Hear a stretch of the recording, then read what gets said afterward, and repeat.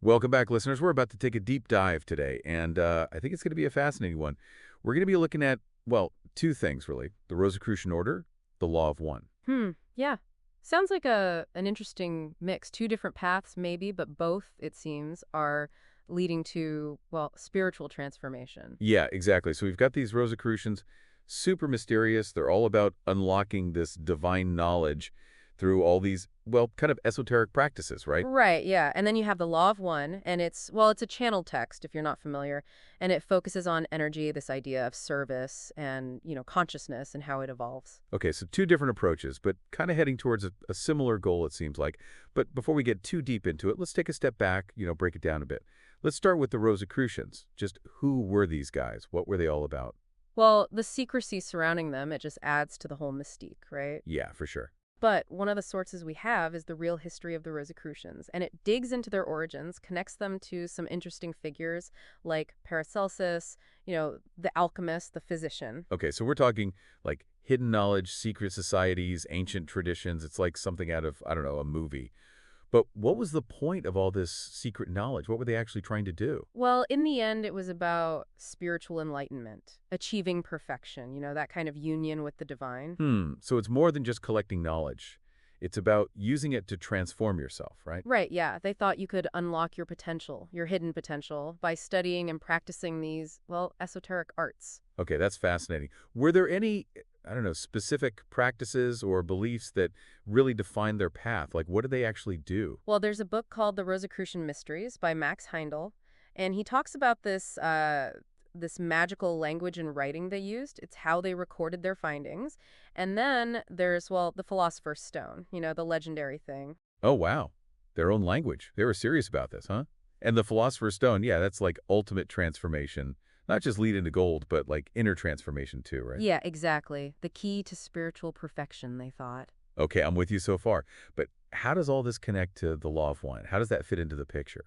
That's where things get really interesting, I think, because, both the Rosicrucians and the Law of One, they both put a lot of emphasis on this idea of inner alchemy. Inner alchemy. Yeah, basically consciously transforming yourself to reach a higher state of being. Okay, I like the sound of that. But what does that actually mean? What does inner alchemy really involve? And how does it lead to, this spiritual transformation? At its core, it's about refining your energies, transmuting them, really. It's about reaching a higher level of consciousness. The Law of One, it talks about our energy centers. It's similar to like chakras, if you're familiar with that from, Eastern traditions. And the idea is that balancing these centers is super important for spiritual growth. So it's like we have this like inner laboratory where we can work on ourselves.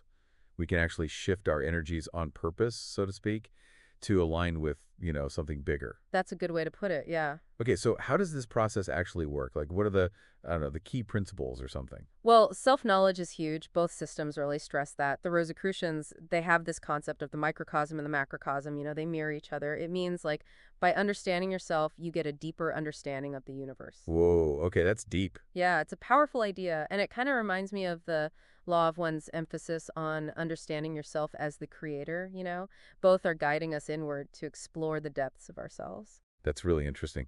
But this journey of self-discovery, it's not always easy, right? There are challenges, I'm sure. Like, how do these systems help us with the, I don't know, the tough parts of inner alchemy? Right, yeah. Well, one key idea is mastering your desires. The Rosicrucians, they talk about this thing called the desire body, this energetic form that's shaped by your desires and emotion. Okay. And the Law of One, it says it's super important to choose your desires consciously, make them align with your spiritual goals. So not about suppressing desires, but more like refining them, channeling them towards something bigger. Yeah, exactly. It's about that refinement process. That's where the real transformation happened. A lot of alchemical texts, they describe it as purification, separating the gold from the dross, figuring out which desires are really aligned with your higher self and which ones are holding you back. That's a really powerful image. So we're like alchemists, but in our own being, purifying and refining our desires to create something truly, valuable. Precisely. But it takes patience, persistence. And a willingness to be honest with yourself. It's not a quick fix. It's a journey, a continuous journey of, well, growth and transformation. This is all incredibly fascinating, but I have to ask, how does all this inner alchemy translate into real life? How do we know if we're actually making progress? That's a good question. Yeah. It's not like, you get a grade or something for how well you're doing at inner alchemy. Right. It's not about external validation. It's all internal, happening gradually, subtly, a lot of the time.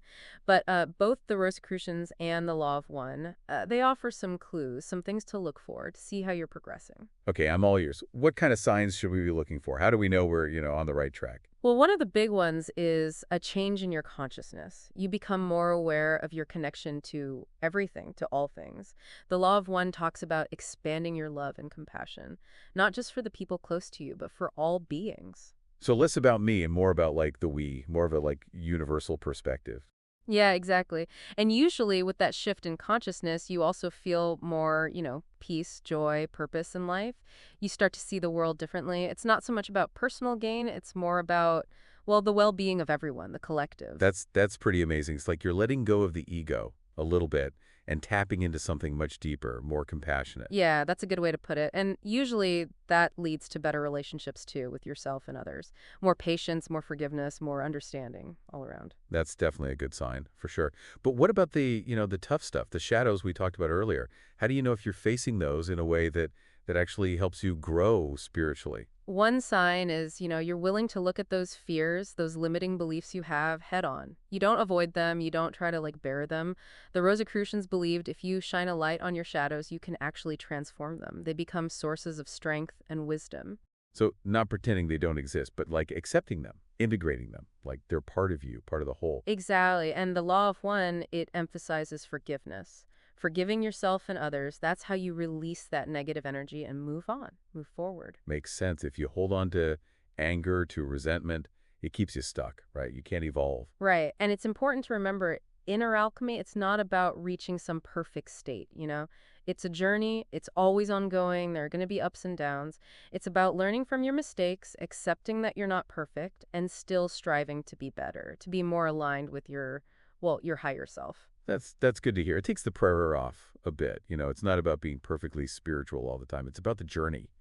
But how do you stay on the path? Are there like specific things you can do to help you with all this alchemy? Yeah, definitely. Both the Rosicrucians and the Law of One, they talk about daily practices, things that support your growth. For the Rosicrucians, it might be meditation, visualization, studying those esoteric texts we talked about. So it's about having a routine, a daily routine that feeds your soul, so to speak, that keeps you connected to, I don't know, to your spiritual goals. Yeah, exactly. And the Law of One, it really emphasizes service to others. That's like a powerful catalyst for spiritual evolution. It's about taking that love, that compassion, and extending it outward, using your gifts, whatever they are, to make a positive impact on the world. That's beautiful. It's like spiritual growth isn't just about you. It's about helping others. It's about the whole. Yeah, exactly. It can be big things like devoting your life to a cause, or it can be small acts of kindness. It's about acting from your heart, letting your love flow out and touch other people's lives. That's really inspiring. It's like we're all being called to, I don't know, to step up, to be the best version of ourselves, not just for us, but for everyone, for the planet even. That's a really beautiful way to put it. And that brings us back to, well, the heart of inner alchemy. Transforming lead into gold, taking the raw materials of your life, the experiences, the challenges, the relationships, and making them into something beautiful, something meaningful, something that aligns with your highest purpose. So it's not about waiting for something to happen to you. It's about you making it happen. Every moment, every choice, it all matters. That's it, yeah. And this whole process of inner alchemy, it's not just for spiritual gurus or whatever, it's for everyone. It doesn't matter what you believe, where you come from, it's a universal journey. Anyone can do it. This conversation has been, wow, really insightful, and I feel like we've just scratched the surface here. There's so much more to explore, to unpack. I agree. One thing we haven't touched on yet is symbolism. Both the Rosicrucians and the Law of One, they use symbols a lot in their teachings. Oh, symbols. That's where things get really interesting. But also, like, kind of tricky, right? It's like a secret code you have to crack to understand the deeper meaning. That's a great way to put it. It's like a treasure hunt for hidden meaning. And luckily, we have some amazing resources that can help us decode those symbols, help us understand how they fit into this whole alchemical journey. Okay, now I'm really intrigued. Let's dive into that symbolic world and see what we can find. Okay, let's crack the code. What kind of symbols are we talking about here? What should we be paying attention to? And what do they tell us about this spiritual transformation? Well, I mean, we got to start with the Rose Cross, right? It's the emblem of the whole Rosicrucian order. Such a powerful image full of contradictions, but they somehow all work together. Yeah, the rose cross, I've always been fascinated by it. You've got the rose, which is like beauty, love, the soul blossoming. But then you have the cross, which is usually about, suffering, sacrifice. It's kind of strange how those two things come together. Right, but that's what makes it so cool. You have the rose, the spiritual blossoming right at the heart of the cross, which represents the material world. It perfectly captures that Rosicrucian idea that you need both the spiritual and the earthly to be whole. Hmm. So it's a reminder that spiritual growth doesn't happen in isolation, I guess. It's about embracing like all of life, the good and the bad. Yeah, exactly. And remember that microcosm, macrocosm thing we talked about, the rose cross? It symbolizes that too.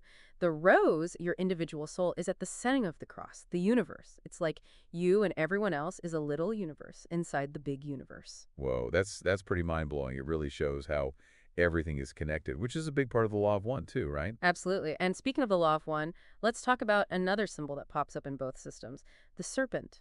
The serpent, really, isn't that usually a bad thing? Like temptation, negativity? Yeah, that's what most people think of, the serpents in the Garden of Eden, all that. Yeah, exactly. But in esoteric traditions, like with the Rosicrucians and in the Law of One, the serpent has a much deeper meaning. It's not so simple. Okay, I'm curious. What does it symbolize then? It represents wisdom, transformation, and this energy called the Kundalini. It's like a powerful life force that's, well, kind of sleeps at the base of your spine, Oh, Kundalini energy. I've heard of that. It's like a serpent that rises up your spine, right? activating all your energy centers as it goes. Exactly. It's a symbol of spiritual evolution, your consciousness unfolding, but it's not always an easy process, waking up that energy. Yeah, I can imagine. Transforming, changing, it's got to be tough sometimes, like shedding old habits, facing your fears, embracing new ways of being. That could be painful even. For sure. And that's where that image of the serpent shedding its skin comes in. It represents those cycles, life, death, rebirth, that constant transformation we go through on the path to, well, spiritual growth. It's a reminder that we're always shedding old layers, becoming a newer, better version of ourselves. That's actually a really beautiful way to look at it. Like we're always becoming, always changing. Exactly. That's the heart of alchemy, right? Shedding the old, embracing the new. Both the Rosicrucians and the Law of One, they talk about how spiritual growth is like a series of deaths and rebirths. You're constantly refining yourself. Yeah, like you're being forged in fire each time. You come out stronger, brighter. Okay, one more symbol, hopefully a bit less intense than the serpent. What about the triangle? How does that fit in with all this alchemy stuff? Ah, the triangle. It's a big one, shows up in a lot of spiritual traditions. What do you think of when you see it? Well, I mean, the first thing that comes to mind is the Christian Trinity, Father, Son, Holy Spirit. But I'm guessing the Rosicrucians and the Law of One have their own take on it. You got it. For the Rosicrucians, the triangle usually represents those three basic principles of creation: spirit, mind, matter.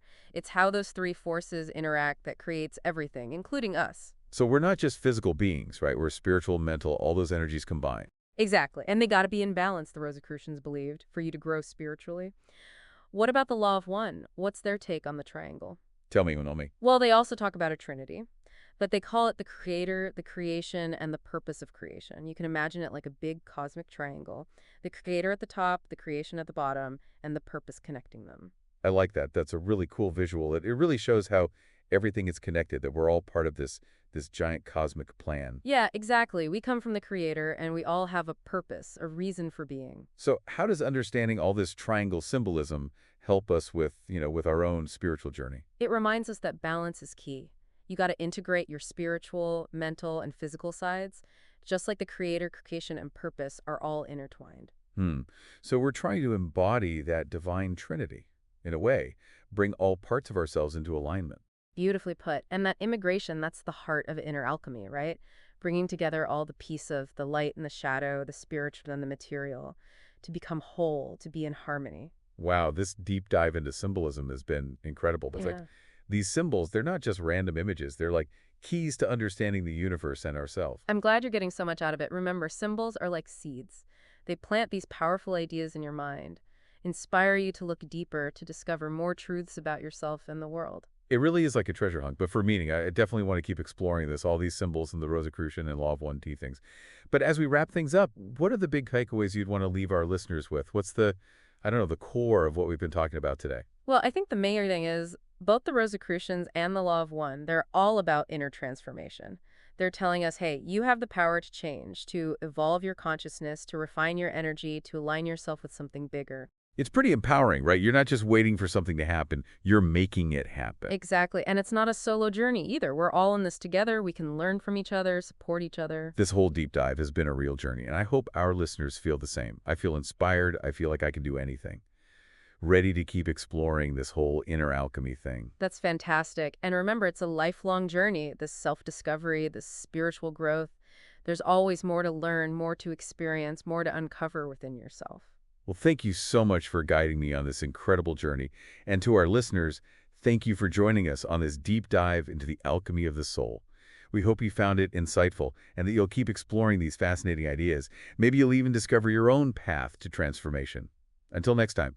All right, let's dive in. Today we're exploring sacred geometry and how it connects to the law of one. We've got some pretty interesting sources to work with here, a mix of like esoteric geometry texts and these channeled messages from this entity called Ra. Yeah, it's a fascinating blend of ancient wisdom and cosmic consciousness. Lot to unpack here. It really is, and I'm super curious to see where this all leads us. Me too. I think it's going to be quite a journey. Okay, so the sources keep mentioning this idea of sacred geometry being more than just like, shapes, triangles and squares and stuff. Right. It's about the qualities of numbers, like the instance of oneness or twinness. Yeah, it's a whole different way of looking at math. Absolutely. It's about recognizing the qualitative nature of numbers, their essence, rather than just their quantitative value. I like that, the essence of numbers.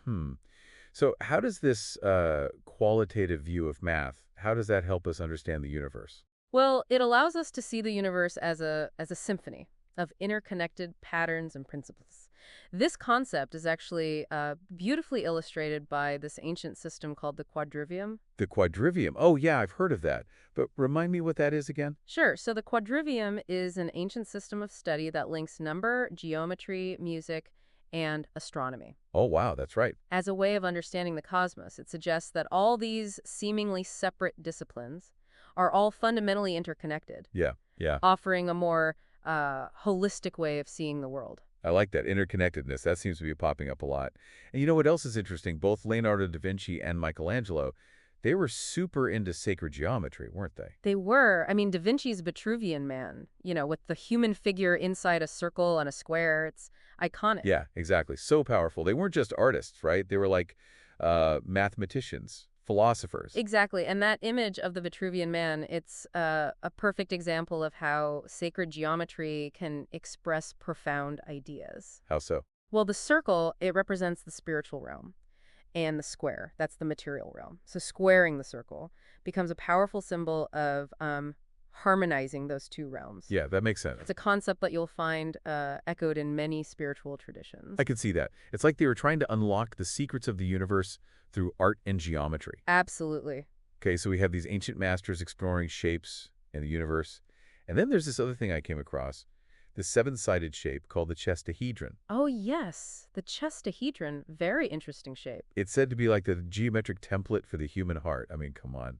That's a connection I never would have made. It is fascinating. What's remarkable about the chestahedron is that it has faces of equal area, symbolizing balance. Huh. And the researcher who discovered it, Frank Chester, he believed that this reflects the heart's role as an organ of balance. So not just physically. Not just physically, but also between our material and spiritual natures. Okay.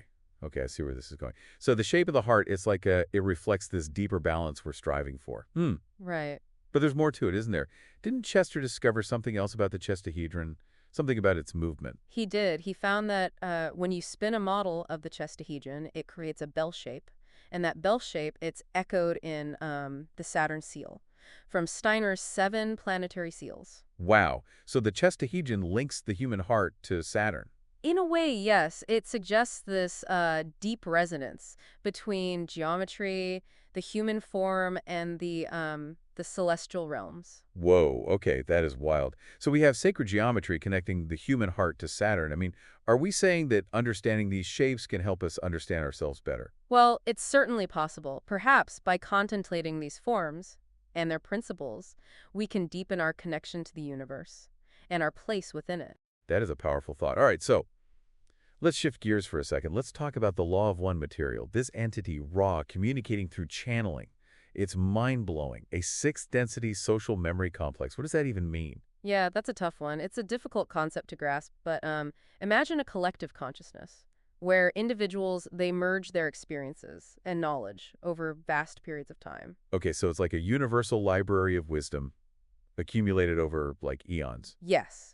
Think of it like that. All right, that's starting to make a little more sense. And Ra's core message is that all is one, right? We're all part of this unified consciousness, experiencing and learning through the illusion of separation. Exactly. And this idea of unity, this is where sacred geometry and the law of one really intersect. Oh, I see. Okay, so how do they intersect? Well, Ra describes creation as a process of energy patterns emanating from this thing called the Logos. It's like a cosmic blueprint that individualizes into galaxies, solar systems, planets, and finally, conscious beings. So are you saying that sacred geometry provides a framework for understanding these energy patterns, these blueprints of creation? Precisely. The shapes and numbers, they aren't just random. They reflect the fundamental principles by which energy manifests and organizes itself. So there's a deeper meaning behind these geometric forms, like a hidden code waiting to be deciphered. You could say that, and understanding this code, well, it may hold the key to unlocking greater consciousness and understanding our place in the universe. Okay. Okay, I'm starting to see the connections here. We've got sacred geometry reflecting the blueprints of creation and this idea that we're all part of a unified consciousness. This is already blowing my mind, and we've barely scratched the surface. Right, there's so much more to explore. There is. So much more to explore. We're just getting started. Exactly. Welcome back. Okay, so I'm ready to dive into those specific forms you mentioned, like the flower of life. Okay. I see it everywhere these days, but why? What's so special about it? What's fascinating about the flower of life is that it's like a visual representation of creation unfolding. It actually contains within it the blueprints for all the platonic solids. Okay, hold on. Back up a sec. Platonic solids. Break that down for me. What are those? Oh, okay. Think of them as the most fundamental three-dimensional shapes, like cubes, tetrahedrons, octahedrons. Okay, yeah. I remember those from geometry class. Right. Each one is perfectly symmetrical, with all faces and edges equal. They represent like a kind of ideal geometric harmony. Okay, so you're saying the flower of life, this two-dimensional pattern, somehow contains the blueprint for these perfect three-dimensional shapes. It does. Wow, that's pretty mind-blowing. Yeah, and it suggests that all of creation arises from this unified source, this single geometric pattern that unfolds into the incredible diversity we see in the universe. It's like a cosmic seed. It is. Containing the potential for everything. Exactly. That is a powerful image. And what about Metatron's cube? Metatron's cube. Yeah, it's connected to the flower of life, right? Yes, it is. It emerges when you connect the centers of all the circles in the flower of life. Oh, okay, so it comes from the flower of life, but it looks way more complex. It does. It's a very complex and beautiful form, and it's said to represent the divine blueprint of creation, containing all the possible geometric forms in existence. Wow. So it's like a cosmic catalog of shapes, all stemming from that initial seed pattern of the flower of life. Precisely. And the name Metatron, that comes from an angel, right? Yeah, in some tradition, Metatron's a powerful being who acts as a bridge between the divine and humanity. That makes sense. A being that bridges realms would need to understand the fundamental building blocks of creation. So we have the flower of life as the seed pattern, Metatron's cube as this vast library of forms, and then there's this other thing, the golden ratio. It seems to be everywhere in nature, from seashells to galaxies. Where does that fit into all of this? Yeah, the golden ratio, it's this irrational number, approximately 1.618, that pops up in the most unexpected places. It really does. I've seen it in, the proportions of the human body, the arrangements of petals in a flower, even in the spiral arms of galaxies. Right, it's like this hidden harmony underlying the beauty and order we see all around us. So are you saying this mathematical ratio, it connects back to the flower of life and Metatron's cube? It does. The proportions and relationships within those forms, they often reflect the golden ratio, suggesting this deeper level of interconnectedness. It's as if this ratio is a fundamental principle woven into the fabric of existence. Okay, so this is starting to feel like a giant cosmic puzzle, and we're putting together the pieces. But I have to ask, why should we care about these shapes and numbers? What does it all mean for us, practically, in our lives? Well, because they point to something. Beyond the material world that we see around us, Beyond the material world. they reflect this unity consciousness that Ra speaks of, the interconnectedness of all things. And by contemplating these forms and their principles, we can start to shift our perspective to see ourselves as part of a larger whole. Yeah. It's like we're starting to see the code, the language of creation itself. And in doing so, we Yeah. begin to understand our own place within that creation. We're not separate, isolated beings, but we're integral parts of a vast, interconnected web of life. And that shift in perspective, it can be profoundly liberating. Oh, yeah. I could see how that would be. It's like realizing you're part of something much bigger than yourself. So are we saying that understanding sacred geometry can help us unlock greater consciousness? Well, it can certainly offer a pathway, a way of seeing the universe and ourselves in a new light. By studying these forms and their symbolism, we can tap into a deeper understanding of the unity and harmony that underlies all It's existence. like a doorway Yeah, into a deeper understanding of who we are yeah, and our relationship to the cosmos. exactly. And that journey of discovery, that's really at the heart of both sacred geometry and the law of one. Okay. My mind is officially blown. This is some seriously heavy stuff. I need a minute to process all this. Take your time. These are not concepts we can grasp all at once. They unfold gradually as we continue to explore and reflect. Yeah, it's a lot. But what's really hitting me is this idea that we're not just observers in this grand tapestry of creation, Mm-hmm. but we're active participants. Our thoughts, our actions, our energy, they all contribute to shaping the reality we experience. That's a key takeaway from the Law of One. We are co-creators with the universe, constantly shaping and reshaping reality through our choices and the energy we project. Wow, that's both incredibly empowering and a little daunting. If we're all connected and our individual choices matter, then we have a responsibility to use that power wisely. Absolutely. Understanding sacred geometry and the Law of One, it's not just about intellectual knowledge, it's about applying that knowledge to live more consciously and create a more harmonious reality for ourselves and for all. It's like we're all holding pieces of the puzzle, and it's up to us to figure out how they fit together to create this beautiful and meaningful picture. And the more we understand the underlying patterns, the principles of sacred geometry, the interconnectedness revealed by the Law of One, the more effectively we can contribute to creating that beautiful picture. This has been an incredible journey so far, and I can't wait to see where it leads us next. Me too. What other insights can we glean from these ancient teachings? Well, in our final segment, we'll delve into how these concepts of sacred geometry and the Law of One, they can help us understand ancient mysteries, like the Egyptian pyramids. And we'll explore their potential for personal transformation and spiritual evolution. Welcome back to our deep dive into this world of sacred geometry and the Law of One.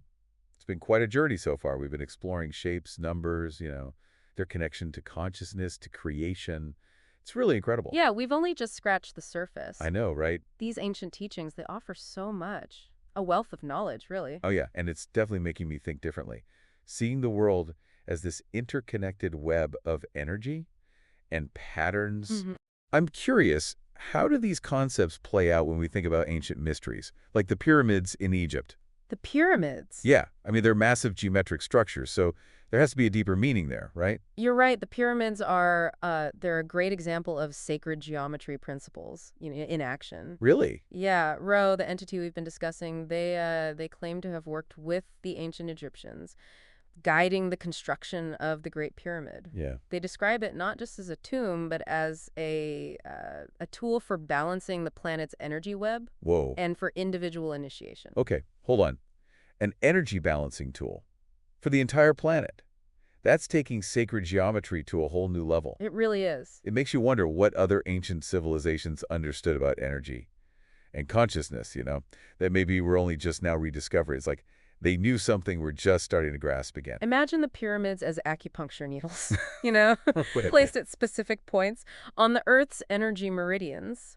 It suggests that ancient civilizations, they understood and worked with these subtle energies in ways we're only beginning to grasp. That is incredible. So if we bring this back to like a personal level, how can understanding sacred geometry and the Law of One actually help us in our lives. Well, remember that Ra really emphasizes balance as this key to spiritual evolution. They describe our energy centers, the chakras, as constantly filtering and processing universal energy, and blockages or imbalances, well, they can lead to disharmony. Yeah, that makes sense. So by understanding and working with these energies, we can strive for greater balance within ourselves, which then contributes to the overall harmony of creation. Okay, so it's not just about like intellectually understanding it, but actually applying that knowledge to achieve inner balance and contribute to a more harmonious world. Right. That's pretty powerful. It's like we each have a responsibility, to play our part in the cosmic orchestra, make sure our instrument is in tune. Exactly. By aligning ourselves with the principles of sacred geometry and the interconnectedness, if now that's revealed by the law of one, we become more conscious, co-creators of our reality. Wow. Okay, that's really something. This deep dive, it's been a truly mind-expanding experience. I feel like I have I don't know, a whole new set of lenses to view the world and place in it. It's incredible. That's the beauty of these teachings. They offer this path of continuous exploration and discovery, inviting us to delve deeper into the mysteries of creation and consciousness. Absolutely. So, dear listeners, if this deep dive it has sparked your curiosity, I really encourage you to keep exploring these concepts. Delve into the world of sacred geometry, explore the teachings of the law of one, and see what resonates with you. Yeah. Remember, as Ra suggests, we're all co-creators with the universe, the energy we project, the choices we make. All of it contributes to shaping the reality we experience. So what kind of world do you choose to create? That is a powerful question to ponder as we wrap up this episode. Until next time, keep seeking, keep questioning, keep diving deep into the mysteries of the universe. CTA. Welcome to our deep dive into the world of the law of one. Yeah. We're going to explore a question that's both ancient and like incredibly relevant today. Okay.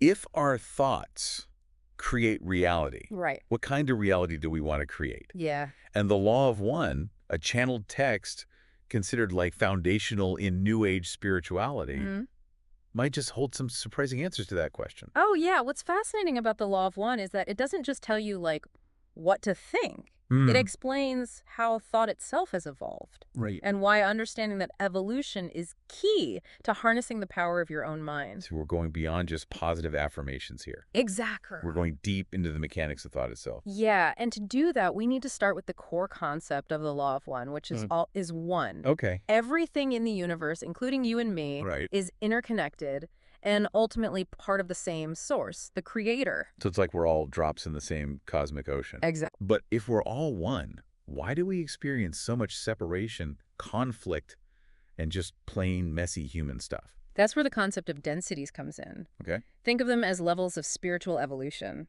with each density representing a higher vibration of consciousness. Yep. Earth is currently in third density, a realm where we experience ourselves as separate individuals grappling with duality and the consequences of free will. Free will. Yes. That's a big one.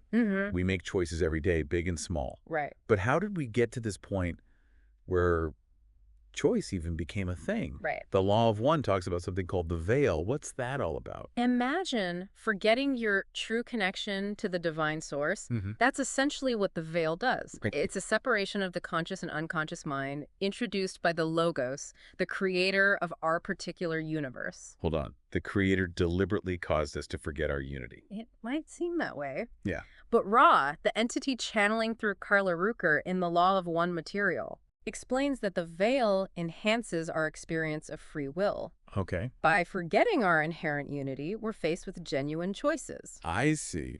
It's like we're in a cosmic game where the stakes are real, and the outcome depends on the choices we make. So it's like choosing to play on hard mode with higher risk, but also the potential for greater reward. Exactly. All right. Before the veil, third density beings experienced physical incarnation, but they didn't forget their true nature. Right. Life was, as Rappa describes it, pale, Okay. lacking the vibrancy and dynamism that comes from facing genuine challenges and making choices that shape our reality. So you're saying the veil adds a whole new dimension to the game of life. Exactly. It's not just about existing. It's about evolving. Yes. It's about making choices that align us with either separation or unity. Exactly. And that brings us back to your initial question. Hmm.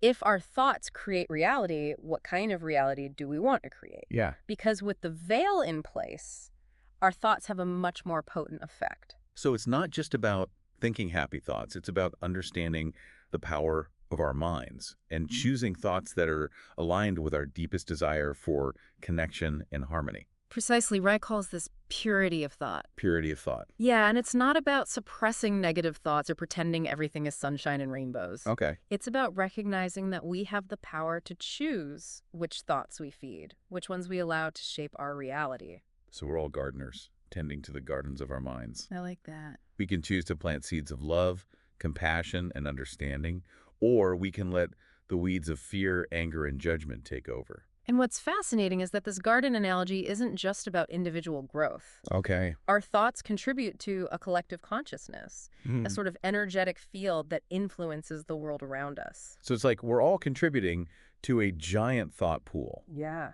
And the quality of that pool affects the reality we collectively experience. Exactly. If enough people are focused on fear, separation, and negativity, those energies amplify and manifest in the world as conflict, suffering, and disharmony. Right. But if enough of us choose thoughts aligned with the law of one, love, unity, and service to others, we can shift to that collective consciousness towards a more harmonious and fulfilling reality. This is starting to feel like a cosmic responsibility. It is. If our thoughts have that much power, it's not just about personal happiness. It's about contributing to a better world for everyone. And that leads us to the next layer of this cosmic onion. Okay. This path of conscious evolution isn't always easy. Mm-hmm. Roars of forces that might tempt us away from unity Okay. and making this journey even more challenging. What kind of forces are we talking about? Hold that thought. Okay. We'll dive into that fascinating and slightly spooky aspect of the Law of One in the next part of our deep dive. All right. Yeah, I'm intrigued. I bet you are. Yeah. Yeah. I can't wait to hear more about that next time. All right. We'll see you then. Welcome back to our deep dive into the Law of One. Yes. Before the break, we were about to get into the more challenging aspects of this journey of conscious evolution. Right. You mentioned something about forces that might tempt us away from unity. Yeah, it's not so much about being tempted away from unity Okay. as it is about encountering the natural tension that exists between the forces of separation and integration. Okay. Remember, in third density, Yeah. we're in a realm of duality. Right, that cosmic game on hard mode. Exactly. But what are these forces exactly? You mentioned something about cosmic bad guys before the break, Oh, yeah. which honestly has me a little curious and a little freaked out. Ra describes them as negatively oriented entities. Okay. These beings, often associated with the Orion constellation, have chosen a path of service to self. Okay. They seek to gain power and control by exploiting the fears and desires of others. So that does sound a bit like cosmic bad guys. A little bit, right? Yeah. So are they like these evil puppet masters trying to control our every move? It's not quite so dramatic. Okay. Think of them more like opportunistic influencers. You're right. They can't control us directly, Right. but they can amplify the negative thoughts and emotions that already exist within us. They're like those little voices of doubt and self-sabotage that pop up when we're trying to make positive changes. Exactly. Yeah. They feed on our fear, anger, and resentment, Yeah. using those energies to disrupt our progress and keep us stuck in cycles of negativity. So this is starting to feel a bit like a cosmic horror movie. It can, right? Yeah. Yeah. Are we doomed to be pawns in this interdimensional game? Oh, Okay. remember, we have free will. Right. We always have the power to choose which voice we listen to, Right. which path we follow. Mm-hmm. The key is awareness. Okay. By understanding how these negative entities operate, Right. we can recognize their influence Yeah. and consciously choose to resist it. So it's like knowing their tricks so we don't fall for them. Exactly. What are some common tactics these entities might use? And how can we tell if we're being influenced by them? One common tactic is to exploit our insecurities. Okay. They might whisper thoughts of inadequacy, self-doubt, or comparison to others. Oh, that's relatable. Yeah. I definitely have those thoughts sometimes. Another tactic is to tempt us with quick fixes or easy solutions Right. that ultimately lead us away from our true path. Okay. They might promise wealth, power, or instant gratification, playing on our desire for comfort and security. So it's like they're offering us counterfeit versions of happiness. Right. Shiny distractions that keep us from doing the real work of inner growth. Precisely. But here's the good news. Okay. We have an inner compass that can help us navigate these tricky waters. Uh, Ra calls it intuition, okay. and it's that deep inner knowing Right. that guides us towards our highest good. Intuition, isn't that just a fancy word for a gut feeling? It's a little bit more than that. Okay. Yeah. How do we know if our intuition is actually coming from a place of truth and alignment with the law of one? Intuition is more than just a hunch. Mm-hmm. It's a subtle but powerful energy that resonates within us. Okay. It feels expansive, uplifting, and aligned with our deepest values. Right. It guides us toward choices that support our growth and evolution, Okay. even if those choices seem challenging or unconventional in the moment. So it's like that feeling of excitement and alignment that comes when we're on the right track, Exact. even if we don't have all the answers yet. Yeah, and the more we practice listening to our intuition, Right. the stronger it becomes. Right. It's like a muscle that we can strengthen through regular use. So how do we actually flex those intuitive muscles? Are we talking meditation, yoga, chanting under a waterfall? There are many practices that can help us strengthen our connection to our intuition. Okay. Spending time in nature is a powerful one. Okay. Being in the presence of natural beauty helps to quiet the mental chatter and allows us to tune in to subtler energies. I definitely feel more grounded and connected after a walk in the woods. Exactly. What else can we do? Engaging in creative activities is another way to tap into your intuition. Okay. Whether it's painting, writing, dancing, or playing music, allowing yourself to express creatively opens up a channel for your inner wisdom to flow through.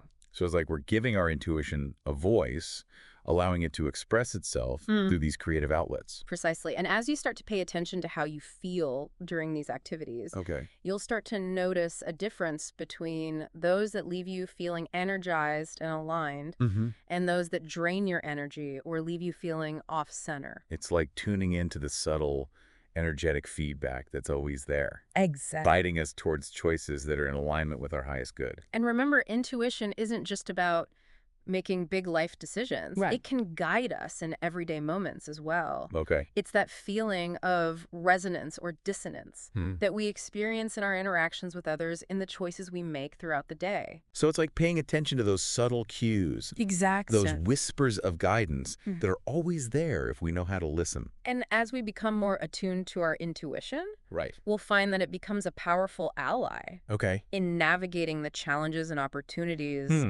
of this journey of conscious evolution. This is all starting to make so much sense. Good. But I'm curious about something. Yeah. We've been talking about thought purity, Right. about choosing thoughts that align with the law of one. Mm-hmm. Does that mean we have to be positive all the time? That's a great question. What about when life throws us curveballs? Yeah. Those times when it's hard to find that inner light. That's a great question. And it leads us to another crucial aspect of the law of one, Okay. the concept of balance. Balance. So it's not about suppressing negativity or pretending everything is perfect. Exactly. It's about recognizing that both light and darkness, both positivity and negativity, Okay. are part of the grand tapestry of existence. It's about learning to hold both with compassion and understanding. Okay. I'm intrigued. How do we actually do that? Yeah. How do we find balance in the midst of chaos and uncertainty? Ra suggests that the key is to cultivate a sense of loving detachment. Loving detachment. That sounds like a contradiction in terms. It does a little bit, right? Yeah. Yeah. How can we be loving and detached at the same time? It's about observing our thoughts and emotions without judgment, Okay. without getting swept away by them. Right. It's about recognizing that we are not our thoughts or emotions, but the awareness that witnesses them. So it's like we're stepping back from the drama, observing it from a place of neutrality and compassion. Is that what you mean? Beautifully put. Okay. And by cultivating the sense of loving detachment, Right. we create space between ourselves and our experiences. So we're less reactive, Exactly. less likely to get caught up in the whirlwind of negativity or drama. We have more choice, more freedom to respond to life's challenges with wisdom and clarity, rather than reacting from a place of fear or anger. Okay. That makes a lot of sense, but it still sounds challenging. It is. Are there any practical tips for cultivating loving detachment, especially when it comes to those really tough situations? One helpful practice is to simply become aware of your breath.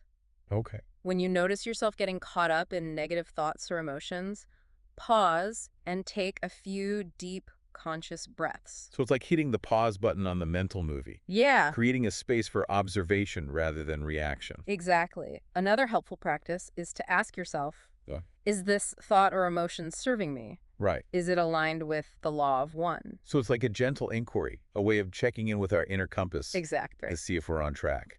And if the answer is no, Yeah? if the thought or emotion is causing you suffering or leading you away from love and unity, Mm-hmm. you can simply choose to let it go. Just like that. How do we actually let go of those persistent negative thoughts or feelings? It takes practice, Okay. but it's possible. Visualization can be a powerful tool. Okay. Imagine those thoughts or feelings as clouds passing through the sky of your awareness. Right. Observe them without judgment Mm-hmm. and allow them to drift away. So it's not about fighting them or pushing them down, No, but about recognizing their impermanent nature exactly. and allowing them to dissipate naturally. Another helpful technique is to replace those negative thoughts or feelings with positive affirmations or mantras. So it's like we're actively planting seeds of love and positivity in the garden of our minds, crowding out those pesky weeds. Exactly. And remember, this process of cultivating balance and loving detachment Right. is a journey, not a destination. Mm-hmm. There will be moments when you stumble, when you get caught up in the drama, Right. but that's okay. It's all part of the learning process. So it's not about being perfect, but about progress, about striving to align ourselves with the law of one, even when we make mistakes. Exactly. And Ra reminds us that we're not alone on this journey. We have the support of our higher selves, our spiritual guides, and the loving presence of the Creator. That's reassuring. It's like knowing we have a cosmic safety net, Exactly. even when we're walking a tightrope. And it highlights the importance of cultivating a sense of trust. Mm-hmm. Trust in ourselves, trust in the process, Right. and trust in the divine guidance that's always available to us. This has been such an insightful conversation. Yeah. I'm starting to see how the concept of thought purity, the evolution of thought, Right. and the interconnectedness of it all tie back to this unifying principle of the law of one.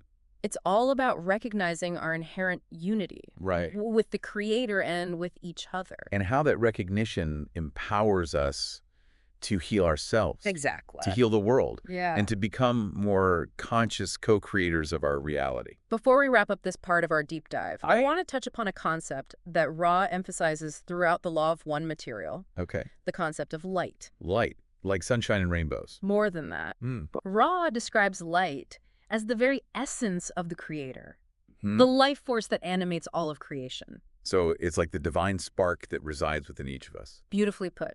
Yeah. And Ra emphasizes that we can consciously work with light, Right. amplify its presence within ourselves, and to radiate it outward into the world. Okay. I'm intrigued, but how do we actually do that? Ra suggests practices like visualization, Right? sending love and healing energy to others, Mhm. and simply focusing our attention on the qualities of love, joy, and compassion. So it's like shining our inner light outward, I love that. like those bioluminescent creatures in the deep ocean illuminating the darkness. Beautiful imagery. Yeah. It's about recognizing that we are not only receivers of light, Right. but also transmitters. And that by radiating this light outward, we contribute to a more luminous, more loving reality for all. Precisely. It's about recognizing that we are all interconnected points of light, Right. and that our individual choices, our thoughts, emotions, and actions can make a real difference in the world. This is all so much to absorb. It is. Before we move on to the last part of our deep dive, Okay. I think we need a moment to pause and reflect on what we've explored so far. Right.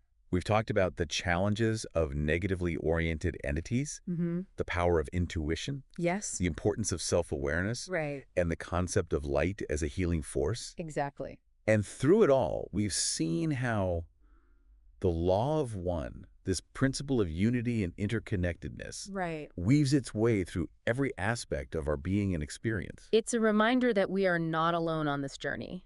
We are part of something much greater than ourselves, a symphony of consciousness in which each note, each vibration plays a vital role. Stay tuned for part 3, where we'll explore service to others, the challenges of navigating polarity, and the concept of returning to unity with the Creator. We'll also touch on Raver's insights into the nature of reality, the power of free will, and the transformative potential of love as the guiding force of our evolution.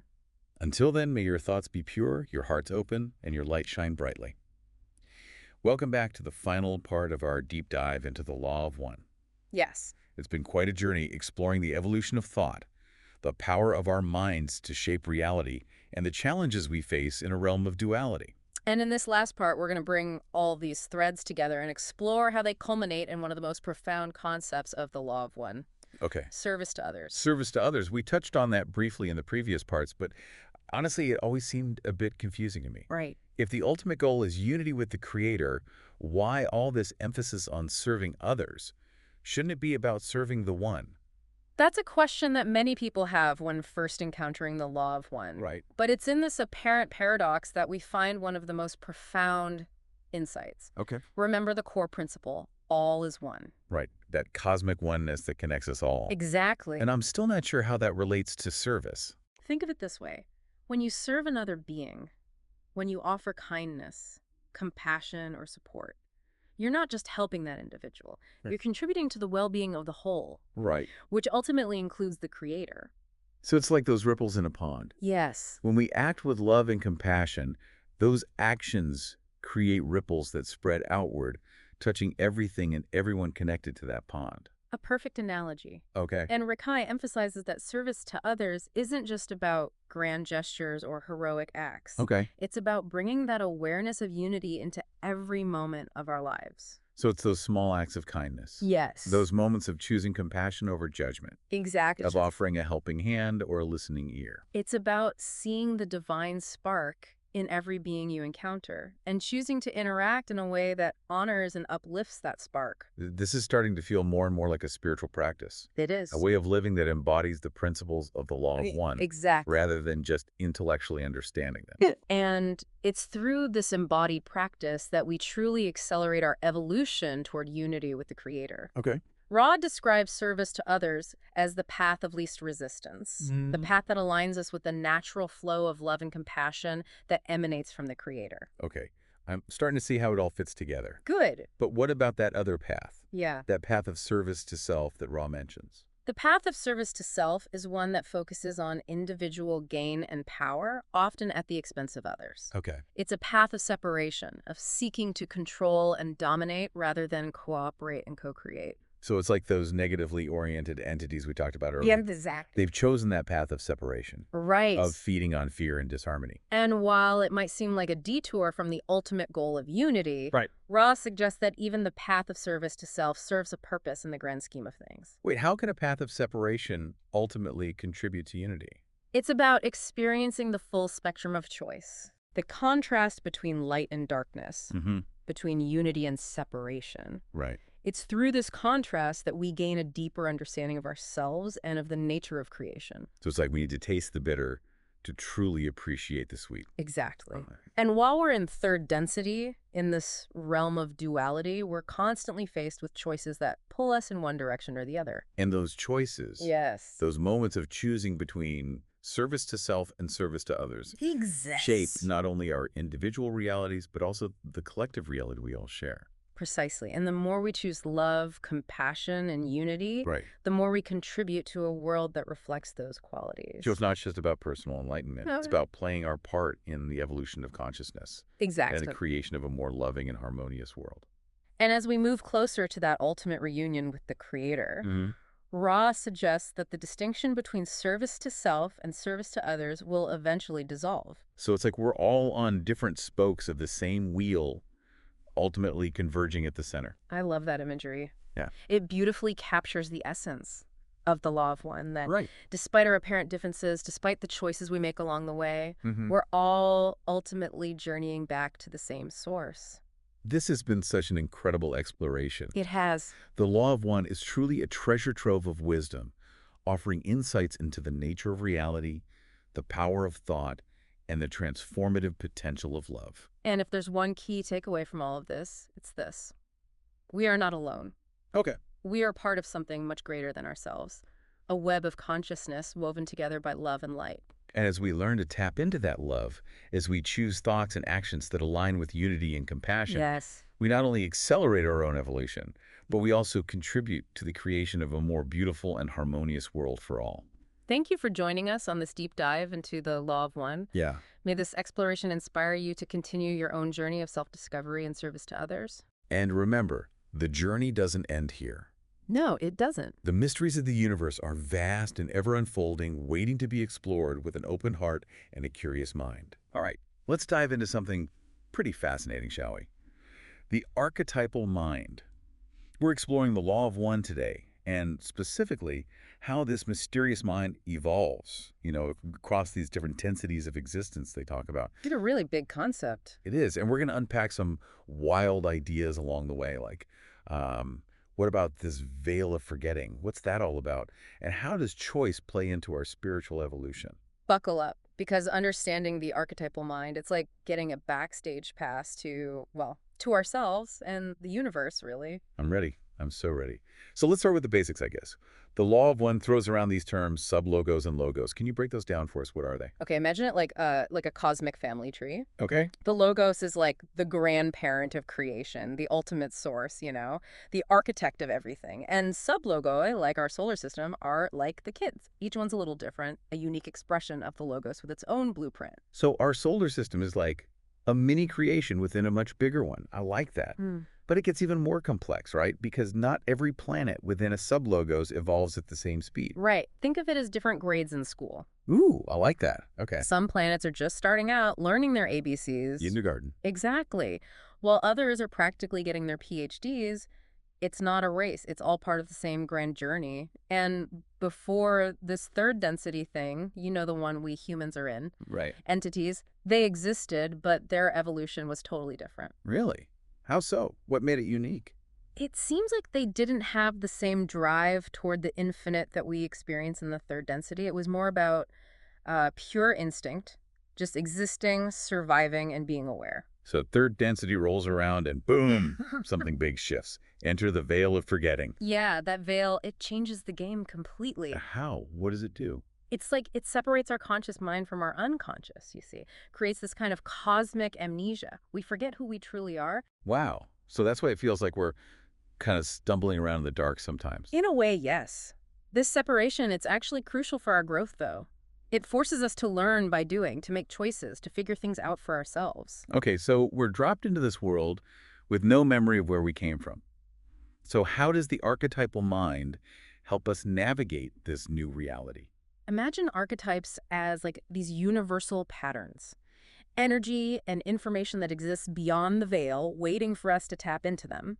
They act as our guide, helping us understand this world, make sense of our experiences. So even though we've forgotten everything, these archetypes are like a roadmap, pointing us in the right direction. That's pretty cool. It is pretty cool. And then you add in this whole concept from the Law of One about the veil pushing us toward either service to self or service to others. That's a huge decision, It's like this cosmic crossroads we have to navigate. But what about those who don't really make a choice? What happens to them? Think of it like a graduation ceremony. Those who've made a clear choice, gravitated towards one path or the other, they're ready to move on to the next level, the density that vibes with their choice. Those who haven't made a choice yet, they might need a little more time to figure things out, Maybe repeat the third density course. It's like they need a little extra credit. But let's get specific. The Law of One gives us some concrete examples of archetypes, right? Like the magician and wisdom. Can you tell us more about those? Sure. Each archetype, it embodies a specific aspect of the one infinite creator. It's like they're little pieces of the big puzzle. Right. The magician represents consciousness, the power to create, and wisdom, well, it symbolizes the ability to judge, to discern. These aren't just ideas, They're active forces shaping our thoughts and actions, even when we're not aware of them. It's like they're always there in the background. Exactly, whispering in our ear, guiding us along the way. So we've talked about how the archetypal mind plays out in this third density of ours. Yeah. But what happens as we move into higher densities? Does it change? Does it evolve? Oh, it definitely evolves. Take the sixth density, for example, the veil of forgetting. Gone. We experience those archetypes directly. No more studying symbols. We become the symbol. Whoa, wait, hold on. Instead of reading about courage, you become courage. That's intense. It is. It's a total shift in consciousness. The lessons become real, visceral. You live them, breathe them. Okay, my mind is officially blown. But that begs the question, what if this archetypal mind thing isn't limited to our logos? You're thinking big. I like it. You're Yeah. wondering if other creations might have their own versions of the archetypal mind. Yeah, exactly. Could that even be possible? Remember, each logos is its own unique song, right? A unique expression of the creator. So the archetypal mind in another logos, it might be totally different, reflecting the unique flavor of that creation. Okay, now my brain is really starting to hurt. In a good way, though. I think we need a moment to process all of this. It really makes you think, doesn't it? All those other creations out there, maybe with completely different archetypes. I know. It's mind-boggling. But let's get back to those higher densities for a sec. You said sixth density is where the veil lifts. Yeah.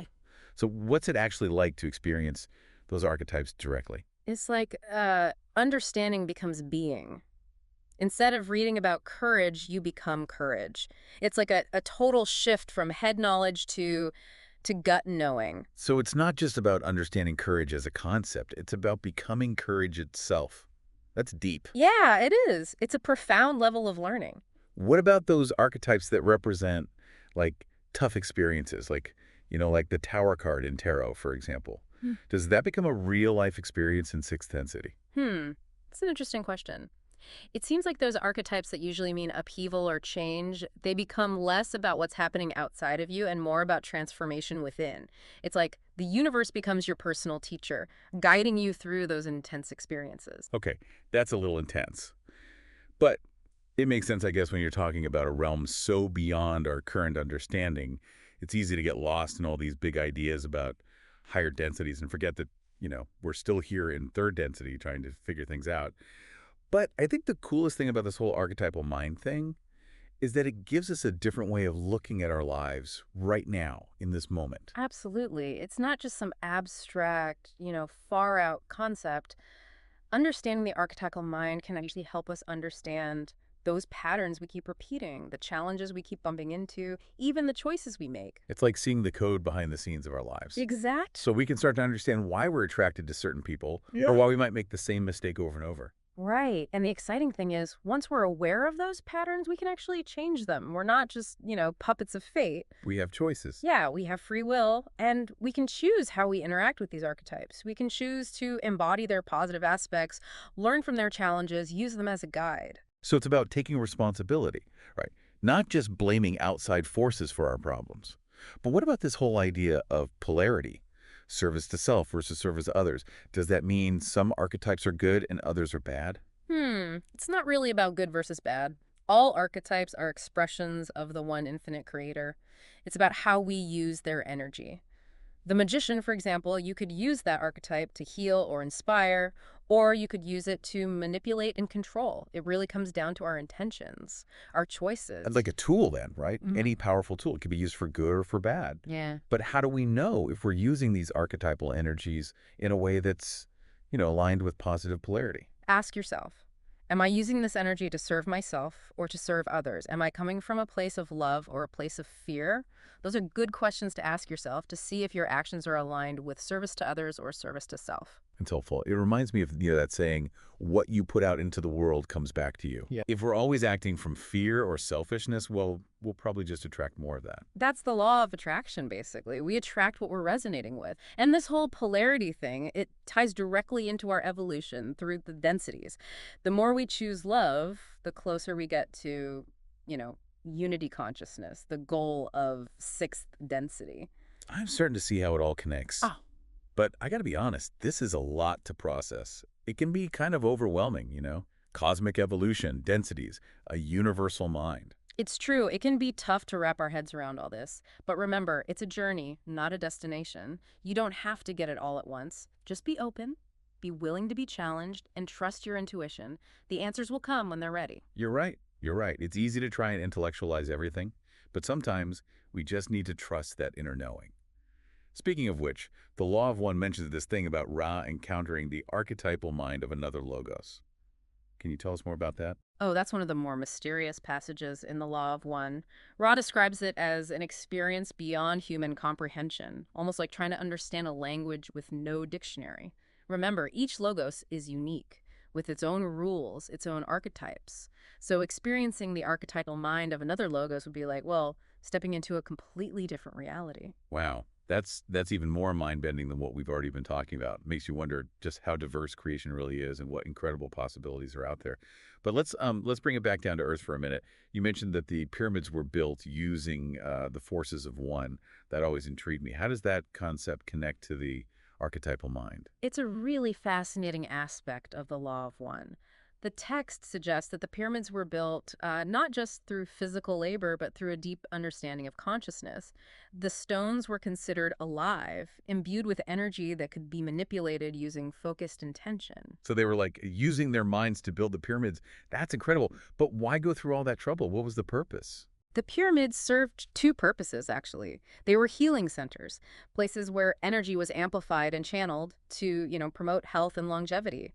And they were also designed as repositories of knowledge, encoding wisdom from higher realms into their very structure. It's like they were ancient healing centers and libraries combined. I always felt this like awe and mystery when I see pictures of the pyramids. It's like they hold a secret knowledge we've lost. There's definitely a powerful energy coming from those structures, even today. A lot of people say they feel a profound sense of peace and connection when they visit. Yeah. It reminds us that the past isn't really gone. It's still woven into the fabric of reality. It is. Okay, this has been so insightful, but I gotta say, I'm a little overwhelmed. There's so much to unpack, so much to learn. It's almost daunting. It's understandable to feel overwhelmed. These are big ideas. But remember, it's about the journey. Be patient with yourself and trust your intuition. The answers will reveal themselves when it's time. I appreciate that. It's easy to get caught up wanting to know everything right now, but sometimes those aha moments come when we least expect them. Right. And even a small shift in perspective can make a huge difference in our lives. It's not about becoming an expert overnight. It's about being open, being willing to question, and respecting the mystery. I like that. Embrace the mystery. Okay, before we completely lose ourselves in the cosmos, let's talk about how we can actually apply this understanding of the archetypal mind to our lives, Yeah. day to day. Yeah, that's the key, isn't it? Bridging the gap between the big concepts and everyday life. It starts with awareness. Notice those recurring patterns in your life, the challenges that keep popping up, the choices you make, and ask yourself, what archetypes might be at play here? What are they trying to teach me? So if I keep finding myself attracted to partners who are emotionally unavailable, that might be a sign I need to look at the archetype of the wounded healer within myself. Exactly. Or if you're always taking on too much responsibility and feeling burned out, maybe you need to work with the archetype of the martyr. Yeah. Yeah, it's like becoming a detective in your own life, seeing those archetypal patterns and understanding how they're shaping your thoughts, feelings, and actions. Exactly. Yeah, I'm definitely going to start paying more attention to these archetypes in my own life. Yep. But what about those times when we feel stuck? Like repeating the same pattern over and over and can't break free? How can we use this understanding of the archetypal mind to actually create change? That's where the power of a choice comes in. Once you see that negative pattern, you can choose a different path. It's about recognizing when you're acting out an archetype unconsciously and then making a conscious choice to shift your behavior. So instead of reacting from fear or insecurity, I can take a moment and choose to respond from love and strength. Exactly. It's like taking control of the story. You become the author. And remember, you don't have to do it alone. You can call upon the archetypes for guidance and support.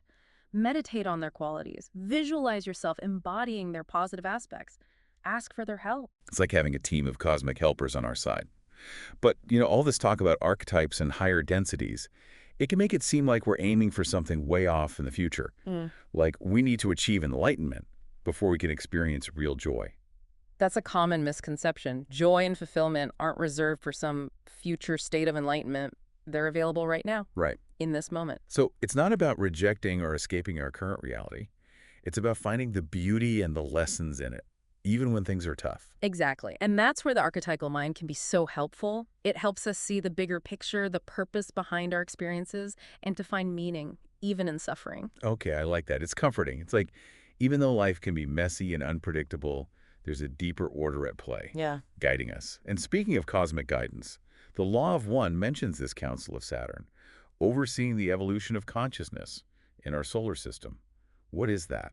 And what do they do? That's a really fascinating part of the Law of One. The Council of Saturn is described as like a group of highly evolved beings acting as guides, making sure the cosmic plan unfolds according to the Law of One. So they're like the cosmic board of directors, keeping everything running smoothly. But what are they like? Do they look like us? Do they talk? Those are good questions. Questions that the Law of One doesn't really answer directly. Their nature, their form, it's a mystery. What's important is their role. They're here to guide and support us to make sure we stay on track and make choices that are for our highest good. That's reassuring to know. Like Yeah. there's this benevolent force watching over us, rooting for us. But let's say I'm going through a rough patch, feeling lost. How can I tap into the wisdom of this council, or any higher being for that matter? The key is to ask. Ask for guidance. Reach out to those forces of love and light, those wise beings who are always ready to help. It's about trust and surrender, knowing that we're not alone. So we have to be open to receiving that guidance. Exactly. And the more open you are, the more guidance you'll receive. It's like tuning in to the right frequency. Ooh, I like that. It's like we're cosmic radios. Yeah. We can choose which station we tune into, the station of fear and doubt, or the station of love and wisdom. Exactly. And the more you practice tuning into that higher frequency, the easier it becomes. Okay, I think we need to take a break here. My mind is about to explode. We've covered so much. It's amazing how much depth there is to the archetypal mind. Remember, it's not about memorizing facts, but about letting these ideas awaken something within you. I'm definitely feeling that awakening. I can't wait to dive even deeper and see what else we discover. All right, we're back. And my mind is still spinning from that last conversation about the Council of Saturn and the archetypal mind. Yeah. It's wild to think about these, like, higher beings guiding our evolution, even if we don't even realize it. Yeah. It really does put things in perspective, doesn't it? We're part of something so much bigger. It's so much bigger. Yeah. And speaking of connections, I've always been curious about how the archetypal mind relates to chakras, those energy centers we have. Are they connected? That's a great question. Think of the chakras as like these focal points for the archetypal energies.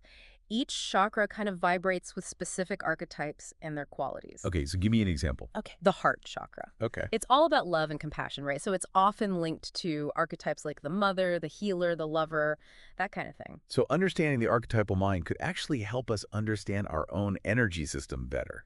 I like that. Yeah. It's like we're not just physical bodies walking around. We're also these complex energy beings with, like, swirling vortexes of energy inside us. Exactly. And the chakras, they're not just physical, they're like energetic and spiritual gateways connecting us to the subtle realms. So by working with our chakras through meditation, yoga, energy healing, we can actually clear those blockages, boost the energy flow, and become more aligned with the archetypal qualities we want to embody. Like the archetypal mind gives us the blueprint, and then the chakras are like the paths. Those archetypal energies flow through into our world. Yeah, that's a good way to put it. But we've talked a lot about the good stuff, the positive side. Right. What about the shadow side of the archetypal mind? Can someone deliberately embody the negative aspects of an archetype? That's kind of scary to think about. Unfortunately, yeah. Remember, any tool can be used in different ways. Just like there are people who want to help others, there are those who choose to serve themselves, Right. often at the expense of others. And they might, consciously tap into that shadow side, that darker energy, and use it for selfish reasons. So someone could, like, intentionally try to embody the tyrant archetype and use their power to control people. Exactly. And that's why it's so important to be able to tell the difference, to see those distorted expressions of the archetypes and instead choose to align ourselves with the good stuff, like love, compassion, and service. Okay, that makes sense. Hmm. But if someone's really trying to use that shadow energy, how can we protect ourselves? Like, do we need to build some kind of psychic shield? The best way to protect yourself is to strengthen your own positive energy. The more you're aligned with love and compassion, the less you're affected by negativity. It's like radiating light. Yes, exactly. It repels the darkness. It's not about hiding or building walls. It's about raising your own vibration. So we focus on our own inner light Hmm. instead of worrying about all the negative energy out there. Yeah. Okay, that makes me feel a little better. But, it's still a bit unsettling that some people might actually choose to use those powerful archetypal energies in a harmful way. It's good to be aware of that, yeah. But don't let it fill you with fear. Those who choose that path, they ultimately create their own suffering. It's a dead end. True power comes from choosing love, from using these archetypes to make the world a better, more beautiful place. Okay, that helps. But I gotta ask, what's the point of all this? Why are we here In this reality, dealing with archetypes, making these choices, is there some ultimate goal? That's the big question, isn't it? The Law of One says the goal is to know the Creator, to remember who we truly are as expressions of the one infinite Creator. So it's like we're on this giant cosmic treasure hunt, searching for our true selves. I like that. Yeah, it's like that. And the archetypes are the clues guiding us along the way. Yeah, they show us different parts of ourselves, the good and the bad. Right. They help us see that we're not just separate beings, we're all connected, part of something much bigger. And the more we realize that, the closer we get to knowing the Creator. This has been eye-opening, truly. But I have to admit, it's also been a little overwhelming. There's just so much to learn. It's like we've opened this door to a whole universe of knowledge. And that's the beauty of it, isn't it? It never really ends. There's always more to discover. But remember, take it one step at a time. Be patient. Trust your intuition, and the answers will come.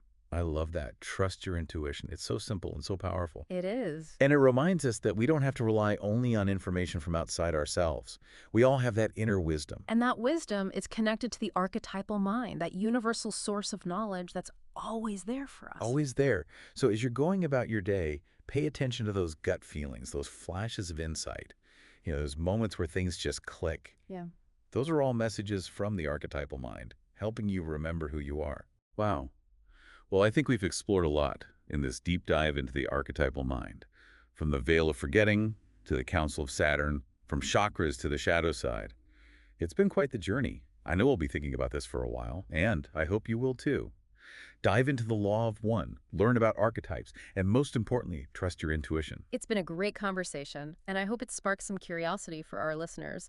Remember, self-discovery is a lifelong adventure. Embrace the mystery, trust the journey, and let the wisdom of the archetypal mind be your guide. And keep seeking, keep questioning, keep diving deep. Until next time, fellow explorers.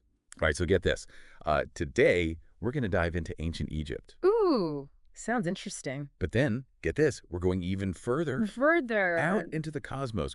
We're looking at Kemetic spirituality, Andy, how it connects to this thing called the Law of One.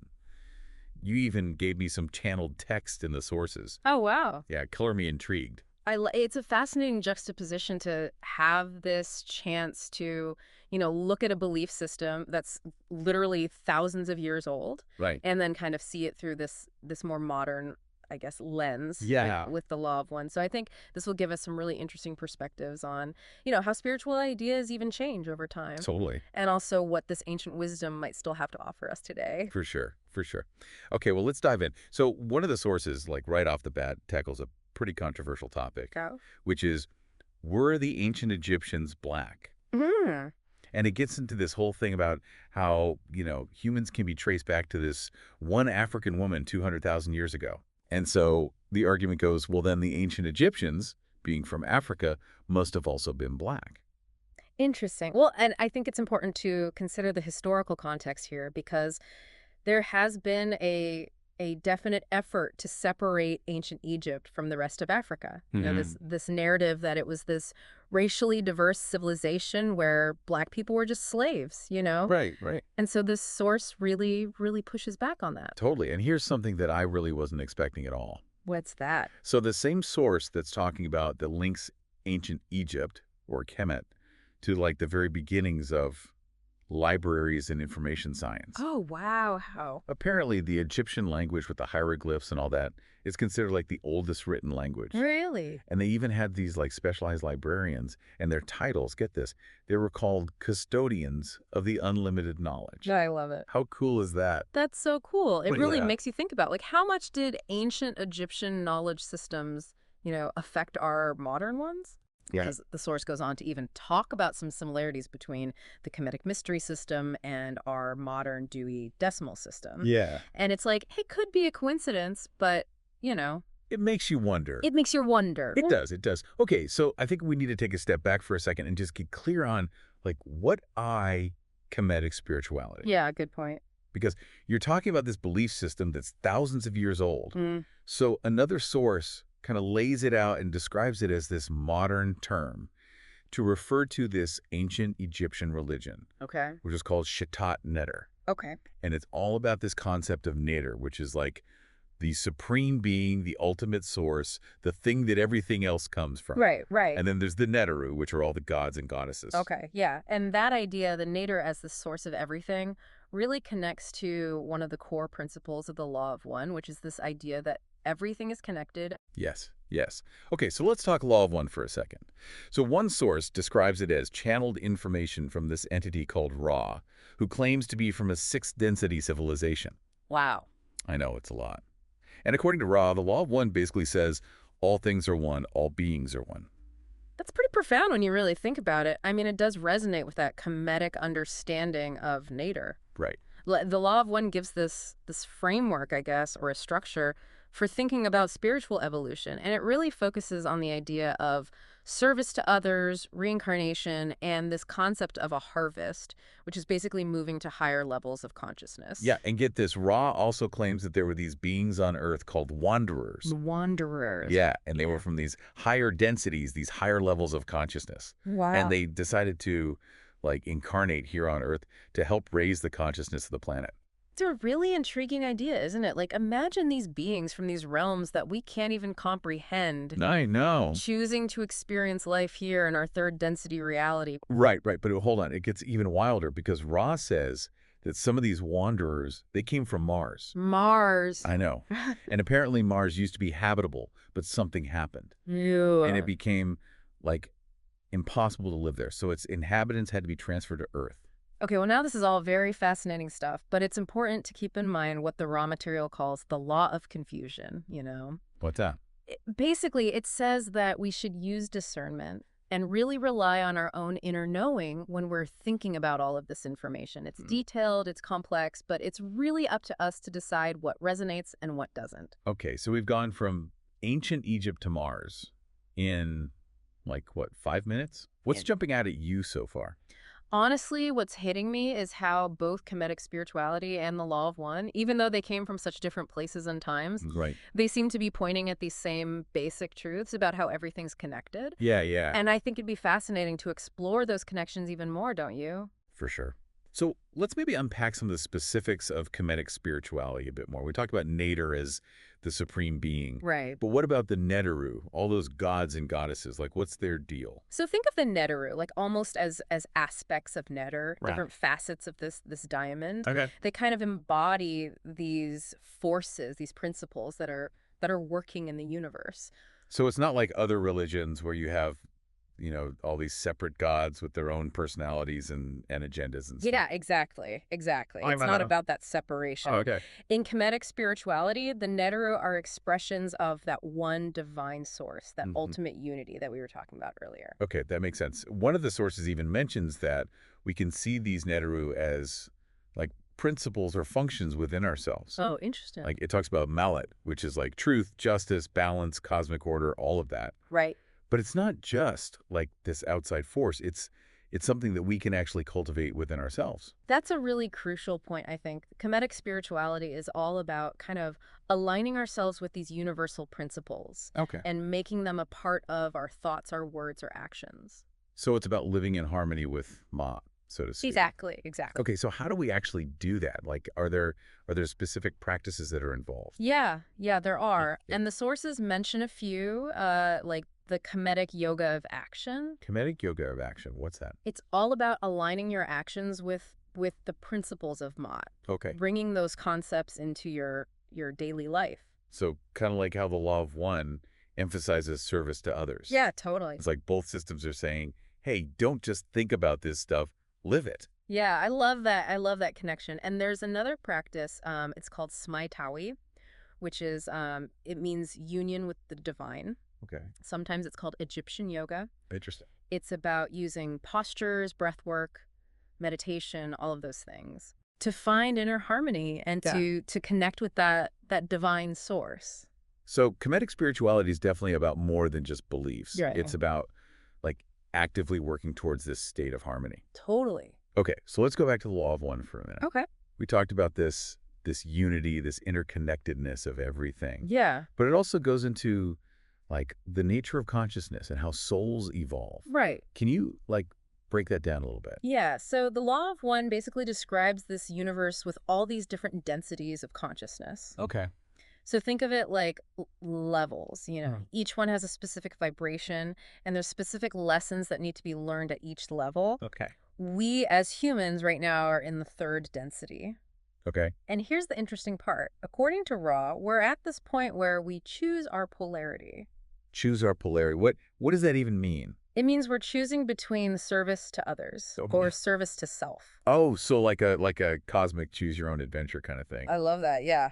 Okay. And so like what happens after we make that choice? Well, that choice determines what happens after we, you know, transition from this physical life. Okay. Those who choose serving others will eventually graduate, so to speak, Okay. to the fourth density, Right. which is this realm of love and understanding. Those who choose service to self move to a different fourth density, Oh, interesting. where they continue to learn about self-gratification. So this harvest thing, it sounds pretty intense. But let's go back to these wanderers for a second. Okay. We know that they're from these higher densities. Right. They chose to come here.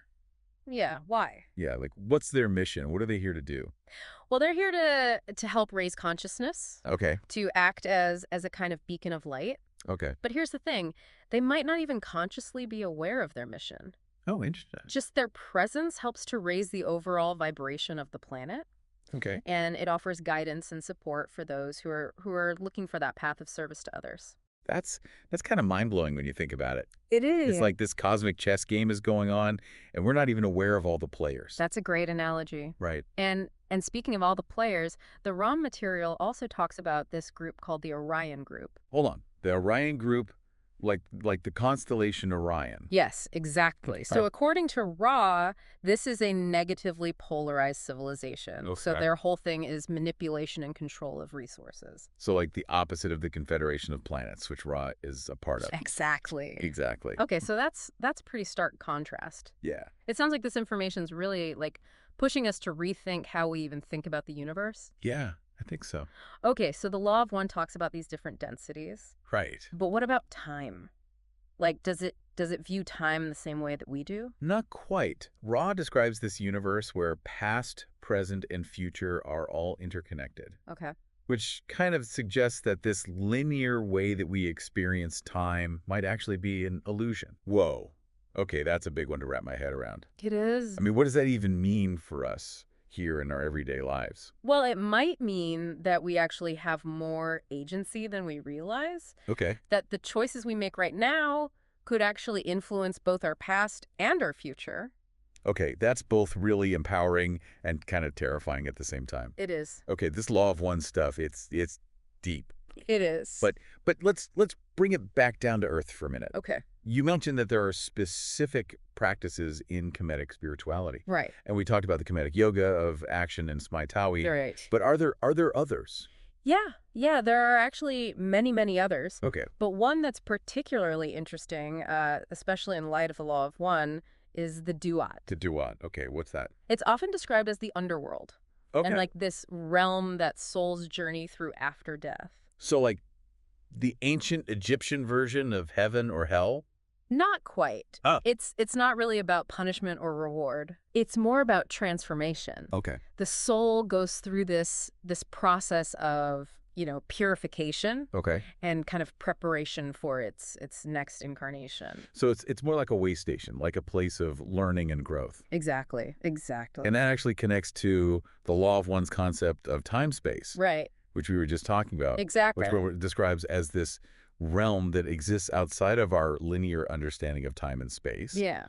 It's where souls experience a different kind of reality, going through this process of reviewing and integrating their past life experiences. Right. Exactly. This is so mind-blowing. It really makes you think about, like, the nature of reality and what happens after we die. It does. But it also makes me wonder, like, what's the point of all this? Yeah. If we just keep reincarnating, like, what are we working towards? That's a really good question, and both Kemetic spirituality and a law of one, they actually address this. So in Kemetic spirituality, there's this concept of hetep, which is often translated as peace or contentment. Okay. It's this state of inner harmony that comes from aligning yourself with Ma'at. So it's not just, like, about chilling out and relaxing. No, it's more than just the absence of conflict. Right. It's really this positive state of being, Yeah. this feeling of wholeness and well-being that comes from living in accordance with those universal principles. That sounds amazing. Yeah. But how do you actually achieve that state of heta? Well, one source describes it as being dispassionate yet in touch. Dispassionate yet in touch. Okay. It's about detaching from worldly desires Okay. while still fully engaging in life. Hmm. Interesting. And that actually ties back into the law of one Right. and its emphasis on finding this balance between serving others and serving yourself. Exactly, exactly. Wow. Okay, that's deep. It is. It seems like both systems are kind of pointing us towards this life of purpose and meaning, but also one that's grounded in this inner peace and harmony. I think so. Starting to see how these two seemingly very different philosophies actually really do complement each other. Yeah, they do. Okay, so this is amazing. But before we wrap up this part, there's one more concept that keeps coming up in both the Kemetic and Law of One material that I want to talk about. Thoth. Oh, Thoth. Yeah. Who is this Thoth character, and why does he seem to be so important in both systems? He is fascinating, and his role, I think, in both of these systems is definitely worth exploring a little further. So he's often depicted as this man with the head of an ibis, which is this bird associated with wisdom and knowledge. Okay.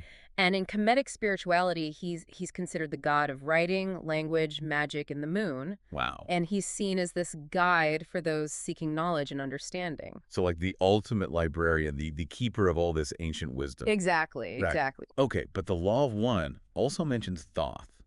It does, but in a slightly different context. Oh, how so? So according to Ra, Thoth was one of the first beings to incarnate on Earth. Wow.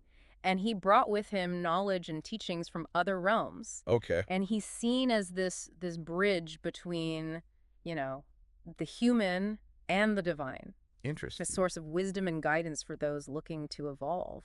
So it's like he's this key figure in the evolution of human consciousness. Totally. He plays a part in both the ancient Egyptian and the Law of One stories. Exactly. That's incredible. One of the sources even links Thoth with the concept of Shedi, Oh, Shedi, yeah. which it's the Egyptian word for to save or to rescue. Yeah, so what could that mean for Thoth's role, do you think? It's like maybe his job is to guide souls toward this liberation, Right. towards this higher understanding of themselves and the universe. I think so. That's powerful. It is. It's like he's this cosmic teacher helping us to remember who we truly are and to find our way back to the source. That's a beautiful way to put it. Right. I think it speaks to that deeper message of both Kemetic spirituality and the Law of One. Mm. That we all have the potential for spiritual growth, for liberation, and that we're not alone on this journey. Okay, this is all so much to take in, but it's really inspiring. It is. Before we move on, I'm curious about the specific practices or rituals that are associated with Kemetic spirituality. Yeah. Are there any that stand out in terms of like connecting with the divine or accessing these higher states of consciousness? Yeah, there are actually many, but one that comes to mind is Sima Paut, which means union with the gods. Sima Pout. Okay, that sounds pretty Yeah. intense. What does it involve? So in ancient Egypt, it involved all kinds of practices like temple rituals, offerings to the Neteru, and the use of sacred symbols and imagery. So it was a way for the ancient Egyptians to connect with the divine, to really experience their spirituality. Yeah, I think so. Okay.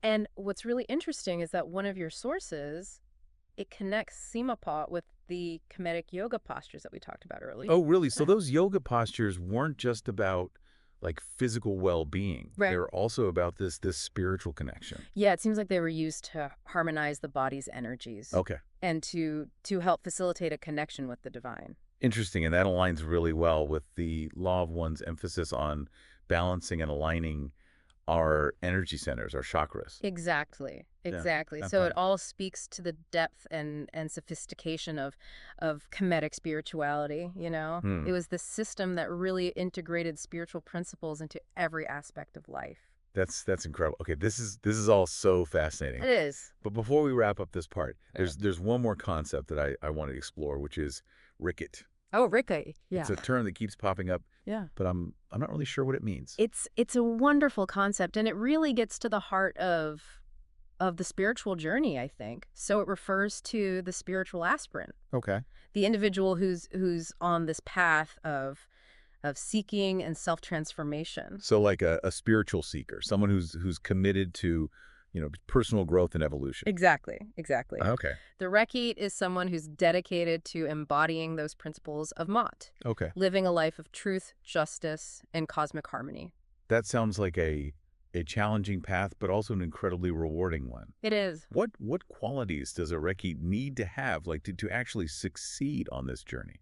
Well, according to your sources, a Rekite needs to have a strong desire for spiritual growth, Okay. a positive frame of mind, Okay. and a willingness to surrender to the divine will. Those sound like really essential qualities for anyone who's seeking spiritual enlightenment. Yeah, definitely. It's about having the right attitude, the right intention, and the right level of trust in the process. Totally. And I think that both Kemetic spirituality and the Law of One, they really emphasize these qualities. They Yeah. both invite us to embark on this journey of self-discovery and transformation Right. Yeah. to become more conscious and compassionate beings. This is all so inspiring, but before we wrap up this part, there's one more concept that I'd like to explore, which is free will. Oh, free will? Yeah. Both Kemetic spirituality and the Law of One, they seem to emphasize this importance of choice. Yeah. But how does that fit in with this idea of like aligning with the divine will, with this cosmic order? That is a great question. And it gets to like the heart of this spiritual paradox. Right. How do we balance our own individual will with the will of the divine? It does seem like a contradiction. Yeah. Like if we're supposed to surrender to a higher power, how can we still have free will? Well, both systems, they actually view free will as this sacred gift. Yeah. This essential part of our evolution as spiritual beings. Okay. And the Law of One even describes free will as the first distortion of the one infinite creator. Whoa. So it's woven into like the very fabric of creation. So free will is not an obstacle to spiritual growth, but it's a necessary part of it. Exactly. Exactly. It's through exercising our free will that we learn and grow. Hmm. We make choices, we experience the consequences of those choices, and then we refine our understanding of ourselves and the universe. Okay. That makes sense. Right. But if we have free will, doesn't that mean that we're constantly creating karma, both good and bad? That's right. Yeah. Okay. Both Kemetic spirituality and the Law of One, they acknowledge the concept of karma and dharma. Okay. So our actions create karmic patterns. Okay. And our dharma is to learn from those patterns and evolve towards greater wisdom and compassion. So it's like we're constantly weaving this tapestry of our lives thread by thread through the choices we make, the actions that we take, and those choices have consequences, both for ourselves and for others. That's right. And that highlights how important conscious choice is. Yes. We're not just like passive recipients of fate. Right. We're active participants in creating our reality. Totally. Totally. That's incredibly empowering. It is. It means that we have the power to change our lives, to create a better future for ourselves and for the world. Absolutely. And it brings us to another crucial part of Kemetic spirituality, which is the Sabao. So, Bao, what's that? So Sabao refers to the spiritual teachings, the wisdom that's been passed down through generations. It's the body of knowledge that guides the spiritual seeker on their path. So like it's a spiritual roadmap, like a guidebook for navigating the challenges of life and evolving towards our highest potential. Exactly, exactly. And one of the sources describes Sabao as containing instructions for living in harmony with Mat, for cultivating virtue and aligning ourselves with that cosmic order. Yeah, it's like we have access to the wisdom of those who've gone before us, who've walked this path and learned from their experiences. That's incredibly valuable. It is. It's like having access to all of this wisdom that can guide us and support us. It's a reminder that we're not alone on our spiritual journeys. Right. We have this ancient wisdom that can help us along the way. Okay, so this is all fascinating. It is. But before we wrap up this part, I'm curious about the Kemetic understanding of the afterlife. Okay. We've talked about the duat as this place of purification and transformation. Right. But what about like the ultimate destination? Yeah. Is there a concept of paradise in Kemetic spirituality? There is. Okay. And it's called Aru, Okay. which is often described as the field of reeds. Field of reeds. Okay, that sounds beautiful. What is it like, and how do you get there? Well, Aru is described as this realm of paradise, a Okay. place of peace and bliss that souls can attain after death. Okay. But it's not necessarily a physical location. Okay. It's more of a state of consciousness. Okay. This realm of spiritual fulfillment that's achieved through living a life in accordance with Ma'at. So it's not about going to a specific place, but about achieving a certain level of spiritual development. Exactly. Exactly. Okay, and one of the sources describes Aru as a place where the blessed dwell in the presence of Osiris, the god of the underworld and rebirth. So Yeah. Aru is like a symbol of this ultimate goal of spiritual seeking, the Yeah. realization of our true nature as divine beings. That's a beautiful way to put it. Right. And it connects to this idea of the that we talked about earlier, Yeah. which is, this transfigured soul that's achieved a higher level of consciousness. Right. So Aru is like the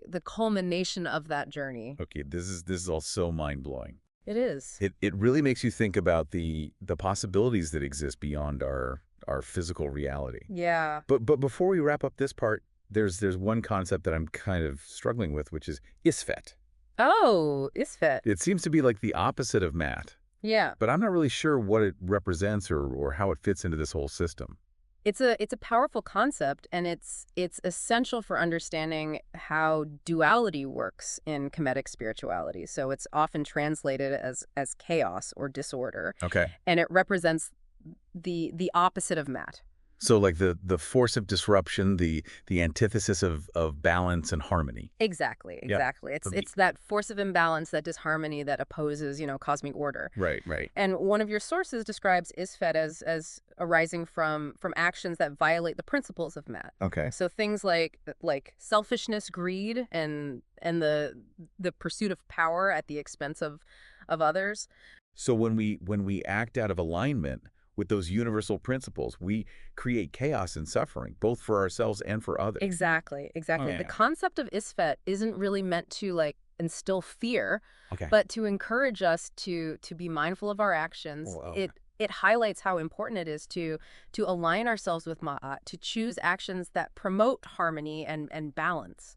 That's a powerful reminder. Yeah. It's like we're all participating in this cosmic dance, and our choices can either contribute to the harmony Yes. or they can disrupt the flow. Exactly. And it brings us back to that idea of free will, of the importance of making conscious choices, right? Right. We're not just puppets in this cosmic play. Right. We're co-creators of our reality. Totally. Okay, this is all so much to take in, but it's incredibly empowering. And it is. It's like we're being given a glimpse behind the curtain, a chance to understand the forces that shape our lives Mhm. and the choices that we can make to create a better world. Absolutely. And it leads us to another really profound concept in Kemetic spirituality. Yeah. Netcher. Netcher. Okay, that sounds familiar. Is that related to Netero, like the gods and goddesses we were talking about earlier? It is.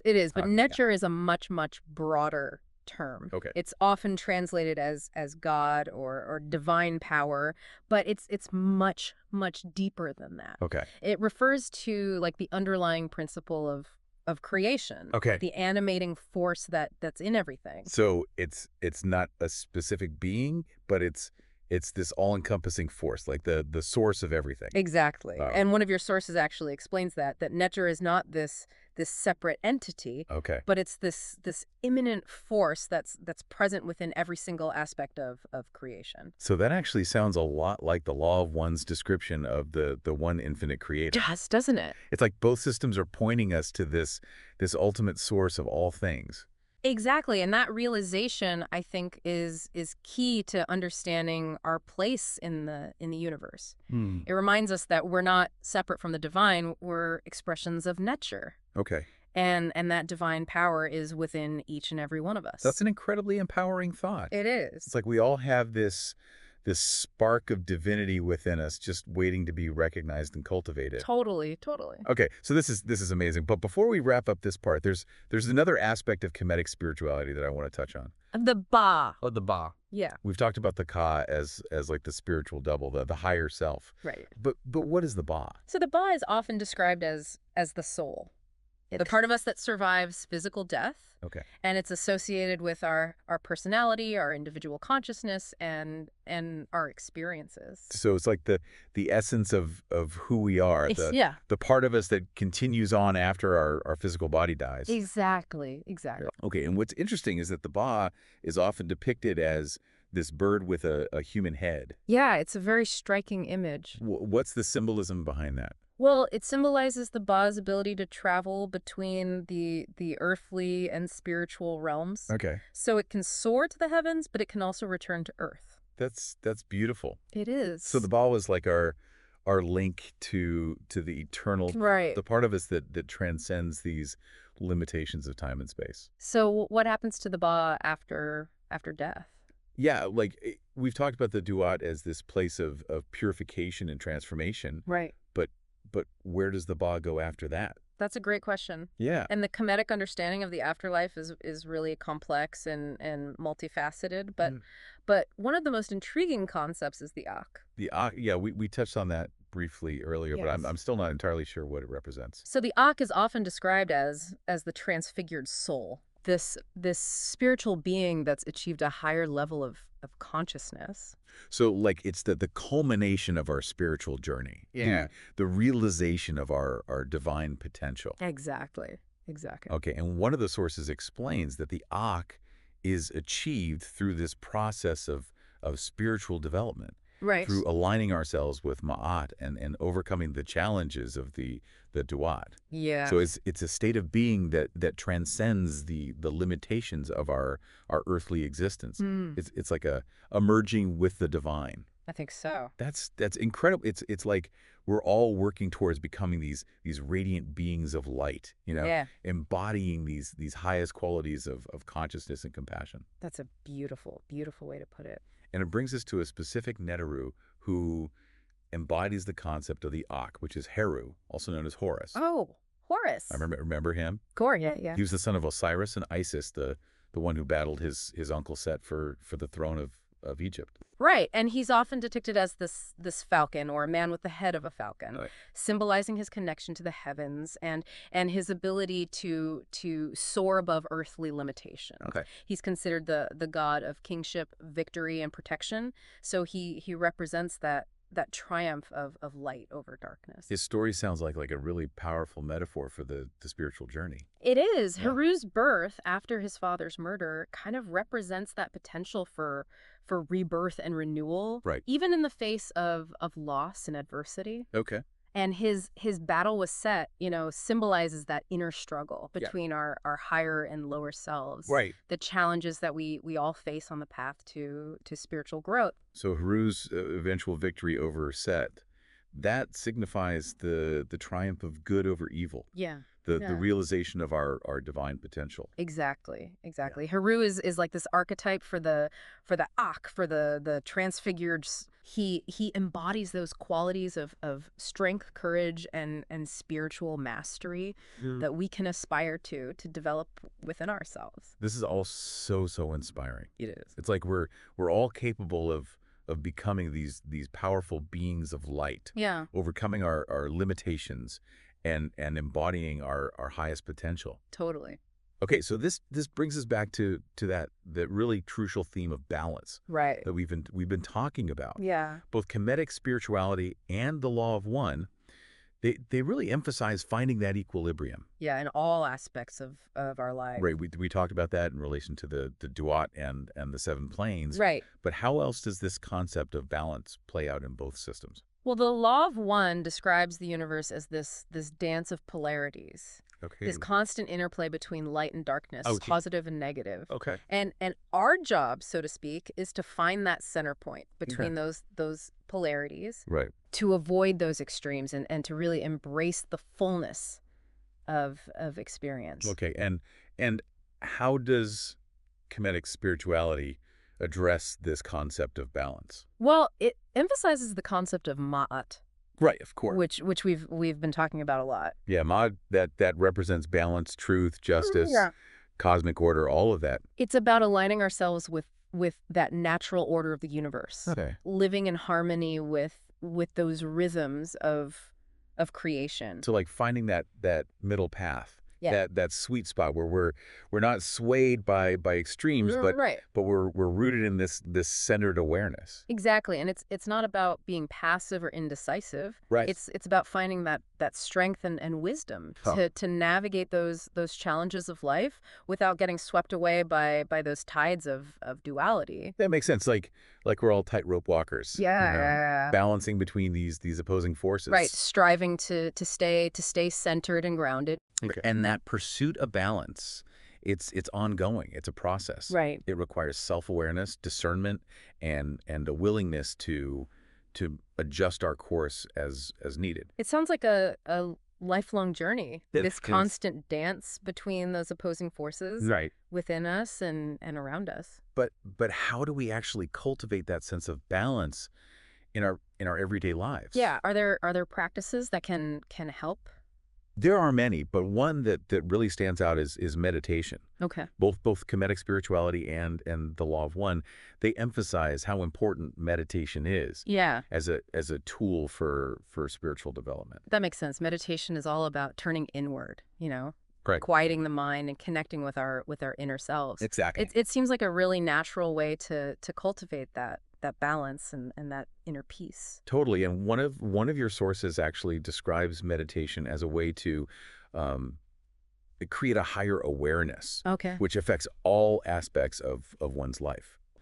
Interesting. It's about accessing a deeper level of consciousness, Okay. a realm of peace and clarity Right. that can inform our thoughts, our words, and our actions. That sounds amazing. It is. It's like meditation allows us to tap into this still point within ourselves, that place of peace and balance, Yeah. where we can access our true wisdom and our guidance. Exactly. And meditation isn't about, escaping from reality, Yeah. but about getting a clearer perspective on it. Oh, It's about got it. finding that stillness within that helps to see things more clearly and to make choices that are in line with our highest purpose. Okay, this is also inspiring. It is. It's like we're being given these tools to navigate the complexities of life Right. and to cultivate our spiritual potential. Absolutely. And both Kemetic spirituality and the Law of One, they offer this wealth of wisdom and practices. That can really support us on our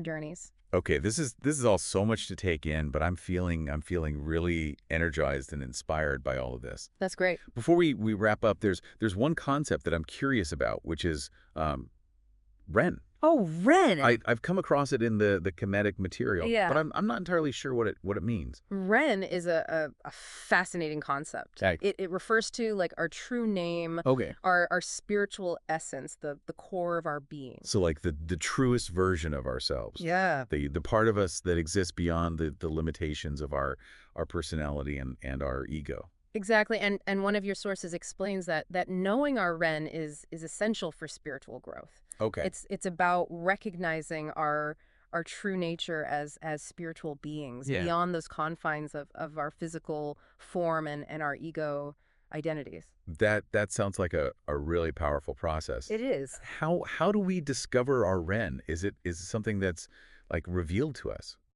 Or is it something that we uncover through self-exploration? Discovering our Ren is a process of self-discovery. Okay. It's about stripping away all of those layers of conditioning and Yes. beliefs that obscure our true selves. Hmm. It's like peeling back the layers of the onion, so to speak, until Yeah. we reach that core of our being. That sounds like a challenging but rewarding journey. It is. It's like we're all on this quest to remember who we truly are, Yeah. to reconnect with that divine spark within. And it brings us back to that idea of self-knowledge that Yeah.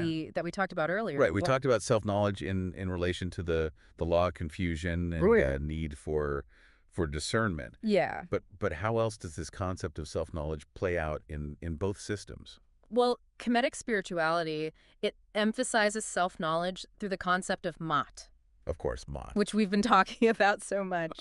Yeah, that's all about truth, justice, balance, and cosmic order. But how does that relate to self-knowledge, you might ask? Yeah. Well, living in accordance with Mat involves, being truthful with ourselves, Okay. acknowledging our shortcomings, Yeah. and striving to improve ourselves. Mhm. It's about honesty, both with ourselves and with others. So self-knowledge is kind of like a prerequisite Yeah, for living a life of integrity and alignment.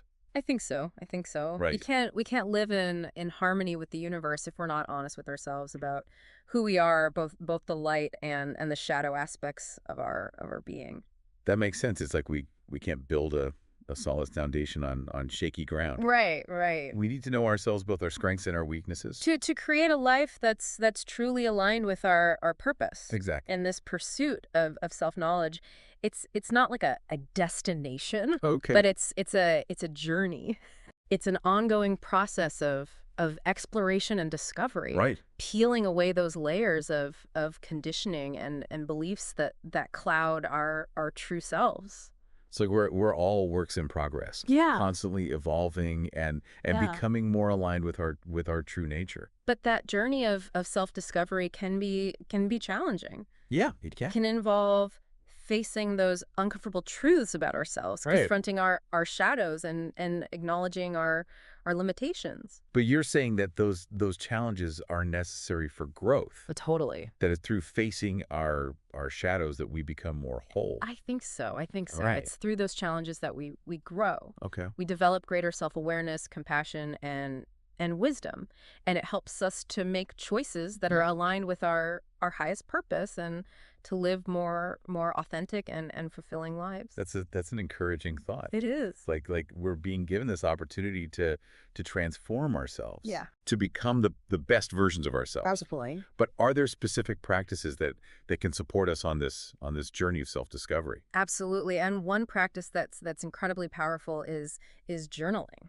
Journaling. How can something as simple as writing in a journal help us to know ourselves better? Well, journaling is this powerful tool for self-reflection, Okay. for processing our thoughts and emotions, Yeah. and for getting insights into our patterns and motivations. Hmm.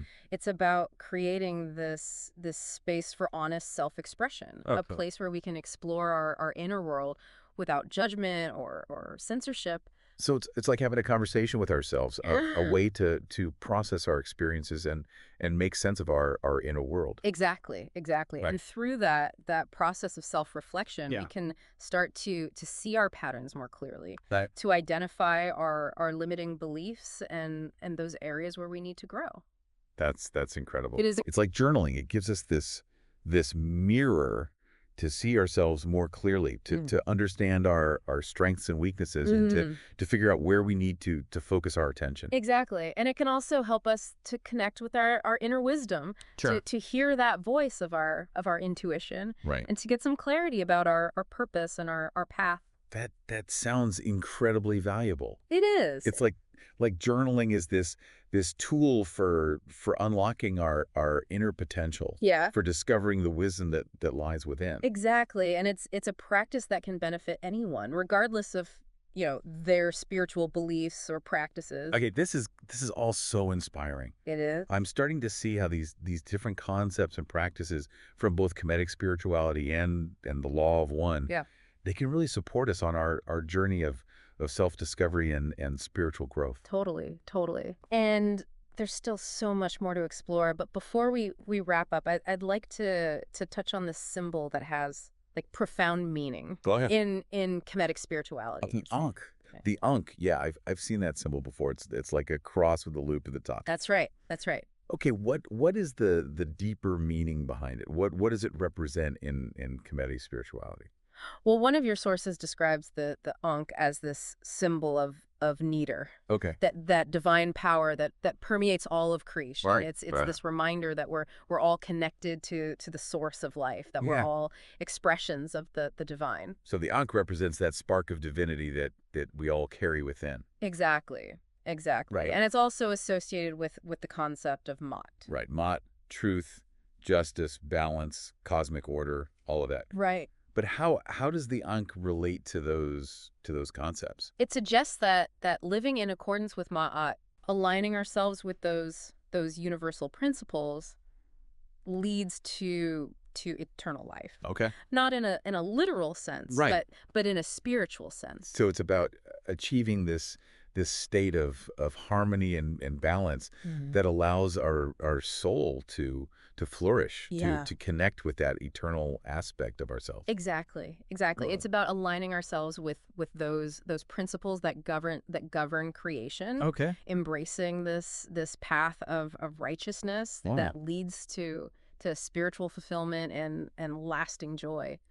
That's a really beautiful concept. It is. It's like the Ankh is this reminder to live a life of purpose and meaning, Yeah, a life that's aligned with our highest values and aspirations. absolutely. Absolutely. Yeah. And it brings us to a specific Neteru who embodies this concept of the Ankh. Ba. Who's that? So Ta is often depicted as this mummified figure holding a staff that combines these symbols of the Wa scepter, the Jed pillar, and of course the Ankh. Okay. And he's considered the god of creation, craftsmanship, and fertility.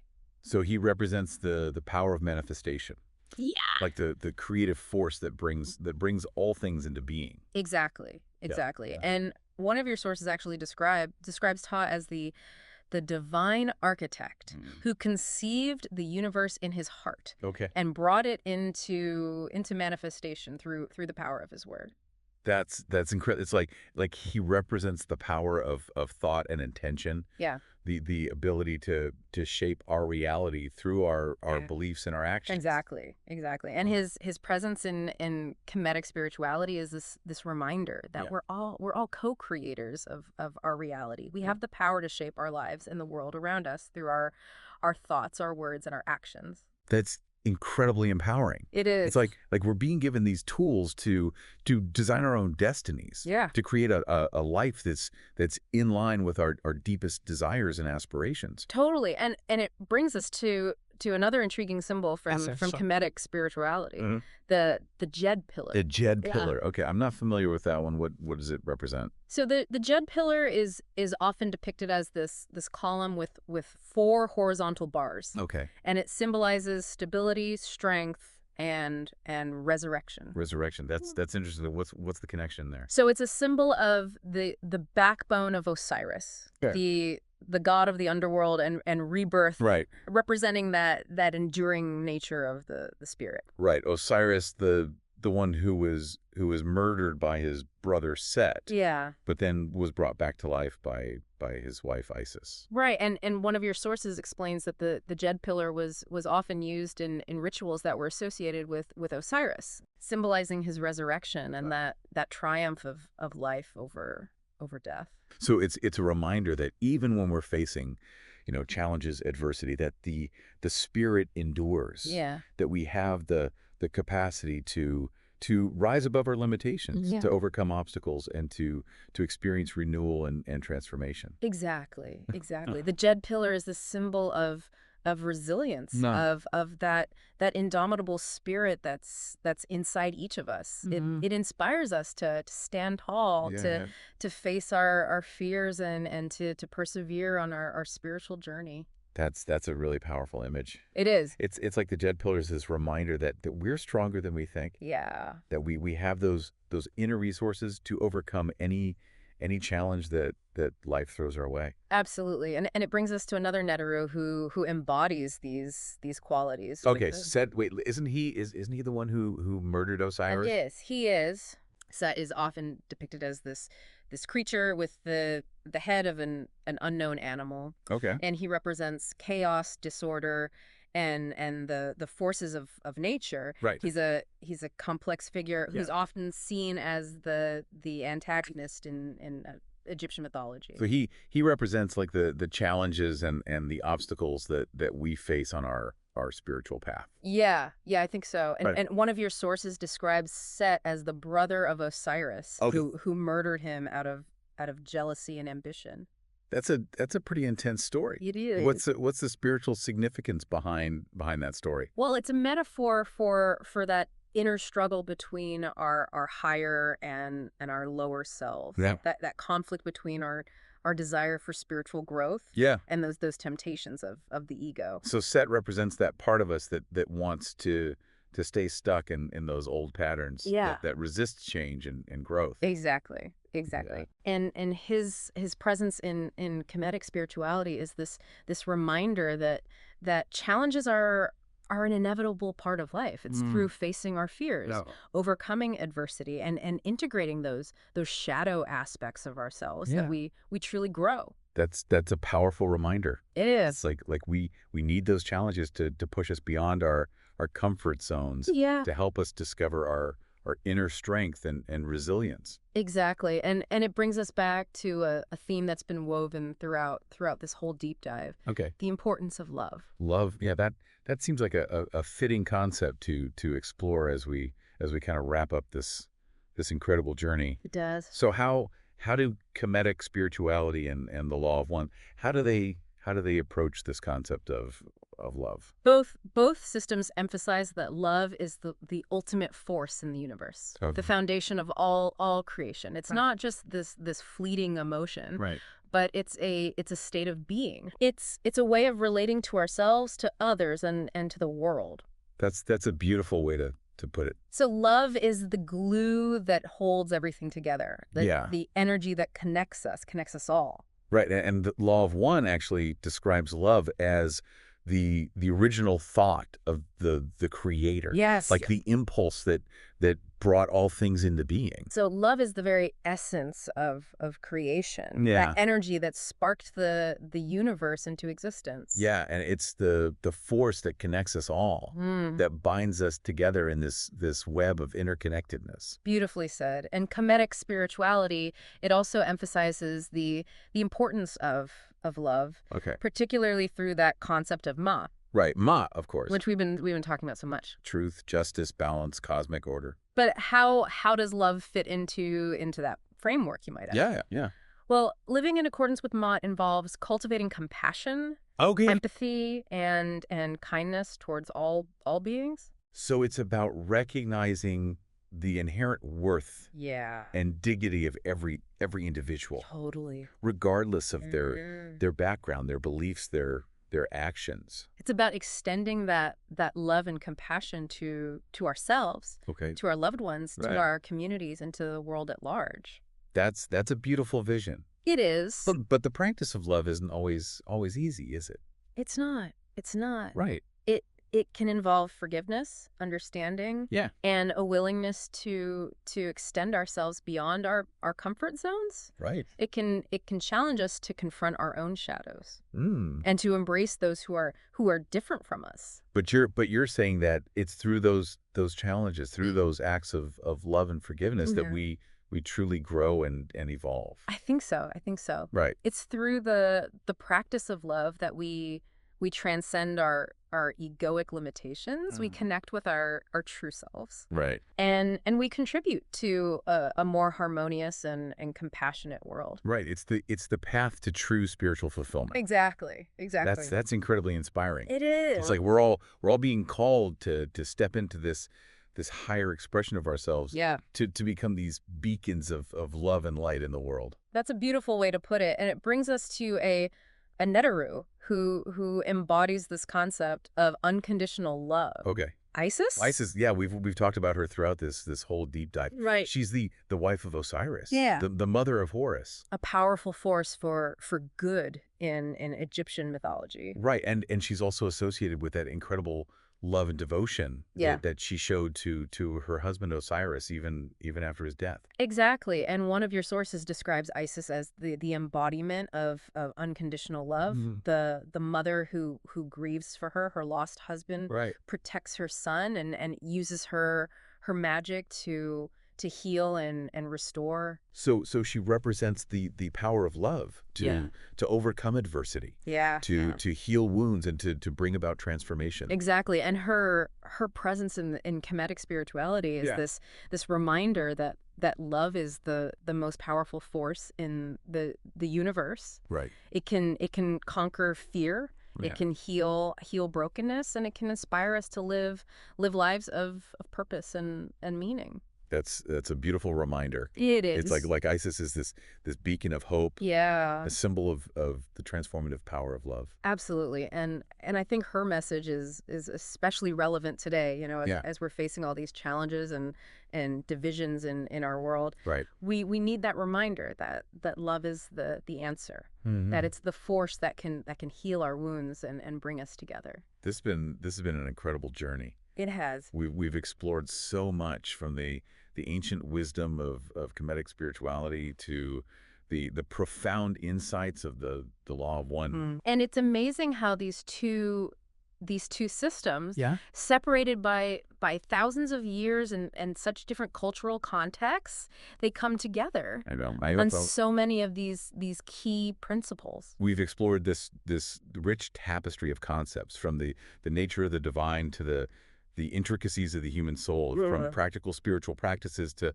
these really profound metaphysical insights. And it's clear that both Kemetic spirituality and the law of one, they offer this. All right, let's dive in today. We're going to be exploring seeing the Creator in all things. Okay. And all this is going to stem from a collection of Law of One texts and research that you sent over. Right. I gotta say, even just glancing through it, some of this stuff is seriously mind-bending. Yeah, it's pretty intense. I can't wait to unpack it all with you, especially since the Law of One, it's not exactly like a light beach read, Right. No, definitely not. Even the phrase, seeing the Creator in all things, it's just so evocative, It is. It makes you think about how we perceive reality and the divine and all of it. Absolutely. And for those who might not be as familiar with the Law of One, it presents this idea that we are all part of a unified consciousness. Like we're all interconnected in ways that we can't even possibly grasp yet. Right. And meditation is really highlighted in a lot of this material as a key way to actually experience this, to break down those barriers that we perceive between ourselves and everything else. But where I'm really getting hooked is how the material talks about applying this to daily life. Yeah. Like, how do we go from these big universal concepts Right. to like the nitty-gritty choices that we make every day? Exactly. That's where your expertise comes in. Well, what's so fascinating is how the law of one doesn't just present these ideas as like some abstract philosophy.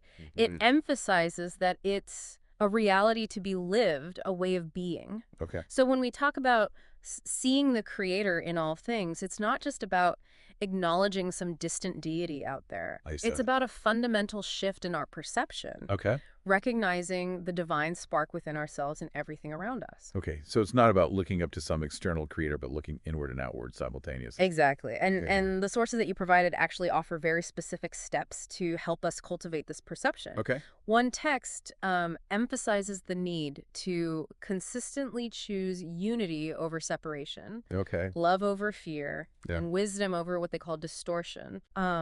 And these choices, it suggests, are key to moving beyond just thinking about oneness to actually experiencing it. That makes sense. Yeah. If we're constantly operating from a place of fear or judgment or separation, Right. it's going to be pretty tough to see that underlying unity. Exactly. And that's where the practice of meditation comes in, which several of the texts highlight. Right. It's presented as a direct path to experiencing this unity, a way to quiet the mind and tune into that deeper connection. Even for someone who meditates regularly, the way they describe it in these texts is really compelling. It's not just about relaxation or stress reduction, but it's about fundamentally altering how we perceive reality. Yeah. But the question that pops into my mind is, how do we bridge the gap between that meditative state and our everyday lives? Right. How do we take those insights and actually make them actionable? That's where things get really interesting. One of the texts uses this phrase, thought form experience. Okay. It suggests that our subconscious expectations can actually shape the reality we experience. Wait, hold on. Are you saying we're essentially creating our own reality with our thoughts? Kind of, yeah. I mean, I've heard that idea before. Right. But the way the Law of One explains it seems different. It does go deeper. They specifically link it to these contact experiences Okay. where individuals encounter beings from other realms. Okay. The text suggests that the expectations someone has about the contact, even subconsciously, can actually influence what they experience. That's kind of freaky, It is a little bit. but also kind of amazing. Yeah. So if someone expects a benevolent encounter, they're more likely to have one. That's what the law of one suggests, And, yes. and the opposite is true, too. Exactly. It really underscores the power of our own minds. Wow. And the idea that we are actively participating in co-creating our reality. Okay. It even suggests that the subconscious will of an individual can influence their physical state, Oh. particularly when preparing for such experiences. Okay, give me an example, because this is blowing my mind a little. Okay, one text describes someone undergoing a psychic attack who experienced dizziness and cramping beforehand, Wow. and they link it to their subconscious will reserving energy for the contact. Okay. It's like their body was preparing on a deep level, even though their conscious mind might not have fully grasped what was about to happen. So it's not just about our thoughts, but our whole being, mental, physical, and even those subconscious levels we're not always aware of, Right. all working together to shape our reality. Exactly. That's pretty profound. It is, and it brings us back to the importance of those choices we were talking about earlier, Yeah. like choosing love over fear. It's not just about feeling good in the moment, it's about actively shaping the reality we experience, both internally and externally. So even seemingly mundane choices can have a ripple effect on our perception of the Creator in all things. Exactly. And that brings us to another fascinating aspect of the Law of One material. You sent the focus on the Great Pyramid. Ah, yes, I was wondering when we'd get to that. The pyramids are shrouded in so much mystery and speculation. Yeah. What does the Law of One have to say about them? It describes the Great Pyramid as a resonating chamber, meticulously designed to distribute light and energy Okay. in a way that facilitates healing and spiritual growth. So it's not just a tomb or a monument, but a kind of ancient technology for spiritual development. That's the idea. The text even describes specific details about the pyramid's geometry and the way its internal chambers, like the king's chamber, Okay. were used to amplify and direct these subtle energies. Wow. It mentions the use of crystals in conjunction with the pyramid's energies to enhance healing. It's almost like an ancient blueprint that we've largely forgotten. Yeah. But if the pyramid was designed for healing, why isn't it being used that way now? Well, the text suggests that humanity's lack of what it calls a crystallized nature is preventing us from utilizing the pyramid's full potential. Okay, I need a bit more on that. What exactly is a crystallized nature? It's described as a purity of intention, a sincere desire for healing and spiritual growth. It suggests that without this inner alignment, the powerful energies of the pyramid could be misused or even harmful. So it's not enough to have the technology, you also need the inner development to match it. Precisely. It's a reminder that true transformation starts within. It's about aligning our inner world with the divine principles we seek to manifest in the outer world. Now, I'm already sensing we're just scratching the surface here. Yeah. But we're about to run out of time for this segment. Okay. Before we go, is there anything you'd like to leave our listeners with as they ponder this concept of seeing the Creator in all things?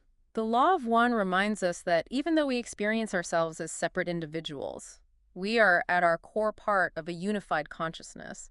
And this isn't just some esoteric idea. Right. It has practical implications for how we live our lives, Yeah, the choices we make, and how we interact with the world around us. absolutely. Yeah. And we'll dive into those implications in more detail in the next segment. That's good. Welcome back. I don't know about you, but my mind is still buzzing from that last segment. Yeah, it's a lot to take in. The idea that even our subconscious expectations can shape our reality, It's pretty wild. and that the Great Pyramid might be some kind of ancient spiritual technology. It's a lot to process. It is, and we're just getting started. Okay. The Law of One goes even deeper, exploring the very nature of our universe and our place within it. Okay, I'm ready to dive back in. Okay. What else did you uncover in these texts that you think will blow our minds? One concept that really stood out to me is the idea of the logos. Okay. It's described as the cosmic architect, the creative principle behind the entire universe. So like a god figure, a big cosmic being who created everything. Well, it's more nuanced than that. The Law of One suggests there are actually many logos, each responsible for creating its own universe or galaxy. Okay. Think of it as a cosmic fractal pattern, with creation unfolding on multiple levels, each with its own logos, guiding the process. Multiple universes, multiple logo.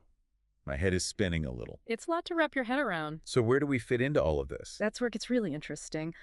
The Law of One suggests that our sun is actually a sub-logos responsible for creating our solar system and all the life within it. Wait, you're saying our sun is a conscious being? Like Yeah. It has awareness and intention? That's what the Law of One proposes. It describes the sun as a being of immense power and intelligence guiding the evolution of all life within its domain. And get this, it suggests that we humans are sub-logoi, Okay. essentially mini creators within this grand cosmic scheme. Hold on, I need to catch up. Yeah. We're all tiny sparks of the divine capable of creating our own realities. It's like those Russian nesting dolls, creators within creators within creators. Exactly. And it emphasizes the profound interconnectedness of all things. But it also places a huge responsibility on us. If we're co-creators with the infinite creator, then our choices, actions, and even our thoughts have a tangible impact on the world around us. It's both humbling and empowering at the same time. It is. We have this incredible power to shape our reality, but we also need to be mindful of how we're wielding that power. Absolutely. The Law of One delves deeper into the mechanics of co-creation, exploring how our beliefs and intentions manifest in our lives. It touches on the concept of thought forms, which we talked about earlier, suggesting that our thoughts aren't just fleeting things, they have a real energetic substance. I was starting to see how it all ties together. So if I'm constantly dwelling on negative thoughts, I'm actually creating a kind of energetic field that attracts more negativity. That's the idea. And conversely, if we focus on love, gratitude, and compassion, those energies will manifest our experience. The Law of One emphasizes aligning our thoughts and actions with our deepest values and aspirations. When we live authentically, acting from a place of love and service, our creative power is amplified. It's like we're tapping into a universal power source when we live in accordance with our true nature. This has given me a whole new perspective on seeing the Creator in all things. It's not just about perceiving the divine out there. It's about recognizing and expressing the divine within ourselves. Absolutely.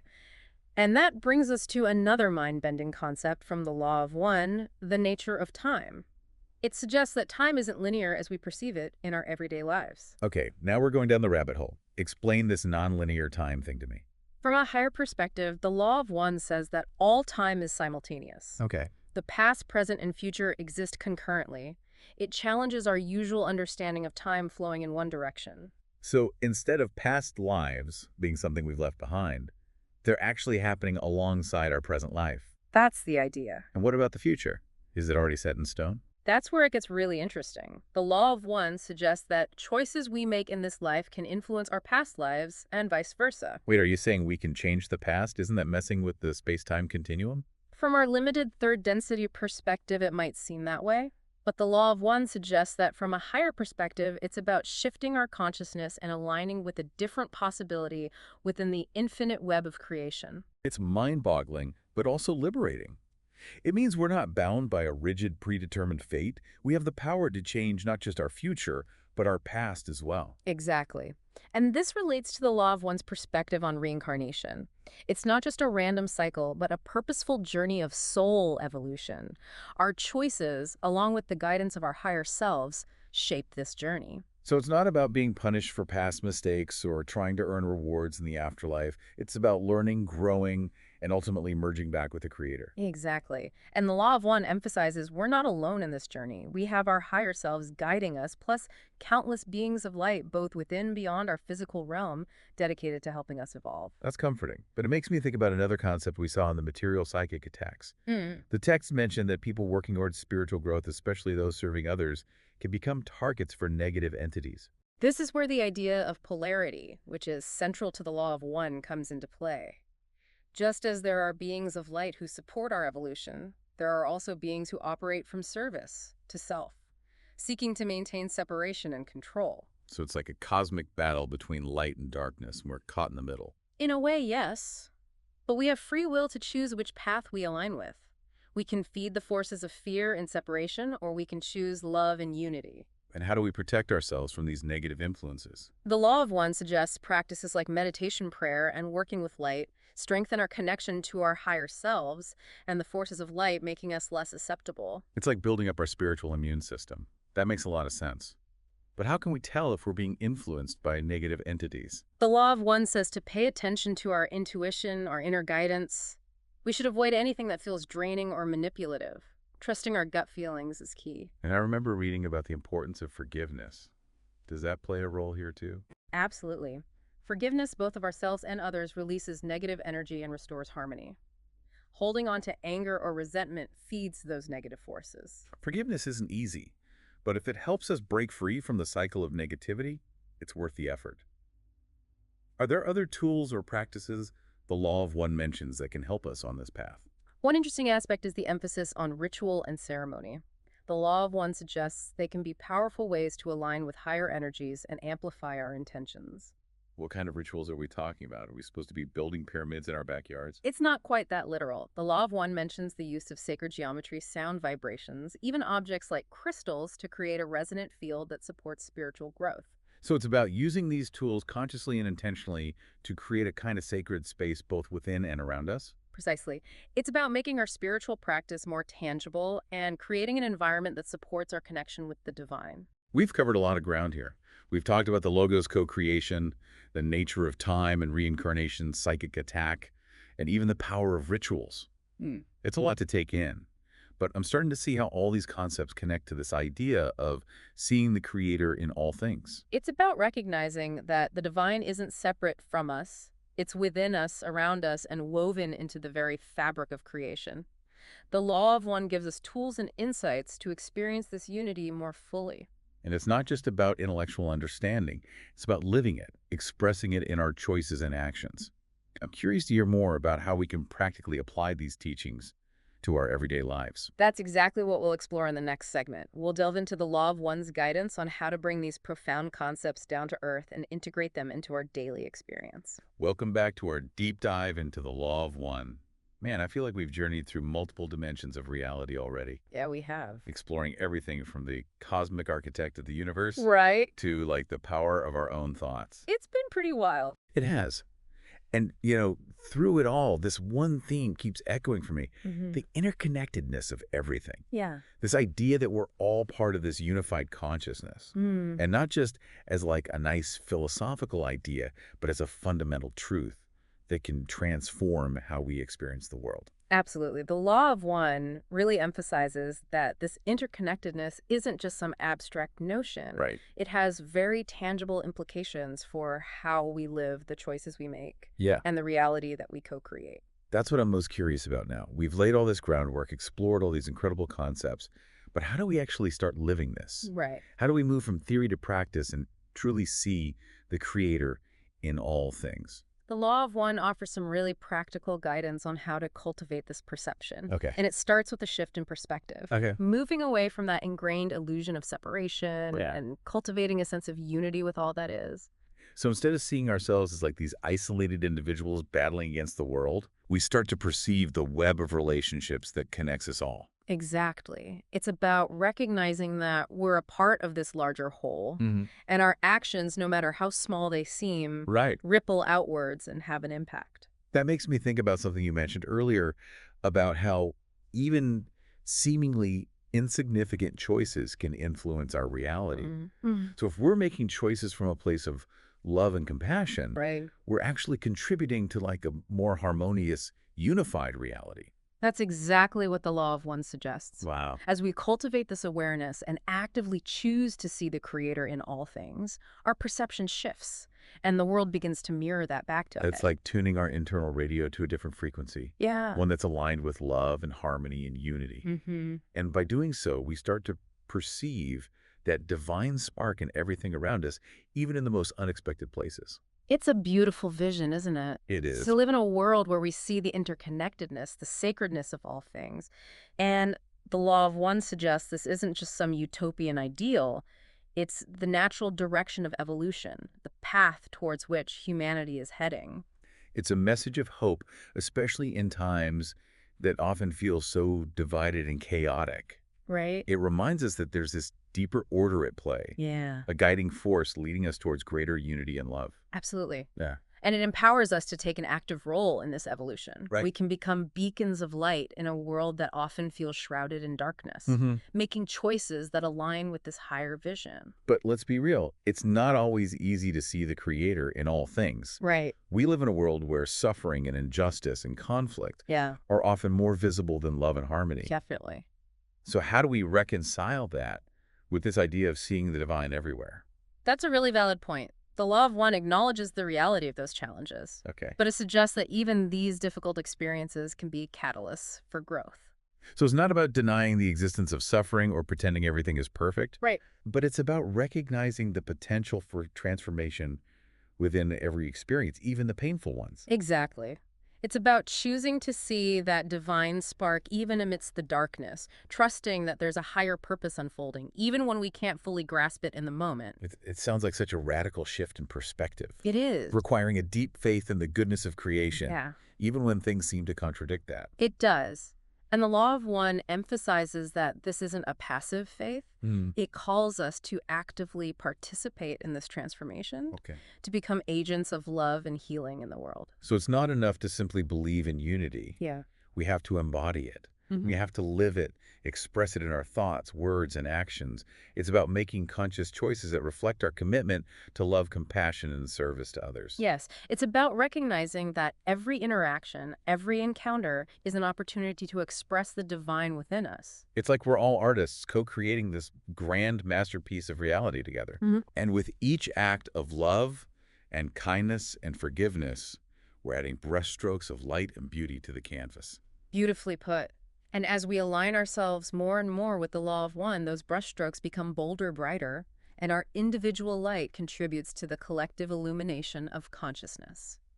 We've covered so much ground in this deep dive, but as we wrap up, I'm left with this one kind of lingering question. Okay. Throughout our conversation, I keep coming back to this idea that the illusion of separation is so deeply ingrained in our experience.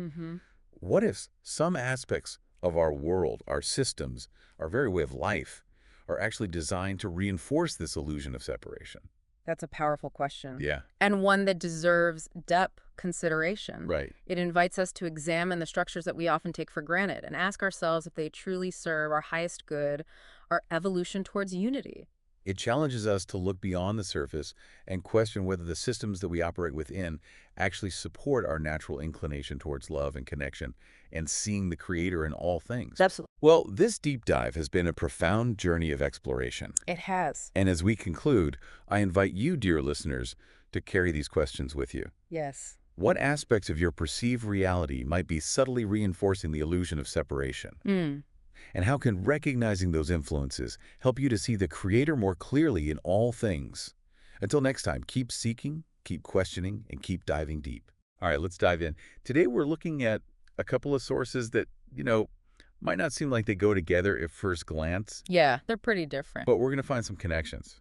So we've got Wayne Dyer's Change Your Thoughts, Change Your Life, which is really all about like Practical. practical application of Yeah. ancient wisdom, Yeah, the Tao Te Ching. the Tao Te Ching. And then we're going to bring in the Law of One, which Which is a whole other cosmology based on Oh, yeah. like channeled messages. oh, it's wild. So this is going to be interesting. It is, yeah. What's so fascinating to me, though, is that they both kind of point to the same idea. Okay. This like fundamental unity of everything. So ancient Chinese philosophy Yeah. and like extraterrestrial wisdom are both saying, we're all connected, I'm in, tell me more. Yeah, right.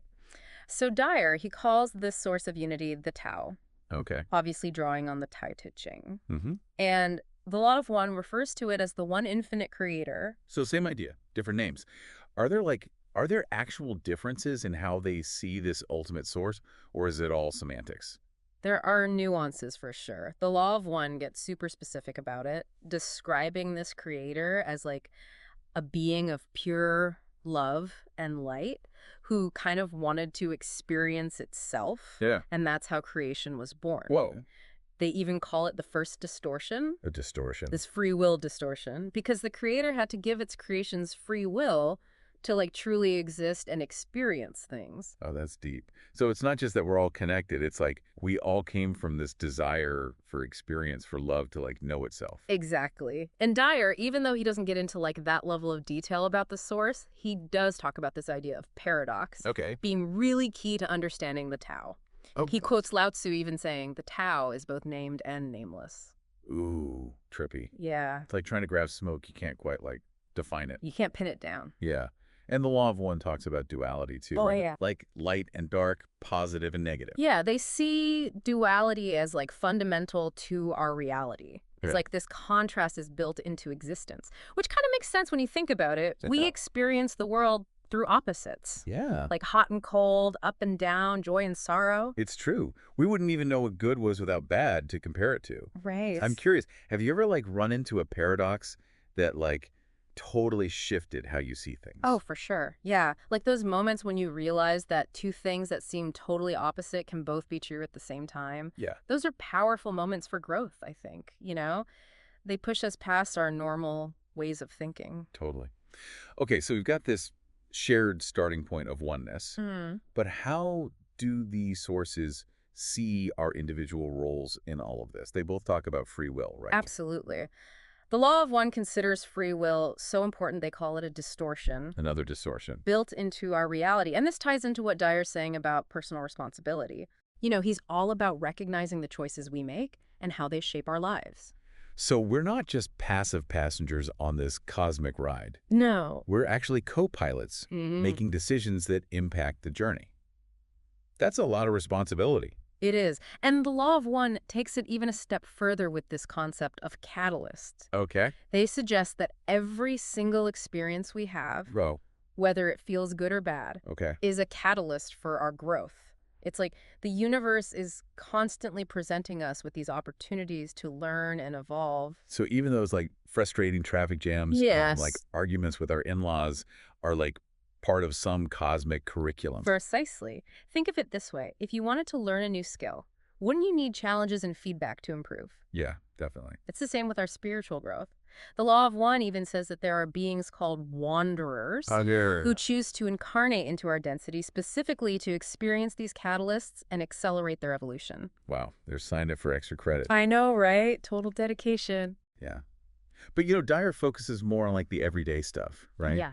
Like he talks about choosing portion control at a meal as a way to practice aligning with the Tao. Right. He sees these like small everyday actions as microcosms of how we approach life in general. Okay. It's like, are you forcing things or are you moving with the flow? Yeah. Choosing to eat a little less could actually be a tiny act of surrendering to the Tao's guidance. Okay, I like that. It's like bringing mindfulness to even the most mundane things.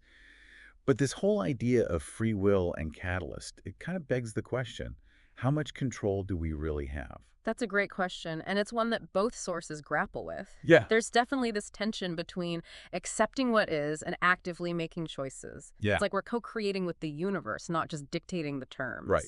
Okay, so we've explored how these sources view reality and our role in it. Now, I'm curious about how they see the whole energy thing.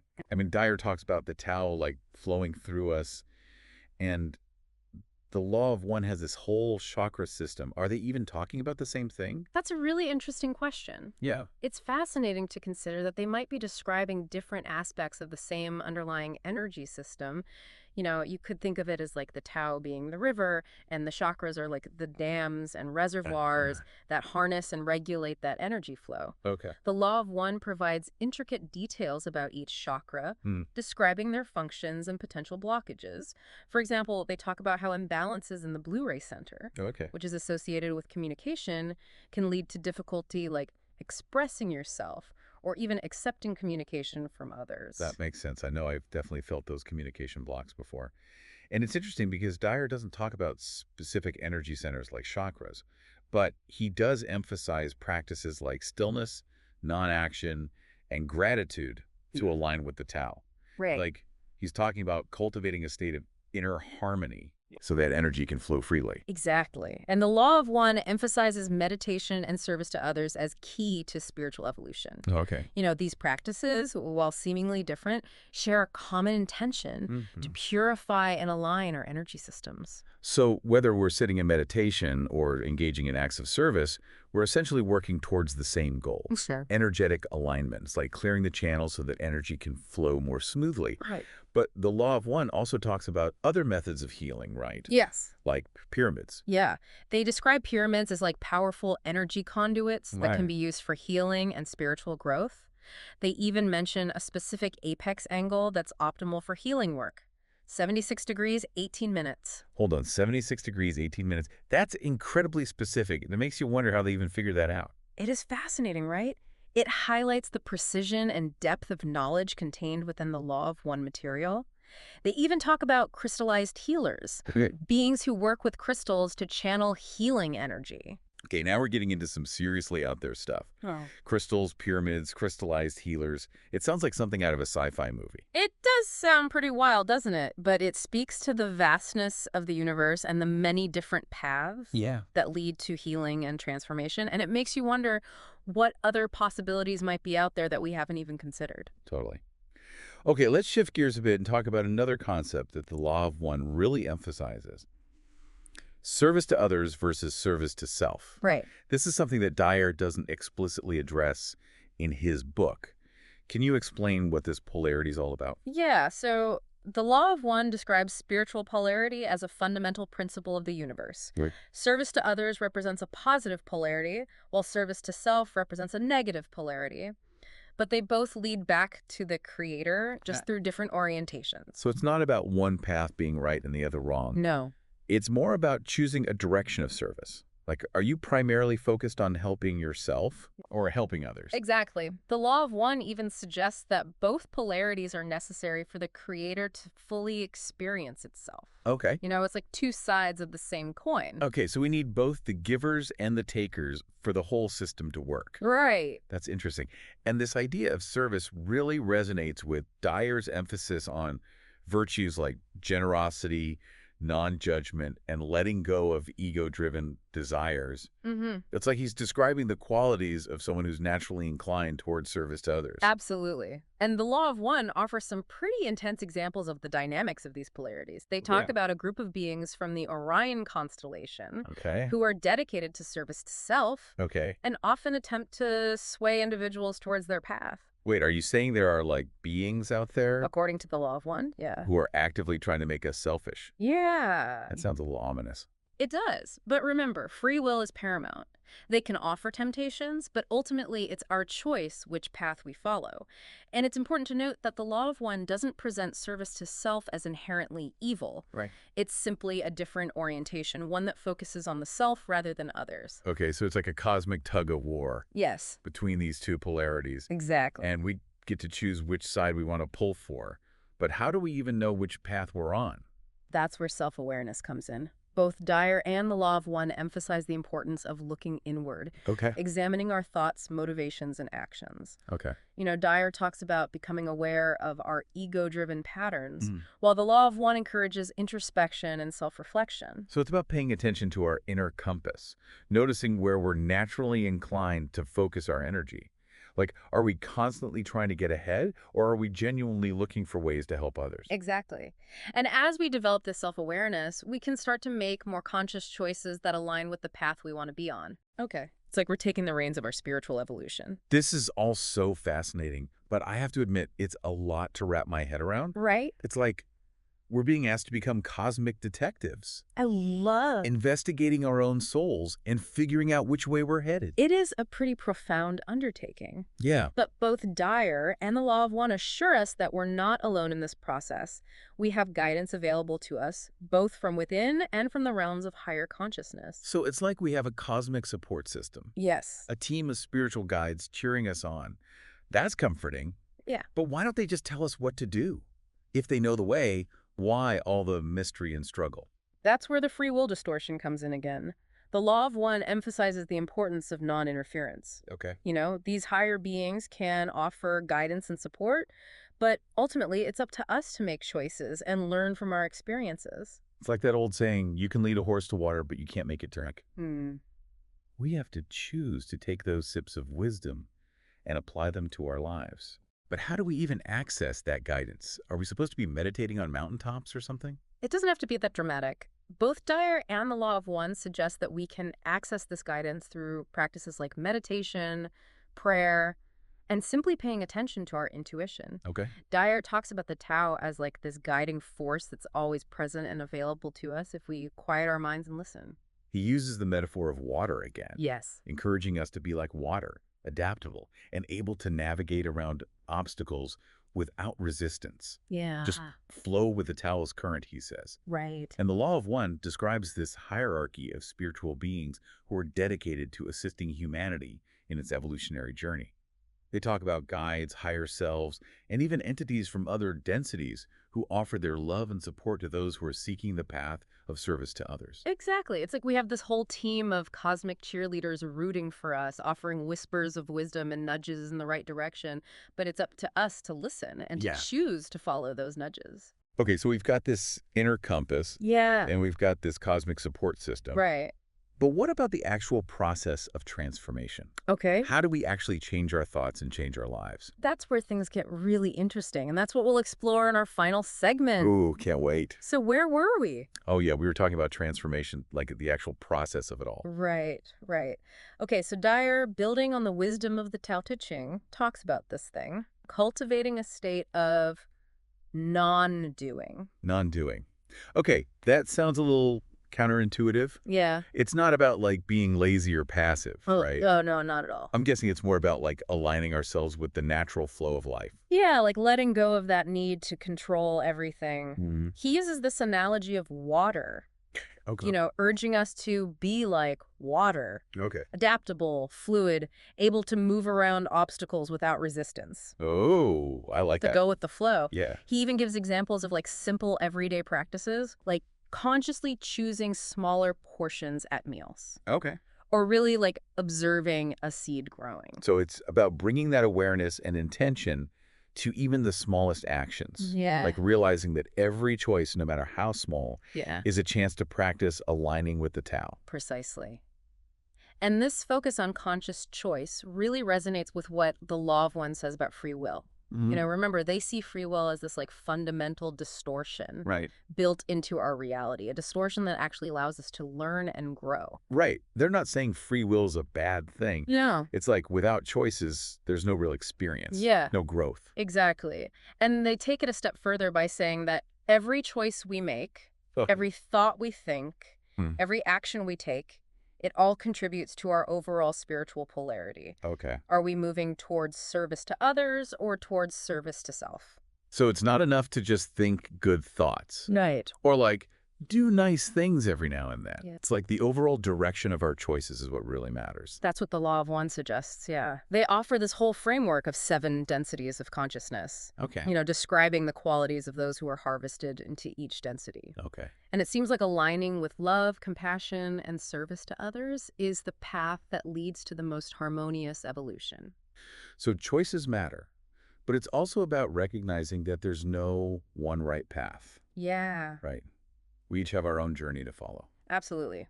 Both Dyer and the Law of One would agree that the most important thing is to be authentic, Yeah. to follow your heart, Okay. and make choices that feel aligned with your deepest truth.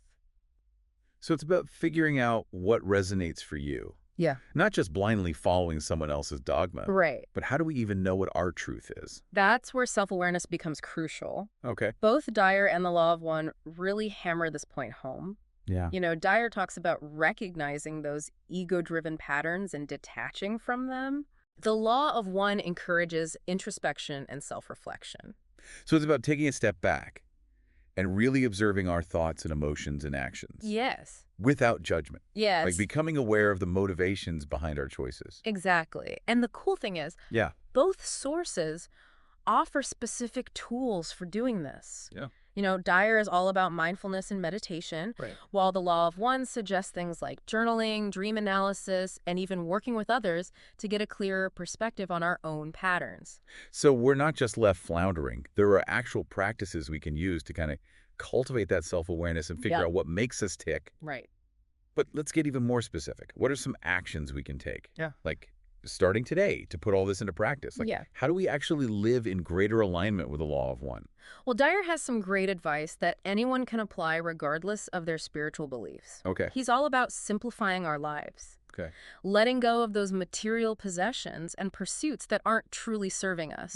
And he's a huge proponent of gratitude. Gratitude. He talks about that a lot, doesn't he? Yeah. It's not just about saying thank you for what we have. Right. It's like shifting our whole perspective to recognize that we're already complete, just as we are. Precisely. And this aligns beautifully with the Law of One's teaching about the inherent worthiness of all beings. Okay. They emphasize that we are all sparks of the Creator, expressions of divine love and light, Okay. no matter our perceived flaws. So it's about accepting ourselves fully, Yeah. imperfections and all, knowing that we are already worthy of love and belonging just because we exist. Exactly. And from that place of self-acceptance, Yeah. we can extend that love and compassion outward. The Law of One has this simple but powerful guideline. Seek to serve others in every interaction. Wow, every interaction. That sounds like a tall order. It is, but it doesn't have to be complicated. Yeah. It could be as simple as offering a genuine compliment, or Okay. helping someone carry groceries, or just like truly listening with your full attention when someone is sharing their heart with you. So it's not about grand gestures. No. It's about bringing that intention of service to the everyday moments. Right. Making those tiny choices to spread a little bit of kindness and light. Exactly. And as we do that, we gradually shift our vibration, aligning more and more with love and contributing to the raising of consciousness for everyone. This is so inspiring. But, it's easy to get caught up in the idealism of it all. Yeah. And I think a lot of people struggle with putting this into practice consistently. Right. It's hard to be all love and light all the time, especially with all the negativity in the world. You're absolutely right. Yeah. Both Dyer and the Law of One acknowledge the challenges of living in this third density reality. Yeah. There will be moments of doubt, fear, anger, even despair. Totally. The key is to not judge ourselves for those experiences, Okay. but to use them as opportunities for growth. Oh, so it's about being gentle with ourselves, remembering that we're all works in progress. Yes. And realizing that even the tough times can teach us valuable lessons. Precisely. And they both emphasize the importance of forgiveness. Holding on to anger and resentment just creates blockages in our energy and hinders our growth. So it's about choosing to let go of those heavy emotions. Yeah. To see ourselves and others through a lens of compassion. Exactly. And as we cultivate that forgiveness, we free ourselves from the weight of the past and open ourselves up to more joy, peace, and love in the present moment. Wow, this deep dive has been quite a journey. I know, right? We've explored some really deep concepts and seen how these two seemingly different sources actually converge on some powerful truths. Yeah. It's all about recognizing our inherent connection to everything, making conscious choices, cultivating self-awareness, Yeah. and choosing love and service. Yeah. But maybe the biggest takeaway is this. We're not alone on this path.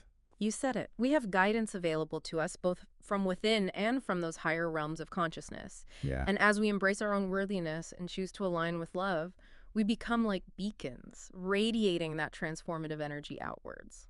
That's a beautiful image. And as we wrap up this deep dive, I want to leave you with this thought.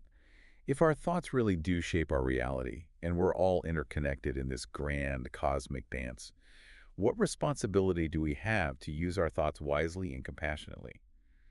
How can we each contribute to creating a more loving and harmonious world? That's a powerful question to ponder. Until next time, keep seeking, keep questioning, and keep shining your light brightly. All right, so we talked about the big picture stuff, like how these sources see reality, energy, free will, and even different paths of service. Right. But let's get practical. How do we actually apply these teachings to our everyday lives and make real changes? Yeah, that's the million-dollar question, isn't it? And both Dyer and the Law of One offer some concrete guidance. Dyer, building on the wisdom of the Tao Te Ching, talks about cultivating the state of non-doing. Non-doing. Yeah. Now, that might sound kind of counterintuitive, Yeah, a little bit. but it's not about being lazy or Yeah. passive. Right. It's not about just sitting on the couch all day. No, not at all. I'm guessing it's more about aligning ourselves with the natural flow of life. Exactly. Letting go of that constant need to control everything. Precisely. He uses the analogy of water again, Okay. urging us to be like water, adaptable, fluid, able to move around obstacles without resistance. Oh, I like that. Just go with the flow. Yeah. He even gives examples of really simple everyday practices, Okay. like consciously choosing smaller portions at meals, Right. or really taking the time to observe a seed as it grows. So it's about bringing that awareness and intention to even the smallest actions. Yes. Realizing that every choice, no matter how small, Yeah. is a chance to practice aligning with the Tao. Precisely. And this focus on conscious choice really resonates with the Law of One's emphasis on free will. Right. Remember, they see free will as this fundamental distortion built into our reality, a distortion that actually allows us to learn and grow. Right. They're not saying that free will is a bad thing. It's like, Yeah. without choices, there's no real experience, no growth. Exactly. And they take it a step further, saying that every choice we make, every thought we think, every action we take, it all contributes to our overall spiritual polarity. Okay. Are we moving towards service to others or service to self? So it's not enough to just like think good thoughts or do nice things every now and then. Right. It's like the overall direction of our choices is what really matters. That's what the Law of One suggests, yeah. Okay. They offer this whole framework of 7 densities of consciousness, Oh, wow. describing the qualities of those who are harvested into each density. Okay. And it seems like aligning with love, compassion, and service to others is the path that leads to the most harmonious evolution. So choices matter, Yeah. but it's also about recognizing that there's no one right path. Yes. Right. We each have our own journey to follow. Absolutely. Both Dyer and the Law of One would agree that the most important thing is to be authentic, to follow your heart, and make choices that feel aligned with your deepest truth.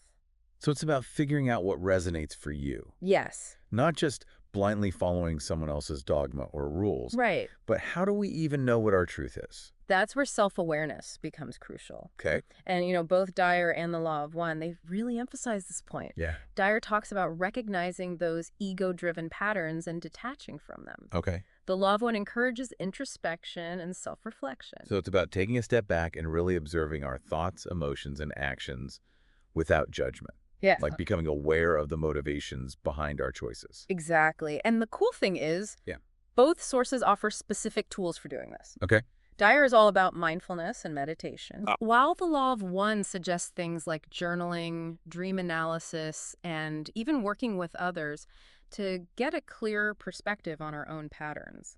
So we're not just left floundering. There are actual practices we can use to cultivate that self-awareness and figure out what makes us tick. Right, exactly. But let's get even more specific. What are some actions we can take, like starting today, to actually put this into practice? Yeah. How do we actually live more in alignment with the Law of One? Well, Dyer has some great advice that anyone can apply regardless of their spiritual beliefs. Okay. He's all about simplifying our lives, Okay. letting go of those material possessions and pursuits that aren't truly serving us. Mhm. And he's a huge proponent of gratitude. Gratitude. He talks about that a lot, doesn't he? Oh, yeah, he does. It's not just about, like, saying thank you for what we have. Right. It's like shifting our whole perspective to recognize that we're already complete, just as we are. Precisely. Right. And this aligns so beautifully with the Law of One's teaching on the inherent worthiness of all beings. They emphasize that we are all sparks of the Creator, expressions of divine love and light, no matter our perceived flaws. So it's about accepting ourselves fully, imperfections and all. Yeah. Knowing that we're already worthy of love and belonging just because we exist. Exactly. And from that place of self-acceptance, Yeah. we can extend that love and compassion outward. The Law of One has this simple but powerful guideline. Seek to serve others in every interaction. Wow, every interaction. That sounds like a tall order. It is, but it doesn't have to be complicated. Okay. It could be as simple as offering a genuine compliment Oh, or sure. helping someone carry groceries or just truly listening with your full attention when someone's sharing their heart with you. So it's not about these like grand gestures. No. It's about bringing that intention of service to the everyday moments, making those tiny choices to spread a little bit of kindness and light. Exactly. And as we do that, we gradually shift our vibration, aligning more and more with love and contributing to the raising of consciousness for everyone. This is so inspiring. Huh. But, it's easy to get caught up in the idealism of it all. Yeah. And I think a lot of people struggle with putting this into practice consistently. Right. It's hard to be all love and light all the time, especially with all the negativity in the world. You're absolutely right. Both Dyer and the Law of One acknowledge the challenges of living in this third density reality. Yeah, for sure. There will be moments of doubt, fear, anger, even despair. Totally. The key is to not judge ourselves for those experiences, Okay. but to use them as opportunities for growth. So it's about being gentle with ourselves. Yeah. Remembering that we're all works in progress. Yes, And realizing that even the tough times can teach us valuable lessons. precisely. And they both really emphasize the importance of forgiveness. Oh, yeah. Holding on to anger and resentment, it just creates blockages in our energy and hinders our growth. So it's about choosing to let go of those heavy emotions, to see ourselves and others through a lens of compassion. Exactly. And as we cultivate that forgiveness, we free ourselves from the weight of the past and open ourselves up to more joy, peace, and love in the present moment. Wow, this deep dive has been quite a journey. We've explored some really deep concepts Yeah. and seen how these two seemingly different sources actually converge on some pretty powerful truths. Right. Exactly. It's all about, recognizing our inherent connection to everything, Yeah. making conscious choices, Mm-hmm. cultivating self-awareness Yes. in choosing love and service. Absolutely. But maybe the biggest takeaway is this. We're not alone on this path. You said it. We have guidance available to us both from within and from those higher realms of consciousness. Yeah. And as we embrace our own worthiness and choose to align with love, we become like beacons radiating that transformative energy outwards. That's a beautiful image. Yeah. And it's a perfect note to end on. It's been such a pleasure diving deep with you today. Same here. We hope you enjoyed exploring these fascinating sources with us. And until next time, keep seeking, keep questioning, and keep shining brightly. Welcome back, everyone, to the Deep Dive. Today, we're going to be exploring the law of one, and more specifically, this idea of the paradox of seeking, journey as destination. Yeah. Looking forward to it. You know this material pretty well, but we're going beyond the basics here today. So, buckle up. All right. So the law of one, for those who may need a quick refresher, it's a body of channeled information. Right. And it claims to be from a sixth density social memory complex named Ra. Mm-hmm. And it delves into all sorts of fascinating topics. Spiritual evolution, consciousness, Yeah. the nature of reality, you name it. It really does. And what I find really intriguing is how this information was received. It was through trans-channeling. Yeah, it's pretty mind-blowing when you think about it. Yeah, and so for this deep dive, our mission, if you will, is to help you, the listener, understand how seeking itself is part of the journey, Okay. and how true fulfillment might be found not in reaching some external goal, Yeah. but in that inner transformation. Mm-hmm. It's a paradox, for sure. It- And this applies not just to those familiar with the law of one, but to any spiritual seeker out there. Absolutely. So to kick things off, I want to start with a quote from one of the research summaries we have. Okay. It says, quote, "The purpose of seeking is not to find something external, but to recognize that everything we seek is already within. Mm-hmm. The illusion is the playing field, but the realization dissolves the need for external searching." End quote. That's a powerful statement right there. Isn't it? It really gets to the heart of this paradox. So many spiritual traditions emphasize this concept of already being whole. Right. The divine within Yeah. the law of one just frames it in a unique way. And how do you think that relates to our everyday experiences? Well, think about it. Have you ever felt like you were chasing something Oh, yeah. that was always just out of reach? A couple of times. Whether it's a goal, possession, a relationship, Mm-hmm. We often get caught up in this belief that happiness lies somewhere outside of ourselves. It's so easy to fall into that trap. It is, but what if what we're seeking is already present within us? That's a big what if. It is a big what if, but it's a question worth exploring, Yeah. The law of one suggests that the journey isn't about acquiring something new, but about remembering something we've forgotten. Remembering what? Our own inherent wholeness. That's a profound thought. It is, and it can be a real game changer when we start to grasp it. So if we're already whole, then what's the point of seeking at all? That's where things get even more interesting. Okay, I'm intrigued. The law of one points to desire as both the engine driving the illusion and the key to unlocking it. It's like this quote, "Desire, my friends, is the key to what you receive. Okay. If you desire it, you shall receive it. This was the Creator's plan, a plan in which all of his parts would receive exactly what they desire." Now, wait a minute. If desire is the key, then why don't we always get what we want? Right. I mean, I've definitely experienced my fair share of unmet desires. We all have, and that's the paradox, Yeah. On one hand, desire fuels our attachment to this illusion of separation, Right. this belief that we're lacking something that needs to be found outside of ourselves. Yeah. But on the other hand, desire can also be the catalyst for awakening. So how does that work? By becoming conscious of our desires, by examining their root, we can start to discern between those that keep us trapped in the illusion and those that propel us towards growth and understanding. So it's not about suppressing desire, but about understanding it, Exactly. about using it as a tool for self-discovery. You got it. That's fascinating. It is, and it's a practice that can be applied to any area of our lives, Yeah. whether we're seeking spiritual enlightenment, material possessions, or fulfilling relationships. So what you're saying is that the journey of seeking is really about becoming more aware of ourselves, Exactly. of our motivations, our desires, our fears. Yeah, and as we become more self-aware, we begin to see through the illusion of separation. Okay, but how does that actually happen? That's where things get even deeper, and that's what we'll explore more in the next part of our deep dive. Sounds good. I'm ready to keep going when you are. All right, let's do it. Great. Yeah, so we were talking about how becoming more aware of ourselves, like our motivations and desires and fears, can help us see through that illusion of separation. Right. And I'm curious, like, how does this inner transformation then connect to this whole idea of service to others, which is, kind of a big deal in the law of one? Yeah, definitely a central theme, right? Yeah. So, like, is there a link between, like, seeking and serving? Absolutely. The law of one suggests a deep connection there.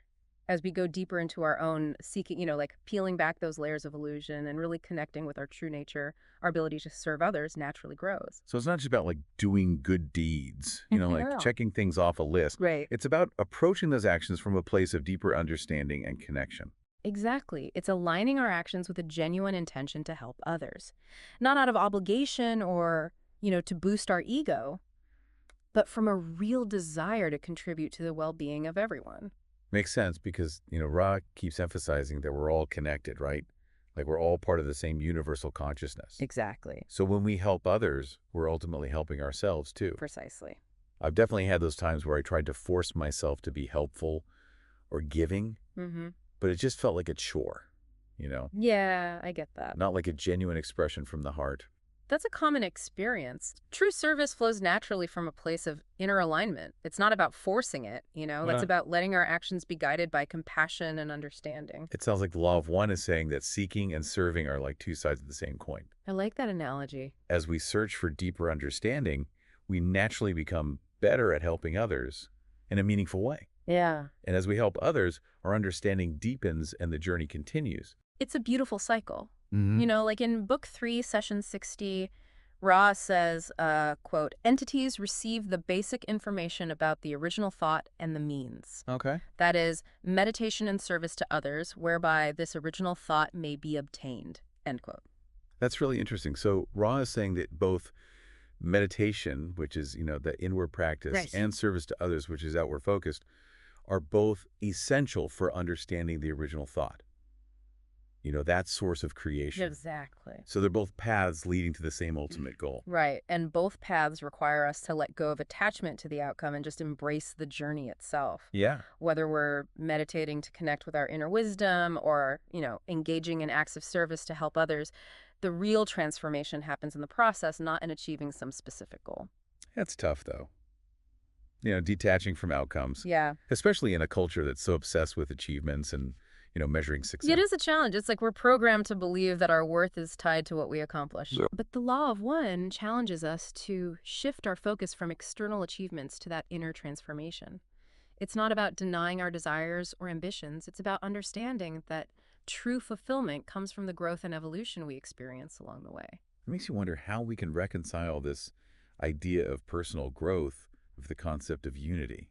Mm. This is another big theme in the law of one. Right. It seems like there's this tension between the individual journey and the collective experience. That's a great observation. Yeah. And that tension is actually reflected in the concept of polarity, which is another fundamental principle in the law of one. Okay, polarity. Yeah, and that's actually what we'll be exploring more in the next part of our conversation. But for now, I want you to consider this, Okay. as you continue on your own journey of seeking, think about how your personal journey can contribute to the well-being of others.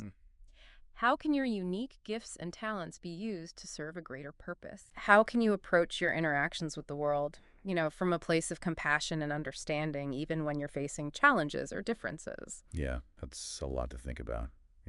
How my personal seeking connects to like this big picture of service and unity. Mm-hmm.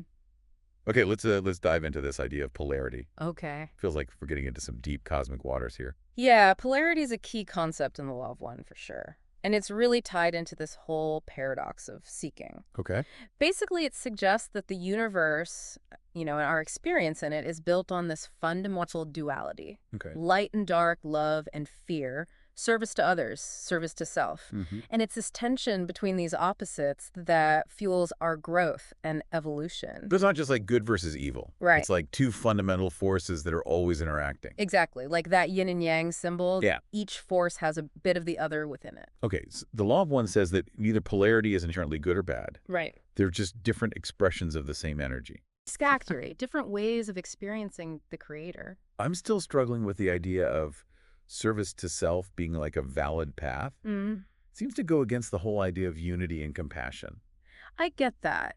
It's easy to see service to self through the lens of our society, where selfishness is seen as negative. Right.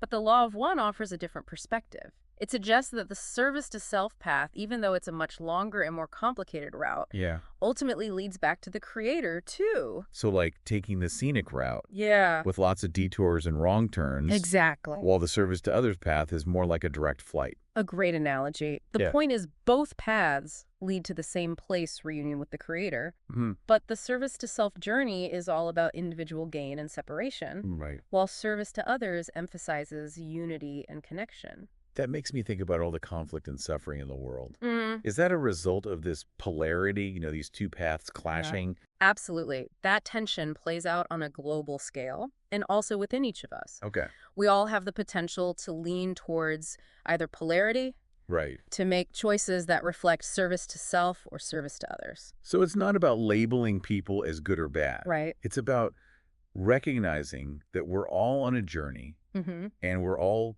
capable of both love and fear, both selfishness and compassion. Exactly. Okay, so how do we navigate this whole polarity thing? Well, the law of one says it's important to develop a strong inner compass, a Mhm. sense of discernment that helps us make choices that align with our values. Okay. And we develop that discernment through practices like meditation, contemplation, self-reflection. It's going to strengthen our inner light so we don't get swayed by the darkness. Exactly. And just as important is cultivating compassion, Yeah. even for those who seem to be coming from a place of service to self. Okay. Remember, we're all on our own journeys, Right. and we don't know the full story behind someone's choices.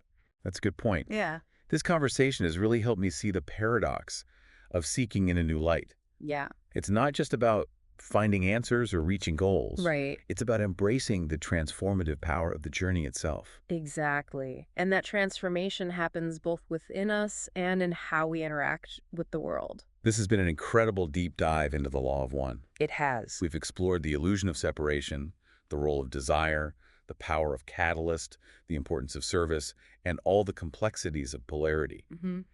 And it's clear that the law of one offers a really rich perspective on the human experience. It does. And it encourages us to approach our own seeking with curiosity and compassion Yeah. and a willingness to embrace the unknown. Exactly. For those who are ready to go even deeper, I encourage you to check out the source material itself.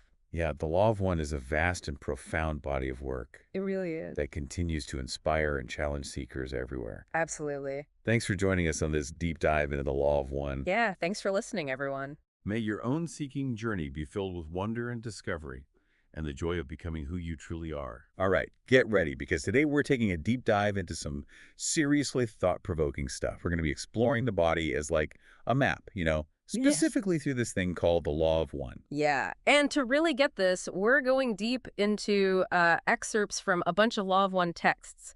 Basically, they're conversations with an extraterrestrial being, Ra. Wait, extraterrestrial. Are we talking aliens here? Yep. But before you think we've gone off the deep end, the way they got these messages is actually really interesting. It involved this whole research team, and they studied it for years. They had this very particular channeling method to make sure the messages were clear and, accurate. Okay, now I'm really curious. But before we go full-on alien chat, what even IS this law of one? Sounds pretty cosmic. You could say that. It's this whole complex spiritual and philosophical framework. The main idea is that, everything in the universe is connected, part of one source, which Ra calls the creator. So like me, you, the trees, even those stars way out there, all part of the same, cosmic tapestry. Exactly. And that connectedness is key to how Ra sees the body. According to Law of One, your body isn't just, a physical body. It's like a map showing the energy flowing inside you. Okay, now that is interesting. So how does the law of one explain illness then? Just bad luck? Or is there something more to it? Ra's perspective is pretty different. They actually say that some illnesses aren't just random, but they're chances for spiritual growth.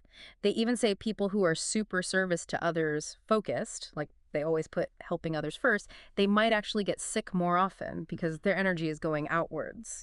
Wow, that's a pretty wild thought. It really makes you wonder if those aches and pains we get were trying to tell us something deeper. Right. And if the body is a map, then energy centers or chakras are like the major landmarks on it. Imagine them as these swirling energy vortexes running down your spine. Each chakra is connected to specific emotions, behaviors, even spiritual stuff. So you're saying where we feel tension, like a tight chest when we're sad, that could be connected to a specific energy center. Exactly. Take the Indigo Ray Energy Center. It's all about intuition and like connecting to higher consciousness. Ra says people who feel unworthy might have blockages there, could even cause headaches or make it hard to focus. That's amazing. Like our bodies are trying to talk to us, but we don't know the language. That's a great way to put it. The Law of One says that by learning to read this map, we can start to get to the root of our problems and unlock our potential.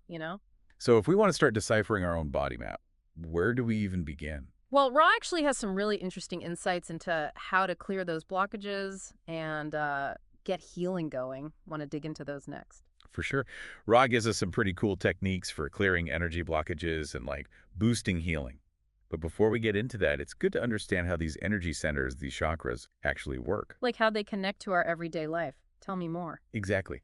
Think of your spine like a ladder, and each chakra is a different rung.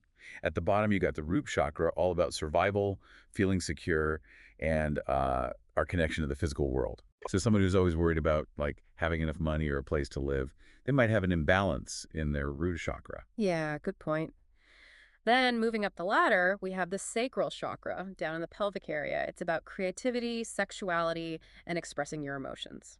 Makes sense. I've heard people who have trouble expressing how they feel often hold a lot of tension in their hips. Yeah, Could that be connected? absolutely. Then we get to the solar plexus chakra around the stomach. This one's connected to willpower, self-esteem, and personal power. Ah, the solar plexus. I always think of it as that gut feeling when something feels right or wrong. Exactly. It's that inner strength and intuition. And if it's blocked, it can show up as digestive problems, low self-worth, even feeling powerless in your life. This is really making sense. What's next on our chakra ladder? Next is the heart chakra, right in the middle of your chest. You probably guessed it. It's all about love, compassion, and connecting with other people. Seems pretty straightforward. Heartbreak, trouble forgiving, or even feeling lonely would probably show up here, Yeah, right? right on. Then we go up to the throat chakra, which is about communication, expressing yourself, speaking your truth. I bet people who like hold back their opinions or have trouble saying no could have blockages here. Exactly. And finally, we get to the indigo ray chakra, also called the third eye, which we talked about before. It's the center of intuition, insight, and connecting to higher consciousness. This is the one that's often connected to psychic abilities, right? Exactly. Blockages here can cause headaches, make it hard to focus, even make you feel disconnected from your inner voice. Okay, and we can't forget the crown chakra, the one at the very top of the head. Right. The crown chakra is all about our connection to the divine, that sense of purpose and spiritual understanding. So someone feeling lost, without direction, or like they're not connected to something bigger, might have a blockage in this energy center. Exactly. Now, this is just a basic overview. Each chakra is super complex and affects different parts of us. This is fascinating, but I'm starting to feel a little overwhelmed. How do we even start to deal with these potential blockages? It sounds like a lot. Don't worry, it's not about mastering all 7 chakras overnight. Ra's big on a gradual approach. Actually, they suggest focusing on one chakra at a time, starting with the root chakra and going up from there. Okay, that feels a bit more manageable. What kind of techniques did Ra actually recommend for clearing these blockages?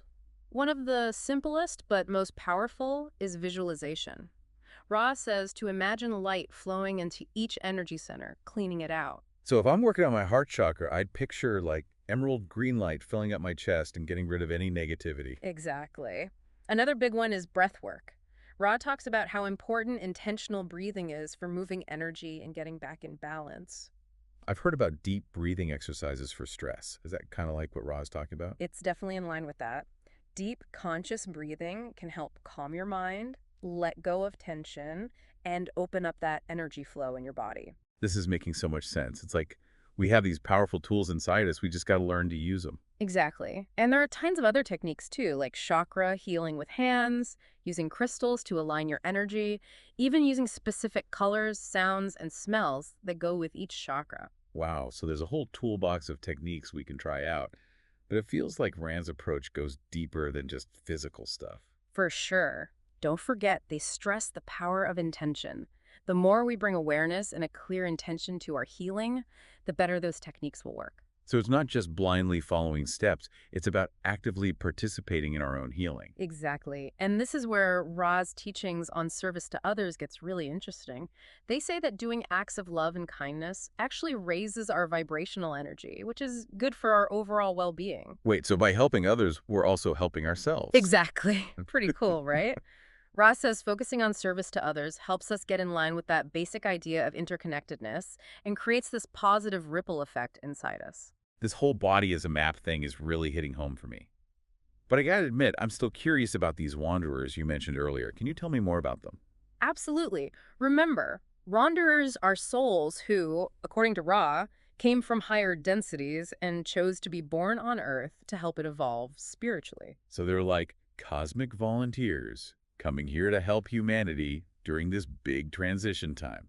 Yeah, that's a great way to put it. But it's not all easy. When they enter our third density, they kind of forget their true origins. So it's like they're starting fresh, Yeah. even though they have this higher purpose driving them. Exactly. This forgetting can make them feel like they don't belong, like they're different, or like they're missing something they can't quite put their finger on. I can see how that would be tough, trying to live life on Earth while feeling so disconnected. It can be. But Ross says these feelings can also be a guide. They might be a sign that you have a special role to play in this whole cosmic thing. That's a cool way to look at it. Yeah. It makes you wonder if all those times we felt like outsiders were actually pointing us towards our true purpose. Exactly. And remember, Ross says wanderers are often drawn to service to others. They feel this urge to help, heal, or contribute to making humanity better in some way. So that strong empathy and compassion some people feel could be another sign of being a wanderer. It could be. Now, while Ra offers a lot of hope and encouragement, they don't shy away from the tougher parts of this journey. You mean like the possibility of negative influences? I remember you mentioned an Orion group. Right. Ra describes the Orion group as this force that's opposite to the Confederation. They operate from a service to self perspective. They're known for using temptation and manipulation to try and get people to be selfish and controlling. Okay, now that sounds a little creepy. How can we protect ourselves from that? Ra emphasizes that the best defense is a solid spiritual foundation and commitment to service to others.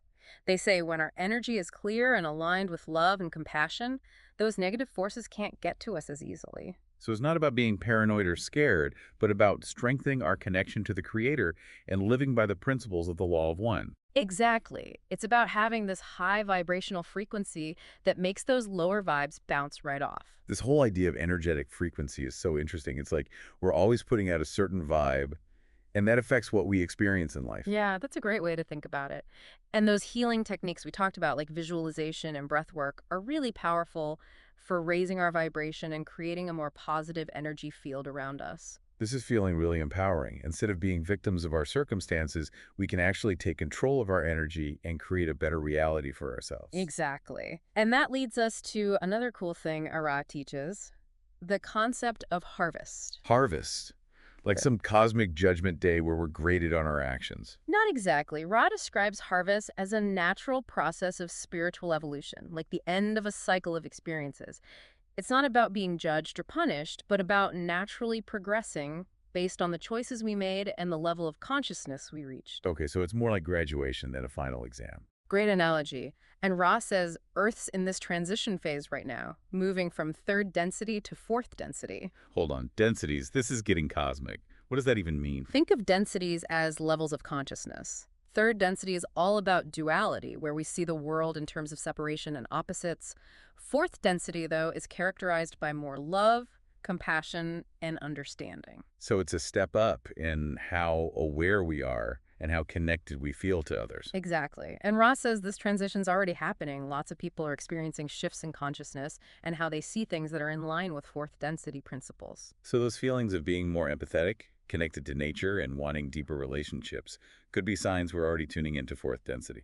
Definitely possible. And the exciting part is we're not just sitting around waiting for this to happen. We can actively participate by consciously choosing love, unity, and service to others. So even small acts of kindness and compassion can help shift our collective consciousness. Absolutely. Our individual choices have a ripple effect, changing the overall vibration of the planet. And speaking of choices, Ross shared another interesting detail about this transition. Not everyone on Earth will choose to move to fourth density. Wait, what happens to those who don't? Do they get left behind? It's not about being left behind, but more about continuing their journey on a third density planet that vibes with their frequency. So it's not a punishment, but just them continuing to learn at their own pace. Right.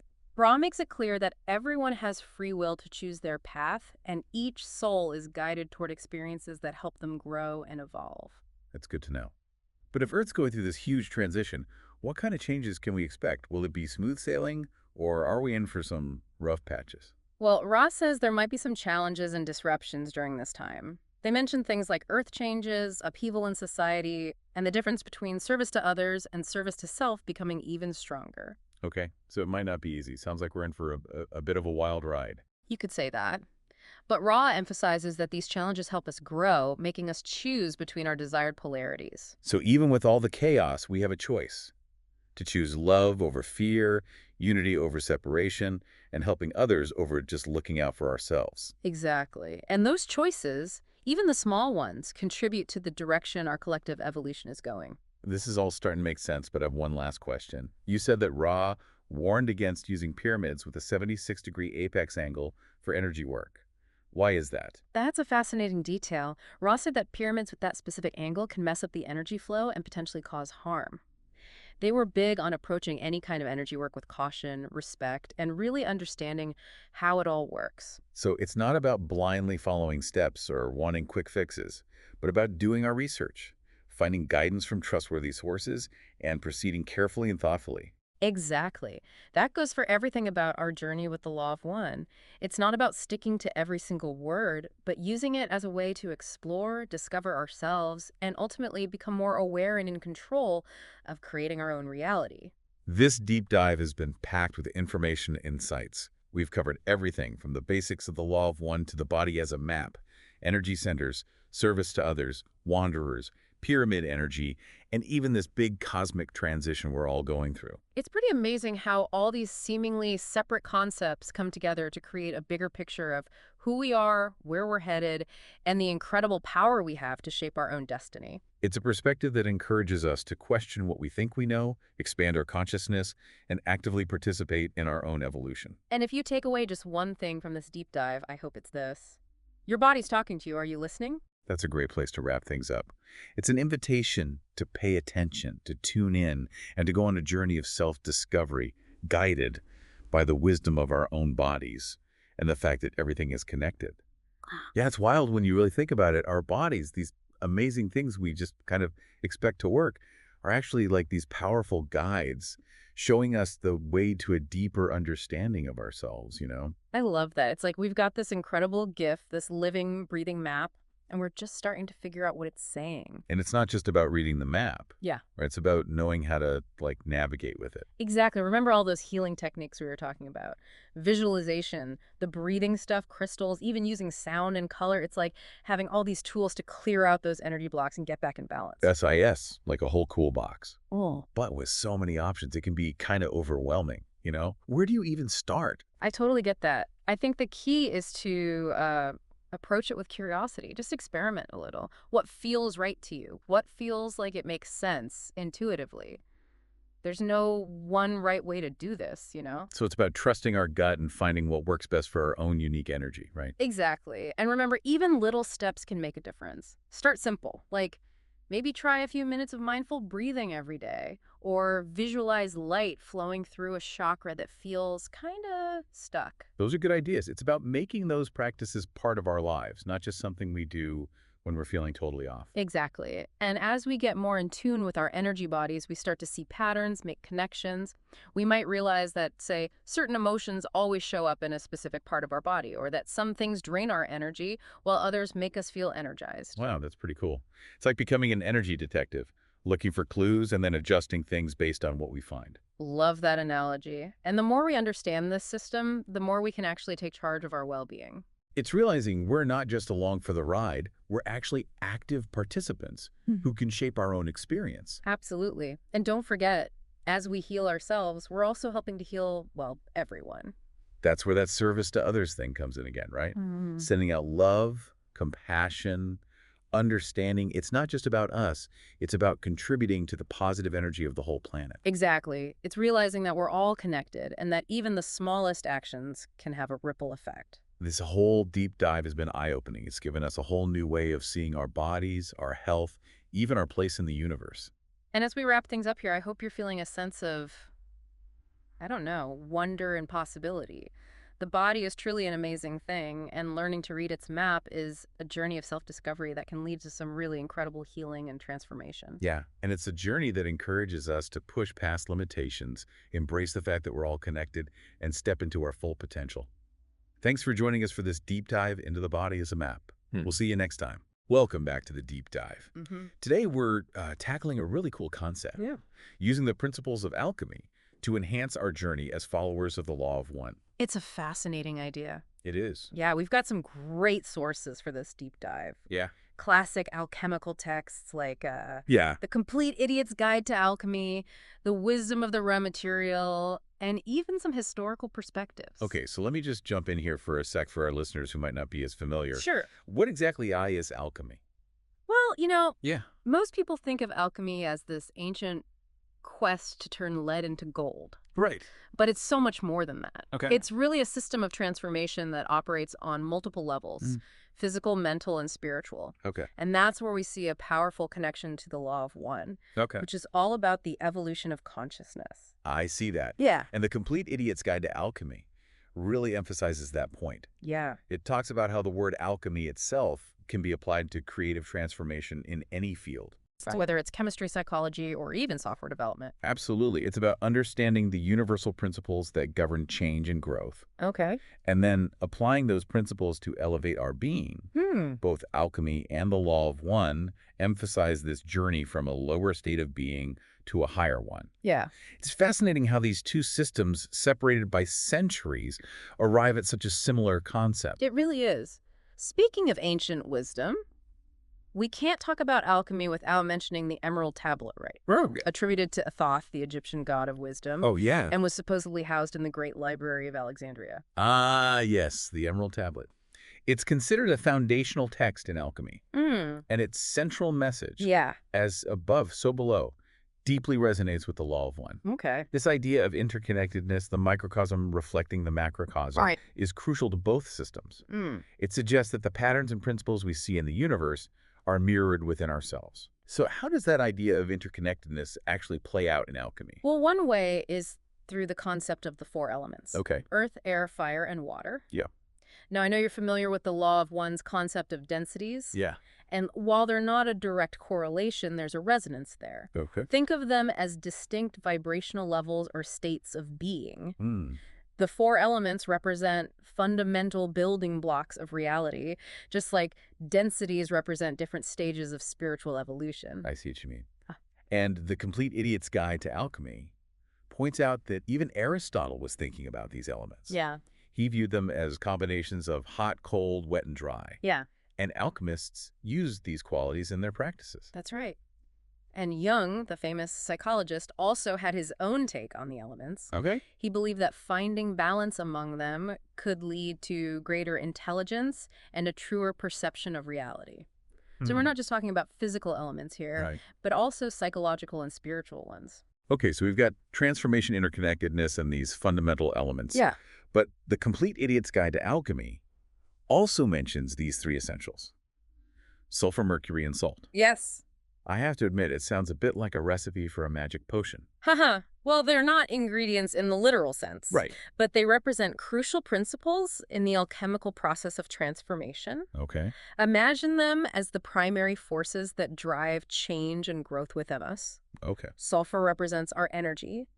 And mercury represents adaptability and consciousness.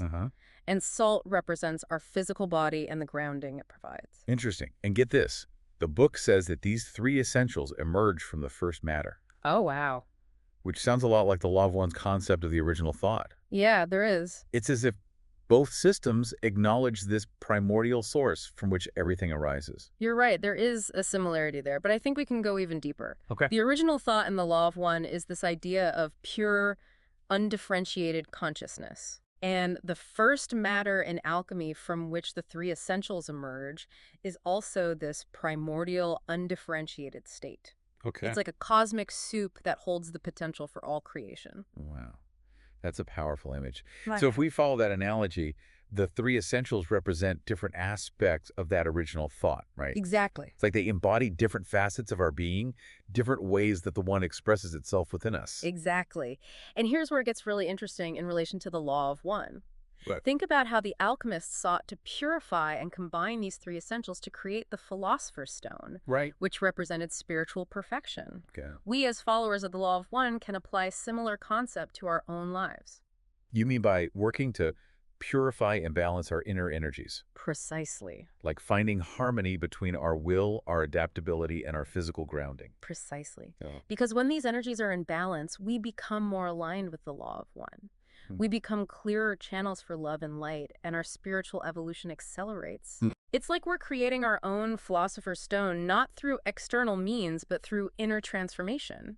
Okay, that makes a lot of sense. So how do we actually do that? Yeah, that's the question. I mean, the Complete Idiot's Guide to Alchemy mentions all these intriguing alchemical operations and symbols. The ladder of the planets, calcination, putrefaction, dragons, even a rose garden. It's a whole world. It's like a whole secret language we need to learn. And that's part of the beauty of alchemy. It's rich with symbolism and metaphor. Okay. But don't worry, we don't need to become master alchemists to apply these principles to our lives. Right. Think of these symbols as tools for understanding our own psychological and spiritual processes. Okay.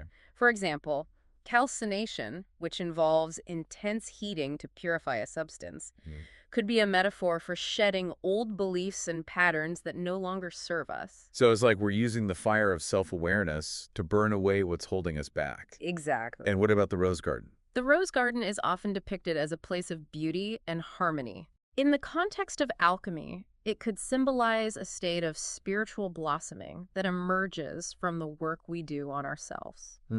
It's a reminder that even though the alchemical process can be challenging, Right. it ultimately leads to a greater sense of peace and fulfillment. And that's where things start to get really practical, for those of us seeking to apply these ideas to our lives as followers of the Law of One. Okay. So let's get practical. How can someone actually incorporate alchemical principles into their daily life to become a better follower of the Law of One? Well, remember how we were talking about purifying the three essentials? Think of that purification process as refining your own thoughts, emotions, and actions. Okay. It's like the alchemists meticulously heating and purifying metals to remove impurities. So you're saying we could apply that same process to ourselves, but how? It is abstract Yeah. in a way, but also very practical. Okay. Take meditation, for instance. Okay. It's a way to quiet the mind, Right. to observe our thoughts and emotions without judgment. In a way, it's like we're heating up our inner metals. Okay. So that impurities can rise to the surface and be released. I see what you mean. And the raw material talks a lot about how our thoughts and emotions create energy, Right. and how that energy can either serve or hinder our spiritual growth. Exactly. So it makes sense that purifying those inner energies would be essential for following the Law of One. Exactly. And don't forget the importance of intention. Right. Alchemy places a big emphasis on the power of the mind to direct energy and create change. So by setting clear intentions, aligning our actions with our highest values, and cultivating positive thoughts, we're essentially engaging in alchemical self-purification. That's interesting. It's like we're using the tools of alchemy to create a more harmonious inner environment. Yeah. Which then allows us to radiate more love and light outward. Precisely. And remember the emerald tablets, as above, so below. Right. That principle applies here too. Okay. As we refine our inner world, that transformation ripples outward, impacting the world around us. It's a beautiful cycle. Yeah, I've always been fascinated by the concept of the Philosopher's Stone. Yeah. It sounds so magical. It does. The Complete Idiot's Guide to Alchemy describes it as this substance that can transmute base metals into gold, but also as a representation of spiritual perfection. Right. How does that fit into the Law of One framework? That's a great question. I think in the context of the Law of One, we can view the Philosopher's Stone as a metaphor for achieving a state of unity consciousness. Okay. It's about integrating all aspects of ourselves, transcending duality, Right. and fully aligning with the Creator. So it's not just about some external object or magical formula, but about an internal state of being. Right. It's about the culmination of our spiritual work, the realization of our true nature as beings of love and light. It's about becoming that which we seek. It sounds like an ongoing process rather than a fixed destination. Absolutely. And that aligns perfectly with the Law of One's emphasis on constant learning and evolution. We're always striving to become more aligned with the Creator, to refine our understanding and expand our consciousness.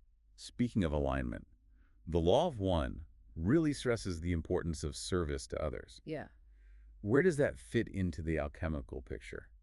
That's a key point. Okay. True alchemy isn't just about personal transformation. It's about using that transformation to benefit the whole, to contribute to the evolution of consciousness on a larger scale. So it's not enough to just work on ourselves. We have to use our refined energy to help others. Exactly.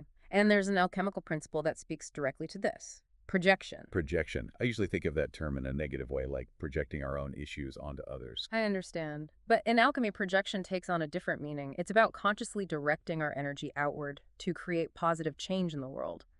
It's about using a refined consciousness to heal, to inspire, to uplift others. So it's like we're taking the gold we've created through our inner work and sharing it with the world, using it to make a positive impact.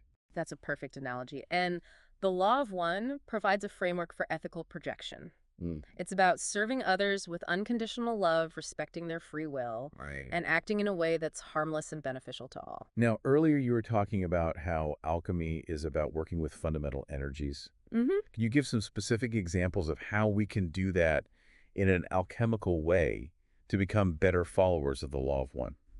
Well, let's go back to the three essentials: sulfur, mercury, and salt. Okay. Remember, sulfur represents energy and will. Right. Mercury represents adaptability and consciousness. Uh-huh. And salt represents the physical body and grounding. Okay, I remember. Yeah. But how do we actually work with these energies in our everyday lives? Imagine you're feeling drained and unmotivated. Uh-huh. You could focus on cultivating the energy of sulfur, Okay, which is associated with willpower and drive. right. You might try things like exercise, spending time in nature, or engaging in activities that ignite your passion. So it's about consciously choosing activities that boost our energy and motivation, like stoking our inner fire. Exactly. And what about when you need to be more flexible, adaptable, or open-minded? Yeah. That's when you might focus on cultivating the energy of Mercury. Okay. Meditation, journaling, exploring new ideas, Right. or simply being willing to step outside of your comfort zone. These are all ways to enhance your adaptability. Like becoming more fluid like Quicksilver. I love that image. And then there's salt, which is all about grounding and connection to the physical world. Hmm. If you're feeling scattered or disconnected, spending time in nature, doing grounding exercises, or engaging in activities that bring you back into your senses can help you cultivate that grounding energy. So it's like we have this alchemical toolkit we can draw from depending on what we need in any given moment. Yeah. We can choose to focus on our will, our adaptability, or our grounding. Precisely. And by consciously working with these energies, we create a more harmonious inner state, which then allows us to more effectively serve others and embody the principles of the Law of One. It's like alchemy is giving us a new language to understand and work with the subtle energies that shape our reality. It's not about denying the material world, but about refining it, elevating it, and using it as a tool for spiritual growth. Beautifully put. And remember, this is just a glimpse into the vast world of alchemy. There are countless ways to apply these principles to our lives as followers of the Law of One. So where would you recommend our listeners go from here? Mm. What resources might help them delve deeper? The Complete Idiot's Guide to Alchemy is a great starting point for understanding the basic principles and practices. And of course, the raw material is essential for understanding the Law of One itself. Absolutely. There are also a lot of books, websites, and even courses dedicated to exploring the deeper aspects of alchemy and its applications. The key is to approach it with an open mind and a sincere desire to learn and grow. It's like embarking on a grand adventure, a quest for self-discovery and spiritual transformation. I love that. And remember, this journey isn't about reaching a fixed destination. It's about the ongoing process of refining ourselves, expanding our consciousness, and expressing love and light in the world. It really is an incredible journey, and it seems like alchemy gives us some powerful tools to navigate it. Uh, Now, speaking of navigation, the Law of One emphasizes this concept of polarity, right. the idea that everything has its opposite.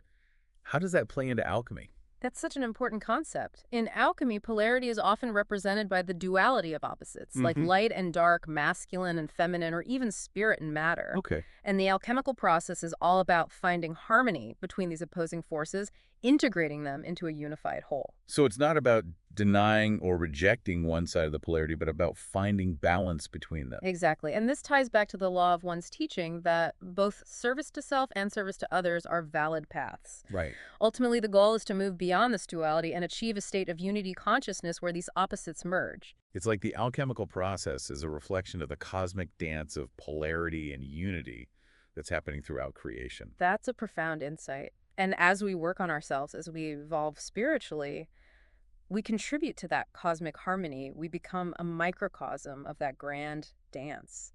You know, one thing I've been curious about is all the symbolism in alchemy. Oh, yeah.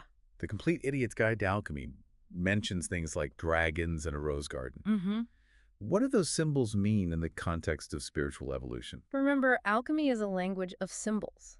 And these symbols often represent different stages of the transformation process. Like, Think of them as guideposts along the path. okay, so what about the dragon? I Yeah. have to admit, it's a pretty intimidating image. Uh-huh. Well, dragons often symbolize primal forces, raw energy that can be destructive if not harnessed properly. Hmm. In the alchemical process, encountering a dragon might represent facing our shadow self, Okay. confronting those aspects of ourselves that we fear or repress. So it's like those inner demons we all have to deal with at some point. Exactly. And working with these dragons, integrating them into our being, is a crucial part of the alchemical process. Okay. It can be challenging, Right. but ultimately it leads to greater self-mastery and spiritual power. And what about the rose garden? That sounds a lot more pleasant. The rose garden often symbolizes a state of spiritual blossoming, a culmination of the alchemical work. It represents beauty, harmony, and a deep sense of peace that arises from inner transformation. So it's like the reward for all our hard work, the fruits of our labor. You could say that it's a reminder that the alchemical journey isn't all about struggle and hardship. Right. There's also joy, beauty, and a profound sense of fulfillment along the way. Well, we've covered so much in this deep dive into alchemy and the Law of One, and I feel like we've only scratched the surface. But to bring it back to our main question, how can we actually use alchemy to be better followers of the Law of One? I think the key takeaway is that alchemy provides us with a practical framework for understanding and working with the energies that shape our reality. By applying principles like self-awareness, purification, transformation, and service, we can align ourselves more fully with the Law of One and accelerate our spiritual growth. So it's about using these ancient tools to cultivate love, wisdom, and compassion within ourselves. Yes. And then radiating those qualities outward into the world. Exactly. And never forget the Law of One's central message. Seek the heart of self. Discover the divine spark within you and let it guide your actions. Right. Alchemy can be a powerful ally in that quest. It really has been an illuminating exploration. I'm so grateful for your insights. And to our listeners, we encourage you to keep seeking, keep exploring, and keep diving deep. Who knows what transformations await you on your own alchemical journey?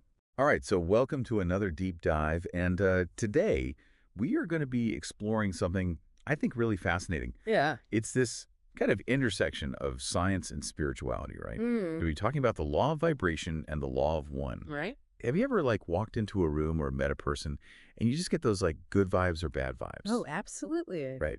So what if those vibes were more than just a feeling?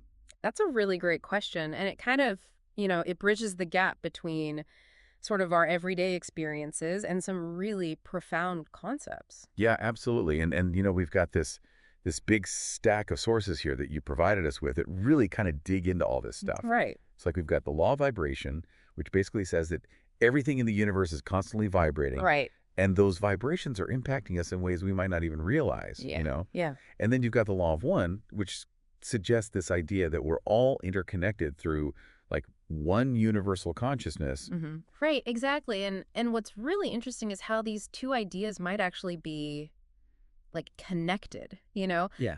Could understanding vibration actually help us tap into that sense of oneness? Right. Like, is there a link there? Yeah. Right. So before we get, like, too far ahead of ourselves, Sure. let's break this down a little bit. Okay. So one of the sources that you sent, Mansfield Human Response Vibration.pdf. Yeah.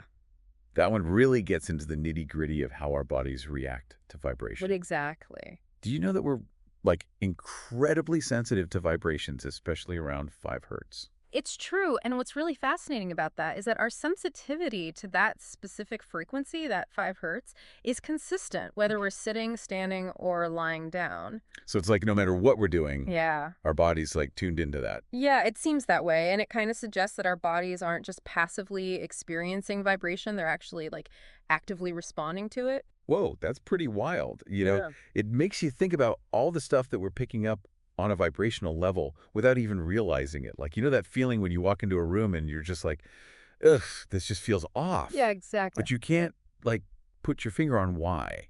It's true. I mean, our bodies might be picking up on these really subtle vibrational cues that our, like, conscious minds haven't even processed yet. Right, that's a little spooky, but also kind of cool, you know? Yeah, it's pretty You fascinating. know, we've got these, like, physical vibrations, Right. you know, that we're all kind of swimming in. Yeah. But then there's this other idea that, like, our thoughts and emotions have their own vibrations too. Yes. And one of the sources that you sent, Thought Vibration, or the Law of Attraction of the Thought World, 100-68629.pdf, Yeah. really kind of dives into that concept. Right. And that book really explores the idea that, like, our thoughts themselves are actually emitting these vibrational frequencies. Okay. And those frequencies can then attract similar vibrations. That's where that whole concept of, like, attracts, like, comes from. Oh, okay. So, like, if I'm constantly thinking, like, negative thoughts, I'm actually putting out those negative vibes and attracting more negativity back into my life. That's the idea. And conversely, you know, if you're really focused on positive thoughts and positive emotions, Yeah. then you're much more likely to attract positive experiences into your life as well. Okay, so that's like the law of attraction That's it. in a nutshell, right? Yeah. But how does this, like, tie back into the law of one? That's a great question. This idea that we're all connected. Well, if our thoughts have a vibrational frequency, Right. and the law of one is suggesting that we're all part of, like, one universal consciousness, Right. then it kind of stands to reason that our thoughts could actually be influencing that collective consciousness. Oh, okay. So it's like all of our thoughts are these little ripples in this giant pond, I love that. and we're all in the pond together. Yes, that's a great analogy. Okay, so it's like it really raises questions about, like, our individual and collective responsibility, right? Absolutely. If we're all connected through this, like, vibrational field, Yeah. like, what impact are our thoughts and actions having on the whole? That's a really profound question, and it's something to really think about. Yeah, it's pretty mind-blowing. Yeah. So speaking of mind-blowing, let's talk about some of the, like, more esoteric stuff in these sources. Right. You know, you included a bunch of material on the law of one, including this one, the law of phone bookie E3M material.pdf. Right. So what exactly is the raw material? Okay, so the raw material... Well, kill me in and imagine our listeners never heard of it. Okay, yeah, great point. So the raw material is essentially a series of channeled texts Okay. that claim to be communication from an extraterrestrial entity named Ra. Okay.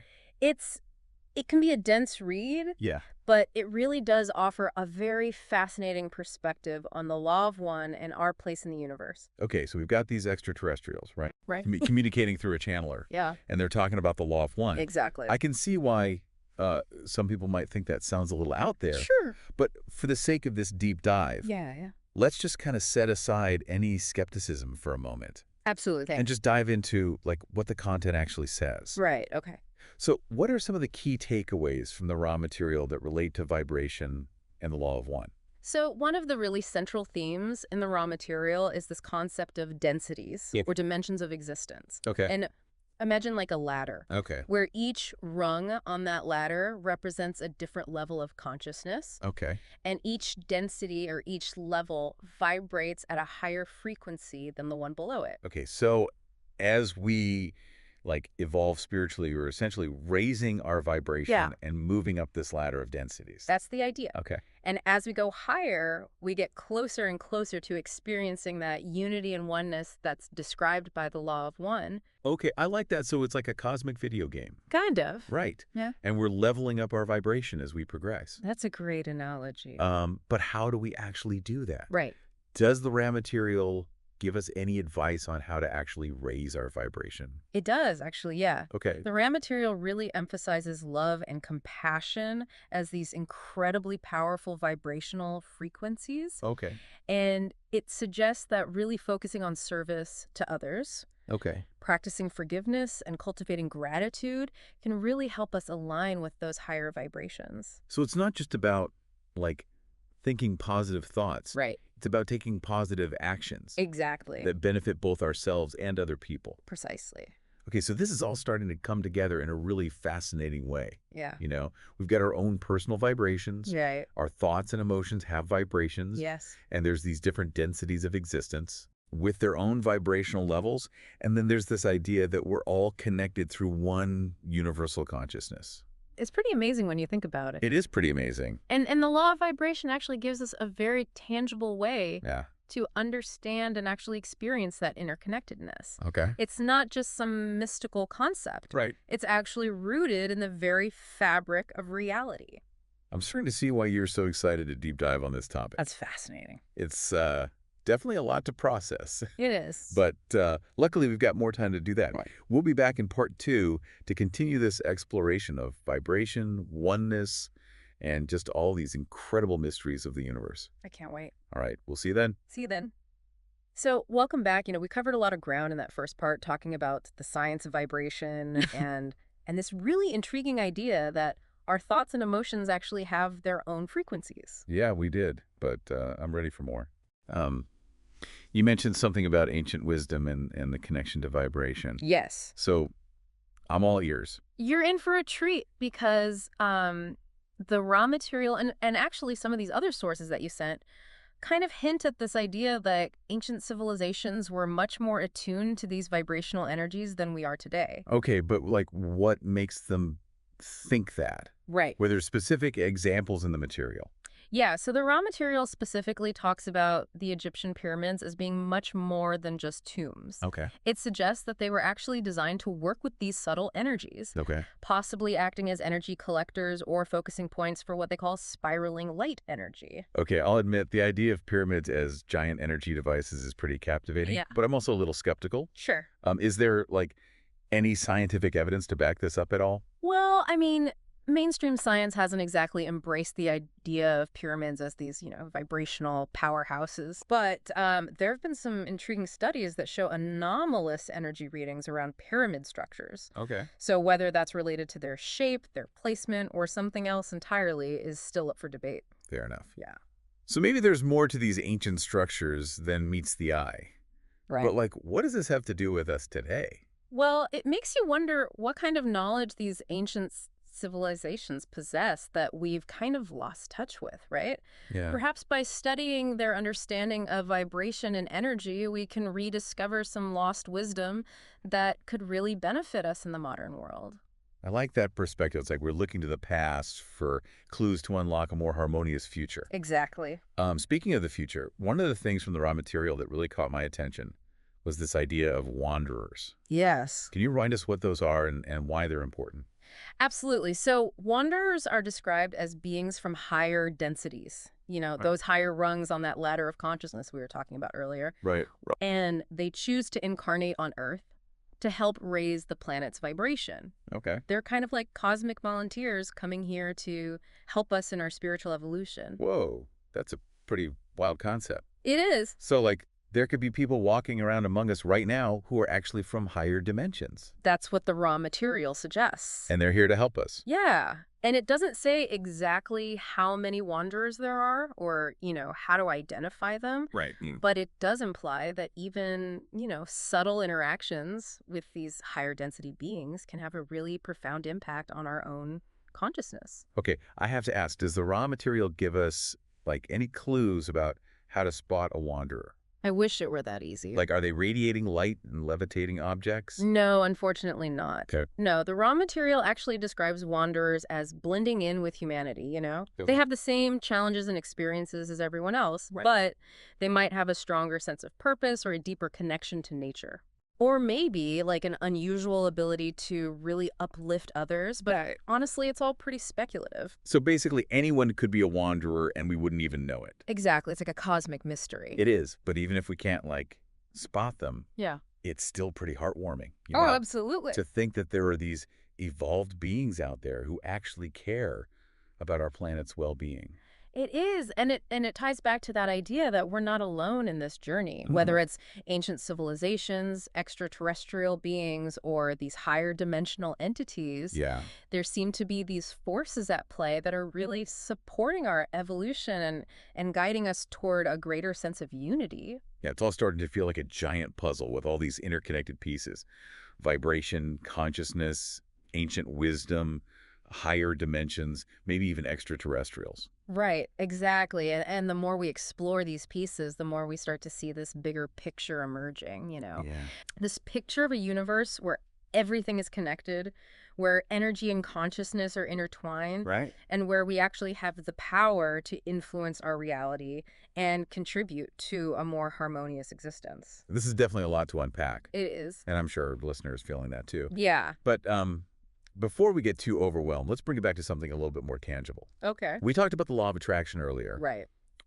Are there any like specific techniques mentioned in these sources that, people can actually use to harness the power of vibration and manifest their desires? There are, yeah. So several of these sources touch on some really practical applications of the law of vibration and the law of attraction. Okay. Thought vibration, or the law of attraction in the thought world. 1306862.pdf specifically Yeah. recommends practices like visualization, affirmations, and gratitude journaling. Okay. And the idea is that by consciously cultivating positive thoughts and emotions, you'll Okay. actually attract positive experiences into your life. Okay, so it's not just about like wishing for something. Well, It's about actively aligning your thoughts and feelings with what you want to manifest. exactly, yeah. It's about creating that vibrational match Okay. for your desires. Yep. So the more you focus on those positive aspects of what you want, the more you're amplifying those vibrations and drawing them into your reality. So like if I want to manifest a new car, Yeah, I shouldn't be like dwelling on my old clunker. right. I should be visualizing myself driving that shiny new car and feeling the excitement and gratitude of already having it. Exactly. It's about shifting your energy and vibration to match the frequency of your desires. Okay, I'm starting to get the hang of this. Good. But what about those like pesky negative thoughts Yes. that always seem to creep in? Right. How do we deal with those when we're trying to raise our vibration? That's a great question, and it's something that we all struggle with. Yeah. I think the key is to become aware of those negative thoughts without judging yourself for having them. You know? Yeah. Acknowledge them and then gently try to redirect your focus back to what you want to create. So it's not about like suppressing those negative thoughts. Yeah. It's about acknowledging them and then choosing to focus on something more positive. Exactly. It's about making that conscious choice to shift your energy and vibration. This is all starting to make so much sense. Good. It's like we're learning to become conductors of our own vibrational symphony, I love that. right? We have the power to choose which instruments we want to play. Yeah. The ones that create harmony and beauty, or the ones that create like dissonance and chaos. That's a beautiful way to put it, and it really highlights the empowering message Yeah. behind the law of vibration and the law of one. Yeah. You know, we are not just these passive recipients of whatever vibrations come our way. Right. We actually have the agency to choose our thoughts, our actions, and ultimately the reality that we create. Wow, that's a powerful takeaway. It is. I feel like we've covered so much ground, but I know there's still more to explore. Good. So what else do you have up your sleeve for part 3? Well, you know, we've really delved into the theory, the practical applications. Yeah. But I think it's time to address some of the bigger questions. Okay. You know, if vibration really is this underlying force of the universe, Right. and the law of one suggests that we're all interconnected, Yeah. what does that really mean for our individual and collective responsibility? Right. How can we actually use this knowledge to create a more harmonious and compassionate world? Okay. Those are the questions I think we need to grapple with in part 3. Okay. I'm already intrigued, so we'll be back for that final part of this deep dive to explore those questions and more. Sounds good. Don't go anywhere. All right, so welcome back to our deep dive into the law of vibration and the law of one. Yeah. We've explored the science behind it, the ancient wisdom, Right. and even this idea of higher dimensional beings maybe influencing our reality. Right. It's been quite a journey. Yeah, it has, but I think it's time to kind of tackle the big question here. I agree. Like, what does all of this mean for us? Yeah, exactly. I mean, if we accept the premise that everything is vibration Yeah, and that we are all interconnected through this vibrational field, right. then our thoughts, our emotions, our actions, they carry a lot more weight than we realize. So it's not just about, like, manifesting a new car or a better job. No, It's about how our vibrations are impacting the whole world around us. exactly. Imagine like a giant choir. Okay. If everyone's singing in harmony, it creates a beautiful sound, Oh, right? dude. But if even a few people start singing off key, Yeah. it disrupts the entire performance. I get the analogy, yeah. So if we're constantly putting out, like, negative vibes, fear, anger, judgment, Yep. we're basically, like, throwing off the harmony of the collective consciousness. That's one way to look at it. And conversely, if we're cultivating positive vibrations like love, compassion, gratitude, Right. we're actually contributing to a more harmonious and uplifting collective reality. Okay, so it's like we have this responsibility then to be mindful of the vibrations we're putting out into the world. Absolutely. It's not just about, like, our own personal well-being. Right. It's about the well-being of the whole. Exactly. And that aligns perfectly with this concept of service to others. Right. That's emphasized in the rawnut material. Yeah. It suggests that really focusing on actions that benefit others is a really powerful way to raise our own vibration and contribute to the collective good. So it's like a win-win. We help others, Yeah. and we raise our own vibration in the process. Yeah. But how do we actually put this into practice? Right. Like, it's easy to talk about love and compassion, Yeah. but it's not always so easy to embody those qualities, in the real world. Yeah, you're absolutely right. It's not always easy, but there are small steps we can take each and every day Okay. to really shift our vibration and make a positive impact. Okay. And it starts with becoming aware of our thoughts and our emotions. Yeah. Are we harboring resentment, judgment, fear, or are we choosing to focus on love, understanding, forgiveness? Okay, so it's about, like, making conscious choices about where we direct our energy. Exactly. But what about those times when we're faced with, like, really challenging situations or difficult people? Yeah. Like, how do we stay positive when everything around us feels negative? That's a great question. And that's where practices like meditation, mindfulness, gratitude can be so helpful. Okay. They help us to cultivate that inner peace and resilience. Right. So we're not as reactive to that external negativity. So it's like building up our, like, vibrational immunity I love that. so that we're not as susceptible to those lower vibrations. That's a great way to put it. Okay. And the more we practice these techniques, the easier it becomes to maintain that higher vibration, even amidst all the chaos and negativity. This is all starting to feel very empowering. Good. It's like we're not just victims of circumstance. Right. We actually have the power to choose our vibration and create a more positive reality, both for ourselves and for the world. Exactly. And that's the beauty of exploring the law of vibration and the law of one. It really Mhm. shifts us from this mindset of powerlessness Yeah. to a mindset of empowerment. Right. It reminds us that we're all connected and that our choices truly do matter. Yeah, I think that's a beautiful message to leave our listener with. Me too. We have this incredible power within us to create positive change in our own lives and in the world around us. And it all starts with becoming aware of our vibrations. Right? Making conscious choices, and then radiating those positive frequencies out into the universe. It's been awesome exploring these concepts with you. It's been a pleasure. And I hope our listener feels inspired to continue this exploration on their own. Me too. Keep seeking, keep learning, and keep vibrating higher. That's a wrap on this deep dive. Thanks for joining us. Hey there, you ever get that feeling like you're stuck in a loop? Like maybe even a really well-designed, hyper-realistic video game. Well, buckle up, because today we're tackling a question that's both terrifying and strangely liberating. Are we living in a simulation? Ooh. And we're not just talking about some Matrix-style dystopia. Yeah. We're going way deeper, exploring this mind-bending idea through the lens of the law of one. Okay.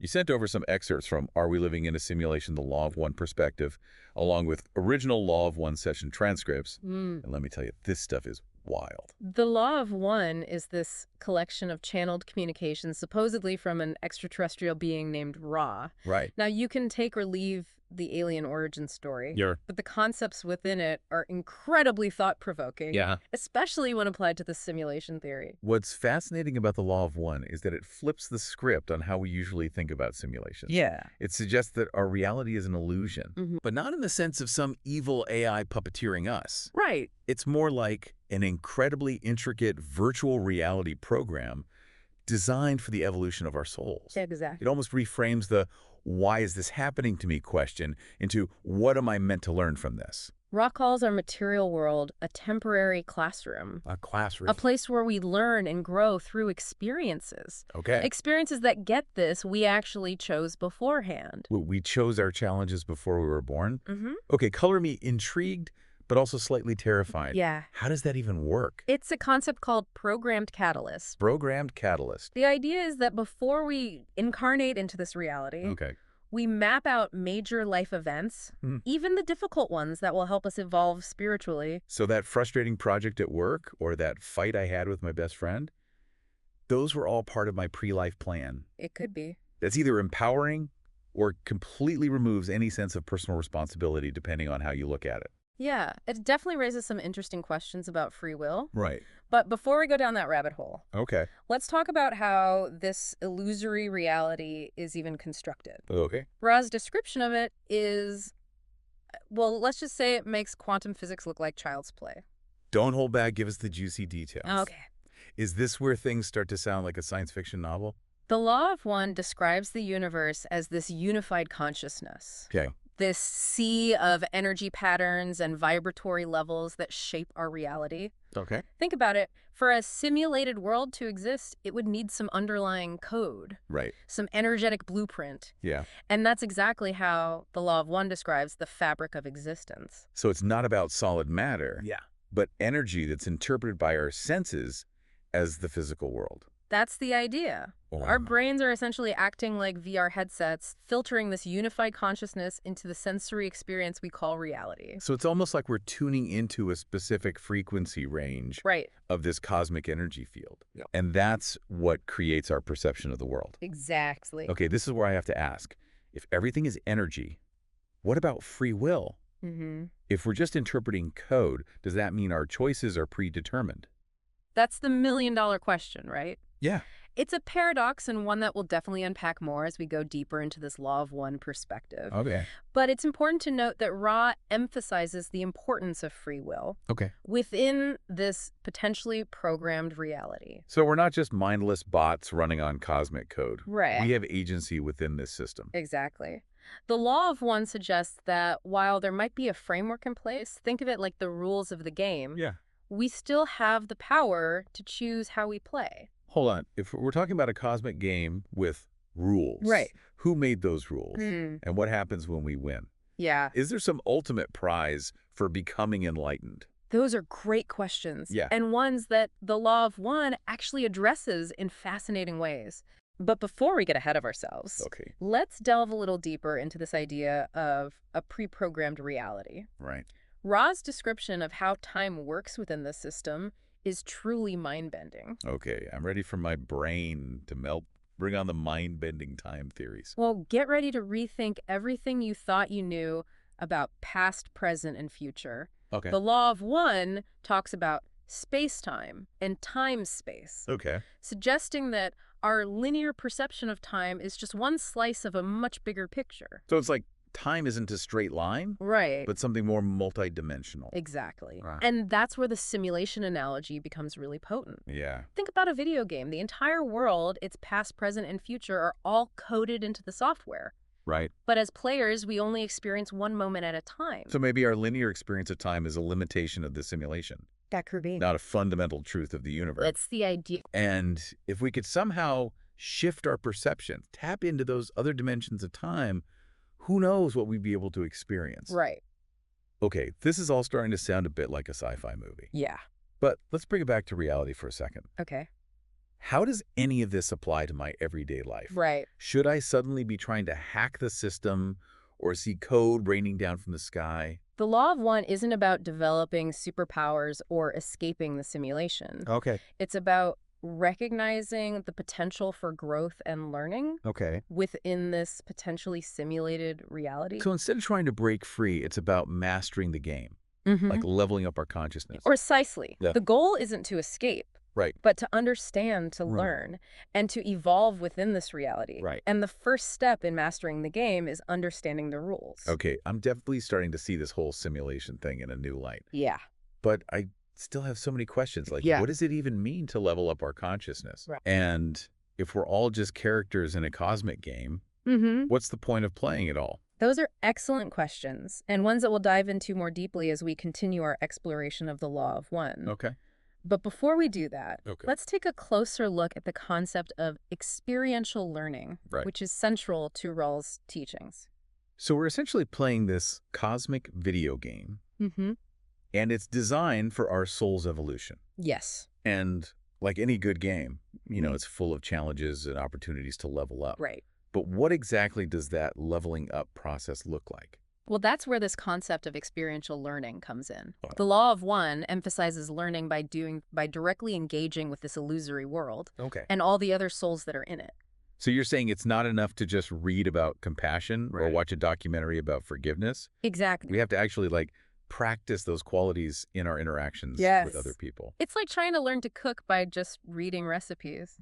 Okay. You might have all the theoretical knowledge, Yeah. but until you get in the kitchen Mm-hmm. and you chop those veggies and maybe even burn a few dishes, Right. you won't truly understand the process. It's through those messy, imperfect experiences Exactly. that we truly learn and grow. Yes. Think about those moments that really push your buttons. Yeah.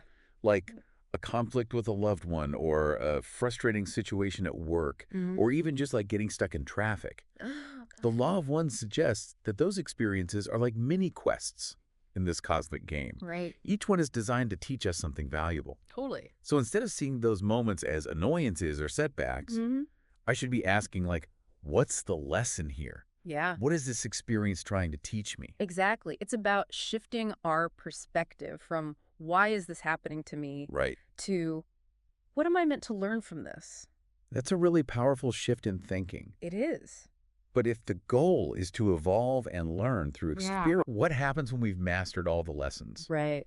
Do we graduate from this cosmic classroom? That's where the concept of awakening from the dream comes in. Awakening from the dream. The law of one suggests that as we progress on our spiritual journey, we start to see through the illusion. Okay. We begin to recognize that this reality, while feeling very real, Yeah. is ultimately a construct Mm. designed for our soul's evolution. So it's like those moments in a video game where you suddenly realize you're not just playing a character, Right. but you're part of a larger story, Yes. a carefully crafted experience with a deeper purpose. Exactly. And that realization, changes everything. It does. It allows us to make choices from a place of greater awareness and understanding Mm-hmm. rather than just reacting to the circumstances around us. Right. So this awakening isn't about escaping the simulation No. or suddenly gaining superpowers, No, really. but about shifting our perspective, about understanding the rules of the game and playing it with more intention.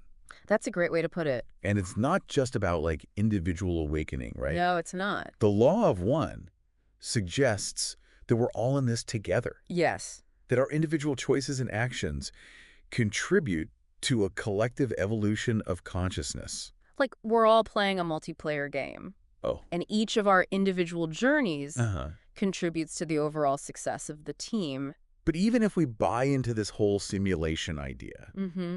it doesn't make dealing with the day-to-day any easier, right? Yeah, it does. Life is still full of, bills deadlines and that ever-present pile of laundry. That's true. Yeah. The law of one doesn't offer a magic wand to just erase all life's challenges. Okay. But it does provide a framework Yeah. for navigating those challenges Okay. with more awareness, more Mhm. compassion, Okay. and ultimately more grace. So instead of getting stressed out when things don't go my way, Yeah. I should be thinking, okay, what's the cosmic lesson here? What is this experience trying to teach me about patience Mm. or acceptance or maybe just the importance of taking a deep breath. Exactly. It's about finding the opportunity for growth Okay. within each experience, even seemingly mundane or frustrating ones. And that shift in perspective can be incredibly powerful. It can. It allows us to approach life not as a series of random events, Right. but as like a carefully crafted curriculum designed to help us become the best versions of ourselves. I love that. This is all starting to make so much sense. Yeah. But I have to admit, it's also a lot to process. Sure. It's like I'm looking at my whole life through a new lens, seeing all the challenges and the triumphs in a completely different light. That's the beauty of the law of one. Yeah. It invites us to question our assumptions about reality, Oh, yeah. to see the world with fresh eyes, Yeah. and to recognize the profound potential for growth and evolution that exists within each of us. But I still have so many questions. Of course. Like, if this reality is a simulation, who created it? What's the ultimate goal? Right. And like, where does free will fit into all of this? Those are excellent questions. Yeah. And ones that we'll continue to explore Okay. as we dive deeper into the law of one perspective. Okay. But before we get into the nature of time and the role of free will, All right. let's talk a bit more about this idea of the veil of forgetting Okay. that separates our conscious minds from the vast wisdom and knowledge of our souls. Okay, so we've established that we might be living in this cosmic simulation designed for our soul's evolution.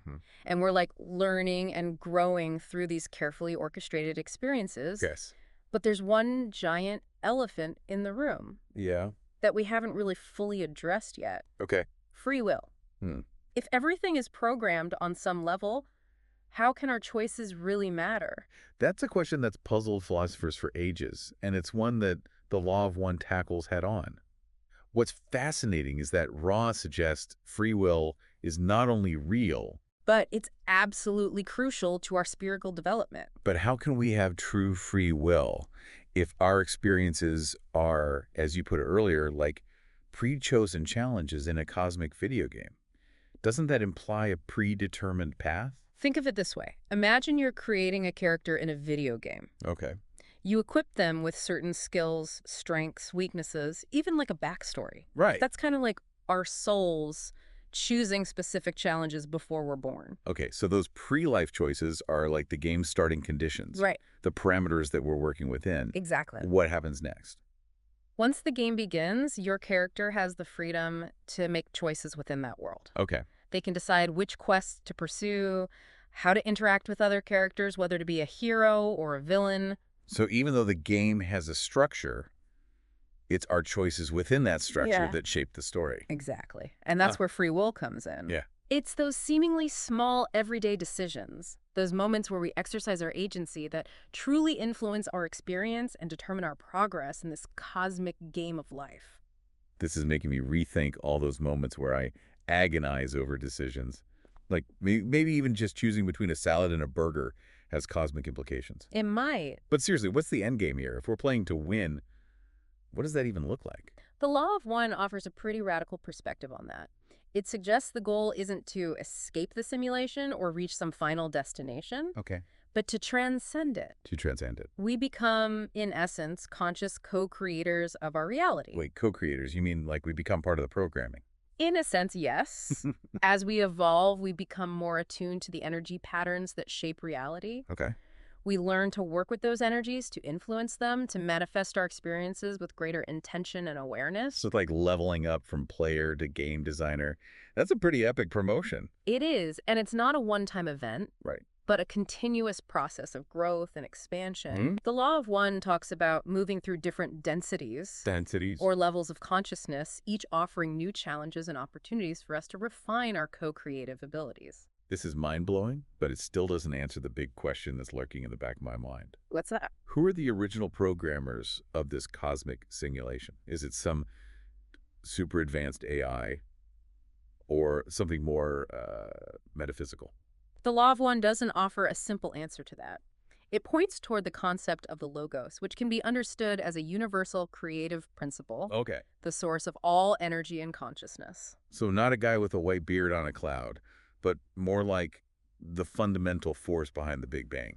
That's one way to think about it. The logos is beyond our comprehension, but we're all essentially part of it, fragments of that divine consciousness experiencing ourselves through this illusion of separation.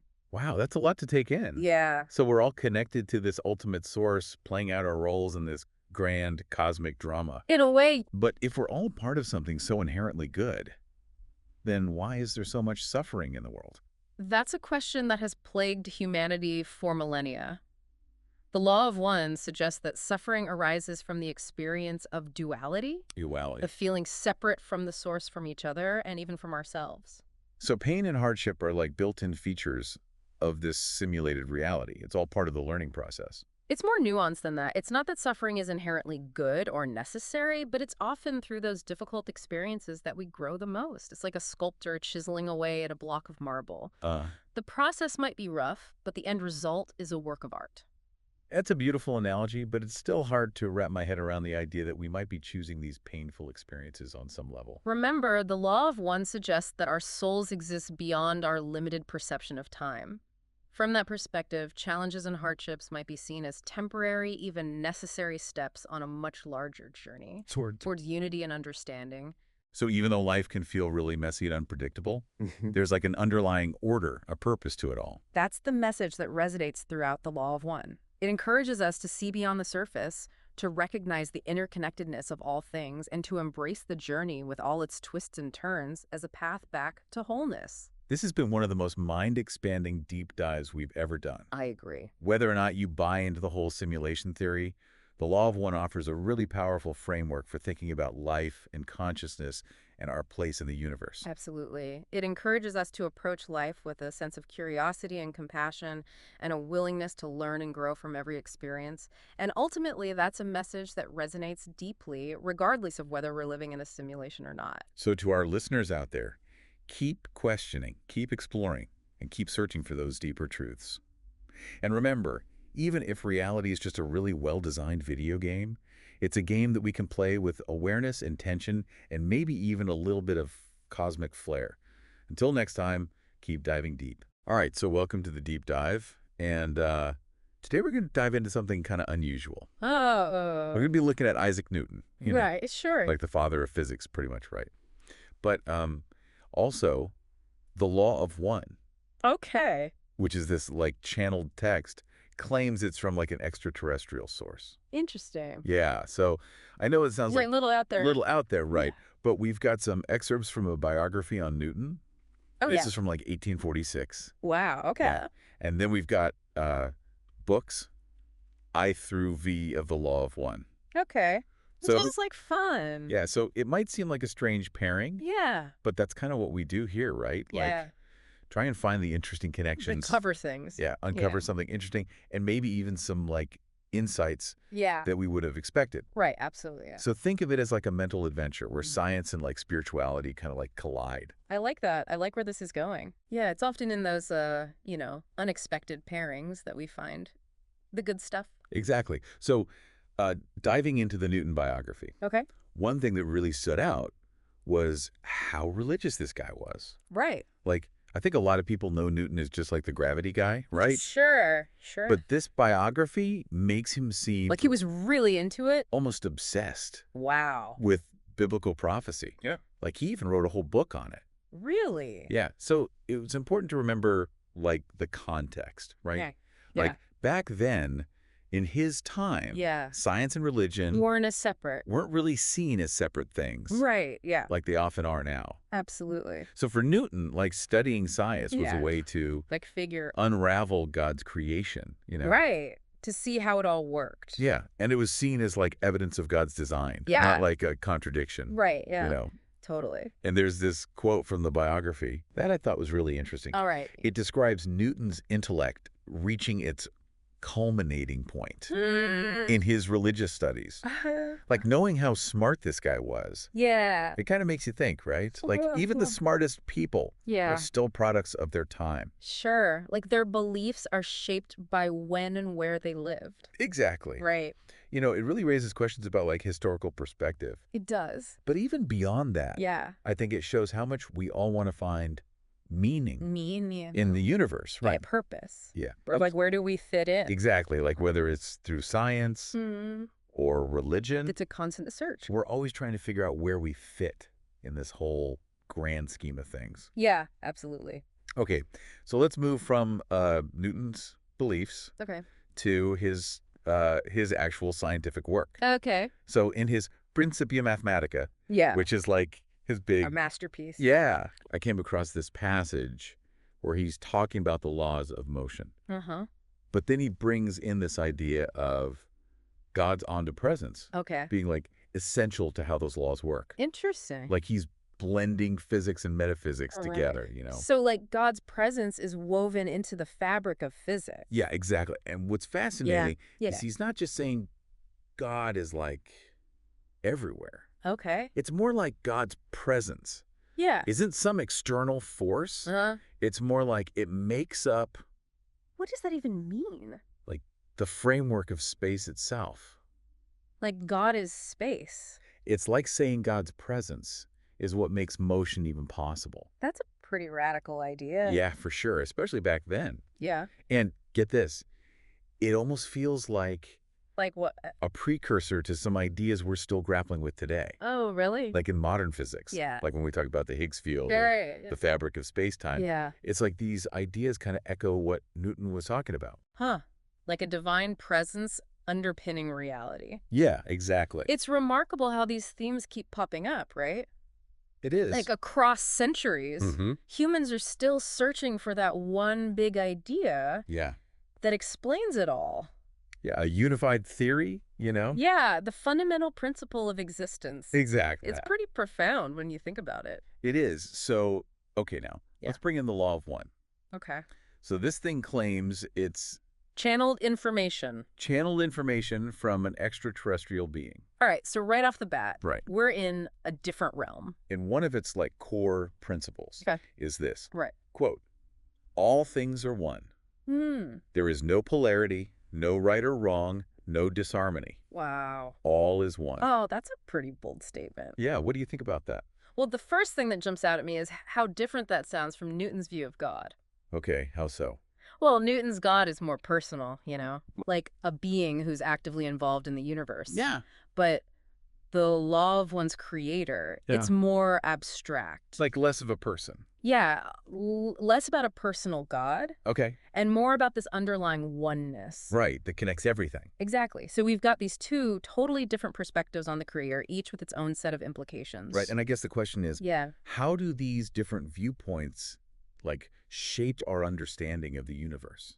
That's a great question, and one we should think about carefully. Maybe we should take a moment to let that sink in before we move on. Yeah, that's a good idea. It's fascinating to see how these ideas from such different places might connect in ways we wouldn't expect. Absolutely. I think both Newton's like personal God idea and the law of one's oneness thing Yeah. both offer valuable insights. Okay. Newton's view, Yeah. highlights the awe of a universe with these laws, right? Mm-hmm. And the law of one Yeah. encourages us to see how connected everything is. Yeah. Maybe they're not mutually exclusive. You know what I mean?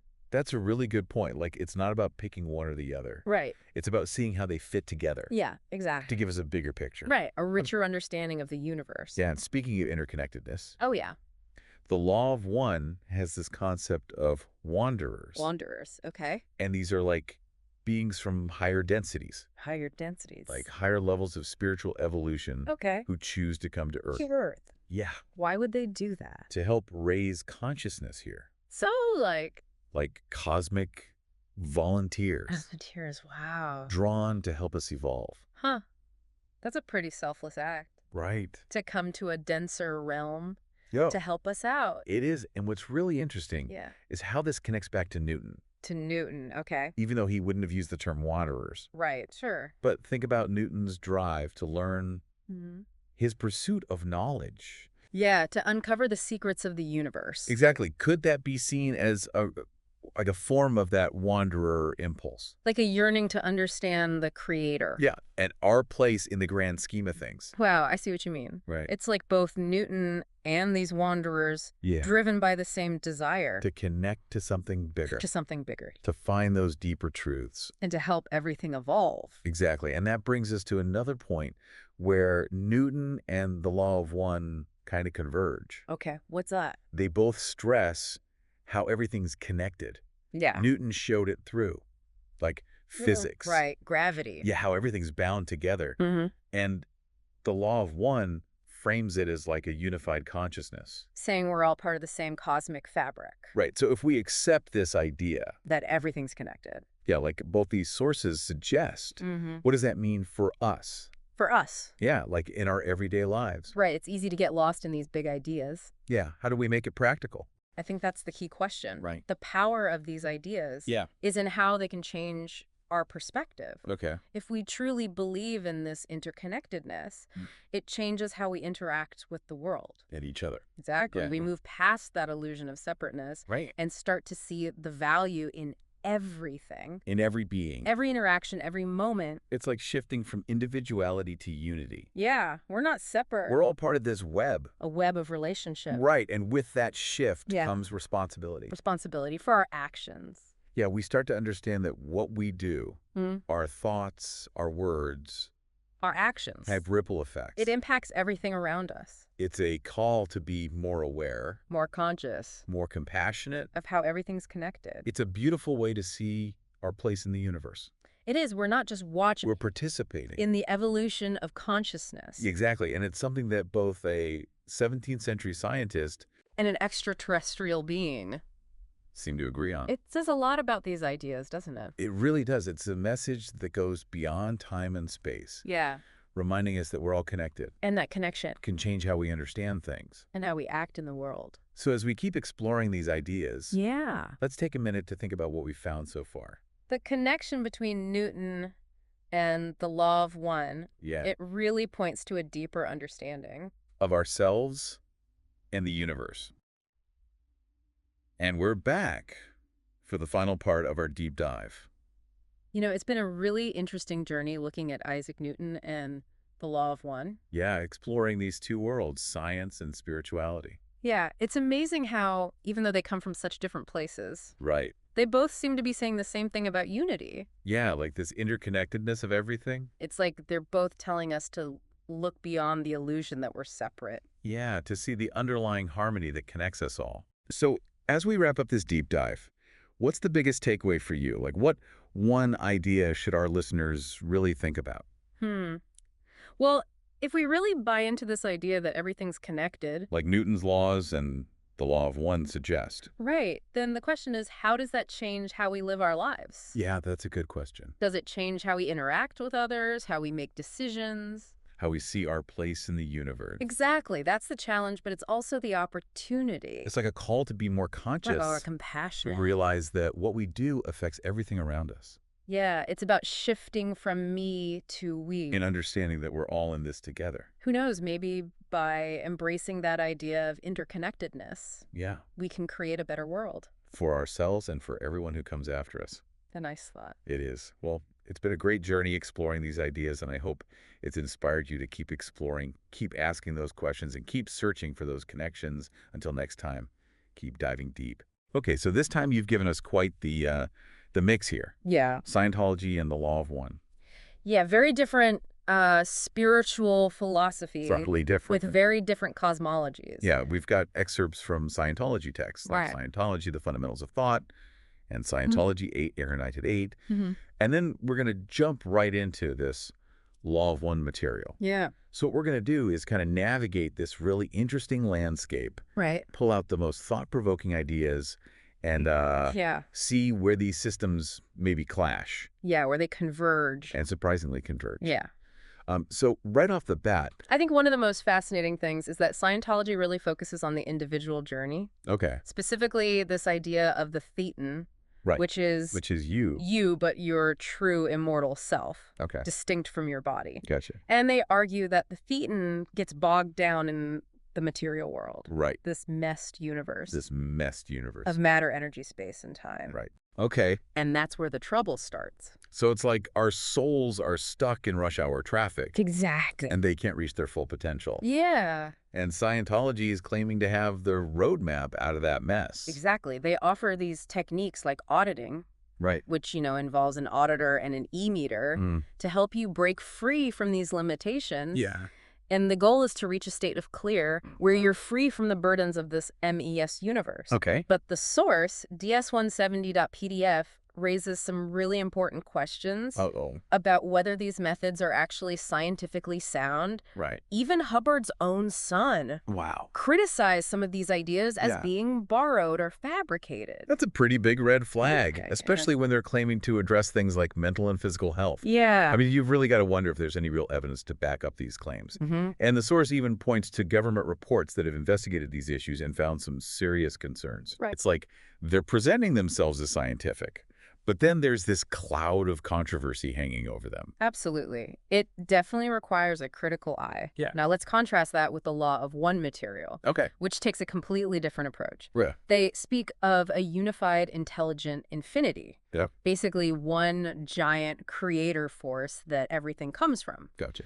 So instead of trying to escape the material world, Right. the focus here is understanding the laws of the universe and progressing through different densities of consciousness. So it's not about ditching the material world, Right. but understanding how it fits into this grand cosmic scheme Yeah. and densities. That sounds a little bit like levels in a video game. That's a great analogy. Right. Imagine each density as a level with its own rules and challenges. Okay. We're currently in third density, Okay. where self-awareness and the choice between serving others or serving yourself Right. really come into play. And the law of one suggests that service to others is a crucial part of moving to higher densities. So it's not about becoming all-powerful and escaping the material world, Right. but about helping others Yeah. and evolving as a collective, Yeah, which is a very big difference from Scientology's individualistic focus. it is. But what I find really interesting is that both systems highlight the importance of light Oh, absolutely. as a form of energy. Yeah, that's a great observation. So Scientology talks about theta as this life force that animates the thetan, while the law of one dives into the properties of light itself Right. and how it can be used for healing and interacting with consciousness. Yeah. And this leads to the fascinating fact that pyramids pop up in both sources. Right. So Scientology mentions pyramid shapes as tools for processing and exteriorizing the thetan. Mm. And in the law of one, pyramids are described as energy conduits for healing, Right. although they also caution against misuse, Yeah. which makes you think twice about all those ancient pyramids Right. scattered around the globe. It definitely sparks the imagination. It does. Do they represent a lost technology or a deeper understanding of energy that we're only now starting to grasp? Yeah, It's a question that might make you rethink history as we know it. totally. Yeah, it really does.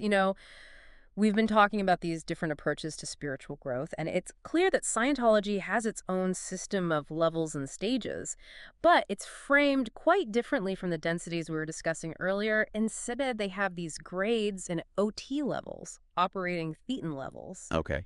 each designed to free the thetan from more and more limitations. So instead of climbing this cosmic ladder of densities, it's more like peeling back layers of an onion Yeah. to get to the thetan's true essence. Right. And these OT levels are all about gaining more spiritual awareness and abilities until the thetan's fully realized. That's the gist of it. It's a very individualistic approach, focused on self-empowerment, whereas the law of one is more about recognizing the interconnectedness of all things. But I find really fascinating, though, is that both systems emphasize personal responsibility. Yeah. It's not like you just passively receive enlightenment. Right. You have to actively engage in the practices and make choices that align with your chosen path. It's like they're both saying, hey, you're the driver of your own spiritual bus. Exactly. But that brings up an important point that these sources touch on the potential for manipulation within spiritual systems. And the law of one is pretty upfront about negative forces trying to exploit and control others. Right. And it's not just about some far-off cosmic entities, right? Yeah. The source DS170.pdf raises concerns about potential abuses within organized religions, Oh, including Scientology. right. But the emphasis on critical thinking resonates with both systems, though. Right. The law of one cautions against blindly following any authority, Right. while the source DS170.pdf emphasizes the importance of questioning authority and doing your own research, Okay. especially when it comes to your well-being. It's like trust but verify. Yeah. You've got to take responsibility for your own understanding and not just hand over your power to someone else, no matter how convincing they seem. Exactly. Speaking of understanding, there's this really intriguing concept in Scientology, the fundamentals of thought, that talks about games. Oh, yeah. It suggests that life itself is a kind of game with its own rules and dynamics. Have you ever thought about life that way? I have. It's a mind-bending idea, isn't it? It is. Scientology argues that understanding the rules of these games, the interplay of intentions and desired outcomes, can help you navigate life more effectively. Are we all just players on this cosmic stage, each with our own roles and motivations? It makes you question the nature of reality itself. Totally. And Hmm. both Scientology and the Law of One challenge us to look beyond our everyday assumptions about what's real and what's possible. Mm-hmm. It's like they're saying, wake up. Mm-hmm. There's more to this reality than meets the eye. So how do these philosophies encourage that shift in perspective? What tools or practices do they offer? Well, Scientology is big on auditing as a way to clear past traumas and those negative patterns we were talking about. Yeah. They also have study tech, their unique approach to learning, Right. and ethics tech, which is their system of moral guidelines. Okay. All of these practices are geared towards gaining more control over your thoughts, emotions, and actions. It's about mastering the self, Yeah. taking the reins and steering your own ship, so to speak. Uh, What about the Law of One? Meditation seems to be their key practice for connecting with that universal consciousness Right. and tuning into a deeper level of reality. Okay. They also stress the importance of cultivating qualities like love, compassion, and forgiveness. Yeah. It's not just about rituals, Right. but actually embodying those virtues in your everyday life. It's like they're saying, sure, the techniques are important, Yeah, but don't forget to be a good person. right. What I find interesting is how both systems put so much emphasis on responsibility, but in slightly different ways. Yeah, you're right. Scientology's ethics tech seems very focused on personal responsibility for your actions and adhering to their moral code, whereas the Law of One frames it more in terms of understanding that we're all interconnected and that our choices ripple outward, affecting the entire universe. It's a more cosmic perspective, isn't it? It makes you think twice about your actions when you realize they're not just affecting you, but have this ripple effect throughout the cosmos.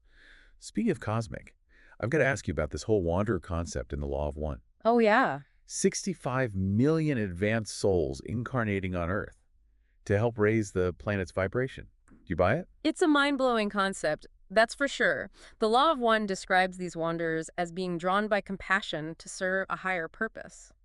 It's almost like they're cosmic volunteers, but here's the thing. They don't present it as some exclusive club. They suggest that anyone can choose to align with this path of service to others.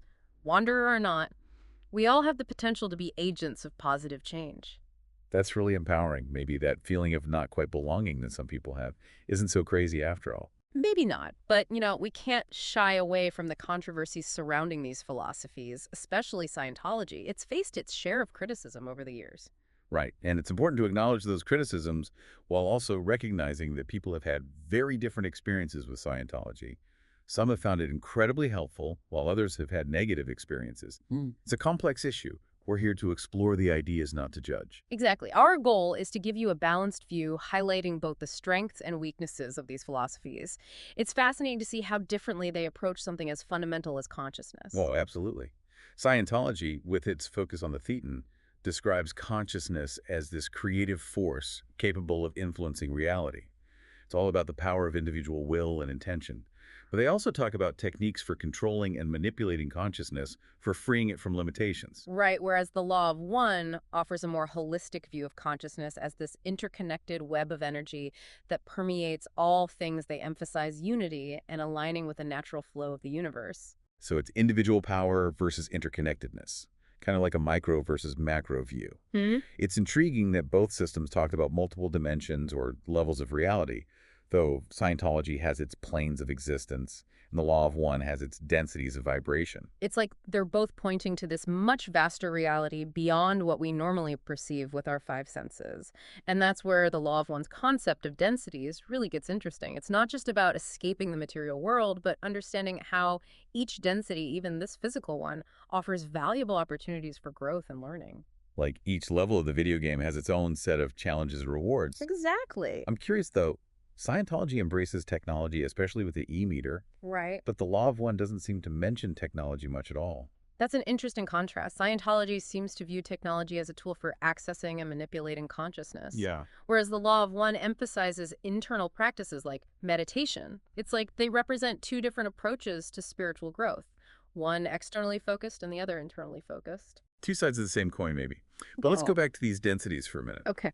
The Law of One describes them as different levels of vibration or spiritual awareness that we progress through as we evolve, kind of like climbing a cosmic ladder, shedding those limiting beliefs as we go. Exactly. And they say each density has its own unique characteristics and challenges. Third density, where we are now, is all about developing self-awareness and choosing between serving others or serving ourselves. So it's the density where we forge our moral compass, deciding which path we're going to follow, and the choices we make have a big impact on our future evolution, according to the Law of One. They say we have to reach a certain level of spiritual polarity towards service to others or service to self in order to graduate to the next level. It's not enough to just believe in something, you actually have to live it. What's interesting is that the Law of One acknowledges both positive and negative paths to advancement. It's a concept that might be a bit difficult to wrap our heads around. Definitely, they're saying that both service to others and service to self are valid, but that the negative path focused on the self ultimately leads to a dead end, a separation from the unity of creation. Exactly. And while they advocate for the path of love and compassion, they ultimately respect the individual's right to choose. It's this concept of free will that both systems emphasize, although they approach it in different ways. So Scientology's focus on ethics tech suggests that there are right and wrong choices, and that you're accountable for aligning with their specific moral code. But the Law of One takes a broader view, recognizing that each individual has the sovereign right to choose their path, even if it's a path of darkness. They suggest that those who choose the negative path will eventually find their way back to the light, but it might be a longer and more difficult journey. It's a very compassionate perspective, recognizing that everyone, no matter their choices, is on a path back to the source. And that brings us back to the concept of the harvest, Right. this cosmic evaluation process that determines our future evolution. It's a pretty heavy idea. It is, the Law of One describes it as a pivotal moment where souls are assessed for their spiritual progress and level of polarity, either towards service to others or service to self. It's like a cosmic sorting process where those who have reached a certain level of maturity move on to higher densities while others continue to cycle through third density until they are ready. And they suggest that we're currently approaching a major harvest that will determine the future of humanity and the planet. Talk about high stakes. Yeah. It really puts things into perspective, and it makes these philosophical differences between Scientology and the Law of One even more significant. On one hand, you have Scientology, which is all about individual empowerment and escaping the material world, and then you have the Law of One, which emphasizes collective evolution service to others and understanding the interconnectedness of all things. It's like two completely different visions of the future. It is, but what if, despite their seemingly opposite approaches, they're both pieces of a much larger puzzle? What if they are both pointing toward a deeper truth that we haven't fully grasped yet? That's a fascinating thought. Maybe it's not about choosing one side over the other, but seeing how these different perspectives can enrich our understanding of the universe and our place within it. It's like holding two different lenses up to the same object and getting a more complete picture. Exactly. And that brings us to a question that really gets to the heart of both philosophies. What is the nature of the self-belief? Scientology introduces the concept of the thetan, the immortal spiritual being that is separate from the physical body. They believe that the thetan has become entangled in the material world and needs to be freed through their practices. So it's like our true selves are trapped in this physical shell, and Scientology has the key to unlock our full potential. It's a bold claim. It is, and they go even further, suggesting that thetans are ancient beings billions of years old who predate the physical universe as we know it. They talk about this whole track of countless lifetimes and dimensions, suggesting that the thetans have existed through cycles of creation and destruction. Wow, that's some serious cosmic history. It makes you wonder what all those past lives might have been like and what experiences we might be carrying with us from those distant realms. Exactly. And Scientology's goal is to help individuals access and confront those past experiences, the traumas, the negative patterns that are holding their thetans back. It's like they're trying to unravel this cosmic knot to restore the thetan to its original state of power and clarity. It's a fascinating concept, and it ties into this idea of reincarnation that both Scientology and the Law of One address, but they seem to have different perspectives on how it works. You're right. Scientology emphasizes this vast whole track of lifetimes, but they don't seem to focus on a linear progression of reincarnation like some Eastern traditions. It's more about confronting and clearing the negative experiences from past lives, regardless of their specific order or karmic significance. Interesting. So it's not necessarily about remembering past lives or working through karma in a traditional sense. Not quite. It's more about addressing the lingering effects of those past experiences, the law of culture. 1, on the other hand, presents reincarnation as a more linear process, with each lifetime offering opportunities to learn and evolve spiritually. So it's about gradual progress with each lifetime building upon the previous ones. And they suggest that we're not limited to reincarnating on Earth, but we can cycle through different planetary systems and dimensions as we evolve. That's right. It's a vast and awe-inspiring view of the soul's journey, a journey that extends far beyond our current understanding of time and space. It's a journey that raises some interesting questions about the role of emotions. Scientology seems to present them as something to be controlled or even transcended, while the law of one embraces emotions as a natural part of the human experience. You've hit on a key difference there. Scientology's emphasis on achieving clear status seems to suggest that emotions can cloud judgment and hinder spiritual progress. They have techniques to help individuals detach from their emotions and gain greater control over their reactions. It's almost like emotions are seen as a distraction, something to be overcome in order to achieve a higher state of awareness. It seems that way. The law of one, on the other hand, suggests that emotions are valuable tools for learning and growth. They encourage individuals to experience their emotions fully, to process them consciously, and to learn from the messages they contain. So instead of suppressing or denying emotions, the law of one suggests that we should embrace them as part of our spiritual journey. It's a more holistic view of the human experience, recognizing that all of our emotions, both light and dark, are part of who we are. Exactly. And it challenges us to reframe our relationship with our emotions, seeing them not as obstacles to be overcome, but as teachers that can guide us towards greater understanding. It makes you wonder if maybe those negative emotions are trying to tell us something, offering valuable insights that we might miss if we just try to shut them down. That's a great point. It's about listening to what our emotions are trying to tell us, rather than just trying to control them. And this emphasis on understanding ourselves seems to tie into the concept of service, which plays a central role in both philosophies, although in different ways. So Scientology emphasizes helping others achieve spiritual freedom through their teachings and practices, while the law of one stresses the interconnectedness of all beings and the importance of contributing to the positive evolution of the whole. It's like Scientology is focused on expanding their system and helping individuals align with their specific path, while the Law of One presents a more universal view of service. They suggest that any act of love, compassion, or kindness contributes to the positive evolution of consciousness. It's not about converting others to a particular belief system, but about radiating love and light into the world through your actions. So it's less about dogma and more about just being a good person no matter what you believe. Exactly. And they emphasize that true service isn't about seeking recognition or reward, but about acting from a genuine desire to help others and contribute to the greater good. It's about recognizing that we're all in this together. That's a beautiful message, and it makes you think about how even small acts of kindness can have a ripple effect throughout the universe. But let's delve a bit deeper into the nuts and bolts of Scientology's cosmology. They introduce some pretty complex concepts like theta and mist matter energy space-time. Right. They describe theta as this creative life force that animates the thetan and allows it to create and influence reality. It's their version of spiritual energy or consciousness. Okay, so theta is the good stuff, the life-affirming force, while mest, the material universe, is seen as something that can trap or limit the thetan's true potential. Exactly. Scientology's goal is to help individuals free themselves from the constraints of MEST and operate more fully from a theta state of being. So it's about shifting our focus from the material to the spiritual, from the limitations of the physical world to the boundless possibilities of consciousness. Exactly. And they believe that by achieving clear status and progressing through the OT levels, individuals can gain greater control over MEST, even manipulate it with their minds. It's a powerful vision of human potential, that's for sure. But does the law of one offer a similar understanding of the relationship between consciousness and the material world? Well, the law of one definitely acknowledges the interconnectedness of consciousness and matter, but they don't see the material world as inherently negative or limiting. In the same way, they suggest that each density of reality, including our physical world, offers valuable opportunities for learning and growth.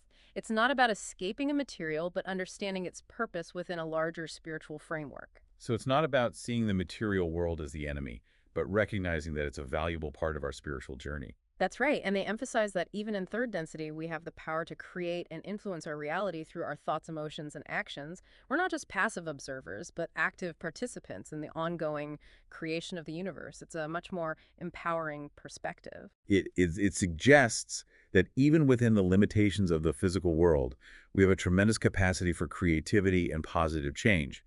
And that brings us back to the concept of free will, which seems to be a cornerstone of both philosophies. Absolutely. Scientology emphasizes the individual's responsibility for their choices, while the law of one stresses the sanctity of free will as a fundamental cosmic principle. Right. Both systems acknowledge that we have the power to choose our own path. But Scientology's focus on ethics tech suggests that there are right and wrong choices. You're accountable for aligning with their system of moral guidelines. Yes, there's a sense of prescribed right action within Scientology's framework, but the law of one presents a more expansive view of free will. They recognize that each individual has the sovereign right to choose their own path, even if it leads them towards darkness or separation from the Creator.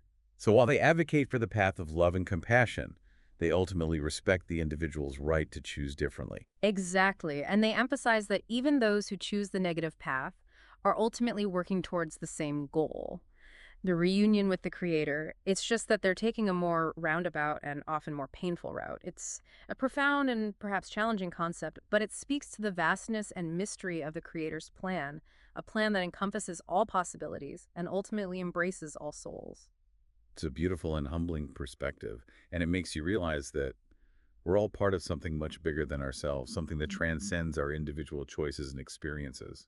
It does, and it brings us to the law of one's concept of polarity, the fundamental duality of positive and negative forces, service to others versus service to self.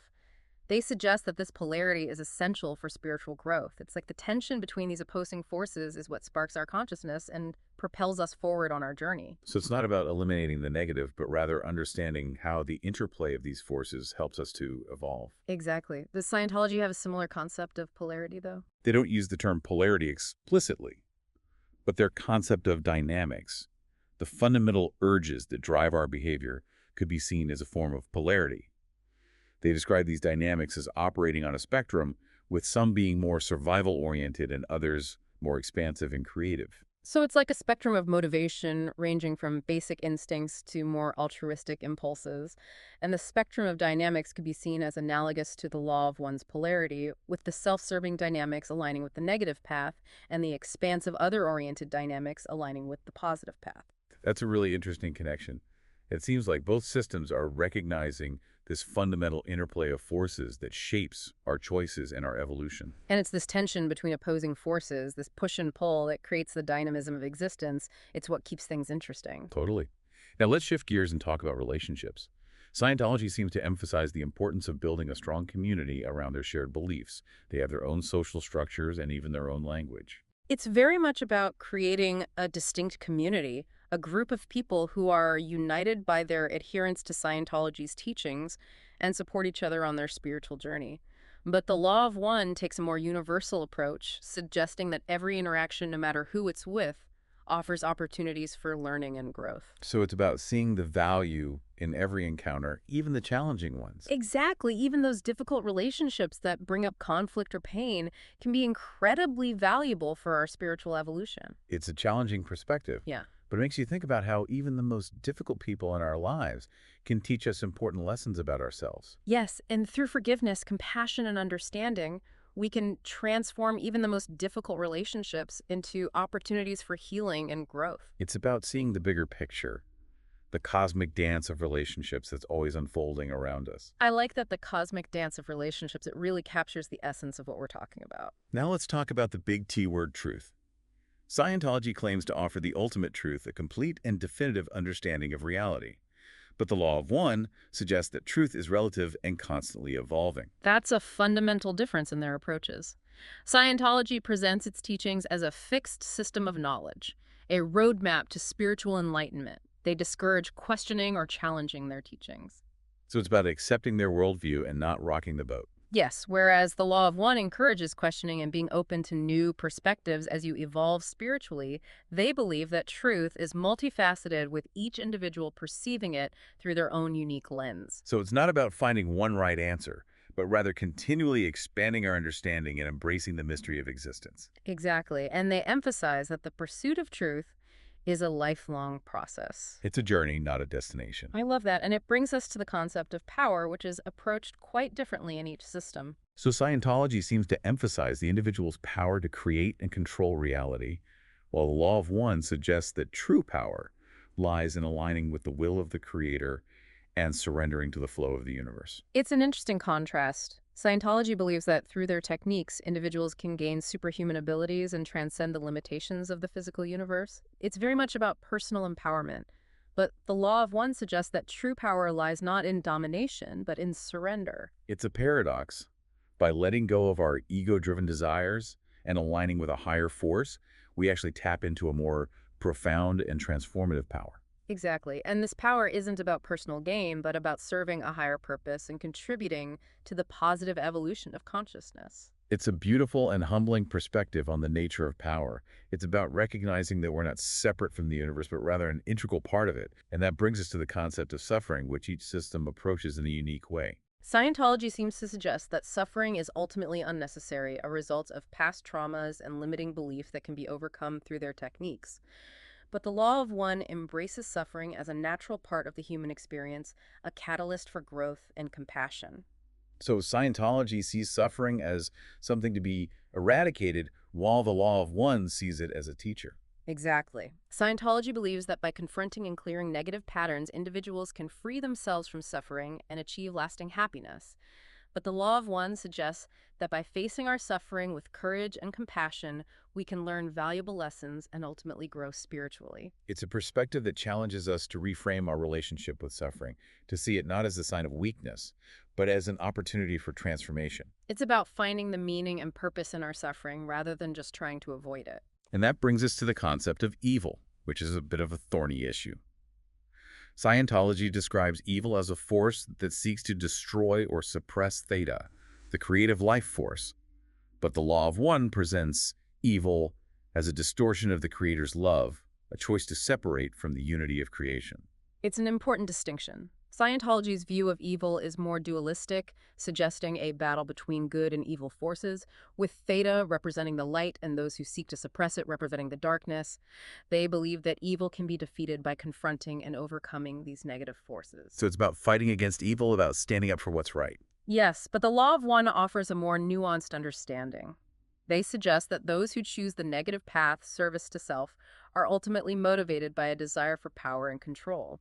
It's not that they're inherently evil, but rather that they've made choices that lead to separation and suffering. So it's not so much about battling an external evil, but rather understanding the choices that lead to separation and striving to embody the principles of love and unity. Exactly, and the Law of One emphasizes that even those who choose the negative path are ultimately capable of redemption, of returning to the light. It's a message of hope and compassion, recognizing that everyone, regardless of their choices, is ultimately a part of the Creator's grand design. Now, shifting gears a bit, I'm intrigued by the idea of magic that pops up in some of these sources. The Law of One suggests that magic is a real phenomenon, a manipulation of energy and consciousness that can be used for both positive and negative purposes. Whoa, hold on, magic, like casting spells and pulling rabbits out of hats. Not exactly. It's more about understanding the subtle energies of the universe and how consciousness can influence them. The Law of One describes it as a natural ability, something that's inherent within all beings, but it can be developed and refined through practice and understanding. So we all have the potential to be wizards. That's kind of awesome. It is, but they also emphasize that magic is neutral in itself.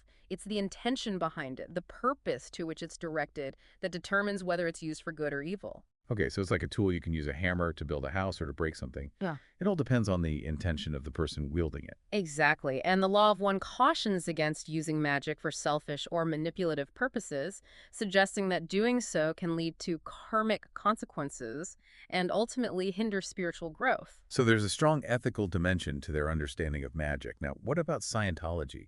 Do their texts mention anything about magic? It's not explicitly stated, but there are some hints of it. Scientology 838 talks about the Thetan's ability to create and manipulate illusions, which could be interpreted as a form of magic. They also mention operating Thetan abilities, suggesting that at higher levels, individuals can gain extraordinary powers that might be considered magical. So while they might not use the word magic, There's this underlying recognition of the Thetan's potential to influence reality in extraordinary ways. Absolutely. It seems both systems acknowledge that consciousness has the power to shape and even transcend the limitations of the material world. That's a pretty powerful concept as we wrap up our deep dive. What are your final thoughts? What key takeaways would you leave our listener with? Well, it's been an incredible journey exploring these two vastly different spiritual philosophies. I think the most striking difference is their approach to spiritual growth. Scientology is very structured, almost like a science with specific techniques and levels to achieve.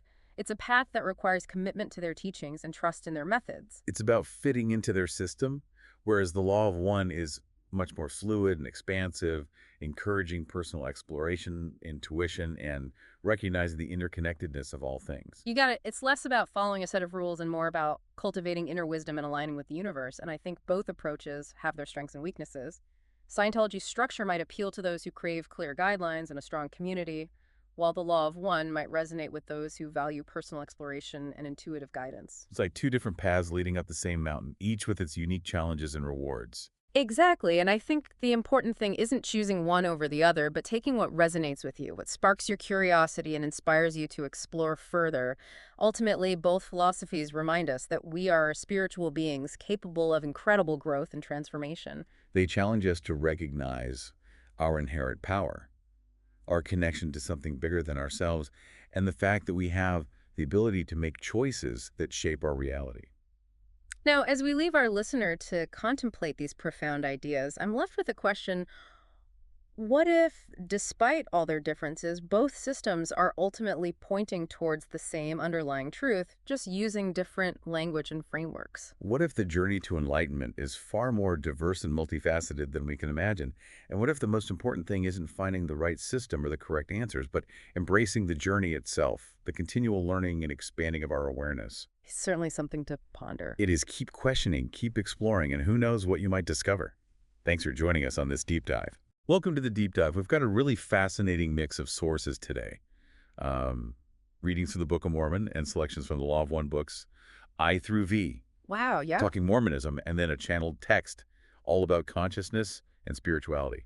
It's going to be Well, good. it is an interesting combination. Yeah, you've got the Book of Mormon, right? A historical and theological narrative specific to the Latter-day Saints. Right. And then the Law of One, which presents a broader, almost cosmic view of creation and spiritual evolution. I like that. It's Yep. like you're looking at a really detailed painting, and right next to it is this giant swirling galaxy. Yeah, They're both beautiful and intriguing in such different ways. absolutely. So let's start with the Book of Mormon. What were some key takeaways that stood out to you? Well, the Book of Mormon presents itself as another testament of Jesus Christ, really emphasizing its connection to Christian tradition, Okay. but with an additional story focusing on prophets in ancient America. And what's interesting is that it doesn't try to replace the Bible, Oh. but rather build on the existing narrative. Okay. Offering another perspective on global interactions with humanity. So it's adding to the story, not rewriting it. Exactly. And within that story, what are some of the core themes or ideas that jumped out at you?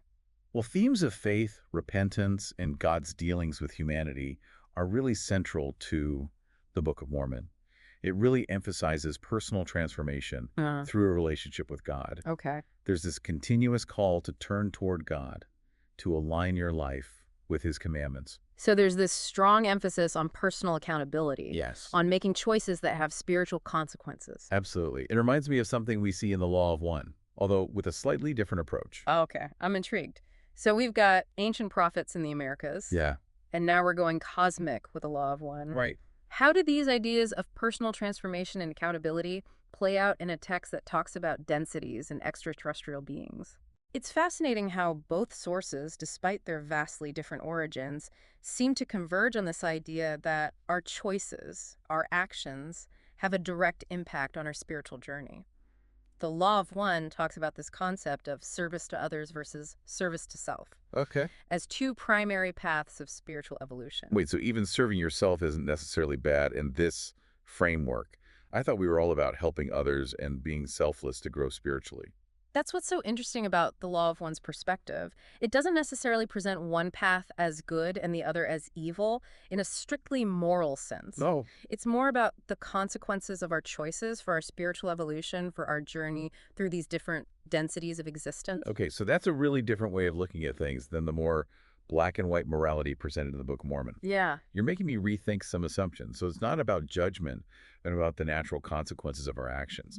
That makes me think about the concept of free will, Yeah. which seems to be touched on in both sources. You're right to connect those ideas. The Book of Mormon is very clear about humanity's ability to choose between good and evil, emphasizing that we are accountable for those choices. And that accountability leads to very specific consequences in the afterlife, right?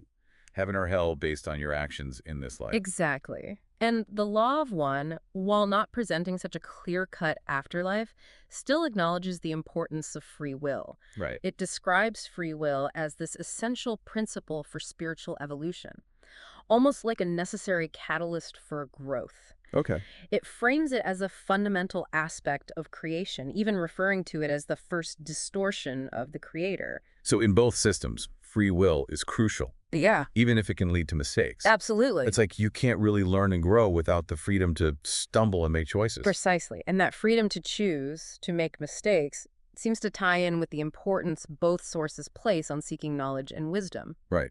In the Book of Mormon, studying Scripture and seeking revelation are presented as ways to grow closer to God and understand His will. But it also emphasizes having faith. Yeah. So it's not just about knowledge, but also about trusting in something beyond what we can see or prove. And the law of one echoes that, but from a different angle. Ross stresses the importance of questioning, exploring, and constantly refining our understanding of the universe. Yeah. But it also encourages a certain level of faith, a deep trust in the unseen forces guiding our evolution. It's like both sources are saying, don't just blindly accept things, but don't be afraid to trust in something bigger than yourself either. What's interesting is that both sources, despite their different approaches to knowledge and faith, both seem to highlight the importance of discernment. Yes. They both encourage us to be careful about the sources we trust Right. and to really consider the messages we receive. The Book of Mormon warns against false prophets Exactly. and encourages us to test teachings against truth. And the Law of One cautions against blindly accepting messages without careful thought and consideration, encouraging us to use our own judgment. So even though these sources have figures who seem to act as messengers or prophets, they also tell us to think critically. That is interesting, isn't it? Yeah, that's super interesting. Yeah. And this concept of messengers, of prophets, is another fascinating point of comparison. The Book of Mormon is filled with stories of prophets who received divine guidance and shared it with their people. Absolutely. So this idea of a chosen individual, Yeah. someone who can tap into a deeper level of understanding and guide others, is key to the Book of Mormon's narrative. But what about the Law of One?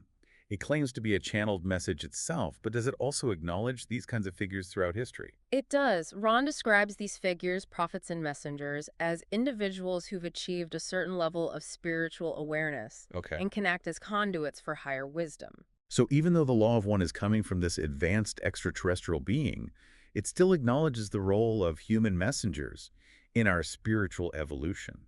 It's like both sources are saying, look, there are people out there who can help guide you, but ultimately you have to use your own discernment and make your own choices. Exactly. And that's a powerful message, isn't it? It's about personal responsibility, about owning your spiritual journey. Absolutely. And it makes me even more curious to dive deeper into these sources and see what other connections we can uncover. Well, get ready because we've only just scratched the surface. There's so much more to explore in terms of specific concepts like the nature of good and evil, the afterlife, and the process of spiritual evolution. We'll delve into those fascinating topics in the next part of our deep dive. That's a fantastic lead-in.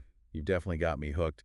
Listeners, stay tuned. Things are about to get really interesting as we continue exploring these fascinating sources. Welcome back to our deep dive into the Book of Mormon and the Law of One. It's amazing to see how these two sources, one rooted in a specific religious tradition and the other offering this cosmic perspective, Right. can both spark such deep questions about our existence. Yeah, and last time we talked about personal transformation, free will, the importance of knowledge, and even the role of prophets and messengers. Right. It's like we're uncovering these universal threads woven through very different tapestries. Exactly. And today I'm really excited to dive into some of the specific concepts we touched on, Okay. like the nature of good and evil, The Book of Mormon seems pretty clear-cut on this, right? Yeah, It's all yeah. about God versus Satan, righteousness versus sin. Yes, the Book of Mormon definitely presents a more traditional dualistic view of good and evil, Hmm. with God as the source of righteousness and Satan embodying temptation and evil. And it emphasizes the consequences of choosing wrong, Oh, talking about spiritual death and eternal separation from God. so there's this strong sense of moral accountability, of Yes. making choices that align with God's will Right. to avoid some pretty serious consequences. Right, and this is where things get really interesting when we compare it to the Law of One. While the Law of One acknowledges the existence of what we might call good and evil, Okay. it approaches this duality from a different perspective. Remember the concept of service to others versus service to self. Right, and you were saying how the law of one doesn't frame one as inherently good and the other as evil, which really surprised me. It seemed to be more about the impact of our choices on our spiritual evolution rather than a strict judgment of right and wrong. Exactly. It's more about understanding the energetic implications of our actions Okay. and how they influence our journey through the densities. So service to self isn't necessarily evil, but it's considered a less efficient path to spiritual growth. It's like you're not being punished for choosing the wrong path, Yeah. but you might experience a longer or more challenging journey because of the energetic consequences of that choice. That's a great way to put it. And this difference in perspective also plays out in how each source approaches the concept of the afterlife. Okay, yeah. The Book of Mormon talks about a very distinct heaven and hell, places where we go after death based on our choices in this life. Right. There's a clear separation between those who inherit eternal life with God and those who experience eternal separation from Him. But the Law of One, instead of a static heaven and hell, presents the afterlife as a continuation of our spiritual journey. So it's less about judgment and more about this ongoing process of learning and growth, Right. even after physical death. Exactly. It's about continuing to refine our understanding and application of love and light, Okay. moving closer to what the Law of One calls intelligent infinity. That's such a different way of thinking about the afterlife than what I'm used to. It's not about reward or punishment, but about this continuous evolution of consciousness. And this idea of continuous evolution ties into the concept of reincarnation, which is central to the Law of One's perspective. Right, the idea that we cycle through multiple lifetimes, experiencing different lessons and challenges, Yeah. gradually moving towards a deeper understanding of the Creator. That's not something we see in the Book of Mormon, is it? No, the Book of Mormon's focus is primarily on this earthly life as a time of probation, Okay. a period where our choices determine our eternal destiny. So even though their views on the afterlife differ significantly, what strikes me is that both sources really emphasize the importance of the present moment. That's a great observation. The Book of Mormon calls for repentance and righteous living now in this life. Right. And the Law of One encourages us to seize each moment as an opportunity for growth and learning. It's like they're both saying, don't wait for the afterlife to figure things out. Make the most of this time you have. It's a powerful reminder Yeah. to focus on what we can do today, Right. on making choices that align with our values and contribute to our growth, Yeah. whether that's through serving others, seeking knowledge, or deepening our connection with the divine. Absolutely. And that focus on the present moment on making conscious choices connects to the role of faith in both systems. Yeah. Now, when I think of faith, I usually think about believing in something without needing proof. And the Book of Mormon definitely emphasizes faith in Jesus Christ as essential for salvation. But how does a text like the Law of One, which talks about aliens and densities, approach the idea of faith? It's interesting because the Law of One, even though it comes from this seemingly scientific and extraterrestrial source, actually places a lot of importance on faith as well. But it defines faith as a kind of knowing, Oh, a deep trust in the unseen forces guiding and supporting us. so it's not blind faith, but a kind of inner knowing, an intuition that helps us move forward on our spiritual path, even when things are uncertain or challenging. Exactly. And both sources, in their own ways, seem to suggest that faith is not passive. Okay. It's not just about believing, but about acting on that belief, about allowing it to guide our choices and shape our experiences. It's like faith gives us the courage to keep going, to keep learning and growing, even when we don't have all the answers. Yes, and this brings us back to the idea of personal transformation that we talked about earlier. Both sources, while offering different paths and perspectives, ultimately emphasize the importance of this continuous process of self-reflection, growth, and evolution. And they acknowledge that this process isn't always easy, right? It's about confronting challenges, learning from mistakes, and constantly striving to become better versions of ourselves. Absolutely. The Book of Mormon talks about the struggles we face in resisting temptation and striving to live righteously. And the Law of One, with its concept of catalyst, suggests that challenges and difficulties are actually essential for our spiritual growth. Oh. They push us to learn, to adapt, to evolve. So it's not about avoiding hardship, but about embracing it as an opportunity for growth. It's like the tough stuff is what really makes us stronger, helps us learn and evolve. That's a powerful insight. And it makes me think about all the different ways we can approach this journey of personal transformation. The Book of Mormon offers a very specific path within a religious framework, while the Law of One presents a more universal cosmic perspective. Yeah. But both seem to agree that the journey itself is crucial. Right. That it's in the striving, in the learning that we truly grow. It's so fascinating to see how these two sources, despite their vastly different origins and perspectives, can offer such complementary insights into the human experience. It is, and we're not done yet. There's one more key theme we need to unpack, the concept of unity and interconnectedness. We'll dive into that in the final part of our deep dive. I can't wait. Listeners, stick with us. We're about to explore how these two unique sources approach the idea of oneness of connection and what that might mean for our understanding of ourselves and the universe. Welcome back to the deep dive. It's been quite a journey exploring the Book of Mormon and the Law of One. It really has. We've covered some pretty heavy concepts. Yeah. Good and evil, the afterlife, free will, faith. Right. And through it all, it's fascinating to see those intriguing parallels and contrasts between those two very different sources. It really is. It's like they're speaking different languages, but somehow they're talking about the same fundamental truths of the human experience. And today I want to dive into one last big idea, the concept of unity and interconnectedness. Ah, yes. This is where the Law of One really shines. It constantly emphasizes the idea that we are all part of one interconnected consciousness, that separation is ultimately an illusion. That's a beautiful image. Yeah. But it also makes me wonder, if we're all so connected, why is there so much conflict and suffering in the world? It seems like we're pretty good at creating separation and division. That's a great question, and this is where things get really interesting. The Law of One suggests that part of our spiritual evolution is about recognizing and honoring that interconnectedness, about choosing compassion and understanding over division and conflict. So it's like we have a choice to embrace the illusion of separation or to awaken to the reality of our connection. And the choices we make, individually and collectively, contribute to the evolution of consciousness as a whole. Exactly. It's almost like we're all in this cosmic school together, Right. learning and growing through our interactions with each other. And that makes me think about the Book of Mormon, Right. which also talks about unity, Right. but within a different framework, right? Right. Instead of this universal interconnectedness, the Book of Mormon focuses on a more specific kind of unity, becoming one with God and with each other through the atonement of Jesus Christ.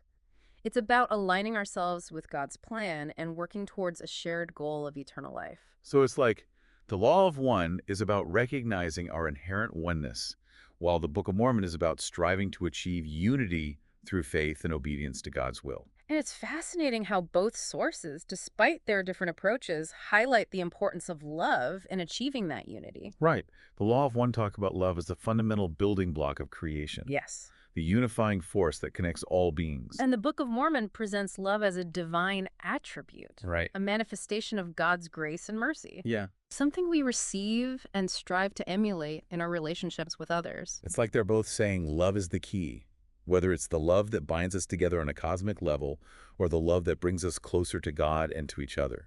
Exactly. And that idea of love, of connection, of unity really speaks to our deepest human longings, doesn't it? It's this innate desire for belonging, for purpose, for meaning. It is. And it's been so enriching to explore these concepts through the lenses of two such different sources.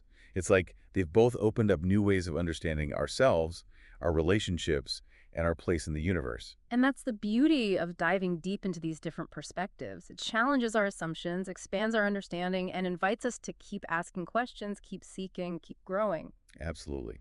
This deep dive has been a fantastic reminder that truth can be found in the most unexpected places, and that sometimes the most profound insights come from exploring ideas that might seem contradictory on the surface. Yeah. It's in the tension and the dialogue between different perspectives that we can truly expand our understanding. Beautifully said. And as we wrap up this exploration, I encourage you to keep seeking, keep questioning, Keep diving deep into the sources that resonate with you. Yes. And remember, the journey is just as important as the destination. It's about the choices we make, the lessons we learn, and the connections we forge along the way. So keep diving, keep exploring, and keep those questions coming. We'll see you on the next deep dive. Hey, everyone. You ready for another deep dive? This time, well, we're going to explore something pretty fascinating, I think. We're looking at Zen Buddhism and the Law of One. Oh, yeah. This is going to be a good one. I think so. And we've got some great sources for this one. We've got some classic Buddhist texts like the Manual of Zen Buddhism and, of course, the Tanching. And alongside those, we'll be dipping into the raw material, which dives into this whole concept of the Law of One. Yeah, and what's so interesting about this is, at first glance, Zen Buddhism and the Law of One seem like totally different, right? Well, But yeah. when you look closer, you see these like surprising connections between them. Like they both talk about this idea of non-duality in the nature of consciousness. Yeah, I'm really curious to see how those connections play out as we, dig into the material. Me too.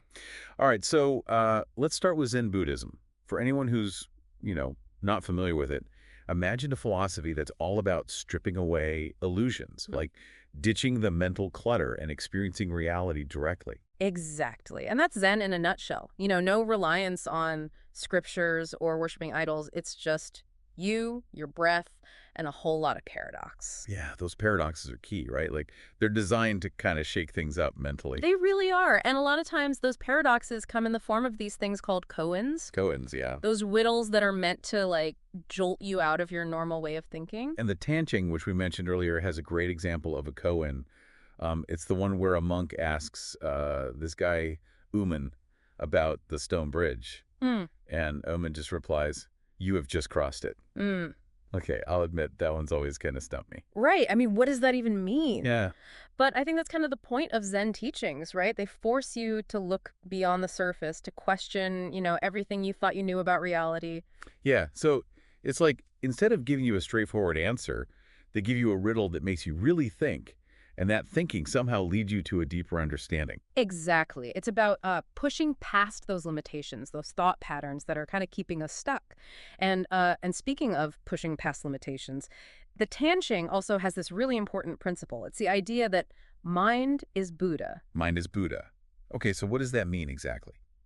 Well, it means that enlightenment isn't something you, attain out there somewhere. It's already present, within your true nature. It's about recognizing that inherent enlightenment. Oh, I see. So it's not about becoming enlightened. It's about realizing that you already are. Yeah, exactly. And that idea reminds me of a story from the Manual of Zen Buddhism. It's about this monk who was totally fixated on the Buddha's 32 marks of excellence, like physical signs of enlightenment. Oh, yeah, I've heard of those, like long earlobes or something like that, right? Right, exactly. And this monk thought that he needed those marks to be awakened. But then the Buddha throws a curveball and tells him that those 32 marks are actually no marks. No marks. What does that even mean?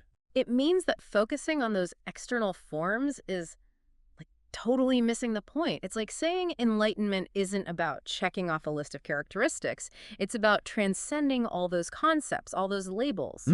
Interesting. And I think that idea of no marks, it's so relevant today. Think about it. We're constantly bombarded with images of what success should look like, what happiness should look like, what even enlightenment should look like. Yeah, it's like everyone's trying to fit into these predefined boxes. Exactly.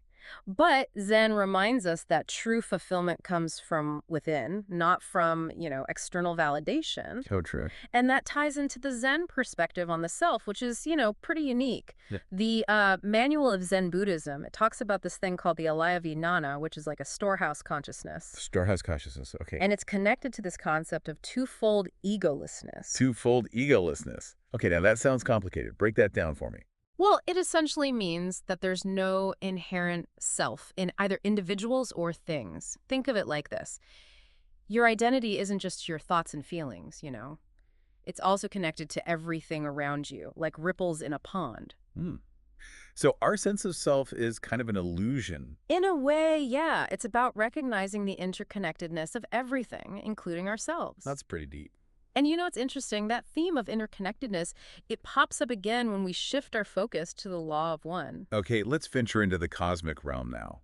I'll admit, this law of one stuff, it's a bit out there for me. What's the deal with these logoi beings? So the raw material, it describes the law of one as this universal principle of interconnectedness. It says that all L is one.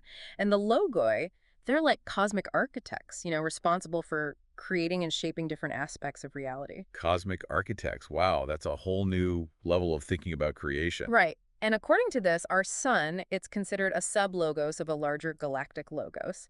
And we, as individuals, were considered sub-logoi of the sun. So it's like this nested hierarchy of creation where everything is connected. Exactly. Like we're all these tiny pieces of a much larger cosmic puzzle connected in ways that we can't even fully grasp. It's mind-boggling, to say the least. It really is. And the law of one also talks about these things called densities. They're like different levels of spiritual evolution, like climbing a cosmic ladder with each density representing a higher level of consciousness. And right now, we're in third density. Third density. And Ra describes third density as like the density of choice. The density of choice. What kind of choice are we talking about here? Well, this is where it gets interesting. In third density, we choose which polarity we want to align with service to others or service to self. Oh, okay, I see. So it's like a fork in the road of our spiritual evolution. Exactly. And it's in this third density that the veil comes into play. The veil. Now, what's that all about? So Ra describes it as a kind of cosmic amnesia where we forget our true nature, our connection to the one. And before the veil, mind-body-spirit complexes had much greater control over their physical and mental abilities. Really?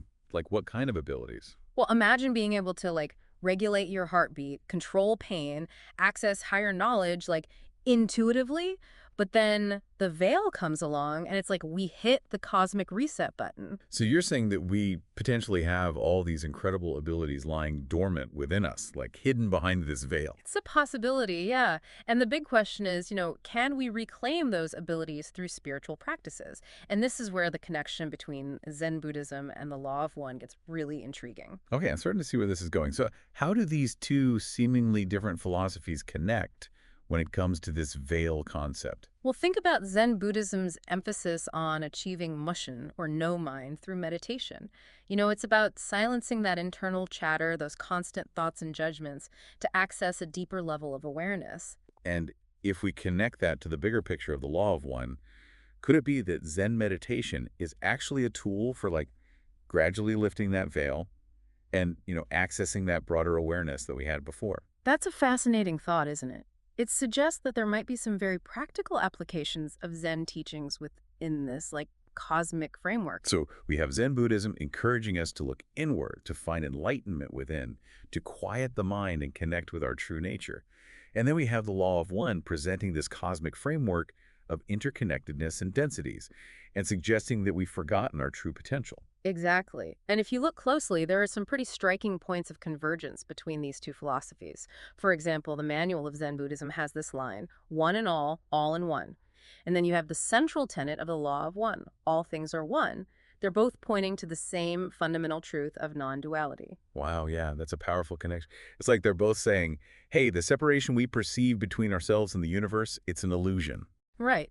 And it's not just a theoretical concept either. Both traditions emphasize the importance of direct experience as the pathway to realizing this non-duality. So it's about experiencing this interconnectedness firsthand, not just intellectually grasping it.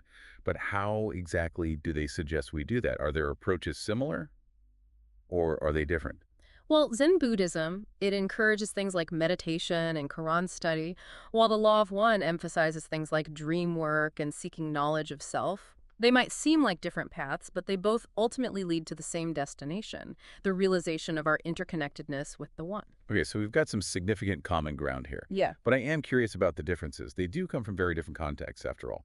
Zen Buddhism, with its earthly origins, and the Law of One, with its, cosmic perspective. Right. That's a really important point. And one obvious difference is their origins.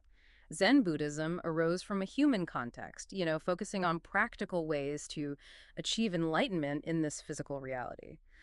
But the Law of One, it comes from an extraterrestrial source, and it offers this broader perspective on cosmic evolution and the nature of reality across multiple densities. This makes me wonder if these different origins lead to different goals, or even different practices. Like, does Zen's emphasis on immediate embodied experience, does that contrast with the law of one's focus on navigating the densities and this, broader cosmic landscape? That is a really interesting question. Perhaps Zen Buddhism offers a more grounded approach to awakening, while the Law of One provides a framework for understanding the larger journey of the soul. It's like they're pieces of the same puzzle, offering different but complementary perspectives. Exactly. Yeah, it's like having two different maps, one for navigating like the local terrain, the other showing the whole continent. Both valuable, right, for understanding where you are, where you're going. That's a great analogy. It really is.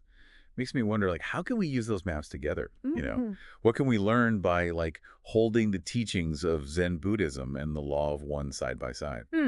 That's a good question. Well, for one thing, they both seem to agree that enlightenment, getting there, it involves transcending the ego. Recognizing our true nature as part of something way bigger than ourselves. Yeah, okay. And Zen Buddhism, it talks about this twofold egolessness, no inherent self in us or even in things. And then the Law of One, it describes this higher self, this like more evolved aspect of us that exists beyond, the limitations of the ego. So are they basically talking about the same thing, just using different terms? It's possible, yeah. I mean, the way I see it, that higher self in the Law of One, it could be like analogous to that awakened state that Zen Buddhism is all about. Right. They both point to a shift in perspective, that recognition that we're connected to everything. That reminds me of what we were talking about earlier with the veil. If Zen practices like meditation, can help us access that deeper level of awareness, could that also be a way to connect with our higher self, like the Law of One talks about? That's a really interesting question. It suggests that these two philosophies, as different as they seem, might actually be offering different tools, but for the same goal, waking up to our true nature, realizing our full potential. Just like they're different pieces of the same puzzle, right? Each one giving us a unique perspective to help us see the bigger picture. Exactly. And speaking of different perspectives, the Law of One, it also talks about this concept of a harvest. A harvest. Yeah, it's this time when, third density beings are evaluated based on their spiritual progress, and they either like graduate to fourth density or repeat the cycle. Whoa, okay. So does Zen Buddhism have a similar concept? Yeah. Like some kind of cosmic sorting hat situation? Not in that specific way, no. Zen Buddhism, it doesn't really talk about a specific event like a harvest, but it does emphasize that enlightenment, it's a gradual process, right? It's about waking up, shedding all those layers of ignorance, and finally recognizing our true nature. So could we maybe think of enlightenment as a kind of like personal harvest? That moment when we reap the fruits of our spiritual practice and we finally transcend those limitations. That's a really nice way to put it, yeah. And it highlights how important it is to be consistent, whether it's Zen meditation, koan study, or like the Law of One says, seeking knowledge of self. It's that ongoing practice that really leads to transformation. It makes me think of that line from the Manual of Zen Buddhism, forget the wherefore of things and we attain to a state beyond analogy. It's like letting go of that need to understand everything intellectually and just surrendering to the practice. Exactly. And maybe that surrender, that's what ultimately makes us harvestable, so to speak, whether in that cosmic sense from the Law of One or in the personal sense of achieving enlightenment. It's fascinating how both Zen Buddhism and the Law of One, they both emphasize direct experience. They do, yeah.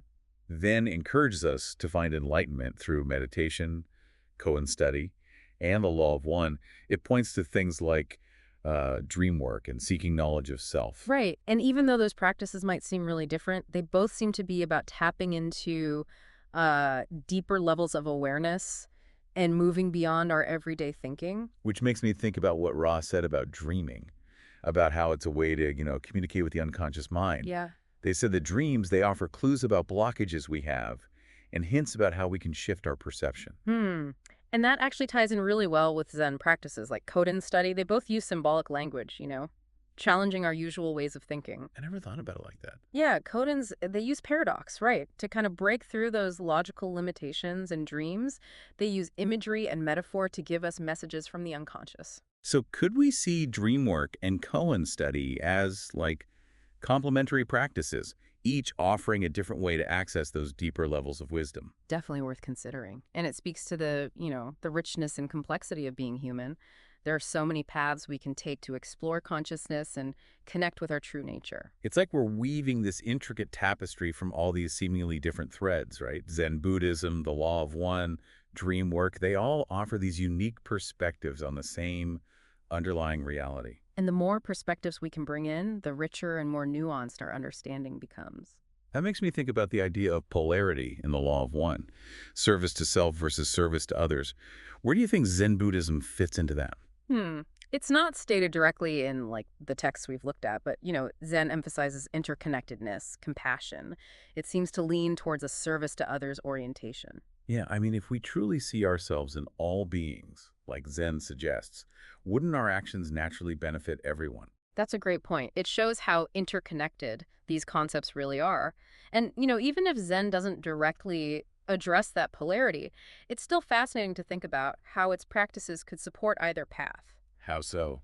Well, the focus on mindfulness, self-awareness, and Zen, that could be incredibly helpful in like navigating third density, no matter which polarity you're aligned with. Yeah, that makes sense. The more aware we are of our thoughts, our emotions, our actions, the more skillfully we can interact with others and with the world. Exactly. And this brings us back to that concept of the veil.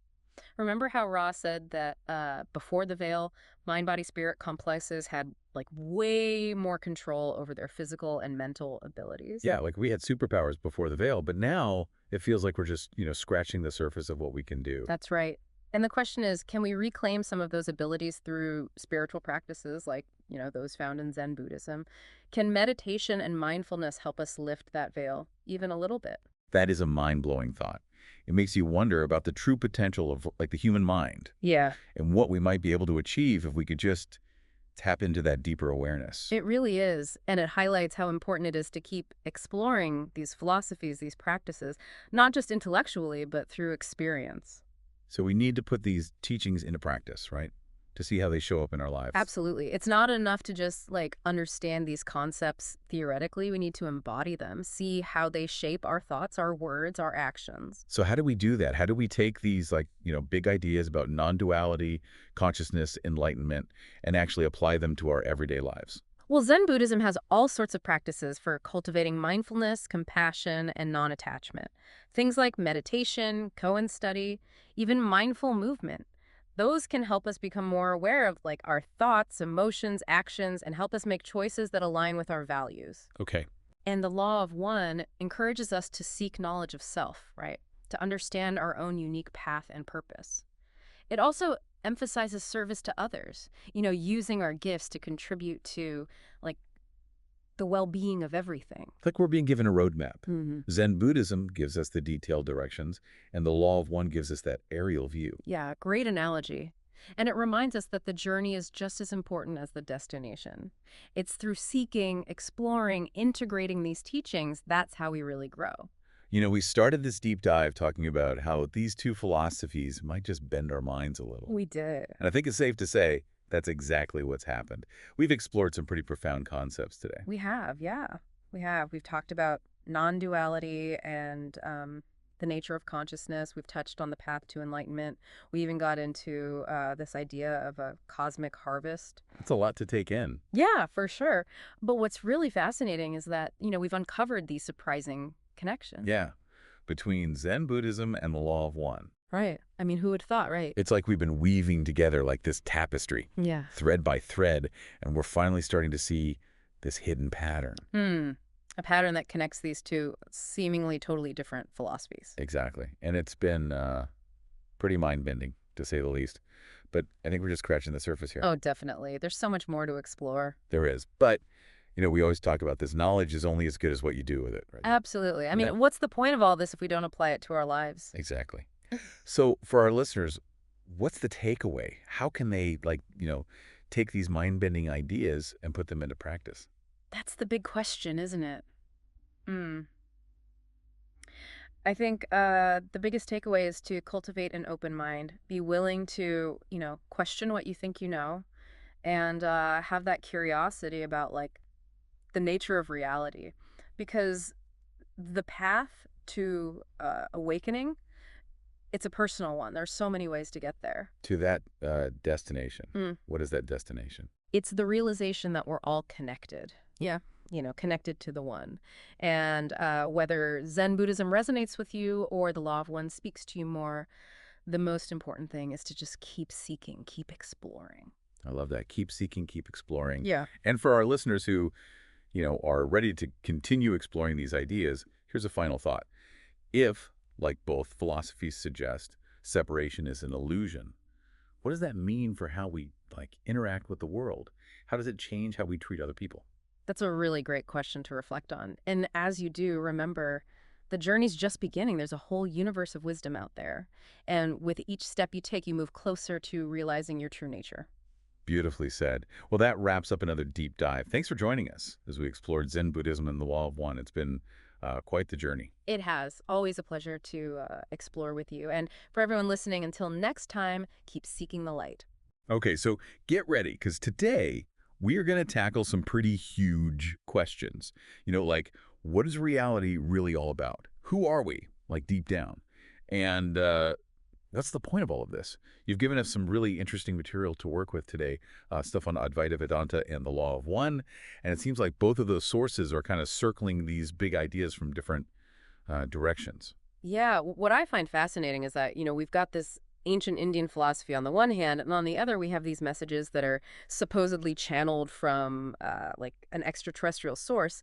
But the wild thing is they both seem to be pointing towards this idea that everything is ultimately one. Like there's a fundamental unity underneath all the diversity and difference we see in the world around us. Right. So for anyone listening who maybe hasn't come across Advaita Vedanta before, could you give us a quick rundown of what that is? Sure. So Advaita Vedanta is a school of thought in Hinduism, and it really emphasizes this idea of non-duality. So basically it's saying that the ultimate reality, what they call Brahman, is just one thing, and there's nothing else besides it. Okay, so there's this one ultimate reality, Brahman, and then there's us. So how do we fit into the picture? Well, that's where it gets really interesting. So Advaita Vedanta says that our everyday experience of ourselves, as separate individuals, each with our own ego, that's actually an illusion. It's like it comes from this lack of understanding, not seeing that fundamental unity. Yeah, it's like that classic analogy they use about mistaking a rope for a snake in the dark, right? You think you're seeing two different things, but actually it's just one thing that appears differently. Exactly. Okay, so we've got Advaita Vedanta talking about this oneness, and then we have the Law of One. So how does that connect? How does the Law of One fit in? So the Law of One, which was supposedly received through this being called Ra, also really centers on this idea of all is one. It claims that all beings are these interconnected parts of a single creator. So we got these two sources, total different origins, but they're both pointing us toward this underlying oneness. So let's start with Advaita Vedanta. You mentioned Brahman being this ultimate reality, the ground of all existence. Can you unpack that a bit more for us? What does that actually mean? Okay, so imagine Brahman as the ocean, right? It's vast, it's all-encompassing, and it's the source of everything. And then we as individuals, we're like the waves on that ocean. So we might look separate on the surface, but deep down, we're all just part of that same ocean of being. That's a great way to put it. And Advaita Vedanta calls our true self the essence of who we are, Atman. And they say that Atman is actually identical to Brahman. So it's not just that we're connected to this ultimate reality. We are that ultimate reality. And some of the ancient texts called the Upanishads describe this really beautifully. There's one passage that says, the radiant and immortal person in the earth. And in the case of the body, the radiant and immortal person residing in the physical body, they are both oneself. It is the immortal, it is Brahman, it is the whole. Wow. So those texts are saying this divine spark, this Brahman, isn't something out there, but it's actually within each of us, connecting everything together. Exactly. And is there anything in the other Hindu texts that talk about that same concept? Oh, yeah, totally. The Bhagavad Gita, which is another really important Hindu text, also echoes that idea. It says, there is no purifier in this world equal to wisdom. He who is perfected in yoga finds it in the self in the course of time. So it's not about looking outward for this truth. It's about turning inward, gaining wisdom and self-knowledge. Exactly. Okay, so that's Advaita Vedanta. So what about the Law of One? Does it have another layer to this whole journey toward unity? It does. The Law of One introduces this really fascinating concept of densities. Densities. Now it sounds like we're heading into like sci-fi territory. It might sound kind of out there, but the idea of densities in the Law of One actually aligns pretty well with how Advaita Vedanta talks about spiritual evolution. So each density represents like a different level of spiritual awareness. Okay, so are these densities, are they like physical dimensions, like the kind of dimensions they talk about in string theory and stuff? Not quite. It's more like they're more like stages of consciousness, almost like levels of vibrational frequency, if that makes sense. So the Law of One describes 7 main densities, and we humans, we're currently hanging out in the 3rd density. So where we are right now is like a stepping stone on this much larger journey. What are these densities like? What do they actually look like? What's it like to, move through them? Well, according to the Law of One, Earth and humanity, we're actually in the process of transitioning to the 4th density right now.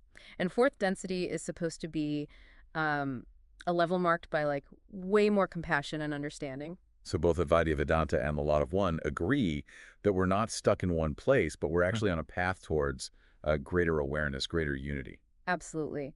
The Law of One, though, it adds kind of an interesting twist by talking about this veil of forgetting. And the veil of forgetting is this thing that basically makes us forget our true nature, our connection to the Creator, while we're here in 3rd density. That veil sounds a lot like the concept of Maya in Advaita Vedanta. That illusion that keeps us from seeing that underlying unity. Yeah, you're totally right. There's definitely a parallel there. And they're both seen as like temporary obstacles. It's something we need to overcome to progress. So it's like we're playing this cosmic game of hide and seek with ourselves, right? We forget who we truly are so that we can remember. It's kind of like that saying, you can't know light without experiencing darkness. I like that. Okay, so that's Maya and the veil. So how about free will? How does free will fit into all this? So the Law of One emphasizes that we have the choice to either speed up or slow down our progress through these densities. Our actions and intentions actually directly influence our spiritual evolution. Because we're not just passively floating along, we're actively participating in this cosmic dance. Exactly. And this is where the Law of One brings in this idea of polarity, which is like a crucial part of that dance. Polar. So are we talking about like positive and negative energies? Yeah, but it's more nuanced than just good versus bad. The Law of One talks about 2 main polarities, service to others and service to self. These are like 2 fundamental paths of spiritual development. So as we move through this 3rd density, we're also making choices that align us with one of those polarities. It's like choosing which way to go at a fork in the road. That's a really great way to put it. And here's where it gets really interesting. The Law of One suggests that both of those polarities ultimately lead back to the same source, to unity with the Creator. Wait, so even the service to self path, which to be honest sounds a bit selfish, that can actually lead to enlightenment too. That's what the Law of One is proposing, yeah. It's saying that both paths are valid expressions of the Creator's will. They're just different ways of experiencing and understanding creation. So it's not about judging one path as like better or worse than the other, but it's more about recognizing that there's this diversity of experience within that grand unity. Precisely.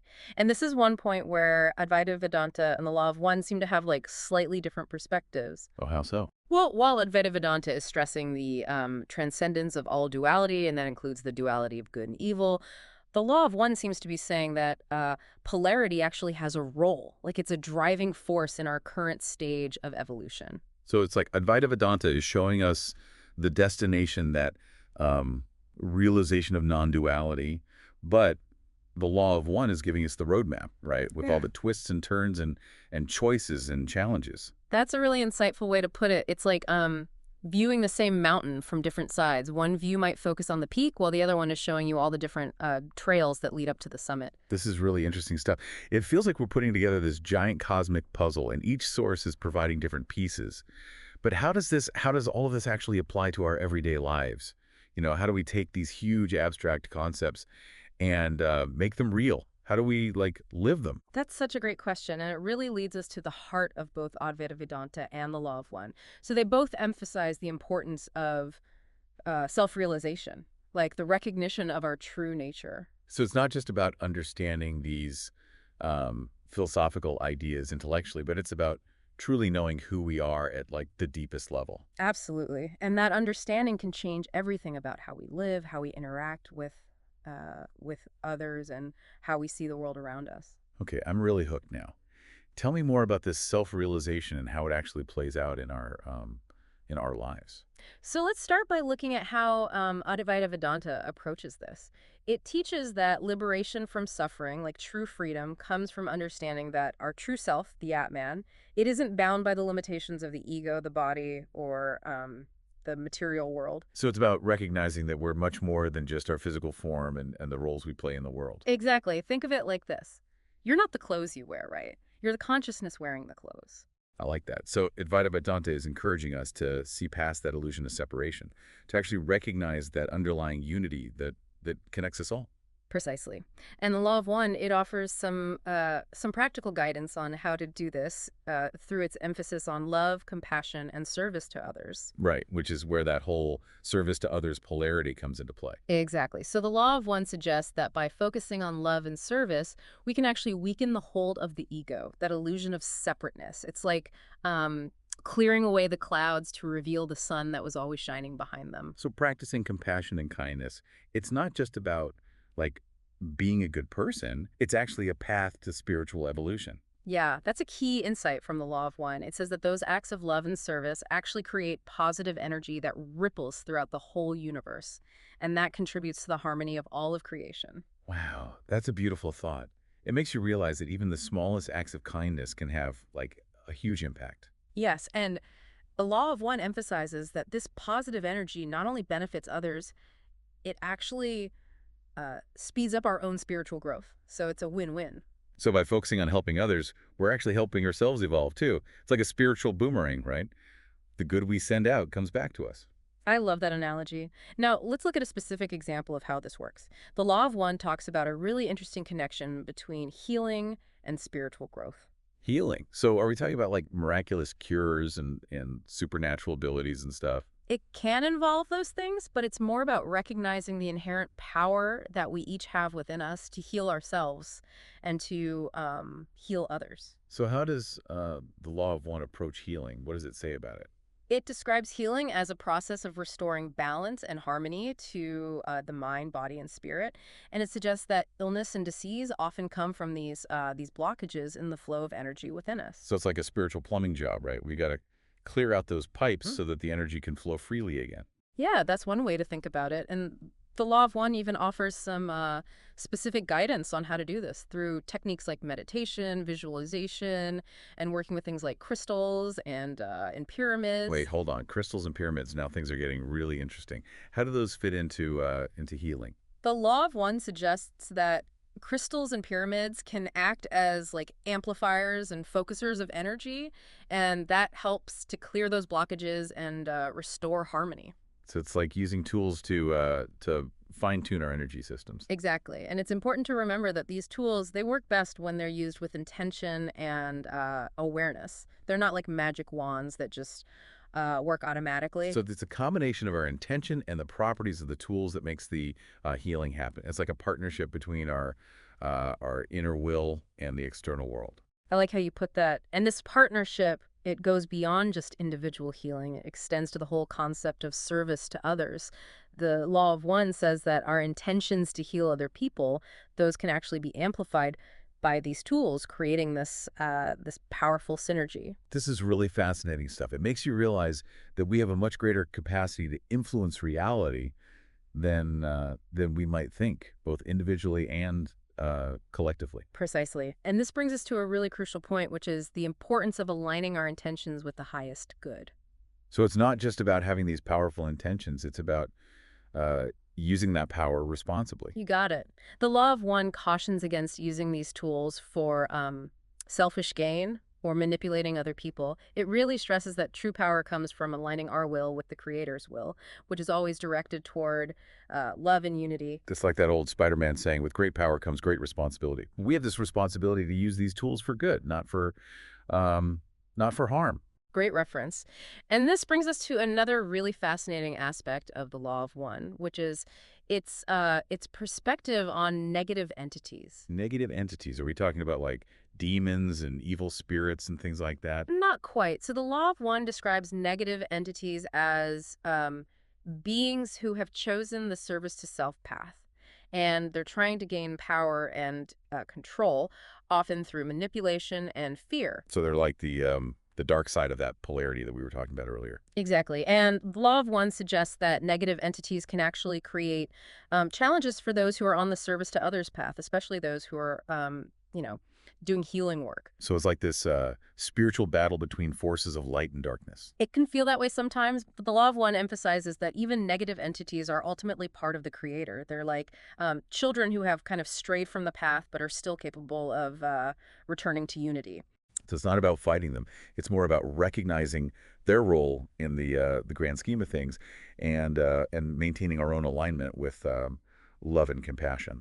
That's the key. The Law of One says that the best way to defend yourself against negative entities is to strengthen your own spiritual foundation, to cultivate love, wisdom, and discernment. So it's about being strong in our own light rather than getting caught up in the darkness. Precisely. And this is where the Law of One offers some practical advice on how to protect yourself from negative influences. Okay, I'm all ears. What kind of protection does it recommend? It emphasizes having a positive and harmonious environment, both internally and in your surroundings. So practices like meditation, prayer, and energy cleansing, things like that, can actually help to create this like shield of light that repels negative energies. So it's like building a spiritual fortress around ourselves, like a safe haven from negativity. That's a good visual. But remember that true protection ultimately comes from within, from your own alignment with love and light. So it's not about relying on external like charms or rituals, but it's about cultivating our own inner strength. Exactly. And that inner strength is nurtured by things like forgiveness, compassion, and gratitude. It's like we're building our spiritual immune system, making ourselves less susceptible to those negative influences. Great analogy. And here's another important piece. The Law of One says that negative entities often try to exploit our fears and weaknesses. So they're like these psychic vampires feeding off our negative emotions. In a way, yeah. They can sense our vulnerabilities and try to amplify them, hoping to draw us into their negativity. So we need to be aware of our own like shadow side, those parts of ourselves that we might be hiding or denying. Yeah. Absolutely. The Law of One emphasizes the importance of self-awareness and shadow work. It suggests that by acknowledging and integrating our shattered, we can take back our power and become less vulnerable to manipulation. So it's about facing our fears and insecurities head on rather than trying to like suppress them or ignore them. Precisely. And this all ties back into the concept of self-realization.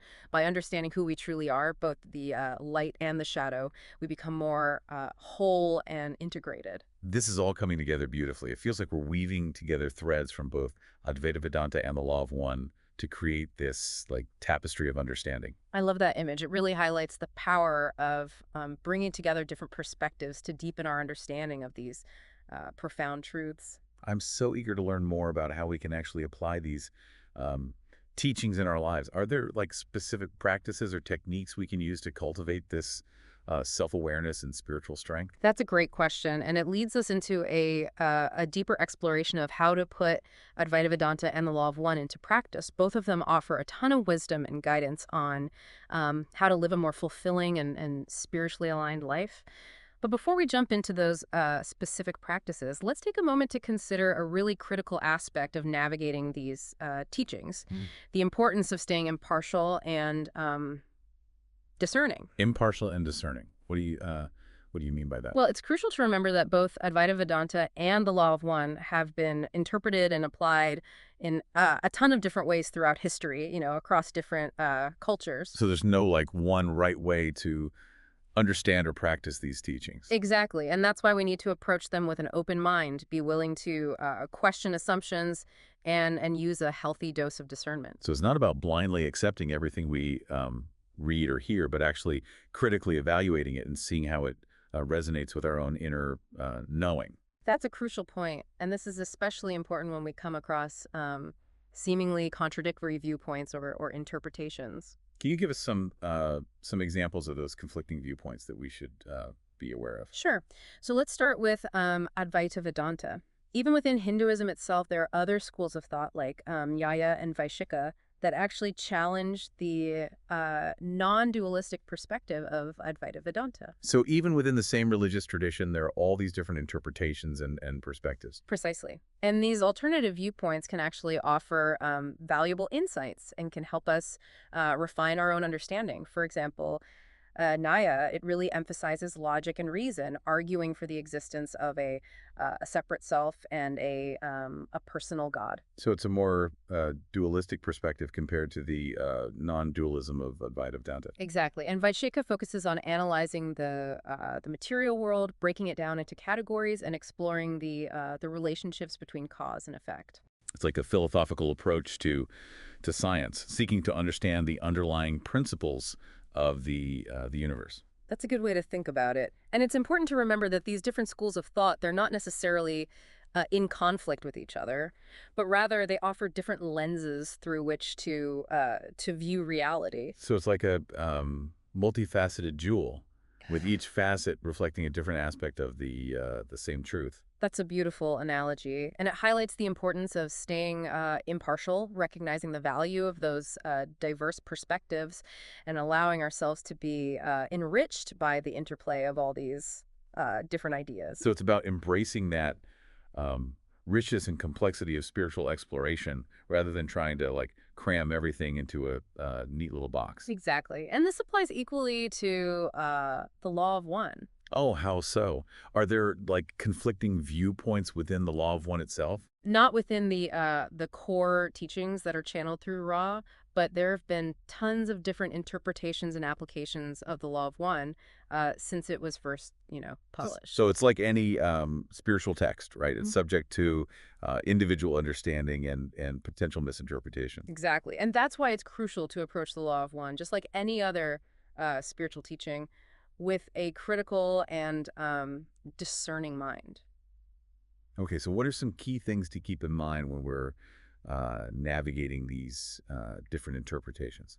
I think the most important thing is to remember that the law of one is a product of channeled communication. Meaning that it's filtered through the consciousness and perspective of the being who's channeling the information. Exactly. And while Ra presents itself as this highly evolved being with this deep understanding of spiritual principles, we have to acknowledge that even advanced beings have their own biases and limitations. So it's wise to take everything with a grain of salt and use our own judgment and intuition to decide what resonates with us. Absolutely. This is especially important when you come across interpretations of the law of one that promote like dogma, rigidity, or exclusivity. So any interpretation that claims to have the one and only truth, or that tries to like limit or control other people, that should be approached with caution. Exactly. The law of one emphasizes the importance of free will and the diversity of paths to the creator. So any interpretation that contradicts these core principles should be very carefully considered. This is really helpful. It feels like you're giving us like a toolkit for navigating these teachings responsibly and avoiding potential pitfalls. That's my goal. It's about empowering you to engage with these teachings in a way that supports your own spiritual growth and understanding. I appreciate that. And I'm sure our listeners do too. So what are some key takeaways from this discussion about staying impartial and discerning? Here are a few essential points. First, be open to those diverse perspectives and interpretations. Remember, there isn't always just one right answer when it comes to spiritual matters.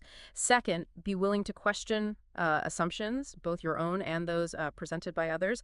Don't be afraid to challenge ideas that don't resonate with you. And finally, trust your inner knowing. Let your intuition and discernment guide you as you explore these teachings.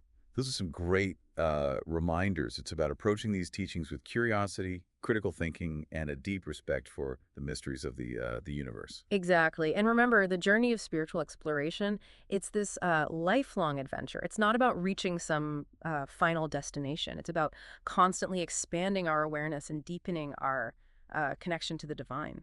That's beautifully put. It's about enjoying the ride, embracing the mystery, and trusting the process. Exactly. Now, are you ready to explore some specific practices and techniques that can help us along this journey? Absolutely. I'm excited to learn how we can actually apply these teachings in our everyday lives. Great. Then let's dive into the practical side of Advaita Vedanta and the Law of One. Okay, so let's start with the practice that's at the heart of both Advaita Vedanta and the Law of One, meditation. Oh yeah, meditation. That's like a classic, spiritual practice.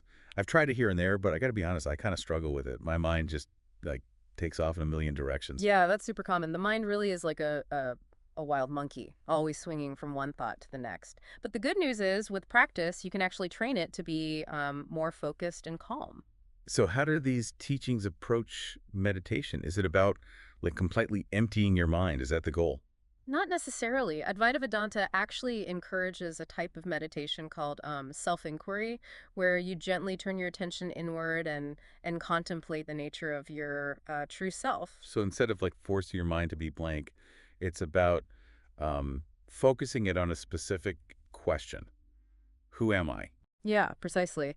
And as you explore that question more deeply, you might notice that your sense of I actually starts to like shift and expand. You might catch these glimpses of the underlying awareness that's always there, kind of beneath the constant stream of thoughts and emotions. It's like peeling away layers of an onion to get to the core, the essence of our being.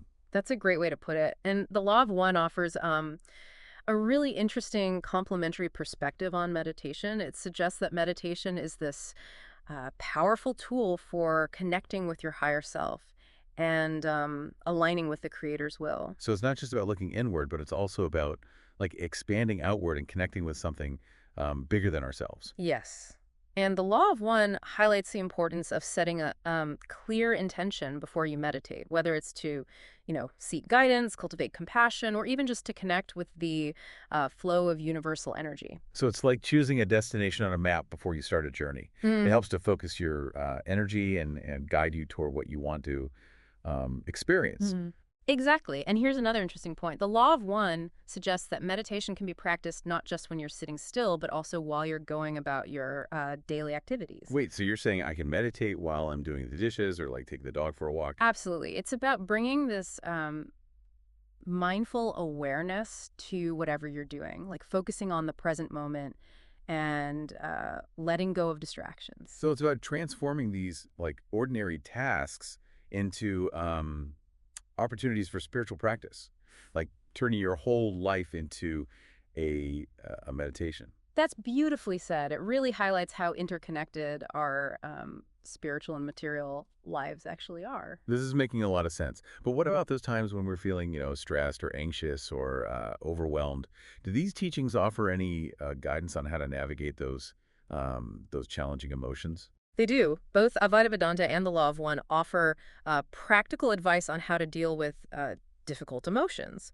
So Advaita Vedanta suggests that suffering actually comes from our attachment to things that are always changing. And that includes our thoughts and emotions. No, it's like desperately clinging to a roller coaster. The ups and downs are going to feel way more intense if we're holding on for dear life. Exactly. And Advaita Vedanta encourages us to cultivate a sense of detachment, to observe our thoughts and emotions without getting swept away by them. So it's like watching clouds drift by in the sky. We can acknowledge them, but we don't have to like chase after them or try to control them. Yeah, that's the idea. The Law of One provides a different approach. It emphasizes forgiveness and compassion, both for ourselves and for others. So it's about recognizing that we're all imperfect beings, just doing the best we can with what we understand at any given moment. Exactly. The Law of One suggests that holding on to things like anger, resentment, or guilt that actually creates blockages in our energy, and that hinders our spiritual growth. So forgiveness is like a spiritual detox, Yeah. right? It's about clearing out those emotional toxins that weigh us down. That's a great way to put it. And the Law of One encourages us to extend that forgiveness, not just to other people, but also to ourselves. So it's about letting go of self-judgment and embracing self-acceptance. Yes. And it's important to remember that forgiveness doesn't mean condoning hurtful actions. It's about releasing that negative energy that we're holding on to and choosing to move forward with love and compassion. This is really powerful stuff. We're learning to be more loving and accepting of ourselves and everyone around us. You're right. And these practices of meditation, detachment, forgiveness, and compassion, they're all interconnected. They support and strengthen each other, contributing to our overall well-being. It's like a spiritual ecosystem. Like each element plays this crucial role in maintaining that balance and harmony. I love that. Now, here's another important element of that ecosystem that we touched on earlier, the concept of service to others. I think it's worth exploring that in a bit more detail. Yeah, let's dig into that. How does service to others actually fit into this bigger picture? So both Advaita Vedanta and the Law of One emphasize that true fulfillment comes from aligning our actions with our highest purpose. And they suggest that that purpose is ultimately about serving the greater good, contributing to the well-being of all beings. So it's not just about focusing on our own individual happiness, but it's about widening our circle of concern to actually include the well-being of others. You got it. And here's where the concept of karma comes into play. Advaita Vedanta teaches that karma is this law of cause and effect. Our actions create these ripples that affect not just ourselves, but also the world around us. It's like the butterfly effect. Yeah. Even small actions can have these huge unforeseen consequences. Precisely. And the Law of One adds to this by saying that karma isn't actually about punishment and reward, but it's more about learning and growth. So it's like this cosmic feedback loop. It's helping us learn from our experiences and evolve toward greater wisdom and compassion. That's a great way to see it. It really highlights the importance of aligning our actions with our highest intentions. So if you want to create a more positive and harmonious world, we need to start by cultivating those positive and harmonious intentions within ourselves. Absolutely. And this is where the concept of dharma comes in. Dharma, what's that? So in Advaita Vedanta, dharma is often translated as duty or right action. It's about living in alignment with our true nature and fulfilling our unique purpose in the grand scheme of things. So it's about recognizing our unique gifts and talents and using them to make a positive impact on the world. Yes. The Law of One suggests that our dharma is ultimately about serving others and expressing love and compassion in everything we do. So it's about understanding that we're all interconnected and that our actions actually ripple through this whole web of life. Exactly. And this realization can actually lead to a huge shift in our perspective. It moves us from this focus on individual gain to this desire to contribute to the well-being of everyone. It's about moving from an egocentric worldview to a more heart-centered, interconnected way of seeing things. Exactly. And that shift in perspective can bring this much deeper sense of purpose and meaning to our lives. It's like finding this hidden treasure, a wellspring of joy and fulfillment that comes from aligning with our highest calling. Beautifully said. And that brings us right back to the concept of self-realization. Oh. Well, when we actually understand our true nature as these interconnected beings, as expressions of the same divine source, we naturally start to act in ways that reflect that understanding. So it's not about forcing ourselves to be good or serve others out of obligation, but it's about letting our actions flow from that deep inner knowing. You've got it. And that alignment between our inner being and our outer actions, that can lead to this profound sense of peace and harmony. It's like all the pieces of the puzzle are finally clicking into place, creating this beautiful and coherent picture. That's a great analogy. It highlights how transformative these teachings can actually be. This has been an incredibly eye-opening exploration, but there's one thing I'm still kind of wondering about. You mentioned earlier that Earth and humanity are transitioning into the fourth density, according to the Law of One. Can you tell us more about what that actually means? What can we expect? That's a fascinating question, and it takes us into this realm of speculation and possibility. But before we jump into that, let's revisit a crucial element of engaging with these teachings, the importance of discernment and critical thinking. Discernment and critical thinking. Didn't we already cover that? We did touch on it, but I think it's worth emphasizing, especially when we're talking about ideas like density shifts and predictions about the future. So it's about not getting carried away by fantastical ideas or blindly believing everything we read or hear. Exactly, and it's especially important when we're dealing with information that's channeled or that comes from sources outside our usual frame of reference. So how can we apply discernment and critical thinking to these concepts? First, it's helpful to remember that the Law of One is a product of its time. It was channeled back in the early 1980s, which is this period with a lot of interest in New Age spirituality, UFOs, and alternative realities. So the cultural context it was channeled in might have actually influenced the information that came through. Precisely. And it's important to be aware of our own biases and filters as we interpret these teachings. So if we're already, inclined to believe in aliens and interdimensional travel, we might be more likely to just accept the law of one's perspective on density shifts and future predictions. That's a great point. And it's equally important to be aware of the limitations of language itself. Oh, how so? Well, Ra, the being channeling the Law of One actually acknowledges that it's using human language to try to communicate concepts that are often beyond our current understanding. So it's like trying to explain the taste of chocolate to someone who's never tasted it before. Words can only take you so far. That's a perfect analogy. It highlights the importance of using our intuition and inner knowing to understand that deeper meaning beyond the words. So it's not just about taking the words literally, but it's about feeling into the essence of what's being conveyed. I've got it. And it's also helpful to cross-reference information from multiple sources. So if we're curious about density shifts, we could also explore, other spiritual teachings or scientific theories that touch on similar concepts. That's right. And by comparing and contrasting different perspectives, we can develop this more nuanced and well-rounded understanding. This is really helpful. It feels like you're giving us a map and compass for navigating these teachings responsibly and avoiding getting lost. That's exactly what I'm aiming for. It's about empowering you to engage with these teachings in a way that supports your own spiritual growth and understanding. I appreciate that, and I'm sure our listeners do too.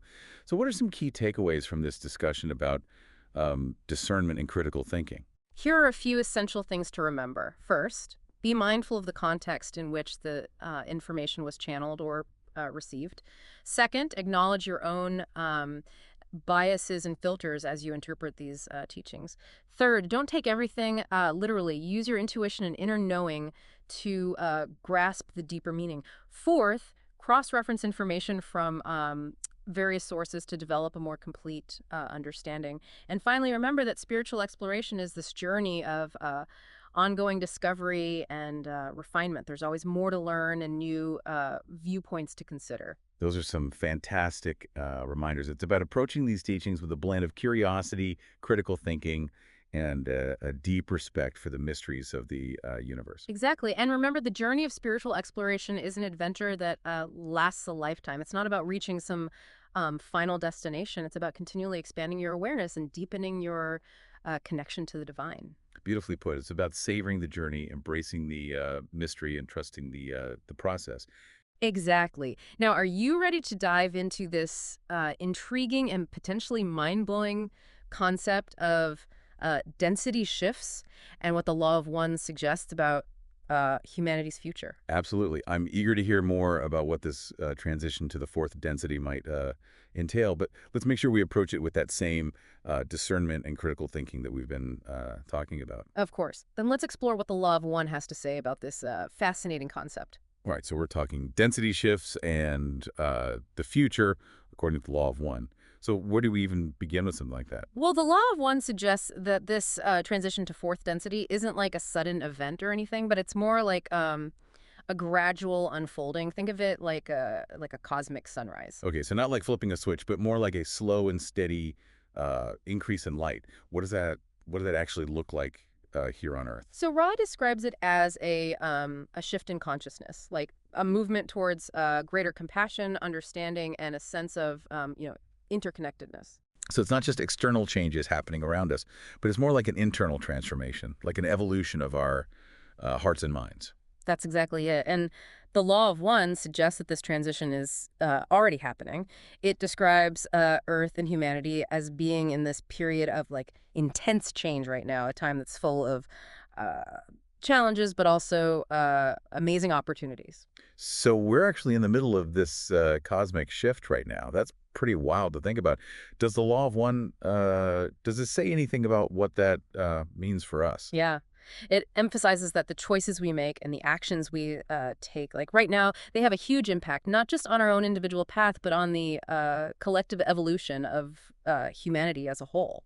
It's like we're all standing in this crossroads, and the path we choose will determine the direction of our journey. That's a powerful way to put it. And according to the law of one, fourth density is a state of being where that illusion of separation that we, experience so strongly here in third density, it starts to fade away. So we start to see past those boundaries that make us feel like these isolated individuals. Exactly. Rod describes fourth density beings as having a much deeper understanding of love and compassion, both for themselves and for everyone else. It's like we graduate from like a kindergarten of separation to a university of unity. Yeah. That's an incredible image. So does the law of one say anything about how this shift in consciousness might affect our physical world or even our bodies? The law of one suggests that as our consciousness evolves, so too will our relationship with the physical world. It doesn't necessarily focus on like big flashy changes, like flying cars or anything, but more on these subtler shifts in our perception. Okay, so what kind of subtle shifts are we talking about? So Ra suggests that fourth density beings have a heightened awareness of energy and vibration, and that allows them to like interact with the physical world in more harmonious and creative ways. It's like we're upgrading our operating system, unlocking all these new levels of perception and interaction with reality. I like that analogy. The law of one also suggests that this shift in consciousness could even change how we experience time and space. Okay, now we're getting into the really mind-bending stuff. What does it say about time and space? Well, the law of one suggests that time and space, as we understand them here in third density, they're not linear or absolute. They're actually much more fluid and interconnected than we typically perceive. So concepts like past, present, and future, they become more flexible and less rigid.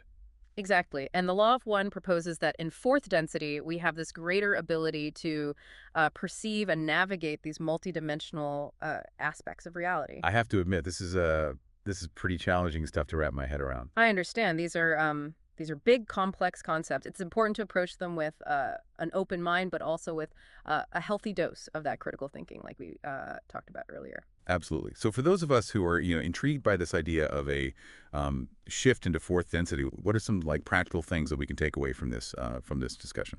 Here are a few key points to keep in mind. First, remember that this transition to fourth density, it's an ongoing process. It's happening now, and the choices we make today, they play a part in shaping that transition. Second, remember that fourth density is all about a deeper level of compassion, understanding, and interconnectedness. It's a realm where that illusion of separation starts to dissolve, and we experience this stronger connection to ourselves, to others, and to the divine. Thirdly, keep in mind that this shift in consciousness will likely bring about changes in our relationship with the physical world too, including a heightened awareness of energy and a more fluid understanding of time and space. And lastly, remember to approach these concepts with discernment, critical thinking, and an open heart. The future isn't fixed. It's a tapestry that we're weaving together through our choices and our actions.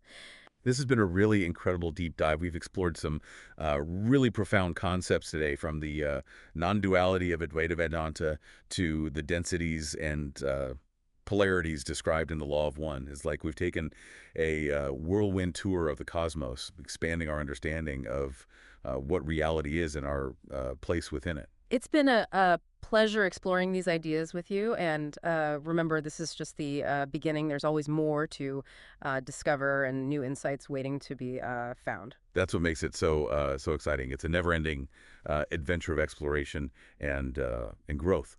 So to all of our listeners out there, we encourage you to keep diving deep, keep asking questions, and keep expanding your awareness.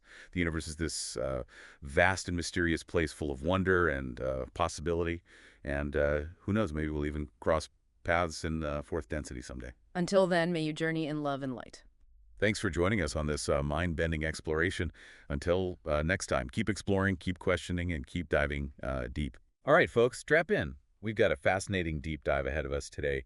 We're going to explore the law of one, channeled from an extraterrestrial being, and Gurdjieff's fourth way. Now that's a pairing I wouldn't have immediately put together. Right. Alien wisdom and a system for inner transformation. Sounds a little out there. But trust me, stick with us. There's some really interesting overlaps. Where would you even begin with something like this? Well, what strikes me is how both systems, even though they come from such different places, they both kind of land on this idea of humanity being asleep. Like we're not really fully conscious. So Gurdjieff's sleep and Ra's sleep, are they talking about the same thing? I mean, on the surface, they sound different, right? Yeah. Gurdjieff, he's all about the practical stuff. He says, we're fragmented. We're just driven by desires, external things. We're lacking a real I, a unified self. Exactly. And then you have Ra with this big cosmic perspective talking about us being caught in illusion, forgetting our true nature as these beings of light and love. Okay, so different flavors of sleep, but both saying we're not quite awake. So how do we wake up then? How do we turn on the lights, according to these guys? Well, Gurdjieff being, Mr. Practical, he gives us the fourth way. It's all about self-observation, conscious effort. Understanding how we operate, those mechanical parts of ourselves. Right, so Gurdjieff is giving us the toolkit, but what about Ra? Is it just all cosmic pronouncements and no practical advice? Not at all. The law of one emphasizes service to others as a catalyst for growth. It's about aligning with love and light, taking actions that benefit everyone, not just yourself. Okay, I'm starting to see how this fits together. It's like Gurdjieff gives us the wrench, and Ra points us toward what needs fixing. Yeah, exactly. It's internal and external, but both of them are saying, hey, conscious effort, that's the key. That's the key. All right, so we're starting to see the connections, but it gets even weirder. Don't they both talk about these higher centers or energy centers within us? This is where it gets really, really fascinating. Gurdjieff, he talks about different centers of energy, the intellectual, emotional, moving, instinctive centers. He even created these movements, those physical exercises to work with those energy centers. Yes, it's not about, being a graceful dancer. It's about breaking those habitual patterns and cultivating a different kind of attention. Wow, so Gurdjieff's got us moving and shaking to wake up. What about the law of one? How do they fit into this energy center dance? Well, Ron talks about these energy centers or chakras and how they're key to our spiritual evolution. We need to balance and activate them as we progress. Okay. So whether it's higher centers or energy centers, the idea is we've got this hidden potential within us just waiting to be unlocked. And both systems, they kind of agree on that. And accessing those deeper levels of awareness, it all comes back to that conscious effort. We got to work with our energy, with our attention. It's not just going to happen on its own. So we're not just limbs of flesh and bone. We're these walking, talking energy systems with the power to transform. But how does all of this fit into the bigger picture, the grand scheme of the universe? Well, that's where the law of one really opens things up. Ray goes deep into the creation and evolution of the universe, the densities of consciousness, free will, and all these cosmic laws. It's really mind-blowing stuff. All right, my head's spinning a bit, but in a good way, Yeah. We've got Gurdjieff's practical exercises, and then we have Ra's cosmic perspective. Yeah. But honestly, all this talk about densities and cosmic laws, it's a lot to take in. Can we bring it back down to earth for a minute? Absolutely, yeah. It's easy to get lost in all the cosmic stuff, but both systems really emphasize starting right where we are. So no need to book a flight to another galaxy. Not quite. Gurdjieff talks a lot about self-remembering, right? Right. Being present, being aware of your body and mind and emotions. Sounds great in theory, but how do you actually do that? Especially in the middle of a crazy day? Well, think of it like building a muscle. You don't start by, lifting a ton of weight. Gurdjieff suggested finding those small moments to catch yourself. Maybe you're brushing your teeth or you're waiting in line and you just take a second to notice your breath, your posture. It's about those little moments of presence. So it's about this perfect state of constant awareness. Yeah. And more about those little wake-up calls throughout the day. I can get behind that. Yeah, and as you practice those moments of self-remembering, they become more frequent, more natural. You start to see those habitual patterns that Gurdjieff talks about, those knee-jerk reactions that keep us asleep. And once you see those patterns, can you actually change them? Or are we just, stuck with our default settings? Well, that's the beauty of it. Gurdjieff believed that by bringing awareness to those patterns, we can start to interrupt them. He talks about cultivating a different kind of attention, one that's not just reacting to whatever's loudest or most stimulating, but a more deliberate, a more directed kind of attention. So we're basically rewiring our internal circuitry, becoming like more conscious operators of our own machines. That's a great way to put it. And this rewiring, it's not just about, sitting on a meditation cushion. Gurdjieff was all about bringing this work into everyday life. Right. He wasn't afraid to shake things up, was he? Creating those movements, those incredibly precise physical exercises. It seems like he was really pushing people out of their comfort zone. Oh, he definitely was. And for good reason. Think about it. When you're struggling to hold a specific posture in the movements or trying to coordinate your breath and movement with others, there's no room for your usual mental chatter. It forces you into the present moment, into Yeah. your body. It's like he's hacking the system, using the body as a doorway to higher awareness.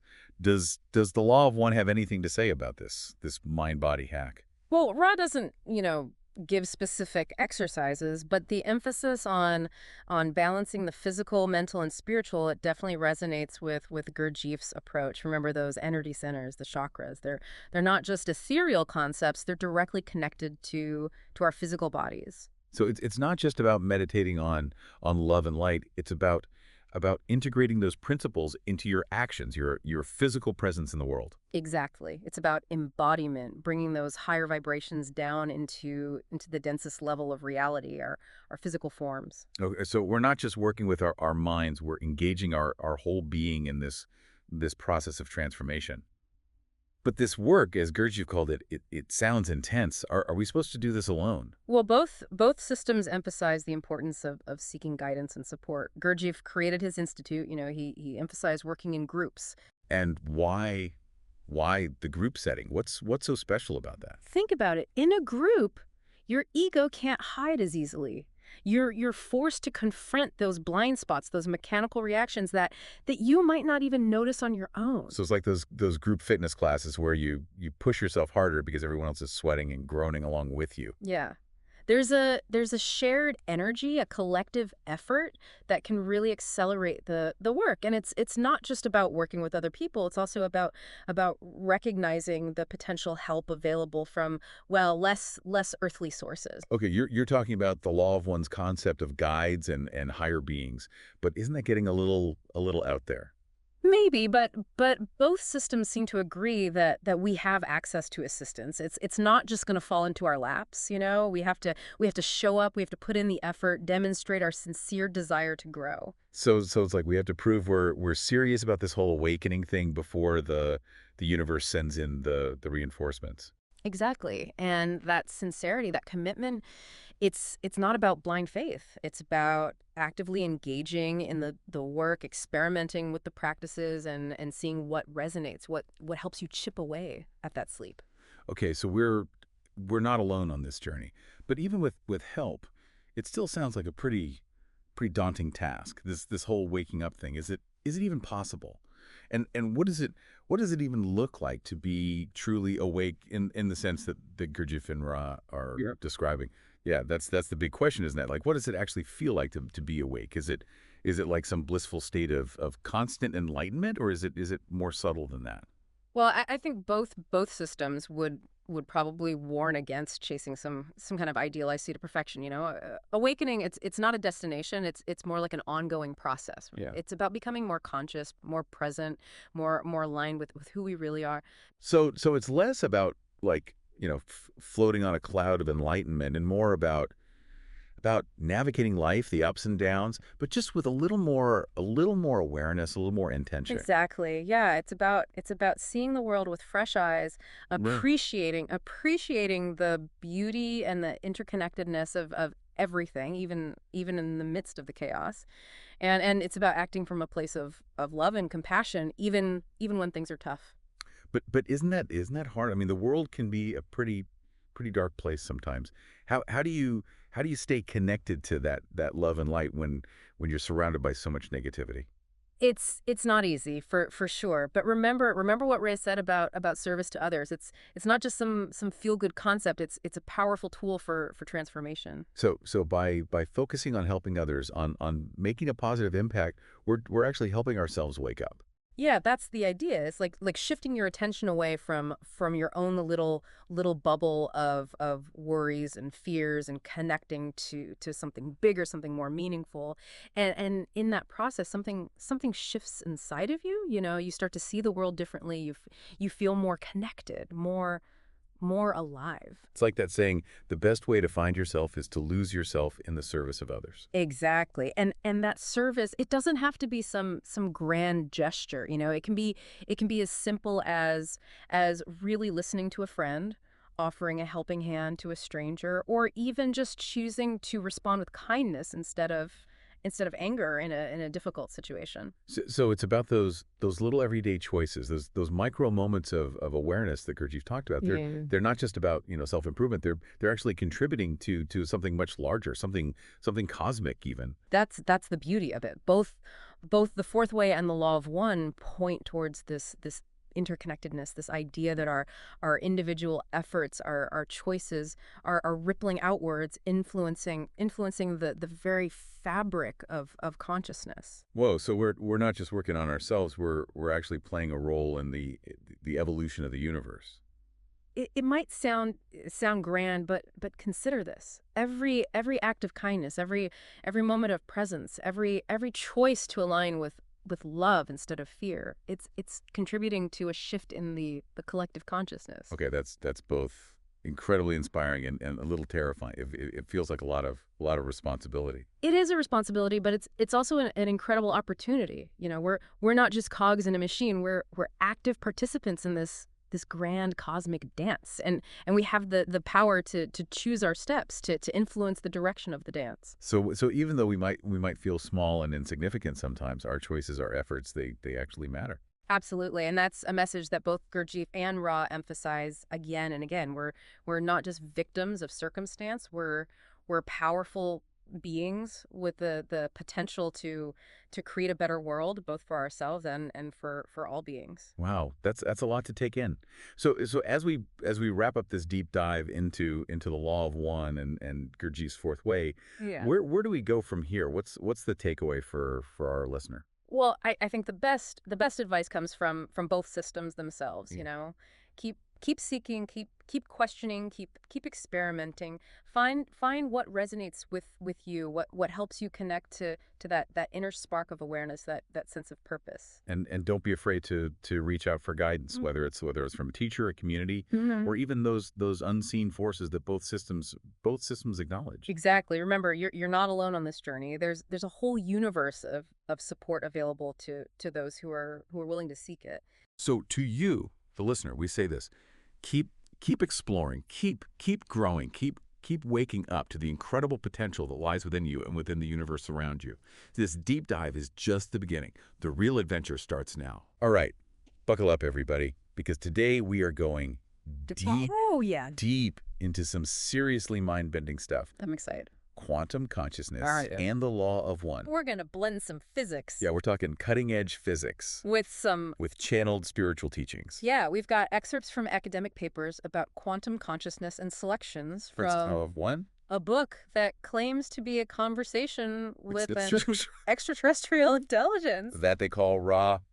It's a pretty wild combo, right? It's a fascinating juxtaposition, for sure. You've got like this rigorous world of quantum physics trying to figure out the universe at the tiniest level. Yeah, and then you have these messages, like, beamed in from who knows where, giving us a whole cosmic perspective on, like, consciousness, evolution, the interconnectedness of it all. And what's really cool is they seem to be, They're kind of pointing in the same direction. yeah, I mean, Let's start with quantum physics. okay. Been around for a while. It has But it still feels like we're just scratching the surface, you know? totally It's like this like quantum enigma yeah. that keeps popping up Keeps showing up. and showing us that our everyday experience, like just walking around, bumping into things, Mm-hmm. doesn't match up at all with what's happening at the subatomic level. Yeah, exactly. Like, Yeah.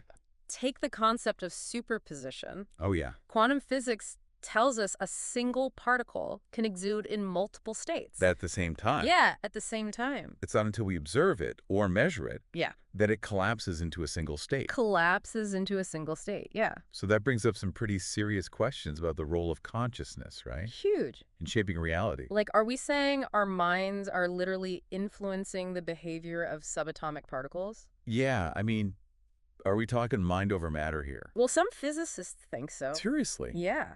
Like Niels Bohr. Oh, wow, one of the pioneers. Yeah, he was like one of the founders of quantum theory. And he argued the observer is like a crucial part of the quantum experiment. Mm-hmm. And then you've got physicist Henry Stapp. Okay. He's built on that idea. Okay. And he's proposing a model where consciousness actually has a causal role in collapsing the wave function. So we're not just talking about some fringe theory here. No. We're talking about, like, big names. Legit scientists. Taking this seriously. Absolutely. And this is where the law of one comes in, right? Right. With this perspective that's surprisingly, like you said, resonant with these quantum concepts. Like the central message of the law of one Yeah. is that all is one. Mm. That like every being and everything in the universe is ultimately just a Like a manifestation. manifestation of a single unified consciousness. So instead of seeing ourselves as like separate individuals, Right. we're actually part of this vast, like, interconnected web. Yeah, and it's almost like how quantum entanglement shows that particles can be linked across vast distances And they're like influencing each other. instantly. Yeah. Like no matter how far apart they are. It's crazy. Yeah. And the law of one is saying, Takes it further. Takes that idea further. takes it further. Suggesting our thoughts, feelings, and actions. All have a ripple effect. Ripple effect. Extending through this web of consciousness. Yeah. So we're not just influencing our own reality. No. We're literally Yeah. like Co-creating the universe. with every choice. Every choice. Powerful. Right. It's a powerful thought. It challenges that traditional like wall we put between science and spirituality. Yeah. They both point towards a reality where consciousness Right. isn't just observing, Yeah. but actively participating Wow. in shaping the universe. Okay, my mind is officially blown. And we're just getting started. Yeah, we are. All right, so we've kind of laid the groundwork here. Yeah. Quantum consciousness and the law of one both suggest Suggest that. consciousness is like a fundamental force Fundamental. in the universe. Yeah. But how does that actually play out in, like, our lives? You know, what does it mean for us? Well, one of the coolest places where these two paths kind of converge Yeah. is this concept of love. Okay, but we're not talking like romantic love, right? Right. Or even like love for your family. No. It's much It's got to be something deeper. deeper, yeah. Uh-huh. In the law of one, Yeah. Ra describes love as like the building block of light. Well, The fundamental energy that binds the universe together. so it's not just a feeling. No, it's the fabric of creation. Wow. Yeah. And in quantum consciousness, there's this idea that like love or maybe a deeper sense of interconnectedness Yeah. could be the key to understanding stuff like quantum entanglement. So there's like an underlying field connecting everything. And love, or the sense of unity, is like the driving force. It's pretty wild. And that brings us to another point both sources talk about. Free will. Oh, okay. So if we're all part of this interconnected web, how does free will fit in? Like, are we really making choices, or is it all predetermined? That's the big question. Yeah.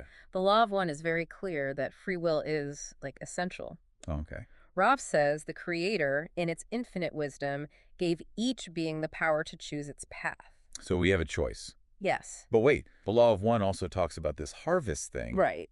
Where souls graduate to higher densities, like levels of consciousness, Yeah. based on their spiritual evolution. Right. So doesn't that imply some kind of predetermined outcome? That's what I'm thinking, yeah. So that's where it gets really interesting, right? The harvest isn't so much a fixed event Okay. as an opportunity for souls to align with their chosen polarities, service to others or service to self. Okay. And it's our choices, made through free will, that determine which path we end up on. So we're not just along for the ride. We're not. We're actually steering the ship We're navigating our spiritual evolution. with every choice we make. Every single one. Wow, that's Profound. it is profound. Because if our choices really do impact the universe, Yeah. even small acts of kindness, compassion, understanding. And contribute to a more like harmonious reality. Absolutely, yeah. It's like we're each holding a paintbrush Adding our own strokes to the grand tapestry of the universe. with every thought, feeling, action. Yeah, exactly. And this brings us to a really fascinating idea from the law of one. Wanderers. Wanderers. Wanderers, yeah. What is that, like space nomads? Not quite. Say. According to the law of one, wanderers are souls who are from higher densities. So, like, more evolved. Or evolved realms of consciousness, yeah. And they choose to come to Earth. To help raise the planet's vibration. So, like, cosmic volunteers. Yeah, kind of like that. Coming to help during this, critical point in our evolution. Okay, but wouldn't coming to Earth with all its, Density. density, yeah, wouldn't that be like a step down for these evolved beings? You'd think so, right? Yeah. Well, the law of one says wanderers keep a memory, even if it's faint, Okay. of the unity and love they experienced in those higher densities. And that's what motivates them to come here. It's this yearning for wholeness, for like the reintegration of everything Wow. that drives them to be beacons of light in denser realms. So they're here to remind us of our own, like, forgotten divinity. To Exactly. help us remember, we're not just these separate individuals, but interconnected beings capable of Incredible love. incredible love and compassion. It brings us back to the heart of it all. Both quantum consciousness and the law of one are saying Yeah. we're part of something so much bigger than ourselves, And our choices driven by love and compassion can actually make a difference. in the evolution of consciousness. Not just on Earth, but maybe Potentially. throughout the cosmos. Exactly. Okay, I'm starting to get how these different ideas, quantum physics, consciousness, spirituality, they all kind of weave together Yeah. into this, like, incredible tapestry. They- But there's one thing I'm still, like, grappling with. Okay. If our thoughts and actions are so powerful, Yeah. if we're really shaping reality with our choices, Right. doesn't that mean we also have the power to create, like, negative outcomes? That's a great question. Harmful stuff, The law of one actually addresses that directly. Oh, okay. Ra explains that the universe operates according to the law of free will, Mm. meaning all beings have the right to choose their path, Even if it leads to... even if those choices lead to what we might consider negative consequences. But wouldn't that create just chaos? Like, how can there be any order, any evolution? Right, if everyone's just doing whatever they want. Yeah. Well, that's where the concept of polarity comes in. Okay. The law of one suggests that all choices ultimately fall somewhere on a spectrum. Oh. Service to self or service to others. So it's not about, like, good or bad actions. It's about understanding the motivation behind them. And how that impacts the overall evolution of consciousness. Exactly. So even actions that might seem, I don't know, bad on the surface Right. could actually serve a purpose in the grand scheme of things. That's right. They provide contrast. They give us challenges that help us refine our own choices. It's like you're playing the villain, but ultimately helping us grow, Yeah, I like that analogy. become more compassionate and understanding. Exactly. It's all part of this cosmic dance, the interplay of light and shadow. That ultimately leads to greater understanding and unity. That's the idea. Man, this has been an incredible journey, seriously. Hasn't it? We started with quantum physics, Went deep into the law of one found some amazing connections, between these two, seemingly totally different realms. and it's challenged us to rethink our place in all of this. Are we just watching the show or are we writing the script? That's a good question. Are we passive observers or active participants? Mm-hmm. Are we shaping reality with every thought, every feeling, every action? Big questions. Big questions indeed. It really makes you think. It does. The journey doesn't stop here, though. No, it doesn't. The law of one is a deep well of wisdom and quantum consciousness. The research, it's always evolving. Yeah, it's like an ongoing exploration. It is. So keep digging, keep asking questions, and never stop shining your light. Beautifully said. Until next time, everybody, welcome to our deep dive into the world of Gnosticism and the law of one. We're going to be looking at how these two, like, totally different sources approach this huge concept of oneness. So if you're ready for a serious, mind-blowing experience, get ready. Right. We're going to be diving deep into the Nag Hammadi Library, which is this collection of 52 ancient texts discovered in 1945 in Egypt, and we're going to compare them with the Law of One, which is this channeled message from the 1980s. I mean, it's like we're connecting ancient secrets with a more modern message. Kind of makes you wonder about how knowledge travels through time, huh? Absolutely. And speaking of connections, both these sources, the Nag Hammadi texts and the Law of One material, they both focus on this really profound idea of oneness, this idea that everything is interconnected and comes from a single source. Yeah, oneness. So first, let's set the scene. The Nag Hammadi texts, they weren't found on purpose. It was a total accident, and a farmer was just digging, and boom, jar full of ancient manuscripts. They'd been hidden for centuries. Yeah, incredible, right? And it took like decades to translate and publish them, so they've given us a whole new understanding of early Christian thought, including ideas that some people thought were heretical. Totally adds to the mystery. And then we have the Law of One material from, well, much more recently. A group of researchers channeled this entity, Ra, through a woman named Carla Ruckert. Ra claimed to be this social memory complex, like a collective consciousness from a super advanced civilization. It's interesting, right? Both the Nag Hammadi texts and the Law of One, they're presented as like these universal truths. What's wild is how they both arrive at oneness, but from totally different angles. They overlap in some ways, but they also have some major differences. Totally. Okay, so let's start with the Gnostic view of oneness. What jumps out from the Nag Hammadi texts? So one of the big ideas you'll find in texts like the Tripartite Tractate is the idea of a divine spark inside each of us. Basically, a fragment of the divine that's stuck in the material world. Like a little piece of God trapped in all this earthly stuff. Exactly. And the goal for Gnostics is to awaken this spark and achieve what they call gnosis, this direct experience of the divine. And that leads to a reunion with the one, the ultimate source of like all existence. It sounds like a journey of the soul back to where it came from. But this is where things get, well, kind of dark. The Gnostics weren't exactly fans of the material world, were they? You got it. They saw this world as flawed, created by, well, a lesser deity. You'll come across him in texts like the Apocryphon of John. His name is Yaldabaoth. He thinks he's the top dog, the ultimate god, but he's not, and his creation is messed up, which is why our divine spark is trapped here. Wow, talk about a God complex gone wrong. Mm-hmm. So basically, the Gnostics were all about escaping the limitations of the material world and getting back to this pure spiritual realm, one of light and oneness. Exactly. They were all about transcending the material to find that oneness. Okay, so that's the Gnostic perspective. Now, how does the Law of One approach this whole oneness thing? Well, Ra's main message is actually really simple, but super deep. All is one. It's basically saying that everything in the universe is connected. Like every being, every single thing is a part of a single consciousness, which is the creator. So similar to the divine spark idea, but without, the whole hating the material world thing. Yeah, exactly. That's one of the main differences between the two. The Gnostics wanted to escape the material world, while Ra suggests that all experiences, even the tough ones, have a purpose in the creator's journey of self-discovery. So instead of a prison, this world is more like a school, a place where we learn and grow through different experiences, good and bad. Yeah, I like that.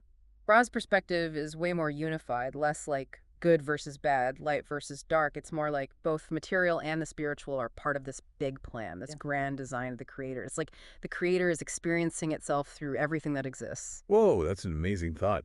But if everything is truly scored, as both these sources say, why is there so much conflict and division in the world? How do they explain that? Well, that's something both the Gnostics and Ra try to tackle. And it all comes down to this idea of free will. Free will, our ability to make our own choices. Right. The Gnostics believe that this flawed creator deity, Yaldabaoth, basically tricked humanity with ignorance and illusion, leading to all the separation and suffering. Like, we're living in some kind of, well, cosmic Truman Show, unaware of who we really are and our connection to the one. That's a really good analogy. What does Ra say about free will? Well, Ra explains that the creator, out of love, gave us free will so we could choose our own paths and learn from our experiences. So all the bad stuff, the conflicts, the suffering often come from choices made out of fear and this feeling of separation, not from love and unity. So it's not like the material world is bad in itself, but we have the power to choose, separation or unity, love or fear, helping others, or just thinking about ourselves. Right. Exactly. And those choices, they shape both our own reality and the reality of everyone around us. But then this brings up a really interesting question. If we have this free will, is there a right way to achieve oneness? Is there like a specific path? Yeah, that's a great question, and one that we're going to explore as we look deeper into the practices and insights in both the Nag Hammadi text and the Law of One. What kind of guidance do they give, for moving towards oneness, both personally and, well, as a whole? That's where it gets really interesting. We'll be uncovering some specific practices and rituals from the Nag Hammadi text and then comparing those to the Law of One's focus on love, compassion, and helping others. Seems like both, even with their differences, agree that seeking knowledge, being self-aware, and connecting to something bigger than ourselves are key to finding that oneness. Absolutely. And that's the connection we're going to explore next time. Stay tuned as we delve deeper into the practical stuff, how all this can actually impact our lives in real ways. We've been talking about this whole oneness thing and how both the Nag Hammadi scriptures and the Law of One material present it. It's wild how these sources, like coming from totally different places in time, both lead to this really profound idea. Yeah, and we touched on how the Gnostics saw the material world as flawed, like something to get away from. But I'm curious about Ra's view. Does the Law of One suggest anything we can do, practices or insights to experience oneness while we're still here, in this earthly realm? Totally. Ra, just like those Gnostic texts, stresses how important seeking knowledge, deepening self-awareness, and connecting to a higher power is. But the approach in the Law of One, it's a lot more about actually putting these principles into practice in everyday life. Okay, so less theory, more action. What kind of practices does Ra actually recommend? Like, what can we actually do to cultivate oneness? One of the big things Ra emphasizes is service to others. It's not about some grand gesture or being like a martyr, but more about just making conscious choices to act in ways that, well, benefit others.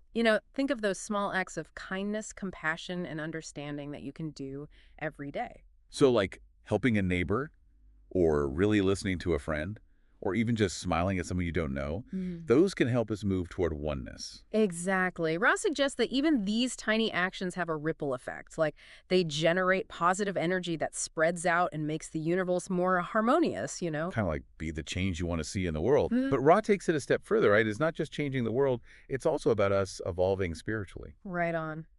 Ross sees helping others as something that can really push us to grow personally and align ourselves with this energy of oneness. So it's not just about being nice, but recognizing that spark of the divine in everyone and acting accordingly. Hmm. Does that include ourselves too? Great question. Ra is all about self-love and self-acceptance as part of this path to oneness. It might sound counterintuitive, but you can't truly love and serve others unless you love and accept yourself first. Yeah, I could see how that might seem, well, a bit backwards.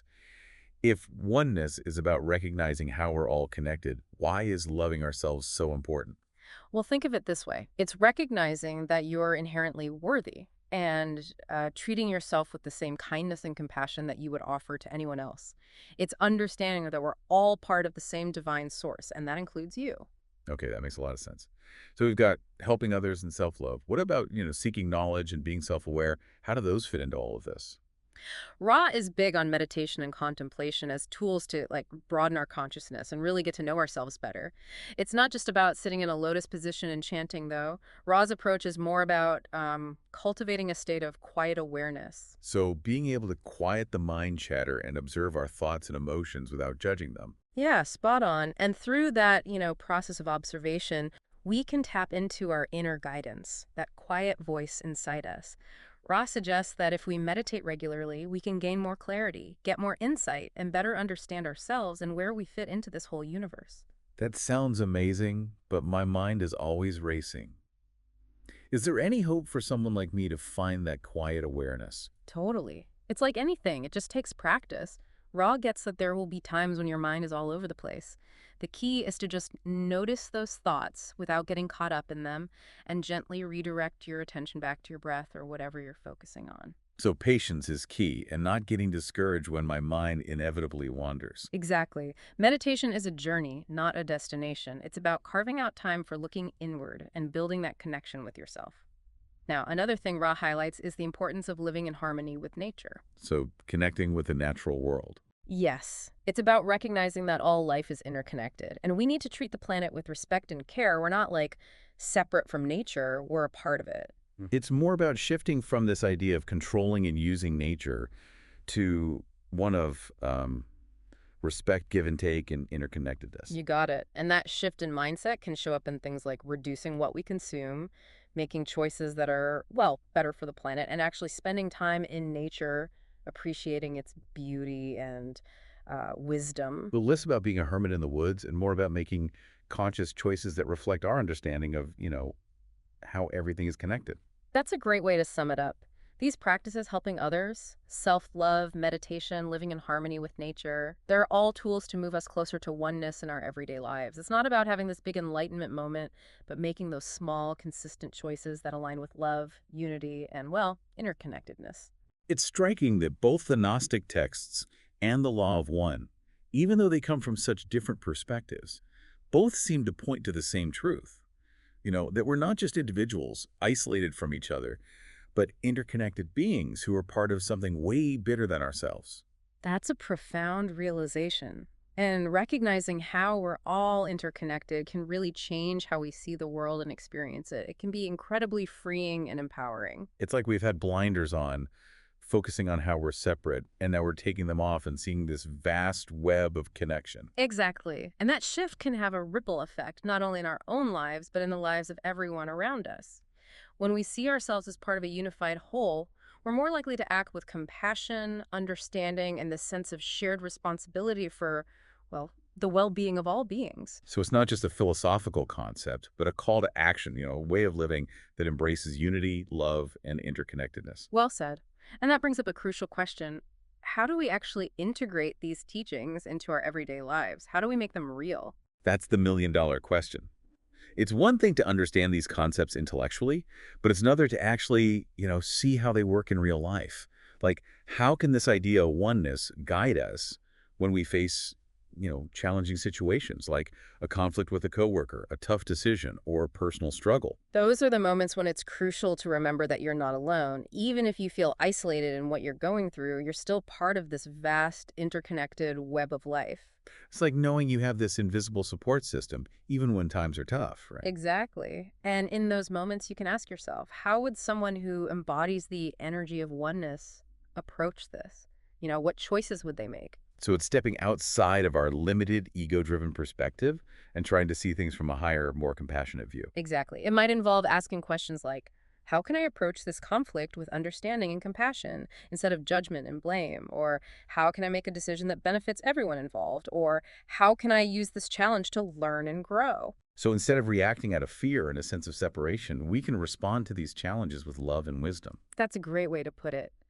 And as you practice this, you might notice your energy shifting, like a sense of peace and clarity that comes through even when things are difficult. It's not about pretending the challenges aren't there, but approaching them with a different mindset, one that's rooted in this understanding of oneness. And as you mentioned, that shift can spread outwards, affecting not only us, but the people around us. Exactly. It's like radiating that energy of oneness, creating a more harmonious and compassionate space for everyone. It's a beautiful vision, a world where compassion, understanding, and this deep sense of interconnectedness guide people. And it's not just some utopian dream, it's something we can actually create through our choices, our actions, and just our way of being in the world. It reminds us that we're not just watching this grand cosmic play, we're actively participating, co-creating our reality. I love that. It highlights the power we each have to create positive change, both in our own lives and in the world. But what about when we mess up? When we make choices out of fear or separation instead of oneness? It's important to remember we're all on this journey of learning and growing. We're going to stumble, make mistakes, and fall back into old patterns sometimes. So it's not about being perfect all the time. Definitely not. Ross stresses how important self-forgiveness and self-compassion are. When we make a mistake, we can acknowledge it, learn from it, and move on without beating ourselves up. It's about seeing ourselves as works in progress, always evolving and learning from everything we experience. Exactly. Even our mistakes can serve a purpose in our spiritual growth. They offer valuable lessons and chances to grow. It's like those fail-forward quotes we can learn from our stumbles and use them to keep moving towards oneness. Great way to look at it. The path to oneness isn't about reaching some state of perfect enlightenment, but about embracing all of our human experience, the good and the bad, the wins and the losses, and using it all to fuel our spiritual growth. And that includes our relationships with others, which can be some of the most challenging and rewarding parts of being human. For sure. Our relationships can act like mirrors, reflecting back our patterns, beliefs, and behaviors. Like that saying, you attract what you are. Our relationships can show us where we're in alignment with oneness and where we still have some work to do. Right. And by approaching our relationships with the principles of oneness, compassion, understanding, forgiveness, and acceptance, we can turn them into powerful opportunities for growth and healing. So it's not about finding the perfect partner or having conflict-free relationships, but about bringing this awareness of oneness to all our relationships and being willing to learn and grow together. Beautifully put. And when we do that, our relationships can become these incredible catalysts for our own spiritual evolution and for this collective shift towards a more loving and harmonious world. Before we wrap up this deep dive, I want to touch on one more thing about oneness. The idea that we're not only interconnected with all beings, but also with the entire universe. It's something that both the Gnostic texts and the Law of One hint at. That's a fascinating idea. Both sources suggest that our consciousness goes beyond our physical bodies and that we're deeply connected to the cosmic web of life. It's like those times you look up at the stars and feel this sense of awe and wonder, like you're part of something way bigger than yourself. Exactly. And Rad even suggests that our thoughts and emotions have an actual impact on the universe, contributing to its overall energy and vibration. So we're not just tiny specks in this vast and different cosmos. We're actively participating in the grand unfolding of the universe. That's the idea. It's pretty empowering, don't you think? It suggests we have this responsibility to use our consciousness wisely, to focus on thoughts and emotions that are aligned with love, compassion, and harmony. Like we're each holding a piece of this cosmic puzzle, and the choices we make, the energy we radiate, contributes to the whole picture. That's a beautiful analogy. So as you go about your day, remember that you're not just this separate person living in a limited world. You're a divine spark, a radiant expression of the one, connected to everyone and everything, actively shaping reality with each thought, word, and action. And when we step into that awareness, we tap into our true power and potential as co-creators of a more beautiful, compassionate, and enlightened world. Exactly. And that's a message worth spreading, don't you think? We've really explored some fascinating ideas in this deep dive, haven't we? Looking at Gnostic texts and the Law of One material and how both point to this idea of oneness. Yeah, it's been a pretty mind-blowing journey. We've seen how both, the ancient wisdom from the Nag Hammadi library and the more modern channeled insights from the Law of One, how they both, in their own way, offer a way to understand this deep concept of oneness. And we've talked about how oneness isn't just some abstract philosophy. It's something we can actually live in our daily lives through things like helping others, self-love, meditation, and connecting with nature. Right, exactly. And the really cool thing is that when we start to, actually live by these principles, we can start to see real changes in our relationships, our choices, and, well, just our overall experience of the world. One thing I've been thinking about throughout this whole conversation is oneness a destination or is it a journey?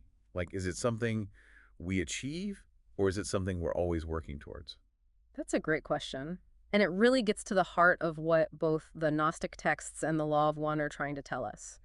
Oneness isn't about reaching some perfect state of enlightenment. It's about embracing this ongoing process of growth, expansion, and integration. So it's not like flipping a switch and suddenly, boom, you're one with everything. Not exactly. It's more like a spiral. We might find ourselves circling back to similar themes or challenges in our lives, but each time we approach them with, well, a higher level of awareness and understanding. Like climbing a spiral staircase. You're always going up, but you're also circling back to the same point, just from a different perspective. Exactly. And as we move along the spiral path towards oneness, we're probably going to experience those moments of profound connection, clarity, and insight. Those aha moments when things become clear and you get a glimpse of how everything is interconnected. Yeah, those moments can be so powerful and inspiring. But I'm guessing there are also times when we might feel doubt, confusion, or even resist this whole path. Times when we fall back into old patterns of, separation, fear, or judgment. Of course, that's totally normal. It's all part of the process. The key is to be kind to yourself in those moments. Remember, we're all learning and growing at our own pace. So it's not about beating ourselves up when we don't perfectly embody this idea of oneness. No, not at all. It's about seeing those moments as opportunities to learn, to course correct, and to integrate what we've learned. It's about embracing all of our human experience, the good and the bad, the messiness, the challenges, and the triumphs, while still holding on to that vision of oneness as our guiding light. I love that. And as we move through this journey, it's important to remember that we're not alone, right? Right. We're all connected. We're all traveling the spiral path towards oneness together. And we can support each other along the way, by sharing what we've learned, offering compassion, and celebrating each other's wins. It's like we're all part of this cosmic dance, all moving and grooving towards this realization of our shared unity. I love that image. And as we let go and surrender to the rhythm of this dance, we might find ourselves experiencing those moments of pure bliss, joy, and connection. Those moments when we feel truly alive, connected to something bigger than ourselves, and filled with purpose and meaning. Exactly. And those moments can be like glimpses of the ultimate reality, the reality of oneness that's beneath everything. So it's not just a concept, it's an experience we can have right here, right now, if we're open to it. You got it. The more we cultivate this awareness of oneness in our daily lives, the more we open ourselves up to these experiences. Like we're tuning our inner radio to the frequency of oneness. And as we do, the signal gets clearer and stronger. Great analogy.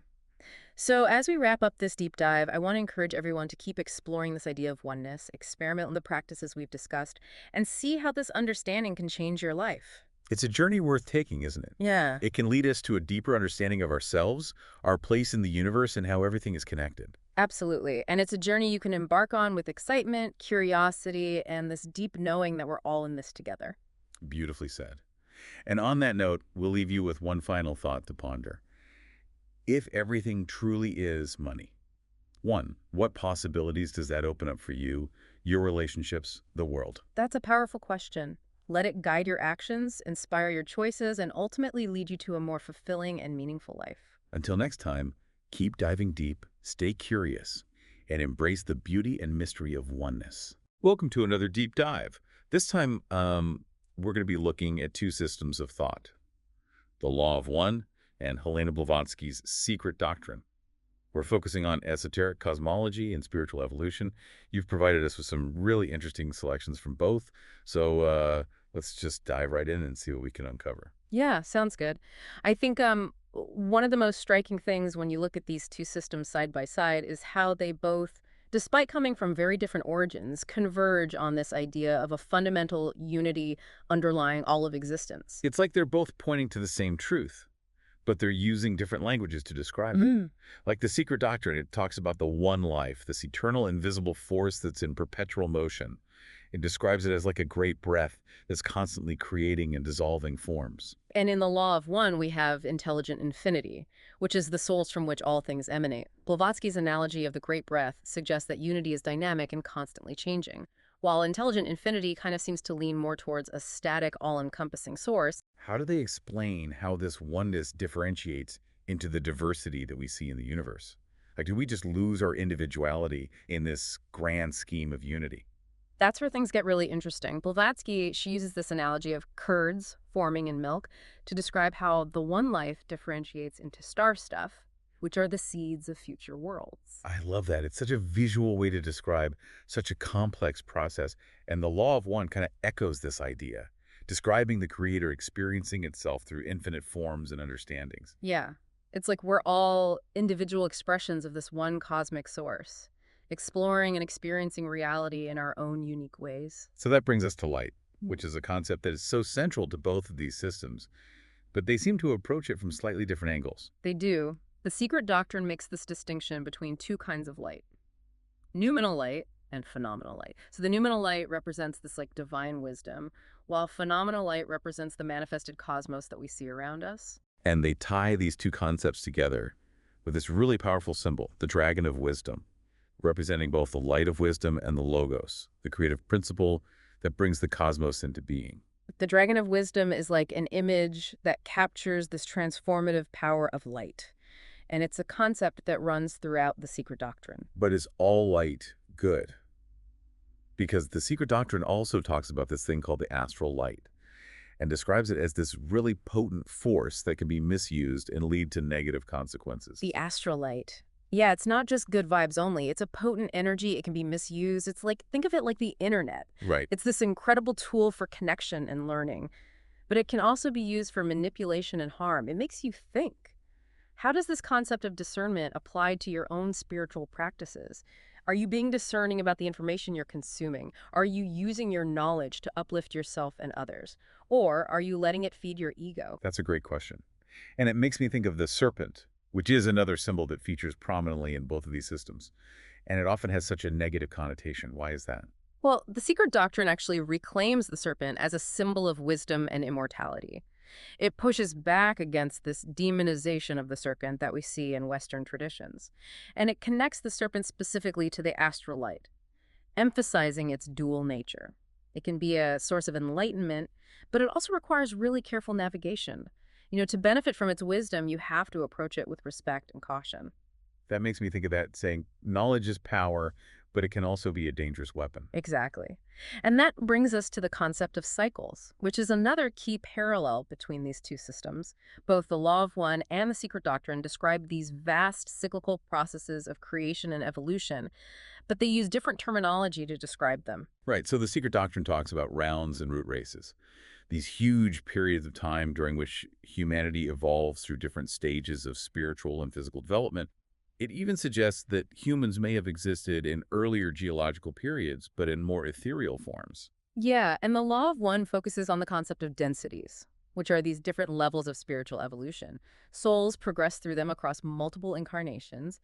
It suggests that we're all on this grand journey through these densities, and we're evolving towards greater understanding and ultimately unity with the Creator. So are these cycles deterministic? Are we fated to repeat the same patterns over and over again? Or do we have the free will to break free from these cycles and accelerate our evolution? That's where free will comes in. Even with all this talk of vast cosmic cycles, the secret doctrine still emphasizes the importance of individual choice. It's not like a rigid predestination thing. So even though we're part of these huge cycles, we still have the power to make choices and shape our journey. Exactly. And the Law of One is even more explicit about this. It suggests that our choices, both individually and collectively, influence our evolutionary trajectory. We're not just passive passengers along for the ride. We're active participants, co-creators of our reality. That's empowering, but it's also kind of a huge responsibility. If we're all co-creating reality, then what impact do our choices actually have? The Law of One suggests that our actions have a ripple effect. They contribute to either harmony or disharmony within creation. Imagine it like throwing a pebble into a pond, right? Those ripples, they spread outward and they affect the whole surface of the water. So our thoughts and feelings and actions are like those ripples. They influence not just ourselves, but the whole world around us. Exactly. And this brings us to the question of purpose. Like, why are we here? Where are we going? Both systems offer some pretty interesting perspectives on this. The secret doctrine hints at this grand journey of the monad, the divine spark within us, evolving through countless forms to ultimately return to its source as pure spirit. And it's fascinating how Blavatsky describes this journey. The monad doesn't just passively float back to the source, it actively strives for reunion with the source. And through its many incarnations, it gains experience and wisdom. It's like a seed growing into a tree and then eventually returning its nutrients back to the soil to nourish new life. That's a beautiful image. And the Law of One seems to echo this idea with its concept of the octave, that cyclical journey through densities that culminates in reunion with the Creator. But if this is a journey that spans multiple lifetimes, maybe even geological epochs, as the secret doctrine suggests, isn't it all a bit daunting? Yeah, you can definitely feel that way. But the Law of One offers a glimmer of hope here. It suggests that we can accelerate our progress through the densities. We can move more swiftly if we make a conscious effort to align our will with the Law of One. It's like imagine trying to take the express train instead of the local. But you have to be willing to make that commitment. You have to have the intention to move forward more quickly.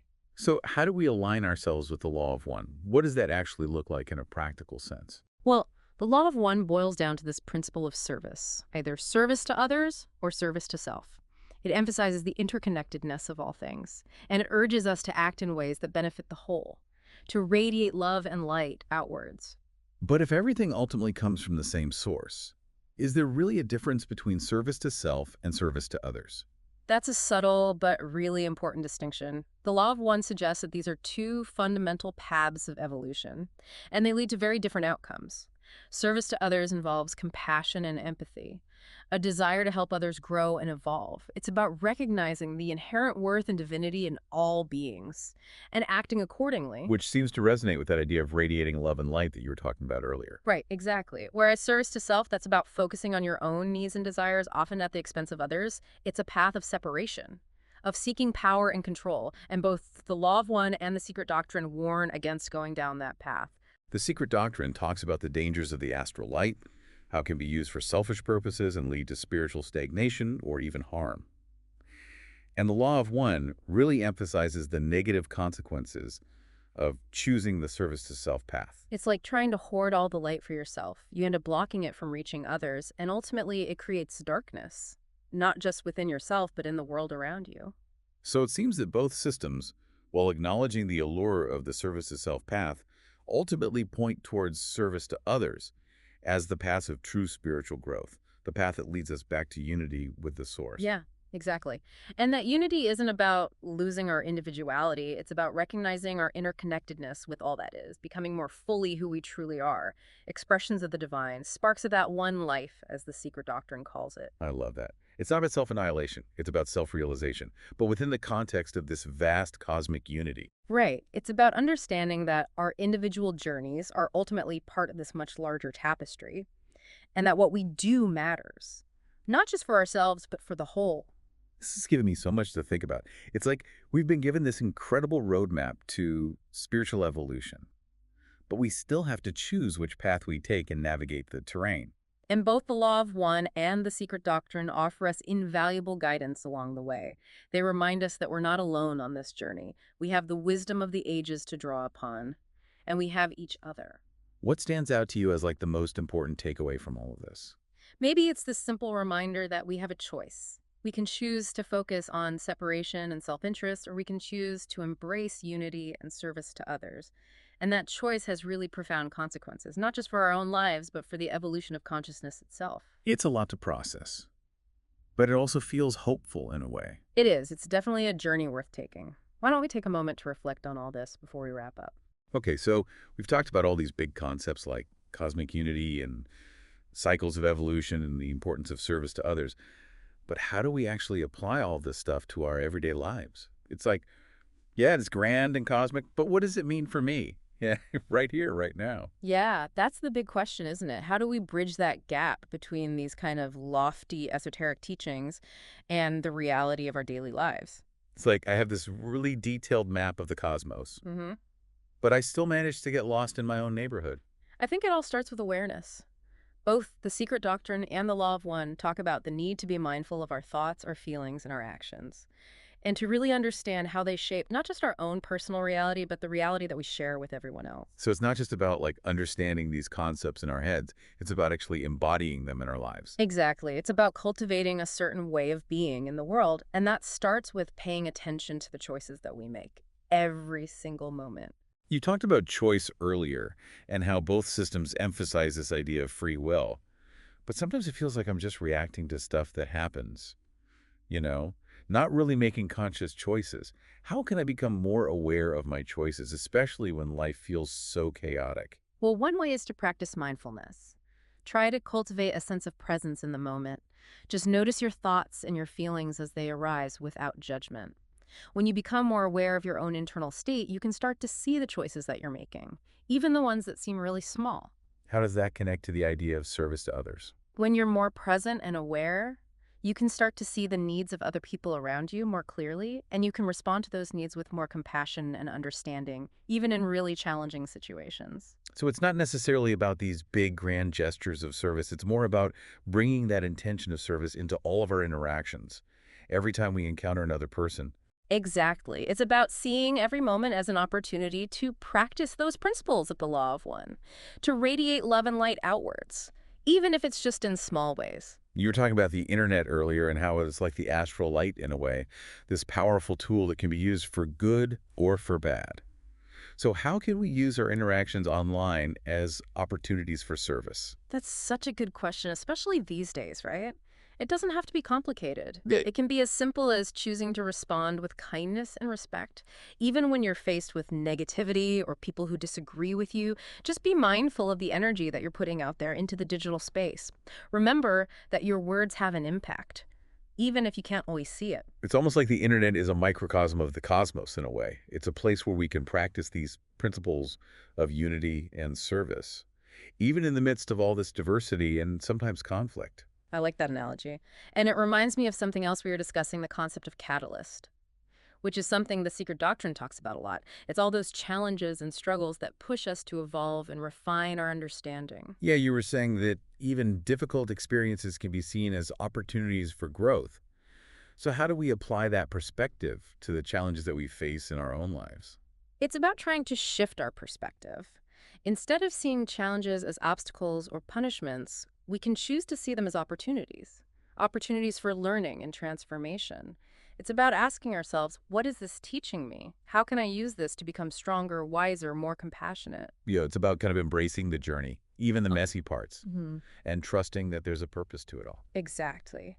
And remembering that we're not alone. We have the wisdom of all these ancient teachings to guide us, and we have each other. This has been such an eye-opening deep dive. We've covered so much. Cosmic unity, service, the power of challenges to transform us. And we've just scratched the surface. Remember, this is just the beginning of your exploration. Keep diving into the secret doctrine and the law of one. See what speaks to you. What questions do they raise for you? I'm walking away from this conversation with a real sense of awe at the vastness of it all, the cosmos and our place in it. And it's also given me a renewed sense of purpose, knowing that even my smallest actions can make a difference, can contribute to the evolution of consciousness. Well said. And as you continue to explore these ideas, keep this question in mind. How can you bring the light of these teachings into your everyday life?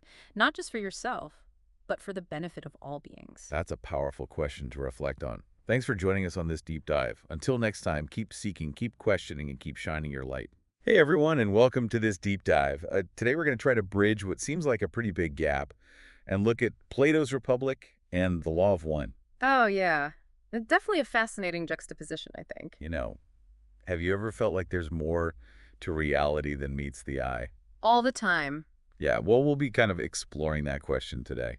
It's interesting you've got Plato right. Like, he laid the groundwork for so much of Western thought with the Republic.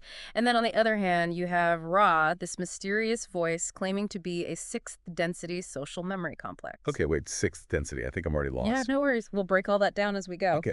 Think of densities as like levels of spiritual evolution and awareness. Okay. Ra claims that Earth is currently like transitioning from third to fourth density, and they call this process a difficult harvest. Oh, wow. And we've got excerpts from the first 5 books of the Law of One, and we're going to be looking at those alongside some key passages from Plato's Republic.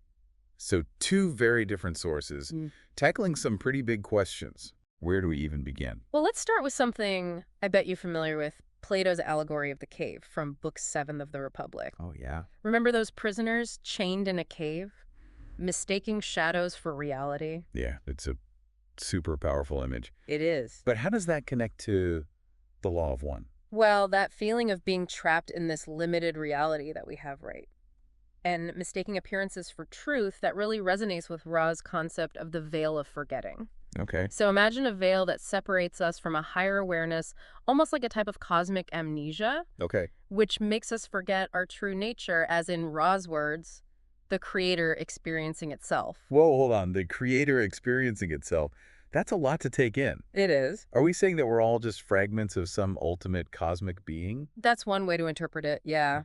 I think both Plato and Ra seem to be getting at the idea that there's a deeper reality beyond our everyday perceptions. Yeah. And for Plato, this is the realm of the forms, Forms. which are like the true, unchanging essences of things like justice, beauty, goodness, things like that. Right. And these forms exist beyond the physical world, and you can only grasp them through intellect and reason.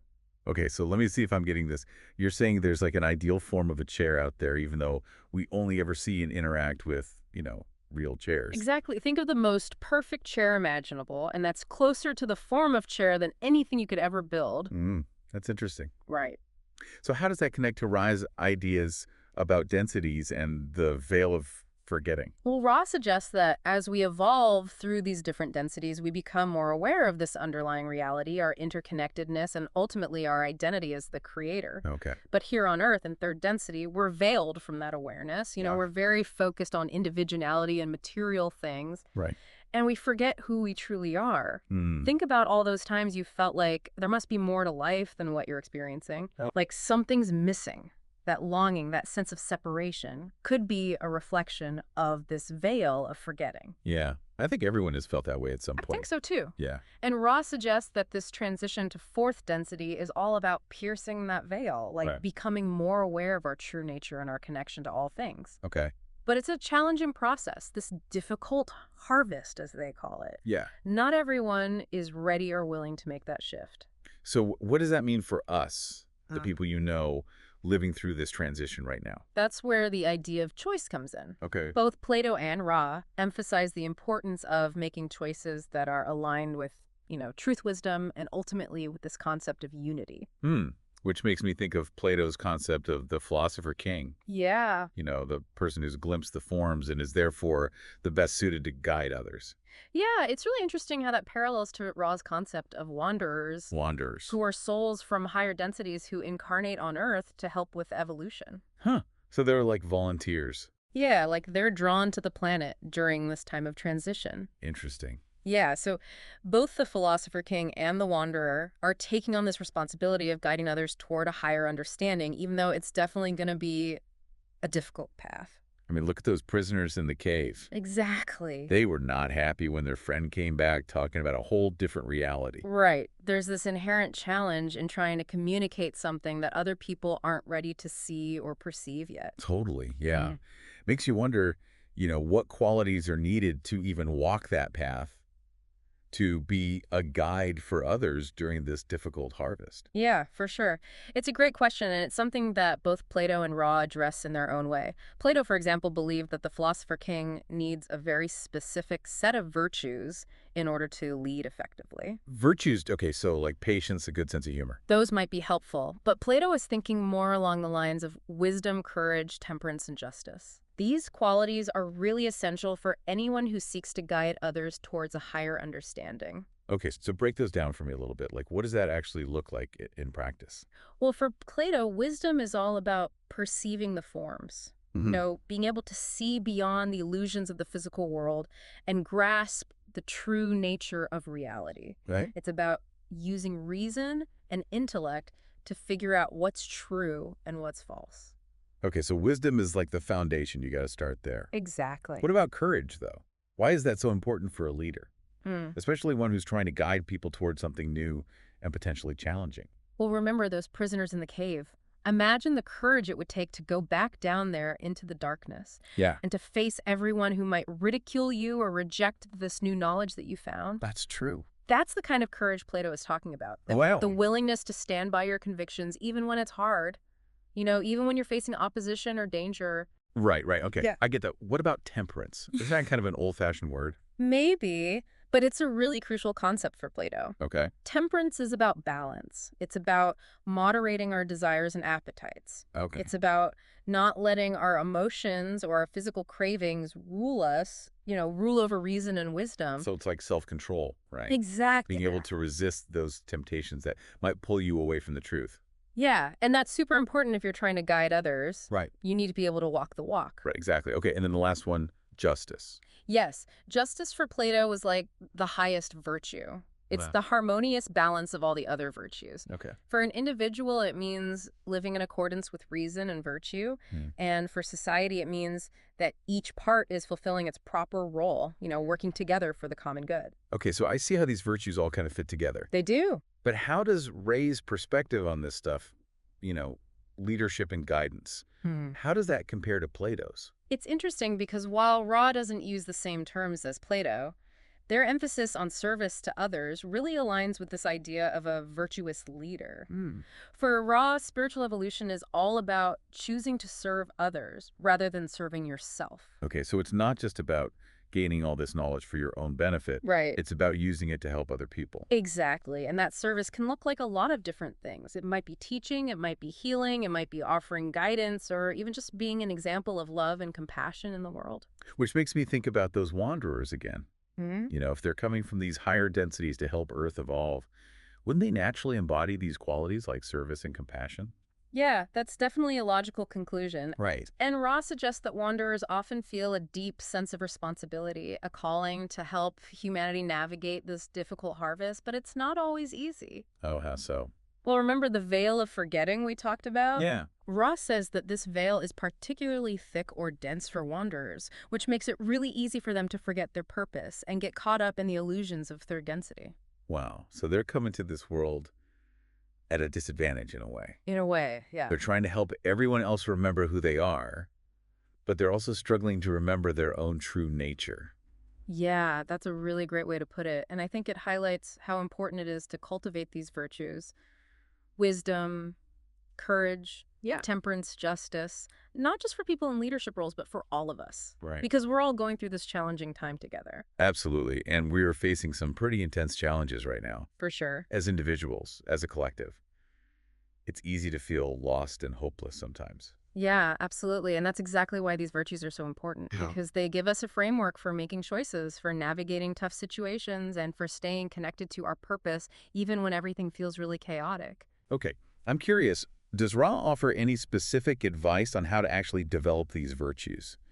It's easy to say, be more courageous, but how Right. do you actually do that? That's where I think the idea of intention comes in. Yeah. Ra really emphasizes that the key to spiritual evolution is to align your intentions with the law of one, with the principle of love and unity. Okay, so it's not about following a set of rules or doing specific rituals. Yeah. It's about cultivating a mindset, a way of being. Yeah, exactly. And you cultivate that mindset through practices like meditation, contemplation, self-reflection. All these things help us to quiet the mind, connect with our inner wisdom, and make choices that are in line with our highest good and the good of all.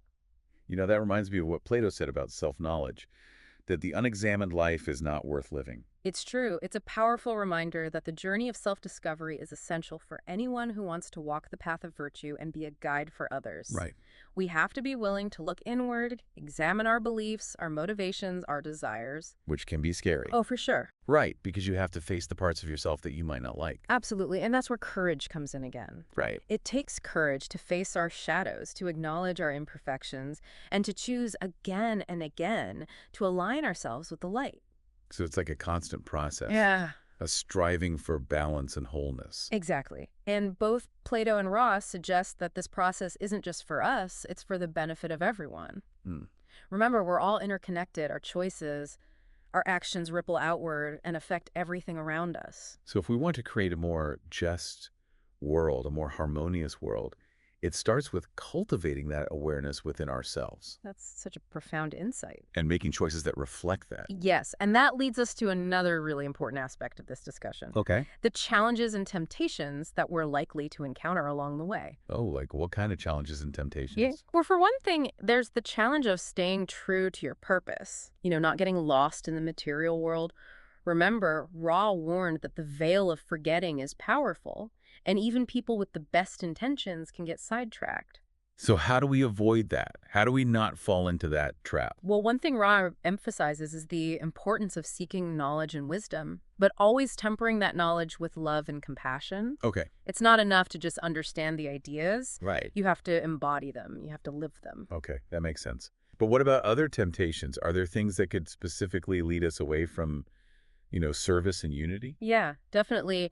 Ra warns about the danger of ego inflation, feeling superior or special because of your knowledge or your spiritual insights. Right. They explain that this type of thinking can lead to separation, to this belief that you're somehow better than other people. Which totally goes against the idea of unity. Exactly. The idea that we're all connected, we're all part of the same source. And Ra suggests that these temptations are even stronger during times of transition, like what we're going through right now. Right. So as the veil starts to lift and more people awaken, there's this risk of people who are further along the path falling into the trap of judgment and self-righteousness. So it's like a test. In a way, can we stay humble and compassionate even as we gain more knowledge? That's a great way to put it, and it's a test that we face not just as individuals, but as a society. We need to be really careful about the dangers of polarization, dividing ourselves into us versus them based on our beliefs or our spiritual awareness. Because that just keeps the illusion of separation going. Exactly. It reinforces the very barriers that we're trying to break down. Right. And that's why both Plato and Ra emphasize how important it is to cultivate empathy and understanding. Even for people who see things differently than we do. Yeah. It's about recognizing that spark of the divine in every being. Right. No matter where they are in their journey. This is a lot to think about. It feels like we're being asked to step up in a way, to become more conscious in the choices that we're making. It's true, and it brings us back to that question from earlier. What qualities are needed to navigate this time and be a guide for others? It sounds like it's not about just getting knowledge or reaching enlightenment. It's about embodying those virtues in your everyday life. Wisdom, courage, temperance, justice, compassion, humility, all of it. That's a beautiful way to sum it up, and it leads to the final piece of the puzzle. Okay. How do we actually do this? How do we take these big concepts and turn them into actions that can make a real difference in the world? Yeah, that's what I want to know. Okay, so we've talked about the challenges of this, difficult harvest and how important these virtues are, like wisdom and compassion and the temptations that we might face. But Yeah. how do we actually put all this into practice? I got to say, it's a little overwhelming. Yeah, I can understand why you'd feel that way. These are big concepts, and it can be tough to know how to apply them to your everyday life. But I think both Plato and Ra actually offer some guidance that can help. Okay, listen. Well, Plato, for example, he put a lot of emphasis on education. Hmm. And I don't mean just the kind you get in school, but like a lifelong pursuit of knowledge and self-discovery. Okay, so always be learning. Right. Exactly. But didn't Plato have some pretty specific ideas about what kind of education was best? He did, yeah. In the Republic, he lays out this whole curriculum for his philosopher kings. It involves math, astronomy, music, and eventually dialectic, which is the art of reasoning and critical thinking. Oh, wow, that sounds intense. It does. Yeah, but I guess if you're going to be running a whole society, you need a pretty strong foundation. Right. But what about those of us who aren't, destined to be philosopher kings? Well, even though not everyone is meant to rule, I think the principles behind Plato's approach to education can still apply to everyone.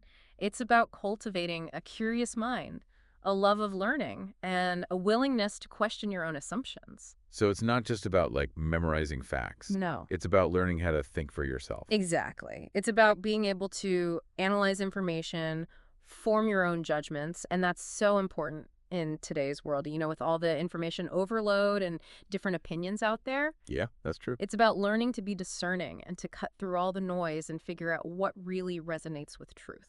That makes sense. Yeah. So what about Ra, though? What's their take on all this education and self-development stuff? Well, Ra also emphasizes the importance of seeking knowledge, but they stress that it's not enough on its own. Okay. You have to balance that knowledge with love and compassion. You got to use your understanding to actually benefit others. So it's not just what you know. Right. It's what you do with it. Exactly. It's about aligning your actions with your understanding.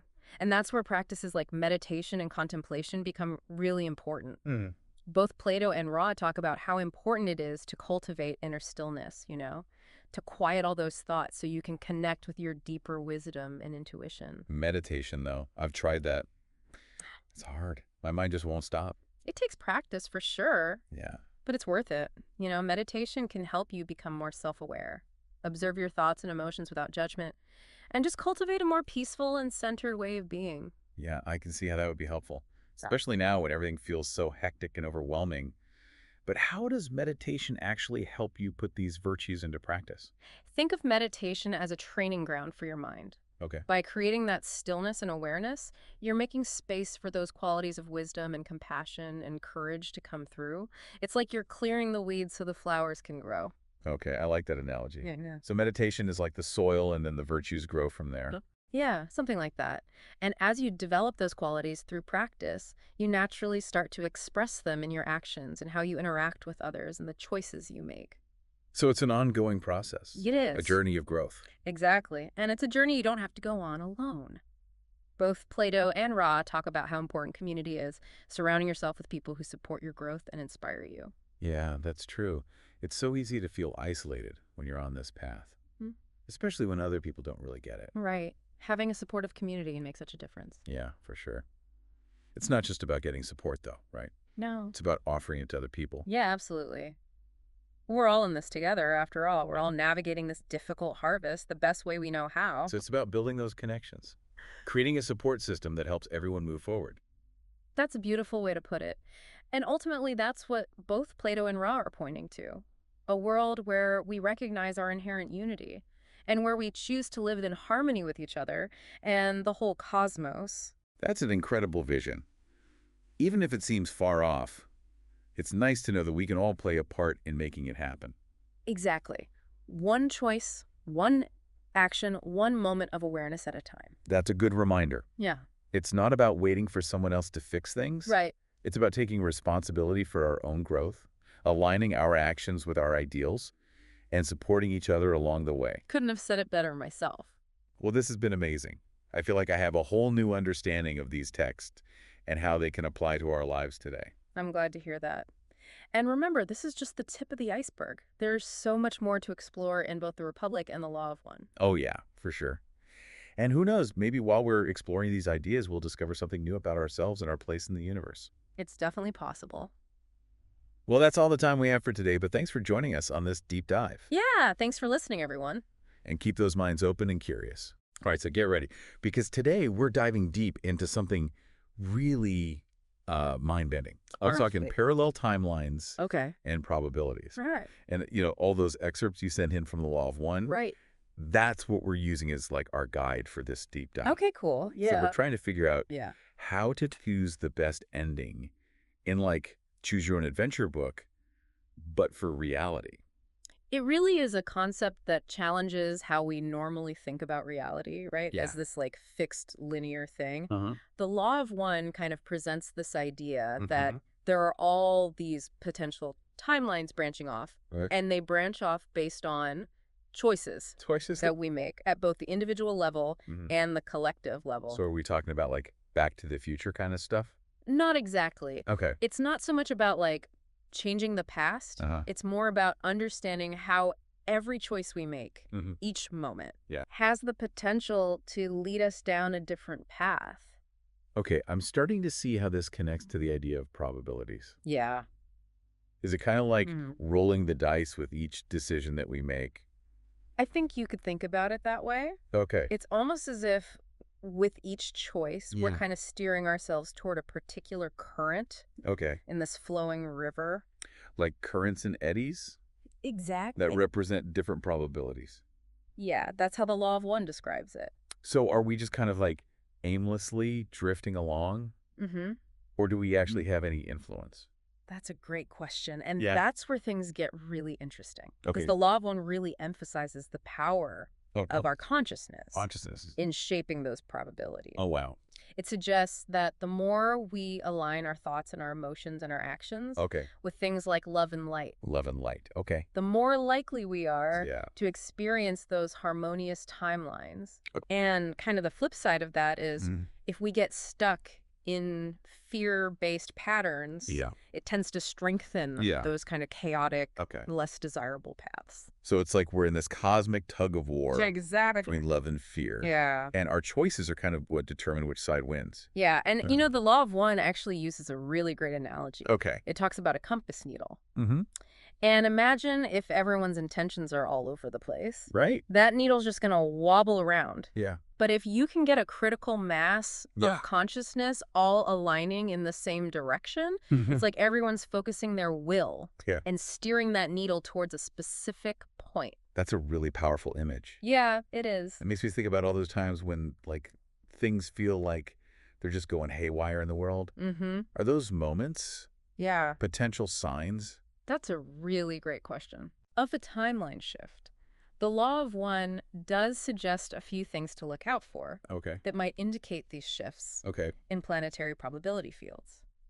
Like what kind of things? Well, think about those global movements Oh, where yeah. like suddenly a huge amount of people Have- are like awakening to some new idea or concept, Mm. or maybe there's like a collective surge of fear that's happening. Oh, yeah. Or you even see those instances where Mm. there's a lot of resistance to control structures within society. Oh, okay. All of those things can potentially be indicators. So if we're paying attention, Yeah, we might actually be able to sense those shifts happening. precisely. Wow. The Law of One encourages us to become more aware Okay. of those subtle shifts in energy, Okay. both within ourselves Mm. and in the world around us. This is already blowing my mind. Yeah. It's like we're all connected in this massive cosmic dance. Yeah. And our choices have effects that Yeah. we can't even imagine. Absolutely. And that brings us to one of the most fascinating parts of this whole concept. Okay, what's that? Personal timeline shifts. Personal timeline shifts. Have you ever had those moments Yeah. where it seems like things are just changing so rapidly in your life? Oh, yeah, for sure. Like those unexpected turns Yeah, that take you in a whole new direction. totally. Like that time, Yeah. I randomly decided to move across the country Okay. for a job I wasn't even sure I wanted. Wow. It felt like jumping off a cliff, Yeah. but it ended up being like the best decision ever. That's such a great example. Yeah. Now the law of one doesn't Okay. specifically lay out a way to definitively recognize those personal shifts. Yeah. But those moments of significant change or those unexpected twists and turns could very well be those points where different probabilities are converging. So it's like we've stepped onto a different path, Potentially. a different version of reality, Yeah. It's a fascinating possibility. without even realizing it. Yeah. And we might never know for sure. Right. But the law of one really encourages us to consider the power of choice Okay. in how we navigate Navigate all these probabilities. Okay. Even the smallest decisions can have huge ripple effects, Wow. ultimately shaping the reality we experience. Okay, this is a lot to take in, Yeah, it is. but it also feels really empowering. It is empowering. Like we have more agency Yeah, than we might have thought absolutely. in creating our reality. And Yeah. the law of one reminds us that with that agency Okay. comes a lot of responsibility. Responsibility. If reality is truly this fluid, Yeah. then every single choice, Wow. every thought, Oh. every action carries more weight than we could ever imagine. So what does all of this mean for like a regular person Yeah. who's just trying to like make sense of their life and their journey? Right. Does the law of one Will offer any kind of guidance? It doesn't offer a step-by-step instruction manual, Okay. but it does offer some really intriguing clues. Okay, like what? Well, it suggests that by becoming more aware of our thoughts and emotions, Okay. and even our intuition, Our intuition, okay. those gut feelings, Mhm. we can actually start to recognize which timeline we're currently aligned with. Oh, wow. And then from there, Yeah. we can make more conscious choices about the direction. The direction. Okay. Okay. What are you okay? So it's kind of like learning to read the signs, It is. both internal and external, Yeah. that point us towards the path Yeah, that we're supposed to be on. precisely. And as we develop that awareness, Okay. we might even start to see more of those synchronicities. Synchronicities. Like those meaningful coincidences Oh, yeah, okay. that seem to confirm that we're heading in the right direction. It's making me think about all those times when I ignored my gut feeling and ended up regretting it. Yeah. What if those were missed opportunities Ooh. to shift onto a better timeline? That is a really interesting question to consider. Yeah. And the law of one really does suggest that intuition Okay. is a powerful tool Okay. for navigating these probabilities. Yeah. So maybe, just maybe, those gut feelings Those are things. those subtle whispers from our higher selves Okay. trying to guide us toward Oh, wow. the path of greatest alignment. Okay, now I'm really curious Yeah. about this whole higher self thing. Yeah. Does the law of one It does. talk about that? It does. And that's where things get even more mind-bending. Okay, let's hear it. All right. So the law of one basically suggests that we exist on multiple levels Multiple levels. at the same time. Oh, wow. And this includes a higher self aspect Higher self aspect. Yeah. that resides in a higher density. Out of your density. It even describes what happens after physical death. Oh, wow. Like a transition of consciousness Okay. through various realms or densities. Hold on a sec. Yeah. Before we get into the afterlife, Okay. let's unpack what these densities actually are. Yeah. Let's unpack those densities. I'm already hooked, Okay. but I need a little more context Right. before we go full cosmic traveler. Yeah, I gotcha. Okay, so the law of one describes these densities Okay. as different levels of consciousness Okay. or vibrational frequencies. So like a ladder. Yeah, you could think of it that way, with Right. each rung representing a higher level of awareness Okay. and understanding. Okay, so third density, Yeah, like where we are now, exactly. that's Earth School 101. Yeah, that's a good way to put it. What about these higher densities, though? Okay. So what are those like? The law of one suggests that as we evolve spiritually, Hmm? we kind of move through these densities. Okay. Each one offers unique lessons Uh-huh. and experiences. So fourth density, Yeah, fourth density is described as a Awesome. realm of love and compassion, love and compassion. Okay. where we really start to experience Yeah. a deeper sense of unity Unity. with others. Okay. Fifth density, Fifth density. that's about wisdom okay. and knowledge. Got it. And then sixth density is Yes. where love and wisdom Okay. become fully integrated. Wow. It's like we're constantly leveling up in a video game Yeah. expanding our consciousness. Yeah, it's a great analogy. An understanding of reality. Yeah. But how do these densities connect back to Okay. So what we're talking about with timelines and probabilities? that is a great question. Yeah. The law of one suggests that these densities aren't like separate, isolated realms, but rather intertwined aspects of a multidimensional reality. So like layers of a cake. Like layers of a cake. Okay. They exist all at the same time. Yeah. But we're mainly focused on the layer that we're currently inhabiting. So are you saying that there might be versions of ourselves, like higher self aspects, existing in these higher densities? Exactly. Yeah. And according to the law of one, okay, these higher self aspects have a much broader perspective on our journey. Okay. And they're offering us guidance and support. So it's kind of like having a wise mentor who can see the bigger picture. Exactly. Even when we're caught up in the details. Yeah, that's a great way to think about it. That's both comforting and a little intimidating. I know, right? It makes you think about those moments of intuition we were discussing earlier. Yeah.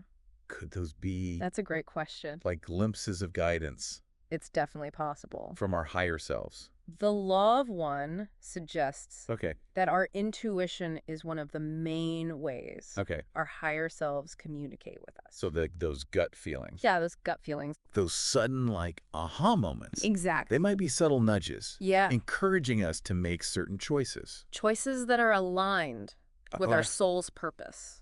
That makes a lot of sense. Yeah. But it raises another question. Okay, what's that? If our higher selves have this, like, broader perspective, why don't they just tell us exactly what to do? That's where free will comes in. Free will. The law of one really emphasizes free will as a fundamental principle of the universe. So that they respect our choices. Exactly. They allow us to learn and grow through our own experiences. So they're more like offering suggestions than directives. Or more like a gentle nudge in the right direction. So it's about learning to trust our intuition. Yeah. And making choices that resonate with our inner truth, even if we don't fully get why. Exactly. And as we get better at listening to that inner guidance, we might find ourselves navigating all these probabilities with a little more grace. Grace. Intention. This is fascinating stuff. It is. But I have to admit, it's a lot to absorb. It is a lot. How can someone actually, like, start to integrate these concepts into their daily life? Right. We've been talking about these big cosmic ideas. Yeah. But how do we bring it down to earth? Yeah, that's the key, isn't it? Yeah. Well, the law of one actually offers some practical suggestions. Okay, like what? For people who are looking to actually apply these principles, it emphasizes the importance of regular meditation as a way to quiet the mind, connect with our higher selves, and become more attuned to the subtle energies that are influencing our reality. So it's not just sitting cross-legged on a cushion chanting There's a real purpose behind it. There's a purpose. The law of one actually views meditation as a really powerful tool. For expanding our consciousness. And accessing those higher realms of awareness. Okay, so meditation makes sense. Are there other practical things we can do? Yeah, for sure. To, like, align with those higher probabilities? Yeah. And maybe even influence which timeline we experience. The law of one talks about focusing on cultivating positive emotions. Like love, joy. Joy. Gratitude. And passion. Both within ourselves Okay. and in how we interact with others. So it's not just sitting on a mountaintop meditating. Right. We have to bring it into the real world. Yeah, you got to bring those positive vibes into the real world. I think I got it. Because the law of one suggests that those positive emotions have a higher vibrational frequency. Okay. And by embodying them, Yeah. we align ourselves with those harmonious timelines. It's like we're tuning our inner radio. Exactly. Through a different station. Yeah. One that broadcasts a more loving and joyful reality. I love that analogy. So if we want to experience a more peaceful and loving world, we need to start by cultivating those qualities within ourselves. Precisely. And you know, the law of one emphasizes this idea that we're all interconnected and that our individual choices and actions have a ripple effect on the collective consciousness. Okay, so we're all connected. Yeah. Our thoughts and emotions have an impact on reality. But what about all that stuff happening in the world? that feels outside of our control, like natural disasters, Right. political turmoil, Right. or even just bad luck. Yeah. Do those events play a role in shaping timelines?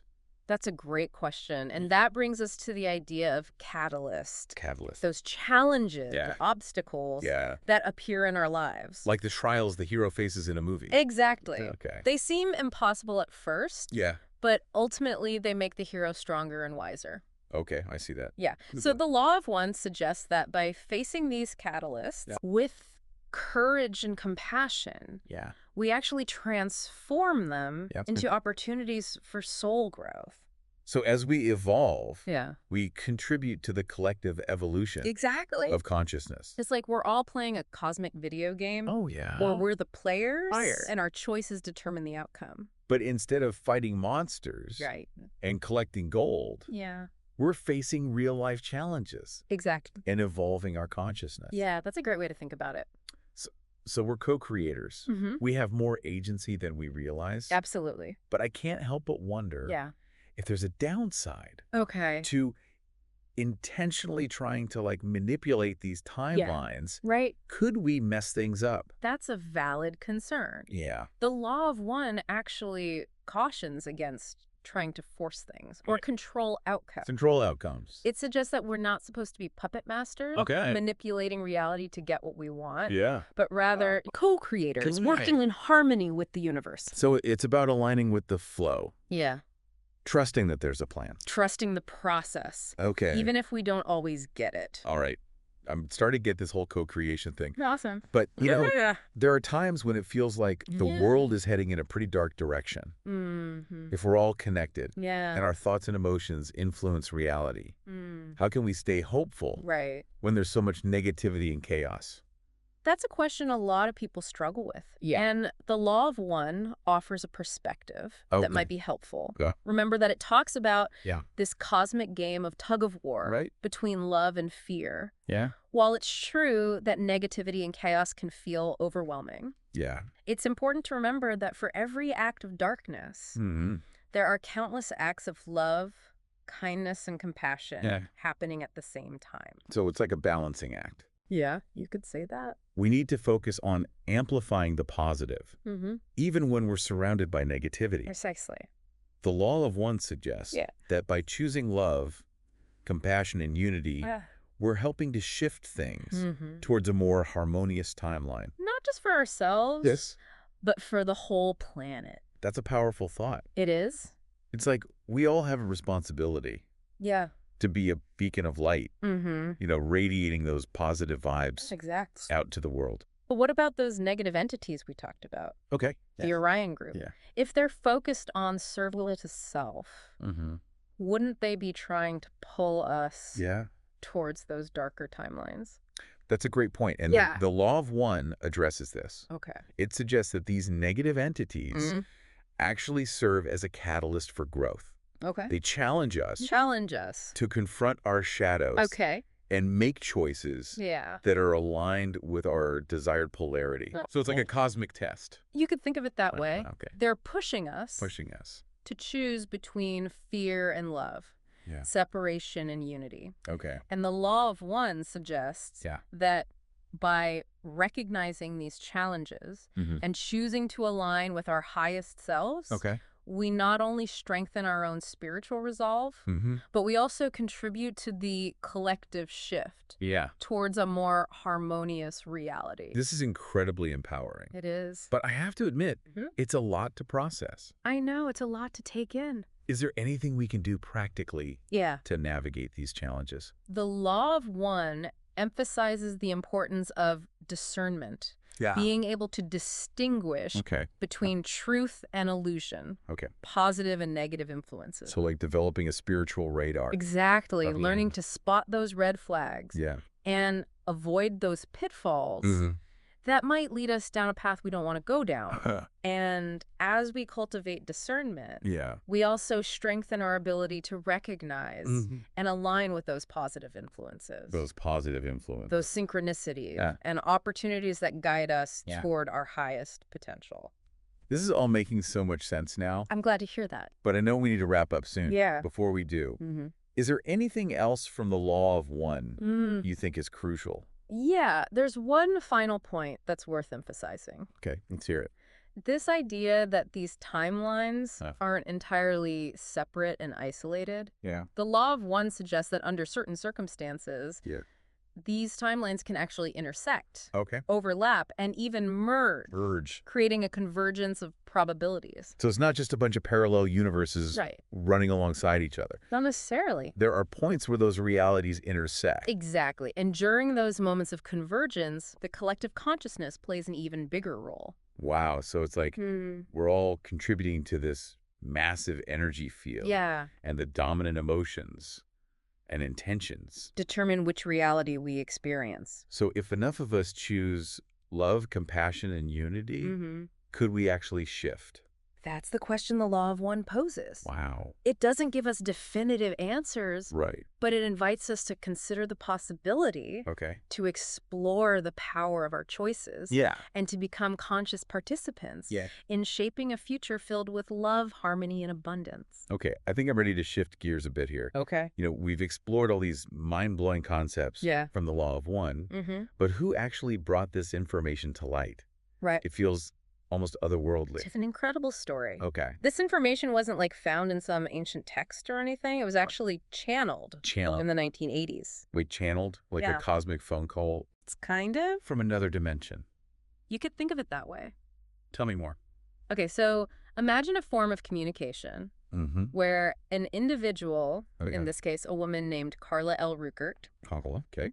enters into a deep meditative state Okay. and allows another consciousness to speak through them. So it was a group. Yeah, it was a group of 3 people. 3 people. Yeah. Okay, so who are the other 2? The other 2 members of the group were Don Elkins. Bon Elkins. Okay. He was a physicist and a UFO researcher. Okay. And Jim McCarty. Jim? He facilitated the sessions Right. and like meticulously documented everything. So a physicist, a channel, and a documenter. Exactly. What an interesting trio. It really is. What led them to this project? Well, Don Elkins, Yeah. he had spent decades researching UFOs, Okay. exploring consciousness. Mm-hmm. Carla, Yeah. she had previous experience as a channel. Okay. And then Jim was drawn to like Okay. spirituality and the unknown. Okay. So together, they formed this research group Okay. seeking answers. To life's big questions. Exactly. And then in 1981, they made contact. They made contact with an entity calling itself Ra. Ra, Yeah. like the Egyptian sun god. They actually asked Ra that very question. Oh, they did, yeah. What did Ra say? Ra described itself as a 6th density social memory complex. A 6th density social memory complex. Yeah, basically a collective consciousness Okay. of beings who have evolved Yeah. way beyond our current understanding. Okay, so an advanced extraterrestrial collective consciousness Exactly. communicating through a woman in the 1980s. That's the gist of it. This is wild. It is quite a story. Yeah. It raises a lot of questions. Yeah, it does. But the thing is, they maintain this very scientific Okay. and objective approach Okay. throughout all their sessions. So they were careful about it. Very careful. Yeah, okay. They documented everything, Yeah. trying to minimize personal bias and, Sure. yeah, okay, make sure the information was as pure as possible. That's impressive. Yeah. It sounds like they were really dedicated. Yeah, they were very dedicated to this work. And they called this the Law of One. Mm-hmm. Why that name? Well, according to the material itself, Okay. the law of one Yeah. is the fundamental principle Okay. that underlies all of creation. Wow. It's the law of love, Okay. the law of unity. Ramara presented this information as like Mhm. a way to help humanity Yeah, understand the nature of reality. and make more conscious choices. So they see us as like Yeah, younger siblings exactly. on this cosmic journey. And they believe we're at a really crucial point Oh, wow. in our evolution. It's amazing to think that beings Mm-hmm. from another density would be so invested I know, it's pretty incredible. in our well-being. Yeah, But I have to ask, like, yeah. how can we know if any of this is accurate? Right. Can we really trust this information? That's the million-dollar question, isn't it? Yeah. And the law of one itself encourages discernment. Okay. It doesn't say like, Okay. hey, this is the ultimate truth. Okay. You have to believe this. It's more about presenting a perspective, Okay. a way of seeing the universe. Yeah. And it really urges us to test the Oh, information okay. against our own experiences, Yes. our intuition, Okay. and then arrive at our own conclusions. So it's not a dogma Right. or a set of rules we have to follow blindly. Not at all. It Okay. really emphasizes personal responsibility Okay. and free will. Ra's teachings are meant to empower us Exactly. to think critically, Mm-hmm. to seek our own truth, Yeah. and to align with the path Mm-hmm. that resonates with our hearts. Exactly. I appreciate that approach. Yeah. It's not about blind faith. Mm-hmm. It's about personal exploration and discovery. It really is a journey. Yeah. But with all this talk about Yeah. timelines and densities and extraterrestrial contact, Mhm. it's easy to lose sight Yeah. of the practical application. How can we bring this wisdom down to earth? That's the key. Yeah. How do we apply it to our everyday lives? Well, Mhm. the Law of One offers guidance Okay. for dealing with the challenges of our modern world. Like what kind of stuff? It encourages us to cultivate those positive emotions. Okay. Love, compassion. Exactly. Okay. It highlights the importance of meditation Yeah. for connecting with our higher selves. Mhm. It reminds us that we're all interconnected Okay. and that our choices have these ripple effects. It sounds like a recipe for a more Yeah, fulfilling and meaningful life. it certainly can be. The Law of One suggests that Mm. by aligning with these principles, Yeah. we create a more harmonious inner Mm. and outer reality. And we contribute Yeah. to the shift The shift. towards more loving and conscious world. This has been an incredible deep dive. It has been fascinating. I feel like I've learned so much. Yeah. But this is just the beginning Yeah. of a much larger exploration. It is a lifelong journey. Yeah. And the beauty of the Law of One Yeah. is that it encourages us to keep seeking. Keep seeking. Okay. Keep exploring. Exploring. And On that note, yeah. I think we've reached the end Okay. of our deep dive for today. Awesome. A huge thank you to you Well, thank you for having me. for guiding us through this amazing material. It's been my pleasure. And to our listeners, Yeah. if this conversation has sparked your curiosity, Mm-hmm. I encourage you to explore the Law of One for yourselves. It's definitely worth checking out. You might be surprised at what you discover Yeah, you never know. about yourself, the Right. universe, Mm-hmm. and all the infinite possibilities that lie ahead. Absolutely. Until next time, Yeah. keep seeking, keep growing, and keep shining your light. See you next time. All right. Ready to dive deep. Today, it's oneness in cosmic consciousness. We've got the Law of One and the Bhagavad Gita and how they tackle the idea of unity. Should be interesting.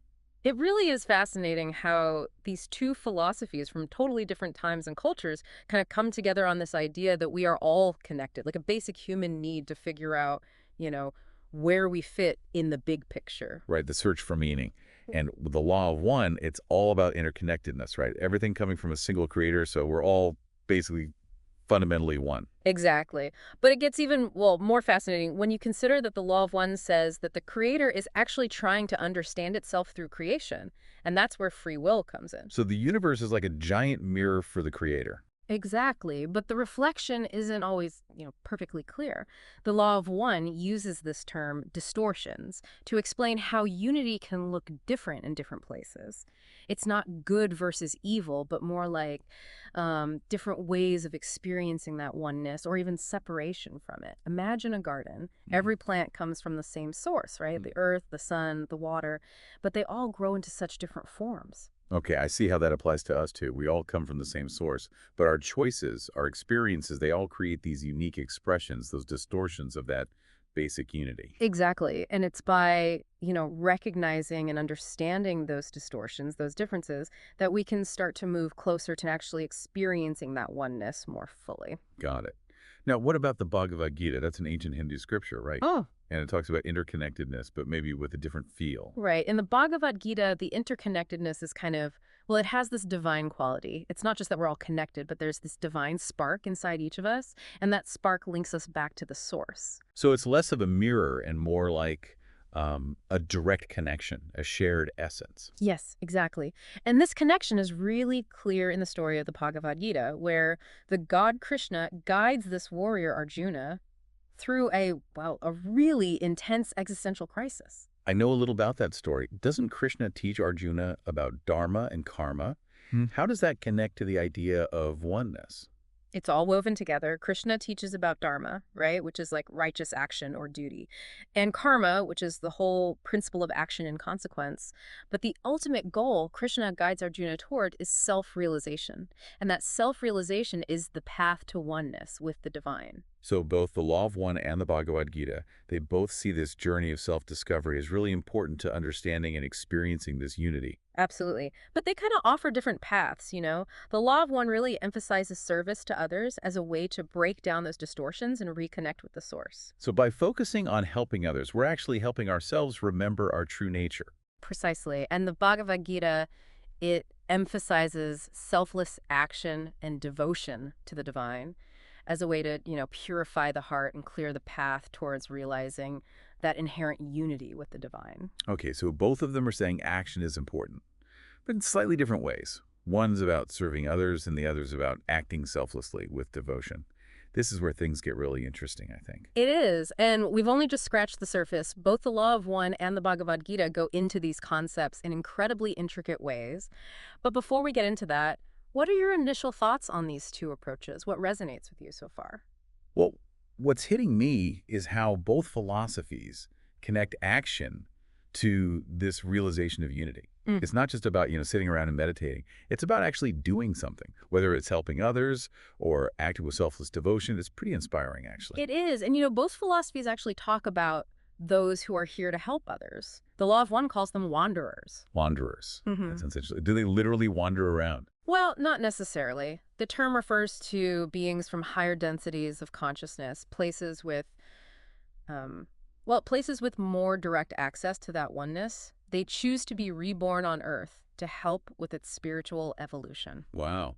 So they choose to forget their true nature and come down to this denser reality to help us out. That's quite a sacrifice. It is, and according to the Law of One, they often feel like they don't belong, like they're longing for a home they can't remember. Makes you wonder if anyone we've met could be one of these wanderers, right? Part of this big cosmic drama without even knowing it. It does add a layer of wonder to our everyday interactions, doesn't it? And it really underlines that idea of interconnectedness, that we're all in this together, whether we know it or not. I could definitely see how this idea of wanderers could resonate with some people's experiences. It's like, that feeling of not quite fitting in. Exactly. And both the Law of One and the Bhagavad Gita use symbolism to communicate these really complex ideas. The Law of One references the tarot, with those archetypes reflecting how our minds work. And the Bhagavad Gita uses characters, settings, actions, all as symbols for deeper spiritual truths. So they're both using these tools to, unlock deeper layers of meaning, to make these abstract concepts more accessible. But how does all this connect to our everyday lives? The challenges we face, the decisions we make. That's the million-dollar question, isn't it? It's easy to get lost in these big abstract ideas, but the real magic happens when we can bridge the gap between, these philosophies and our lived experiences. Right. How do we take these ideas and make them practical? Something that can help us with the ups and downs of life. Well, think about those times when you felt a really profound connection, maybe a deep empathy with another person, or just awe in nature, or even like an act of service where you weren't expecting anything in return. Yeah, those moments where you feel a sense of unity, like the barriers between you and everything else just dissolve. Exactly. Those are glimpses of that oneness that both the Law of One and the Bhagavad Gita talk about. Those are the moments when the veil thins and we experience that interconnected reality, the one that's always there, even when we're not totally aware of it. That's a beautiful way to put it. Those moments are like, little reminders of our true nature, of that interconnectedness we sometimes forget in our busy lives. They are. And the more we can, become self-aware and strive to act with love and in service to others, the more often those moments will happen and the more powerful they'll feel. So it's like training our perception, learning to tune into that frequency of oneness. Exactly. And both the Law of One and the Bhagavad Gita offer specific practices and insights to help us along the way. I'm definitely eager to dive deeper into those practices and insights. This is already making me rethink my own experiences and how they might connect to these really profound concepts. That's the beauty of these philosophies. They invite us to, explore our own inner world and see the world through a new lens. And speaking of inner worlds, both the Law of One and the Bhagavad Gita talk about those energy centers in the body, right? Like chakras. Yeah, the Law of One calls them energy influx centers, but they basically line up with the chakras in a lot of spiritual traditions. They're like focal points of energy affecting our physical, mental, and spiritual well-being. And the Law of One gets pretty detailed about them, describing 7 main ones with different colors and functions. And what's really interesting is how the Law of One emphasizes balance and harmony among these centers. It's not just about activating each one individually, but about making sure they all work together, in a cohesive and integrated way. Like an orchestra. Right. Mhm. Each instrument needs to be in tune and playing its part for the whole symphony to sound harmonious. Precisely. And this emphasis on balance, you see it in the Bhagavad Gita too, where Krishna stresses the importance of being balanced in our thoughts, actions, and emotions. That equanimity. Okay, so having this balance within our energy systems, that seems to be another key element in both philosophies, another part of understanding and experiencing oneness. Exactly. And this balance, it doesn't just affect us as individuals, it also plays into our larger evolution. And the Law of One explains this through its concept of densities. Densities. This is where we go full sci-fi, right? It might sound a little out there, but it's actually a really fascinating way to think about the progression of consciousness. The Law of One describes 7 densities, or like dimensions of consciousness, and it suggests that Earth is actually transitioning right now from 3rd to 4th density. Okay, I'm picturing a cosmic elevator moving up through these levels of consciousness as we evolve. What does this transition to fourth density actually mean? It's described as a shift towards, well, a greater understanding of love, compassion, and unity. It's not a sudden jump, but more like a gradual unfolding, influenced by the collective consciousness of all of humanity. So we're all part of this big cosmic experiment, and our individual choices and actions, they all contribute to where we're headed. Exactly. And then there's this concept of a harvest that's connected to this transition. The Law of One says that souls are kind of sorted based on, their level of spiritual development and whether they're aligned with service to others or service to self. It's not a judgment, but a natural consequence of how we've used our free will. So it's not about punishment or reward, but more like a natural progression. Hmm. We end up where our choices have led us. Exactly. It's like different rivers flowing in different directions. And the choices we make determine which river we're ultimately going to flow with. Wow, that's a powerful image. So what are the specific characteristics of these two paths, service to others and service to self? Well, the Law of One describes them as fundamentally different approaches to, life and how we evolve. Service to others is all about love, compassion, unity, while service to self is more about control, manipulation, and separation. So it's not about being good or bad, but about two totally different approaches that lead to different places. Precisely. And both paths are okay. They're both expressions of the creator's desire to experience itself. But they ultimately lead to different destinations. Like two roads diverging in the woods, right? Yeah. Both going somewhere but offering different views along the way. Exactly. And the Law of One says we have the free will to choose which road we want to travel. But our choices, they shape our destiny, both individually and collectively. This is getting pretty deep. But what are some real-life examples of how these paths show up? How can we tell which paths we're leaning towards? That's a great question. And it takes, honest self-reflection. But generally speaking, the service to others path is all about empathy, compassion, and wanting to help others without expecting anything in return. So putting the needs of others before our own, acting with kindness, generosity. Exactly. It's about recognizing that interconnectedness, that we're all connected, and acting in a way that benefits everyone. And what about service to self? What does that look like? Well, that path is often about power, control, personal gain. It's about putting yourself above everyone else, manipulating situations to your advantage, wanting to dominate and control. So it's more ego-driven, all about getting ahead, even at the expense of others. Exactly. And while the Law of One doesn't judge either path, it does suggest that the service to self path, it ultimately leads to isolation and stagnation. You get trapped in this cycle of self-serving behavior, and you become separated from the divine. That's a sobering thought. Makes you realize how important it is to choose wisely, because our choices have consequences. Consequences that last far beyond just getting what we want right now. They do. And the Law of One suggests that the service to others path is the one that leads to greater joy, fulfillment, and connection with the divine. So it's not about being good or bad, but about choosing a path that aligns with, our deepest values and aspirations. A path that leads to greater harmony and happiness for ourselves and for everyone around us. Exactly. And both the Law of One and the Bhagavad Gita offer guidance on how to cultivate the qualities and practices that support our chosen path. All right, so how do we actually walk these paths? What specific practices or tools do these philosophies offer? I'm especially interested in what the Law of One says about meditation. Well, meditation is a key practice in both philosophies.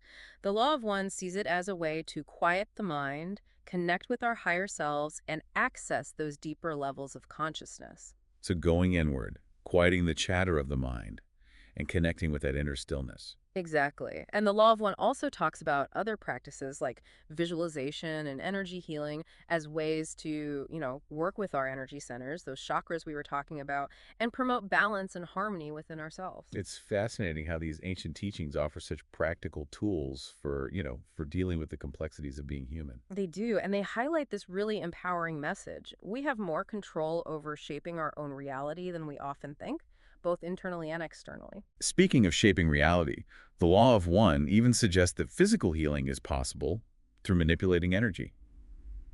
It mentions pyramids as tools for healing and spiritual development. I have to admit, that sounds a little far-fetched to me. I understand. It definitely challenges, well, conventional thinking.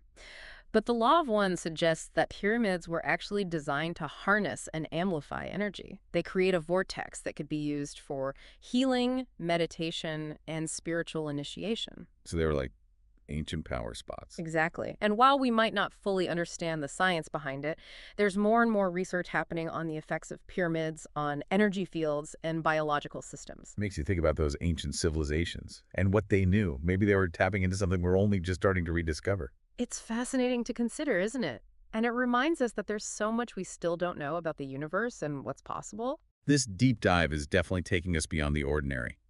Speaking of pushing boundaries, the Law of One also mentions using crystals for healing and spiritual work. I've always been intrigued by crystals, but never really understood how they work. Well, a lot of cultures believe that crystals hold and amplify energy. Using them in healing and spiritual practices, that goes back centuries. The Law of One is just presenting this ancient knowledge in a more modern context. It's like they're bridging the gap between ancient wisdom traditions and modern ideas about energy and consciousness. Exactly. And it shows how relevant these ancient practices still are, how they resonate with us, regardless of our culture or our time period. Okay, I'm ready to shift gears a bit and bring the Bhagavad Gita back into the conversation. You mentioned earlier that it's really rooted in this concept of dharma, righteous action. Can you say more about that? Dharma is a complex concept. It includes duty, ethics, the principles of cosmic order. It's about living in alignment with your true nature and fulfilling your purpose in life. So it's not just about following rules, but about living in a way that's authentic, that helps us fulfill our unique potential. Exactly. And the Bhagavad Gita suggests that acting in line with Dharma is essential for our spiritual growth and for liberation. And I'm guessing that ties into karma, which is also really important in the Bhagavad Gita. Absolutely. The Bhagavad Gita stresses that our actions have consequences, not just in this life, but across lifetimes. It's a concept that aligns with the Law of One's emphasis on harvest and the natural unfolding of cause and effect. So we're not just, passive passengers. We're actively creating our own destinies through our choices and actions. Precisely. And both systems encourage us to act with awareness, compassion, and a deep understanding of, that interconnectedness of all things. Okay, that makes sense. But how does Dharma actually play out in practice? Can you give me an example? Imagine someone who feels a strong calling to be a healer. Their Dharma might be to pursue that path, to use their gifts to alleviate suffering and promote well-being. So it's about aligning our actions with our deepest passions and talents, using them to serve a larger purpose. Exactly. And the Bhagavad Gita emphasizes that we should act without attachment to the outcomes, focusing on the action itself rather than getting caught up in the results. That's a powerful lesson, letting go of control and trusting that by acting in line with our Dharma, we're contributing to something bigger than ourselves. Precisely. And both the Law of One and the Bhagavad Gita acknowledge that there are higher realms of consciousness. The Law of One talks about higher densities, and the Bhagavad Gita refers to higher lokas, or planes of existence. So these higher realms are like destinations on the spiritual journey, places of greater light, knowledge, and bliss. They are. But both systems emphasize that the journey itself is just as important as the destination. It's about embracing that process of growth and transformation, not just striving for some far-off goal. So it's not about becoming perfect or reaching some ultimate destination, but about embracing the journey, learning and growing along the way, and striving to embody love, compassion, and unity in our thoughts, words, and actions. Exactly. And it's through this ongoing process of self-discovery and expansion that we contribute to the evolution of consciousness, both individually and collectively. Thinking back to those paths again, you mentioned the law of one's concept of wanderers coming from these higher densities. Does the Bhagavad Gita have anything similar? Well, the Bhagavad Gita doesn't specifically talk about beings from other realms being reborn on Earth, but it does emphasize the idea that we're all souls on a journey of evolution, moving through cycles of birth, death, and rebirth. So while it doesn't use the term wanderers, Mm-hmm. it still acknowledges that we're all spiritual beings having a human experience, traveling through these cycles of learning and growth. Exactly. And both systems emphasize that we have the power to choose our path, to align ourselves with either service to others or service to self. And that choice has huge implications for how we evolve. Okay, I'm starting to see the connections. How these two philosophies, even though they come from different places and have different approaches, they ultimately converge on this idea of a conscious, purposeful journey toward greater understanding and unity. Exactly. And they both offer valuable insights and practices to help us navigate this journey with more awareness and intention. Like they're two different maps of the same territory, each one offering a unique perspective and set of directions. Exactly. And ultimately, the best map is the one that speaks to you, the one that helps you find your own path and connect with your own inner compass. Well, this deep dive is definitely helping me to recalibrate my compass and explore these new territories with more curiosity and excitement. I'm eager to hear more about some of the specific practices and tools that both philosophies offer. I'm especially curious about what they have to say about meditation. Meditation is a cornerstone of both systems. It's a practice that quiets the mind, lets us access those deeper levels of consciousness, and connect with our true nature. It's been valued for centuries in so many spiritual traditions. It's amazing how something so simple can be so profound. Just sitting still, focusing on the breath, can open up, whole new realms of experience. It's true. And both the Law of One and the Bhagavad Gita offer guidance on how to approach meditation, stressing the importance of consistency, patience, and a willingness to, well, surrender to the process. Sounds like a lot of what we've been talking about, self-awareness, balance, surrender, all of it comes into play in meditation. It does. And both philosophies suggest that meditation can be a really powerful tool for cultivating those qualities and for speeding up our spiritual growth. I'm curious, does the law of one say anything about other types of meditation, like visualization or chanting? Yes, the Law of One mentions several techniques for working with energy and consciousness. Visualization is presented as a way to, focus and direct our energy. And chanting is seen as a way to create specific vibrations that can align us with different states of consciousness. So we have this whole toolbox of techniques we can use, each with its own unique effects and benefits. Exactly. And the key is to find the practices that resonate with you and support your individual journey. This is making me rethink my approach to meditation. I've been pretty on again, off again with it. But hearing how both philosophies emphasize its importance is making me want to make it a more regular practice. That's wonderful. Consistency is key, even if it's just for a few minutes each day. The effects can really add up over time. Now, one thing that stood out to me in the Law of One was this concept of contact with higher beings. It suggests that benevolent entities from other realms might communicate with us through things like telepathy and channeling. That's definitely a concept that gets people's attention, and it causes some skepticism. But the Law of One presents it as a natural extension of the idea that consciousness is interconnected. So it's not about believing in little green men, but about recognizing that consciousness exists beyond what we can physically perceive, Yeah. and that communication can happen on those subtler levels. Exactly. And the Law of One suggests that these contacts are often initiated by our own seeking, our desire to connect with something bigger than ourselves. Like we're sending out a signal, and if we're open and receptive, these benevolent beings can tune in. Exactly. And the Law of One says that any messages we receive from these beings will always align with the Law of One itself, emphasizing love, compassion, and unity. So there's a built-in safeguard, making sure the information comes from a source of love and light. Precisely. And while the Bhagavad Gita doesn't specifically talk about contact with extraterrestrial beings, it does emphasize the idea of divine inspiration and guidance. So both philosophies acknowledge the possibility of receiving wisdom and support from beyond our normal perception. They do, and they encourage us to be open to those possibilities, Yeah. to trust our intuition and discernment, and to be willing to step outside our comfort zones in our search for truth and understanding. Okay, I'm starting to see how these seemingly out there concepts actually fit into this bigger picture of oneness and spiritual evolution.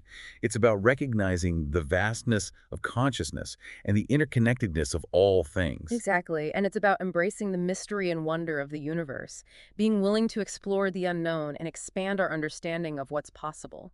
Speaking of expanding our understanding, the Law of One mentions a veil that separates us from fully knowing our true nature and the interconnectedness of reality. What exactly is this veil and what's its purpose? The Law of One describes the veil as this, well, metaphysical barrier. It's a necessary part of our experience in this third density. It lets us fully engage in the challenges of duality and free will without being completely overwhelmed by the weight of our interconnectedness. So it's like we've chosen to wear blinders to limit our perception so we can focus on the specific lessons of this level of consciousness. Exactly. And the Law of One says that as we evolve spiritually, the veil gradually thins. We start to get glimpses of that greater reality and the interconnectedness of everything. Like we're slowly putting together a cosmic puzzle, gaining more clarity and understanding as we move forward on our journey. Precisely. And both the Law of One and the Bhagavad Gita suggest that the ultimate goal is to move beyond this duality, to realize our oneness with the divine and that interconnectedness of all creation. That makes me wonder what happens after we move beyond duality. What's on the other side of the veil? That's a question that both philosophies tackle, each one with its own unique perspective. The Law of One describes these higher densities of consciousness, realms of greater light, love, and unity. The Bhagavad Gita talks about liberation from the cycle of birth and death, emerging with the divine source. Sounds like both philosophies point toward a state of deep peace, bliss, and interconnectedness. They do, but they also emphasize that it's not a final destination, but rather a continuation of the journey, an ever-expanding exploration of consciousness and unity. This conversation is making me realize that the journey itself is the real treasure. It's the constant unfolding of awareness and understanding that comes with embracing this path of spiritual evolution. Exactly, and both the Law of One and the Bhagavad Gita offer really valuable insights and practices to help us navigate this journey with more intention and fulfillment. Well, I'm definitely feeling a renewed sense of purpose and inspiration. This deep dive is helping me see the world through a new lens, one that recognizes that interconnectedness of all things and the transformative power of love and service. That's wonderful to hear. It's a reminder that even amidst the challenges and uncertainties of life, there is a deeper truth, a greater reality that's always available to us, if we're just willing to open our hearts and minds to it. Okay, this is starting to make a lot more sense. The Law of One and the Bhagavad Gita, even though they take different approaches, ultimately point to the same basic truths. The importance of self-awareness, the power of love and service, the interconnectedness of all things, and this transformative journey of spiritual evolution. Exactly. And by integrating these truths into our lives, we can create a more harmonious and fulfilling experience for ourselves and for the world around us. Now, one concept that keeps coming to mind is reincarnation. Both the Law of One and the Bhagavad Gita touch on this idea, suggesting that we go through many lifetimes to learn and evolve. Reincarnation is a concept you find in lots of spiritual traditions, and it gives us a framework for understanding how consciousness continues and the purpose behind our earthly experiences. It's like we're in this cosmic school, taking on different roles and challenges in each lifetime to learn certain lessons and, help our souls evolve. Precisely. And the Law of One suggests that the choices and actions we make in each lifetime affect our later incarnations, creating a tapestry of experiences that all contribute to our overall growth. So it's not about starting over with a blank slate in each life, but building on what we've already experienced, learning from our mistakes, and refining our understanding of love, compassion, and unity. Exactly. And both systems emphasize that we have the power to choose our path, to align ourselves with either service to others or service to self. And that choice has profound implications for our evolutionary trajectory. That makes me wonder, if our past lives affect who we are now, is there a way to access those memories, to tap into those past experiences? That's a question that has fascinated people for, forever. And while there are techniques and practices that claim to help us recall past lives, the Law of One suggests that, generally speaking, it's not helpful to dig too deep into those memories. Why is that? It seems like it would be useful to understand our past lives and the lessons we've already learned. The Law of One suggests that it's more important to focus on the present moment, to learn from what we're experiencing right now and make choices that align with our highest aspirations. Dwelling too much on the past, even past lives, can actually distract us from the task at hand. Okay, that makes sense. Like trying to drive a car while looking in the rearview mirror the whole time. Exactly. It's important to acknowledge and learn from the past, but ultimately our focus should be on the present moment and the choices we make now. Okay, I'm getting a clearer understanding of how reincarnation fits into this big picture of spiritual evolution. It's not just about remembering past lives, but about making conscious choices in the present that lead us toward greater love, wisdom, and unity. Precisely. And both the Law of One and the Bhagavad Gita offer valuable insights and practices to help us navigate this journey with greater intention and awareness. Speaking of navigating the journey, both philosophies seem to really emphasize the importance of balance. The Law of One talks about balancing our energy centers, and earlier you mentioned the Bhagavad Gita's focus on equanimity. It seems like this internal alignment is crucial for experiencing oneness. Absolutely. Balance is essential for our well-being and growth. It's about finding that middle ground between extremes, creating a sense of equilibrium in our thoughts, emotions, actions, and even in our lifestyle choices. Like a tightrope walker. Yeah. Finding that perfect balance point to stay steady and move forward gracefully. Exactly. And both systems offer guidance on how to cultivate balance through practices like meditation, mindfulness, and self-awareness. I imagine that finding this balance can be tough, especially in today's world. It's so fast-paced and there's so many distractions. It can be. But both philosophies remind us that true happiness and fulfillment don't come from external circumstances, but rather from within, from a state of being that's rooted in balance, peace, and connection with the divine. So it's not about eliminating challenges or achieving some perfect state of balance, but learning to ride the waves of life with more grace and equanimity. Precisely. It's about finding that inner stillness amidst the chaos, that centered place within ourselves, where we can connect with our true nature and experience the peace and joy that are our birthright. That makes me think of the Bhagavad Gita's focus on detachment.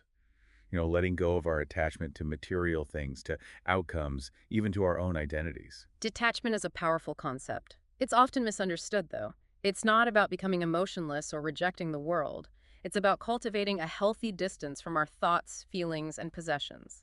So recognizing that we are not our thoughts, our emotions, or the things we own, we are something much greater, something that goes beyond those limitations of form and identity. Exactly. And both systems suggest that through detachment, we cultivate a sense of inner peace and freedom that can't be shaken by the ups and downs of life. Like we're letting go of the anchor that keeps us tied to the storms so we can sail more smoothly through the waves.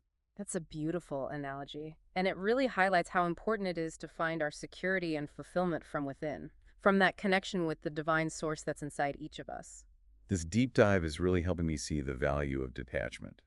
Not as rejecting the world, but as a way to experience it with more clarity and freedom. It's definitely a practice that can be challenging, especially in a society that often tells us to hold on to things for security or to define who we are. I can definitely relate to that. But both philosophies suggest that true freedom comes from letting go, from surrendering to the flow of life and trusting that we're guided and supported by something greater than ourselves. Exactly. And it's through that surrender that we open ourselves to higher wisdom and a more fulfilling path. This conversation is making me rethink my own attachments and how they might be holding me back from experiencing greater freedom and joy. It's like a whole new level of self-awareness is opening up. It's exciting, isn't it? To realize that we have the power to choose what we hold on to and what we let go of, to shape our experience of reality through the choices we make. Okay, I'm ready to go deeper into some of the specific teachings and practices of both the Law of One and the Bhagavad Gita. I'm really curious about what they have to say about love and compassion. Love and compassion are at the core of both philosophies. The Law of One describes love as the fundamental principle of creation. It's the force that connects everything. So it's not just a feeling, but an energy that's all throughout the universe. Exactly. And the Law of One suggests that the more we align ourselves with love, the more we align ourselves with the flow of creation and the evolution of consciousness. It's like love is that cosmic glue that holds everything together, the unifying force that connects us all. Precisely. And the Bhagavad Gita also emphasizes love and devotion, especially devotion to the divine. Krishna teaches Arjuna that love is the path to liberation, the key to realizing our true nature. So it's not just about loving people, but about cultivating a love for, well, for the divine source that's within us all. Exactly. And both systems suggest that love isn't just a feeling, but a way of being, a way of interacting with the world and with each other. It's about showing kindness, compassion, and empathy in everything we do, right? Precisely. It's about seeing the divine spark in everyone and treating them with respect and reverence. This deep dive is making me realize that love isn't just some, fluffy emotion, but this powerful force for change, both personally and collectively. It is, and both the Law of One and the Bhagavad Gita encourage us to, well, to nurture love in all parts of our lives, to make it the guiding principle in how we treat ourselves, others, and the world around us.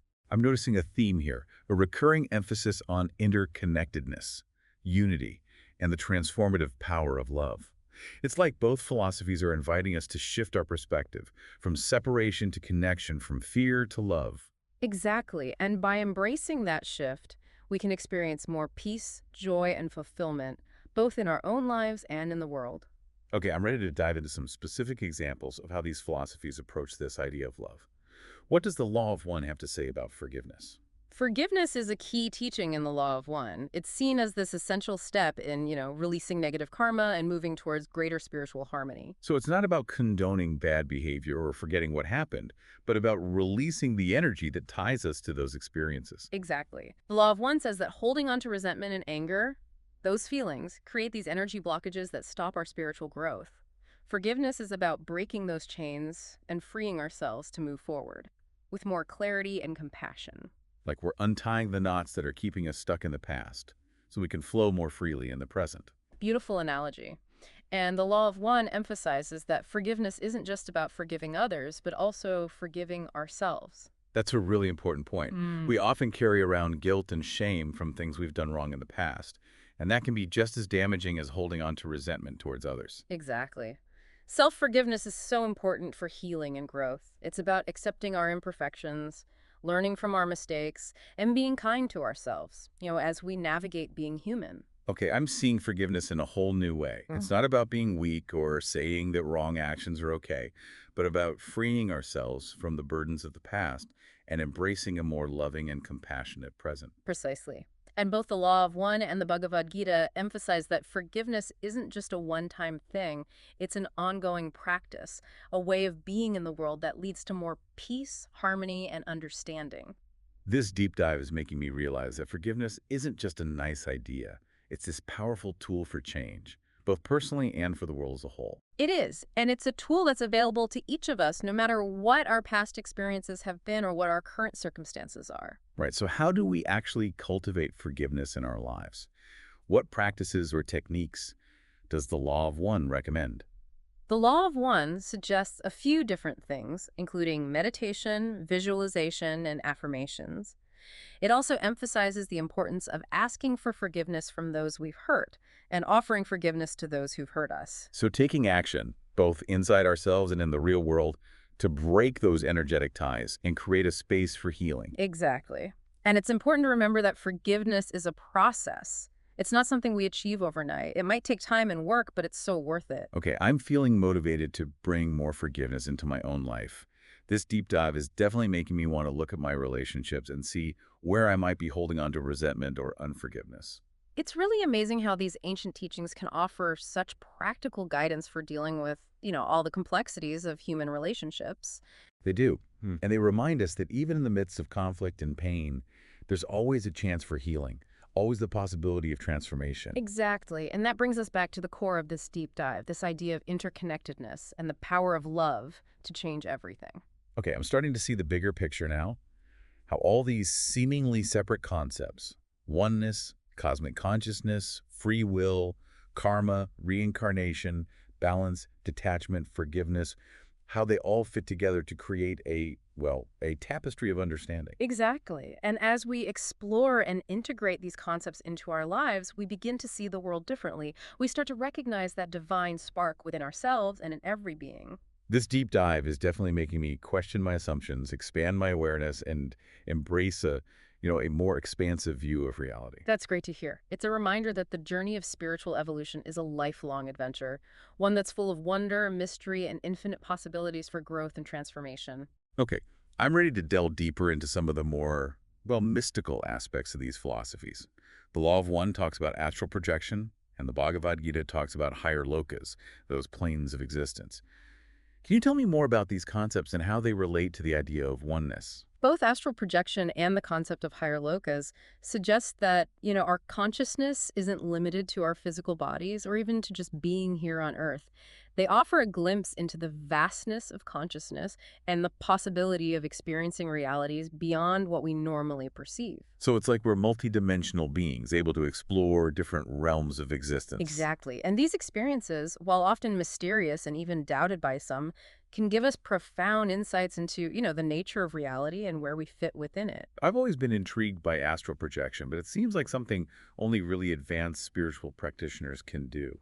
The law of one suggests that astral projection is a natural ability we all have. It just might take some practice and focused intention to develop. So it's not about escaping reality, but about expanding our awareness to include a wider range of experience. Precisely. And the Bhagavad Gita's idea of higher lokas, it also points to this multidimensional nature of reality. It suggests there are realms beyond our earthly plane. What are these higher lokas like? And what purpose do they serve? The Bhagavad Gita describes them as realms of greater light, knowledge, and bliss, places where beings of advanced spiritual development live. They're often seen as destinations on the spiritual path, places where we can continue to evolve and experience greater unity with the divine. So it's not about escaping this world, but about expanding our understanding to include these higher realms. Exactly. And both philosophies suggest that these experiences, whether it's through astral projection or reaching these higher lokas, can offer deep insights into the nature of consciousness and the interconnectedness of everything. It's like we're getting a behind-the-scenes look at reality, a glimpse beyond the curtain. Precisely. And these experiences can be really transformative.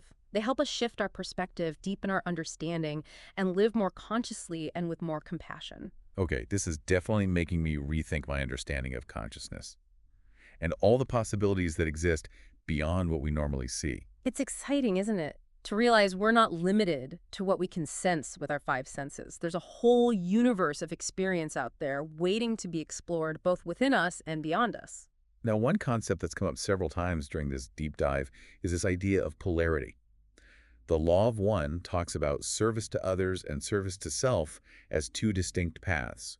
And the Bhagavad Gita emphasizes the interplay of light and darkness, good and evil. It seems like this duality is a fundamental part of reality. It is. And both philosophies say that this polarity is actually necessary for us to grow and evolve. Why is that? Wouldn't it be easier if everything was just love and light all the time? It might seem that way. But the law of one suggests that experiencing contrast, facing challenges, and making choices, all of that helps us understand things better and strengthen our resolve. So it's like a muscle that gets stronger when we work it out. Exactly.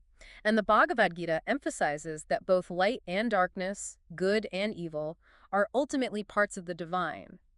It's through engaging with both that we come to understand ourselves and the universe more fully. This is making me rethink how I approach challenges and conflicts. Instead of seeing them as obstacles, maybe I can see them as chances to grow and become more refined. Exactly. It's about shifting our perspective from resisting things to accepting them, from judgment to understanding. Okay, I'm starting to see how polarity, even the difficult parts, fits into this bigger picture of oneness. It's like we're all playing different roles in this cosmic play, each contributing to the evolution of consciousness in our own unique way. Exactly. And both the Law of One and the Bhagavad Gita suggest that we have the freedom to choose what role we want to play, what path we want to follow. That choice between service to others and service to self, that really stands out to me. It feels so important to both philosophies. It is. It's like the fundamental crossroads on our spiritual journey. And both philosophies acknowledge that both paths are valid expressions of the Creator's desire to experience itself. But they lead to very different destinations, don't they? They do. The Law of One suggests that the service to others path ultimately leads to greater joy, fulfillment, and connection with the divine, while the service to self path can lead to isolation and feeling stuck. It's like choosing between a path that opens outward, embracing unity and connection, versus a path that closes inward, focus on separation and control. Exactly. And the law of one suggests that as we grow spiritually, we're naturally drawn to one path or the other. Our choices and actions make that alignment stronger, like a magnet drawn to its opposite pole. That makes me wonder, can we change paths? Can someone who's been focused on service to self decide to shift towards serving others? The law of one says it's always possible to change direction, to realign ourselves with love and unity. It might take some effort and a willingness to change our perspective, but it's always possible. That's a really encouraging message. It means even if we've made choices that led us away from oneness, it's never too late to turn around and head in a new direction. Exactly. And both the Law of One and the Bhagavad Gita offer ways to make that shift. They emphasize things like meditation, forgiveness, and self-awareness. Okay, so let's get back to practical steps. What can we do in our everyday lives to align ourselves with serving others, to cultivate more unity and compassion? The Law of One says the simplest and most powerful action is just to focus on serving others. To be kind and compassionate to everyone we meet, no matter what they believe, how they behave, or what their circumstances are. So it's not about making these big gestures or doing heroic things. It's about the little things we do each day to make a difference in other people's lives. Exactly. It could be holding a door open for someone, listening to a friend who needs to talk, donating to a cause we care about, or even just smiling at a stranger. Those small acts of kindness can spread outwards, making a more positive and harmonious environment for everyone. They can. And both the Law of One and the Bhagavad Gita suggest that by focusing on serving others, we not only help to raise the consciousness of the planet, but we also accelerate our own spiritual growth. It's like we're all connected. And by helping others, we're ultimately helping ourselves. Precisely. And the more we embrace that connection, the more joy and fulfillment we'll feel from living in alignment with our true nature. This deep dive is really making me think about my priorities and how I can bring more service and compassion into my daily life. It's like a whole new world of possibilities is opening up. It is, and it's a journey that's full of chances for growth, discovery, and transformation. Well, this deep dive into the Law of One and the Bhagavad Gita has been incredibly thought-provoking and inspiring. It's given me completely new perspective on, the nature of reality, the meaning of life, and the power of love and unity. It's been a pleasure exploring these teachings with you. And remember, the journey doesn't end here. It's an ongoing process of discovery and integration. So what's the main takeaway for our listeners? Where do they go from here? The most important thing is to find what speaks to you. Explore these philosophies, try out the practices, and see what feels true and meaningful for you. It's about finding your own path to oneness, your own way of bringing love and compassion into the world. Exactly. And remember, you're not alone on this journey. There's a whole community of seekers out there, a huge network of interconnected consciousness supporting and guiding you every step of the way. This deep dive has given me a lot to think about and put into practice. I'm excited to keep exploring these ideas and see where they lead me. May your exploration be filled with wonder, insight, and deep transformation. And to our listeners, we encourage you to keep diving deep, to keep searching, keep questioning, and keep opening your hearts to all the infinite possibilities within you and around you. Adonai. Okay, I'm starting to see how polarity, even the tough parts, fits into this whole idea of oneness. It's like we're all playing these different roles in this big cosmic drama, each contributing to the evolution of consciousness, in our own unique way. Exactly. And both the Law of One and the Bhagavad Gita suggest that we get to choose what role we play, which path we follow. That choice between service to others and service to self, it really stands out to me. It feels like it's at the heart of both of these philosophies. It is. It's like that major crossroads we come to on our spiritual journey. And both philosophies recognize that both paths are, valid expressions of the Creator wanting to experience itself. But they lead to very different places, right? Yeah, they do. The Law of One suggests that choosing service to others, ultimately, that leads to greater joy, fulfillment, and connection with the divine. While focusing on service to self can lead to isolation and a feeling of being stuck. It's like choosing between a path that opens outward, embracing unity and connection, versus one that kind of closes inward, focusing on separation and control. Exactly. And the Law of One suggests that as we evolve spiritually, we naturally gravitate towards one or the other. The choices we make, the things we do, they solidify that alignment, like a magnet being pulled towards its opposite pole. Makes me wonder, can we switch paths?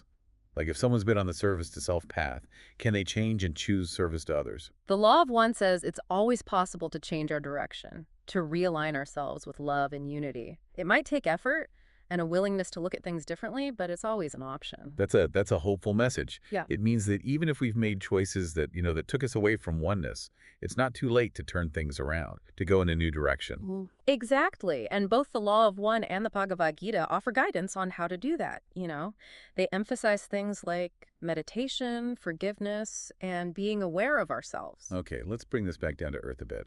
What are some things we can do in our everyday lives to align ourselves with service to others, to bring more unity and compassion into the world? The Law of One says that the simplest and most powerful thing we can do is to focus on serving others, to show kindness and compassion to everyone we meet, regardless of what they believe, how they act, or what their situation is. So it's not about these big grand gestures or being a hero. It's more about the small things we do each day to make a positive impact on other people. Exactly. It could be as simple as holding the door open for someone, listening to a friend who needs support, donating to a cause that matters to you, or even just smiling at a stranger. Those little acts of kindness, they can really spread, can't they? Creating a better, more harmonious environment for everybody. They can. And both the Law of One and the Bhagavad Gita suggest that by focusing on serving others, we don't just help raise the consciousness of the planet, we also help ourselves grow spiritually. Like we're all part of this web. And by helping others, we're actually helping ourselves too. Exactly. And the more we can really grasp that interconnectedness, the more joy and fulfillment we'll experience from living in alignment with who we truly are. This deep dive is really making me think about what's important to me and how I can bring more service and compassion into my life every day. It's like a whole new world is opening up. It is, and it's a journey filled with so many opportunities for growth, discovery, and transformation. This exploration of the Law of One and the Bhagavad Gita has been amazing. Really thought-provoking and inspiring. It's given me such a new perspective on everything. The nature of reality, the purpose of life, the power of love and unity. It's been a pleasure exploring these profound teachings with you. And remember, this isn't the end of the journey. It's a process of discovery and integration that keeps unfolding. So what's the key message for our listeners? What can they take away from this? The most important thing is to find what truly resonates with you. Explore these philosophies, experiment with the practices they offer, and see what brings you a sense of truth and meaning.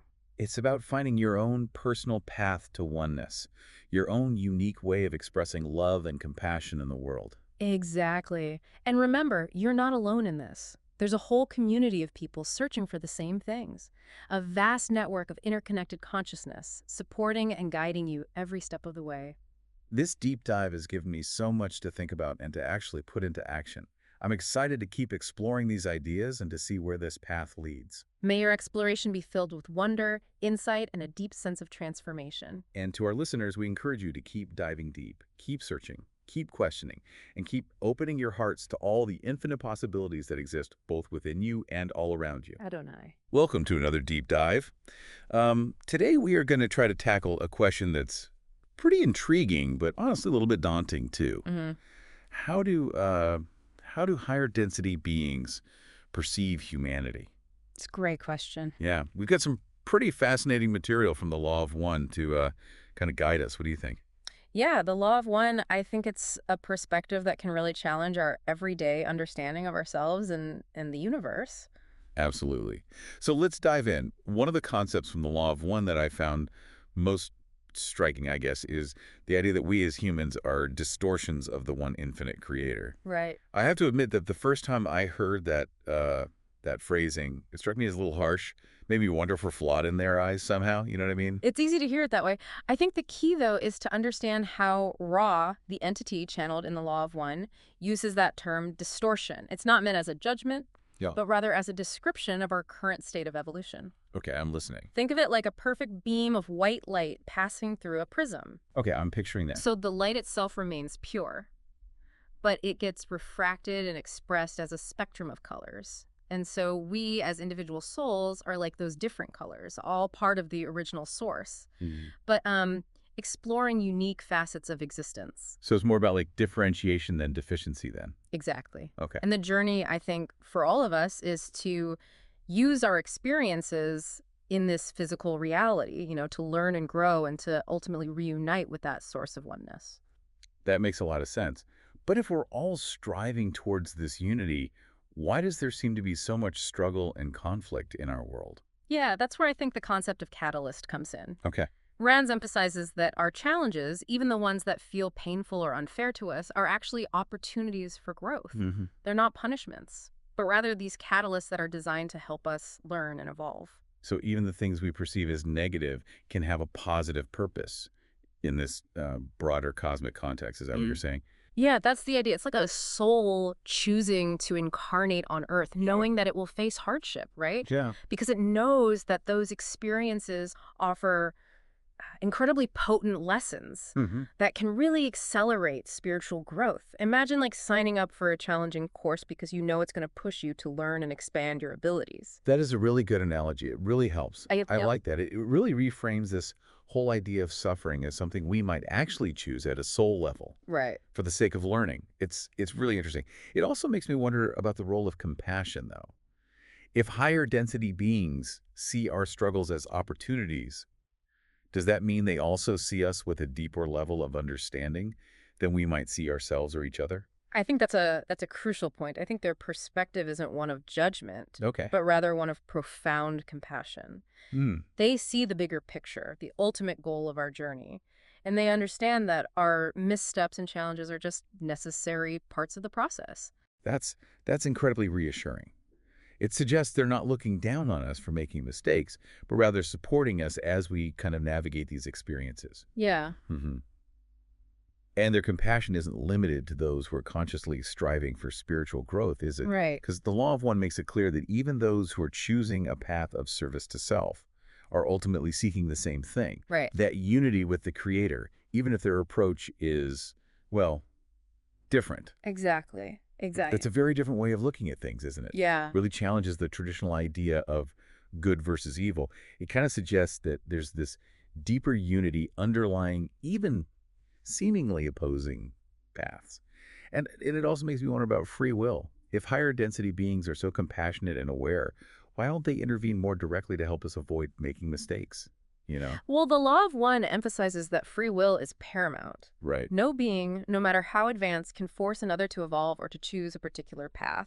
They have to respect our right to make our own choices. Even if those choices lead to what we might perceive as negative consequences, it's about allowing us to learn and grow through our own experiences, even if those experiences are difficult. So it's not about them withholding help, but rather about honoring our autonomy and allowing us to forge our own path. Precisely. Think of it like this. If someone constantly stepped in to solve all of your problems, or to prevent you from making any mistakes, would you ever truly learn? Would you ever truly develop your own strength and wisdom? That's a really good point. It's like the difference between being handed the answer and actually figuring it out for yourself. Yeah. The struggle is part of the learning process. Exactly. This is making me rethink my whole definition of help. Right. It's not necessarily about rescuing someone from difficulty, but about supporting their growth, even when that growth involves challenges. Absolutely. Yeah. And that kind of support can take many forms, can't it? It can. The Law of One even talks about souls who choose to incarnate from higher densities, specifically to help with the transition to fourth density. And these wanderers often feel a deep sense of purpose and a longing for home, even if they don't consciously remember their origins. It's fascinating. It is. It's amazing to think that we might be interacting with these beings every day and not even realize it. So even though higher density beings respect our free will and don't directly interfere, they're still finding ways to offer guidance and support during this crucial time of transition. And their presence also, I think, helps raise the overall vibration of the planet, which I think makes it easier for others to awaken and evolve as well. That's incredibly hopeful. Yeah. It suggests that we're not alone in this journey and that there are forces working alongside us to help humanity move towards a more positive future. Okay, so we're back and ready to kind of continue exploring this idea of how higher density beings see humanity. Yeah. We've been talking about this incredible compassion that they have for our struggles and even our missteps. Right. But I'm curious about this whole concept of densities that comes up quite a bit in the Law of One. It sounds like it's not just like a straight shot from where we are now to this state of unity with the Creator. Yeah, you're right. It's not just like a simple linear progression. The Law of One describes these densities as different levels of awareness or spiritual evolution. Okay. It's almost like, think of it as like a spiral staircase where each level represents a deeper understanding of love, wisdom, unity, all of that. Okay, I can visualize a spiral staircase. Yeah. So where are we humans currently on this cosmic staircase? So we are currently transitioning from third density to fourth density. Third density is all about making choices. Okay. You know, it's about learning to distinguish between service to self and service to others. It's almost like a cosmic training ground where we grapple with duality and the challenges of ego. So that's where we are now. Yeah. Okay. And fourth density is where things start to shift towards greater unity and understanding. Exact. Fourth density is characterized by a much deeper awareness of love and compassion. It's a realm where we begin to transcend the limitations of ego, and we start to experience this more profound sense of connection with all things. That sounds amazing. Yeah. I imagine not everyone is ready to make that leap all at the same time, though.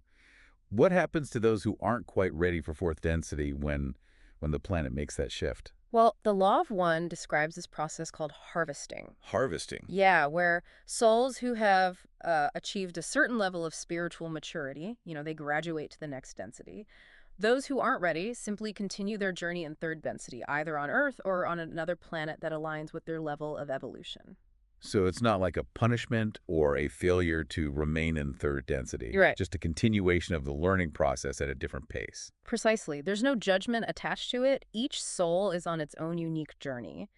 And we all eventually reach that state of unity, even if it takes, you know, a few extra loops around the spiral staircase. A few extra loops around the spiral staircase. I Yeah. like that. This whole concept of densities and harvesting, it really makes you think about the people you encounter in your life and where they might be on their own journeys. Yeah. It also makes me wonder about those wanderers that we talked about earlier. If they're coming from higher densities, does that mean that they've already mastered the lessons of third density? In a sense, yes. They've already graduated from that the school of third density, we could say, Yeah. and have chosen to return to help others who are still navigating its challenges. And it's a profound act of service. Yeah. And it comes with its own unique set of difficulties. What kind of difficulties? Imagine like stepping back into a classroom where everyone is still learning the basics while you've already, you know, moved on to more advanced concepts. Yeah. There can be this sense of disconnect, you know, this feeling of not quite belonging. I see that. Wanderers often experience a deep longing for home, you know, a yearning for the higher vibrational realms that they're accustomed to. It must be so challenging to navigate this denser reality Yeah. when you've already experienced that lightness and unity of the higher densities. Right. And yet they choose to come back knowing the difficulties they'll face, you know. Because their compassion for humanity is so strong. They see our potential even when we're struggling. And they're here to offer that guidance and support during this crucial time of transition. You know, it makes you realize that compassion isn't about fixing other people's problems or shielding them from pain, Right. but it's about holding space for their growth, even when that growth involves challenges and missteps. Exactly. And it's about recognizing the inherent worth of every soul, regardless of where they are on their evolutionary journey.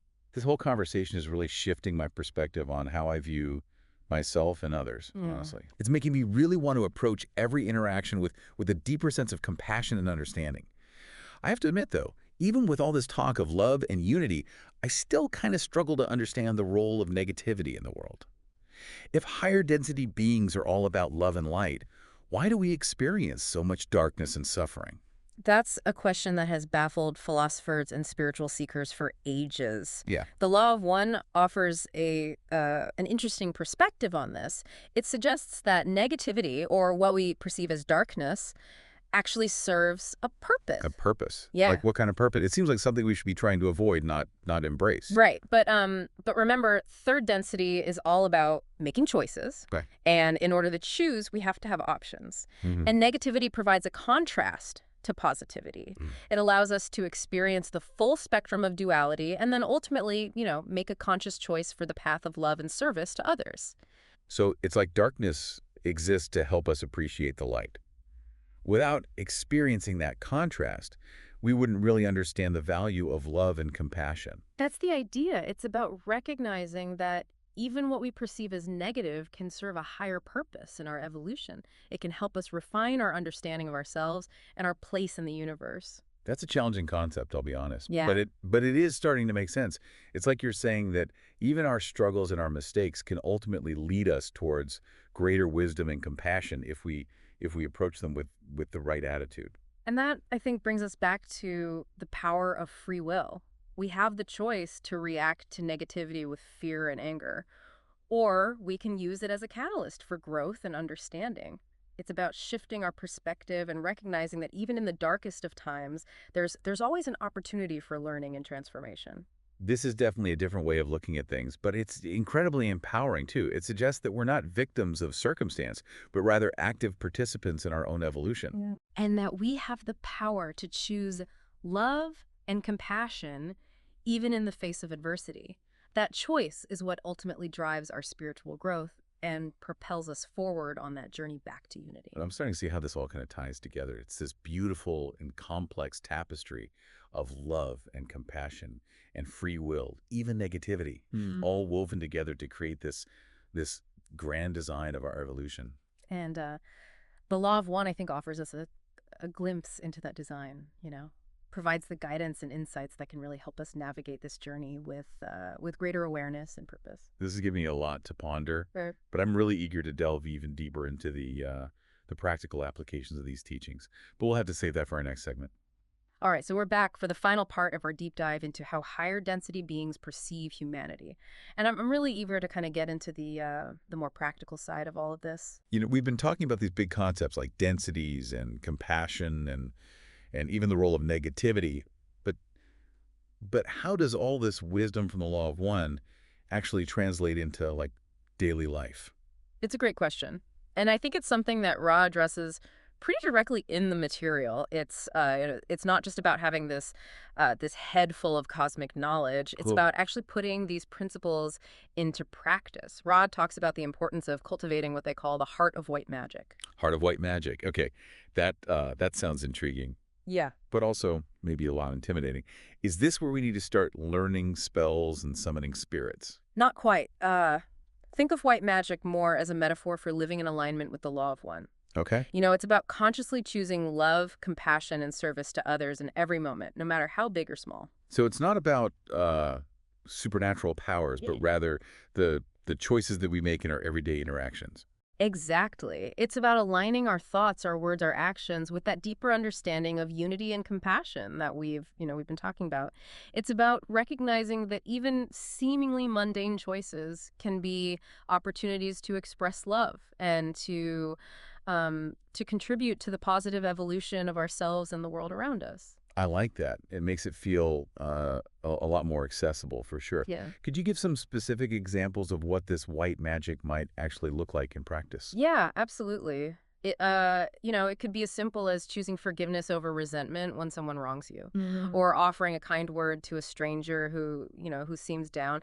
It's about, being mindful of your impact on others and consciously choosing actions that uplift and support rather than harm or diminish. It sounds like it's about cultivating this kind of radical kindness that extends to every aspect of our lives. I think so. And that kindness isn't limited to just how we treat others. The Law of One emphasizes the importance of self-compassion as well. Right. It's about recognizing that we too are on a journey and that making mistakes is a part of the process. Yeah, that's so important. It's so easy to get caught up in self-judgment and criticism. Yeah. But it sounds like the Law of One really encourages us to have a much gentler approach. It is. It's about recognizing that we're all works in progress and treating ourselves with the same understanding and compassion that we would offer to a loved one. Yeah, I appreciate that reminder for sure. It's definitely something I need to work on. This whole conversation, honestly, it's making me realize how much our perspective shapes our experience. Right.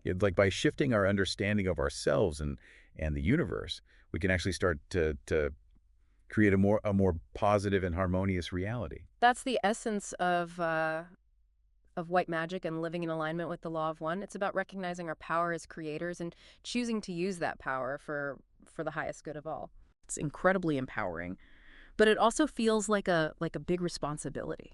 You know, it makes you really question every choice, every action, and ask yourself, is this aligned with love and compassion? That's the journey. The Law of One encourages us to become what they call conscious seekers, Mm. always striving to refine our understanding and make choices that truly reflect our highest ideals. And it's not about being perfect, Right. but it's about constantly learning and growing. It sounds like a lifelong process of self-discovery and refinement. It is, and it's a journey that we're all on together, Even though we're all at different points on that path, we're all ultimately striving towards that same goal, Yeah. unity with the Creator. This has been such a really illuminating deep dive into the Law of One. Yeah. It's really given me a whole new framework for understanding myself, the universe, and the true meaning of compassion. Do you have any final words of wisdom for our listeners as they embark on their own kind of exploration of these teachings? Yeah, just remember that you are not alone. You are loved unconditionally, and you have within you the power to create a more beautiful and compassionate world. So just trust your intuition, follow your heart, and never stop seeking the light. Beautifully said. And to our listeners, we really encourage you to continue exploring the wisdom of the Law of One and to see how these teachings resonate with your own experiences. And until next time, keep diving deep. Welcome to the Deep Dive. Today we're taking a deep dive into some pretty intriguing ideas about consciousness, reality, and spirituality. Looks like we have some material on Ramtha and the Law of One. Two very different approaches to similar themes. Yeah, that's right. From what I see here, Ramtha refers to the teachings channeled through JZ Knight, and the Law of One material comes from a channeled source called Ra. They both get into the nature of consciousness and how it can shape reality. Now, right off the bat, I'm struck by Ramtha's story. He claims to be a 35,000-year-old warrior, Mm. and he even says that he conquered a continent called Atlasia. It's wild. He's got battles, a magical sword, even ties into the history of the Americas. It's like something straight out of a fantasy novel. Does that kind of backstory make it harder to take the teaching seriously? Well, it certainly grabs your attention, doesn't it? It's a bold claim for sure. While we can't really verify, those details historically, I think the bigger question is, do the teachings resonate with you? A lot of spiritual traditions use stories and metaphors to convey deeper truths. Right. Kind of like, think of it as a Trojan horse. That's The it. story, it gets your attention, and then the teachings sneak in and get you thinking. I like that. A Trojan horse for wisdom. Okay, so let's get to those teachings. What are some of the core concepts that Ramtha emphasizes? Well, Ramtha's central message is that consciousness and energy create reality. He really dives into how our thoughts, fueled by consciousness and energy, how they directly impact the physical world. And he suggests that we're not just passive observers, but active participants in shaping our reality. So it's kind of like we're all walking around with these invisible wands of consciousness, shaping our lives with every thought and belief. That's a great analogy. And what's interesting is that he doesn't shy away from connecting these ancient ideas, to modern scientific concepts like quantum mechanics. He even draws parallels to the observer effect, where the act of observation influences what is being observed. Yeah, that's pretty mind-blowing. It makes you wonder if we've been underestimating the power of our own minds all along. Now, from what I've read, the Law of One also explores these ideas, Yeah. but it seems to take a more philosophical and maybe even cosmic approach. You're absolutely right. The Law of One, it presents a broader framework. It discusses things like densities of consciousness, essentially different levels of awareness and vibration that permeate the universe. It also introduces the concept of the logos, which can be understood as a creator deity, a source of all creation. So while both sources touch on this power of consciousness, they frame it in very different ways. One is more focused on individual empowerment and shaping personal reality, while the other offers this, cosmic zoom out. Like, it places humanity within a larger universal evolution. Exactly. And I think that's what makes studying these two sources together so fascinating. Yeah. It's like looking through two different lenses at the same reality. Now, let's get into some specifics. Ramtha talks about these grids that we can use to manipulate energy to manifest our desires. Can you explain what these grids are and how they supposedly work? Well, Ramtha describes the grids as a network of energy. It surrounds us. It's kind of like an invisible matrix that connects everything in the universe. Yeah. And he suggests that we can tap into this energy field through our thoughts and emotions. and use specific techniques to direct energy and create desired outcomes in our lives. So it's like we're learning to become energy conductors, channeling this universal power to shape our reality. That's a good way to put it. And while it might sound like science fiction, think about how we already use energy in so many ways. Electricity, magnetism, even the energy of our own bodies. Maybe these grids are simply another level of energy that we're just beginning to understand. Now, I know the Law of One doesn't talk about grids specifically, but it does delve into this concept of polarity, the idea that there are positive and negative forces at play in the universe. How does this concept relate to this idea of consciousness creating reality? Well, the law of one suggests that everything in the universe, it has this polarity, a kind of yin and yang. And this polarity creates a dynamic tension that allows for growth and evolution. In terms of consciousness creating reality, they argue that our thoughts and actions are influenced by this polarity, and that we have a choice to align with either service to others or service to self. So it's not just about what we want to create, but also about the intention behind our creations. Are we motivated by love and compassion, or by fear and selfishness? It's a subtle but powerful distinction. Exactly. And and this brings us to another fascinating aspect of Ramtha's teachings, his description of the afterlife. He paints a very vivid picture of what happens after death. It involves traveling down this shaft of light and choosing from four potential future lives. Yeah, that part really stuck with me. He calls these future lives seals, and he says they're like energy imprints that contain the potential for different experiences. It's like we're choosing our own destiny even in the afterlife. What does the Law of One say about the afterlife? Well, the Law of One also describes this process of reviewing our lives after death, but it's less focused on individual choice and more about harvesting. They suggest that souls are guided to different densities based on their spiritual evolution and whether their actions have been predominantly service to others or service to self. So one emphasizes personal choice, the other highlights a kind of cosmic sorting hat. But they both agree that what we do here matters. It's not just a one-and-done existence. Absolutely. And that's a powerful message that both sources seem to be conveying. Our choices have consequences that extend beyond this physical lifetime. Okay, I'm curious to hear more about this concept of densities that the Law of One talks about. What what exactly are these densities, and how do they relate to our spiritual evolution?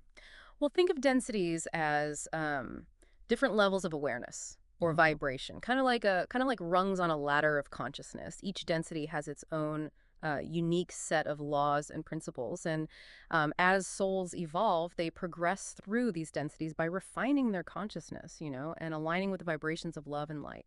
So it's not like we're physically traveling to different planets or realms, but rather shifting our vibrational frequency and expanding our awareness. Exactly. And the Law of One suggests that Earth is currently transitioning into fourth density, a density that's characterized by greater compassion, understanding, and interconnectedness. Now that brings up a question for me. If both sources agree that we have this power to shape reality with our consciousness, how do they explain things like, suffering, injustice, things that just seem completely out of our control? That's a really important question, and it's one that both Ramtha and the Law of One, they grapple with. One key point they both emphasize is the concept of free will. Even though we are all part of this interconnected web of consciousness, we also have individual choice, and sometimes those choices lead to suffering or conflict. So it's like we're all playing in the same sandbox, but we each have our own set of toys and our own choices about how to use them. That's a good way to visualize it, and sometimes those choices clash, creating, disharmony or even pain. But the key takeaway is that even in the midst of suffering, we still have choice. The choice about how we respond, how we learn, and how we move forward. This is already giving me so much to think about, and we've only just scratched the surface. What else can you tell us about how these two sources approach the idea of spiritual growth Yeah.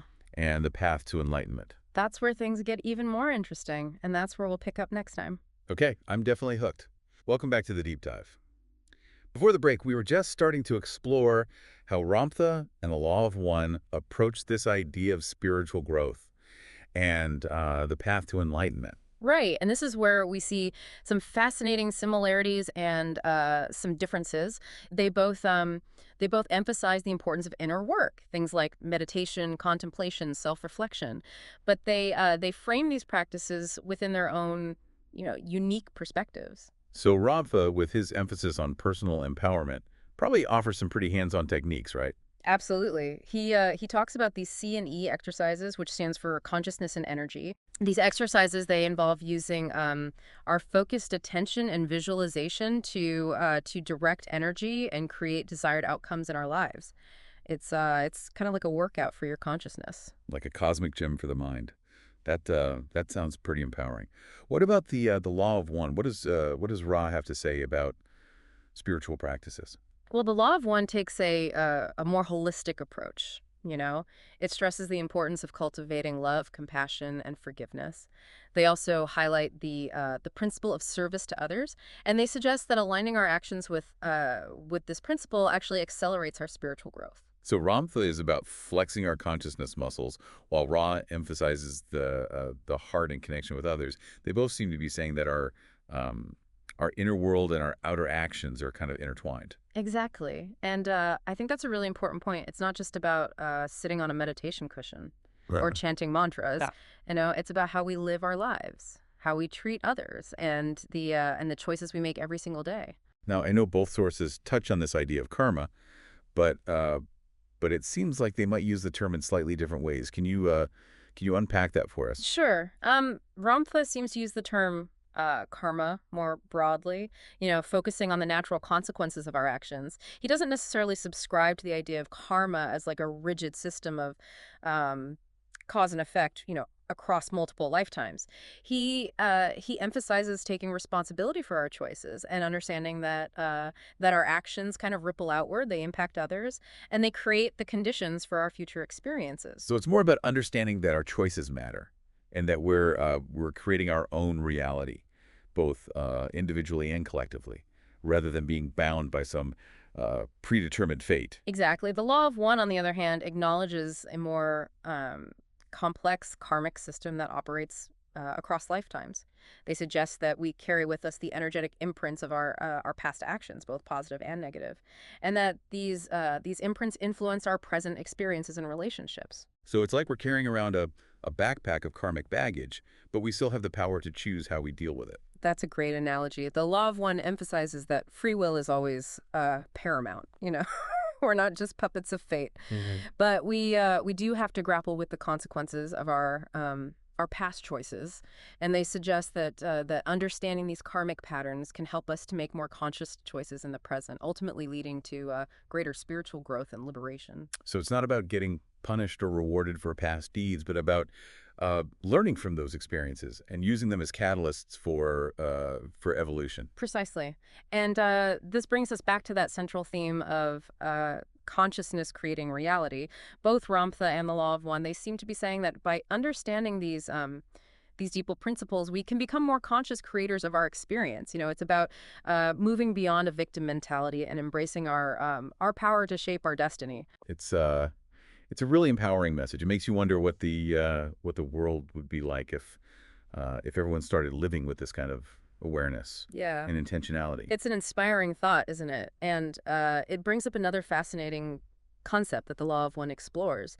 This idea of social memory complexes. Right. I remember reading about that. Can you explain what a social memory complex is Yeah. and how it relates to this idea of consciousness creating reality on a collective level? Sure. A social memory complex is essentially a collective consciousness. It's formed when a group of beings merge their individual consciousnesses into a unified entity. The Law of One suggests that this is, a natural progression for civilizations that evolve toward higher densities, as they learn to transcend their individual identities and embrace unity. So it's like a hive mind, Yeah. but in a positive sense. Yeah. A group of individuals coming together to form a higher collective consciousness. Exactly. And they suggest that this kind of unity is essential for progressing to higher densities of consciousness, where love and compassion are the dominant forces. That makes you think about the potential for humanity as a whole.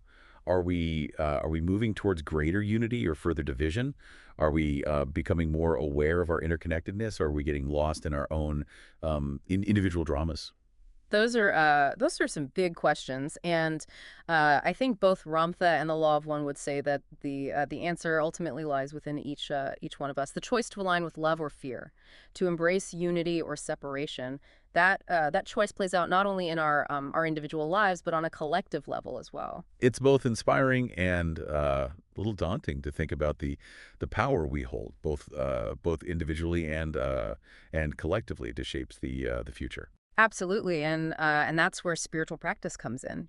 Cultivating that inner awareness, that connection to our higher selves, and that commitment to aligning with love and service to others. Those choices multiplied across millions of individuals. They have the power to shift the trajectory of human evolution. It's a reminder that we're not just passive bystanders in this cosmic drama. Yeah. We're all active participants, and our choices matter.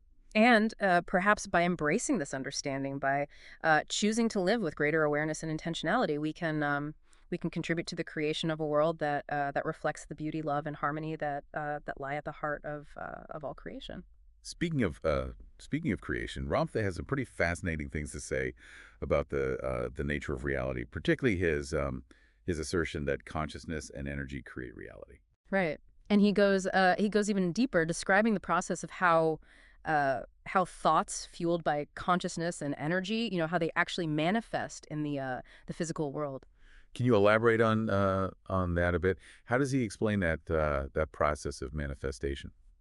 Well, Ramtha uses a lot of metaphors and analogies, which can be a little tricky to unpack. But Yeah. but essentially, he's saying that our thoughts are like seeds that we plant in the fertile ground of consciousness, and these seeds are energized by our emotions, our beliefs, and they eventually sprout and grow into the experiences that we have in the physical world. So it's like our minds are these powerful gardens, and we're constantly planting seeds with every thought and belief. That's a great analogy. And what's interesting is that Ramtha doesn't shy away from connecting these ancient ideas to modern scientific concepts like quantum mechanics. He even draws parallels to things like the observer effect, where the act of observation influences what is being observed. It's pretty mind-blowing to think that our minds might have that kind of power. But if our thoughts are so powerful, why don't we always get what we want? Why do some thoughts seem to manifest easily while others never seem to take root? That's a great question, and it's something that Ramtha addresses in his teachings. He suggests that there are a few key factors that influence the manifestation process. One is the clarity and intensity of our focus. Mhm. The more clear and focused our intention, the more likely it is to manifest. So it's not just about wishing for something, but about cultivating a laser-like focus on what we truly desire. Exactly. And the second factor is our emotional state. Ramtha emphasizes that our emotions act like amplifiers. They add power to our thoughts. If we're feeling doubtful, fearful, or insecure, those emotions they'll weaken our creative power. It's like we're sending mixed signals to the universe, which can lead to confusing or even unwanted results. Exactly. And the third factor, and perhaps the most challenging one, is our subconscious beliefs.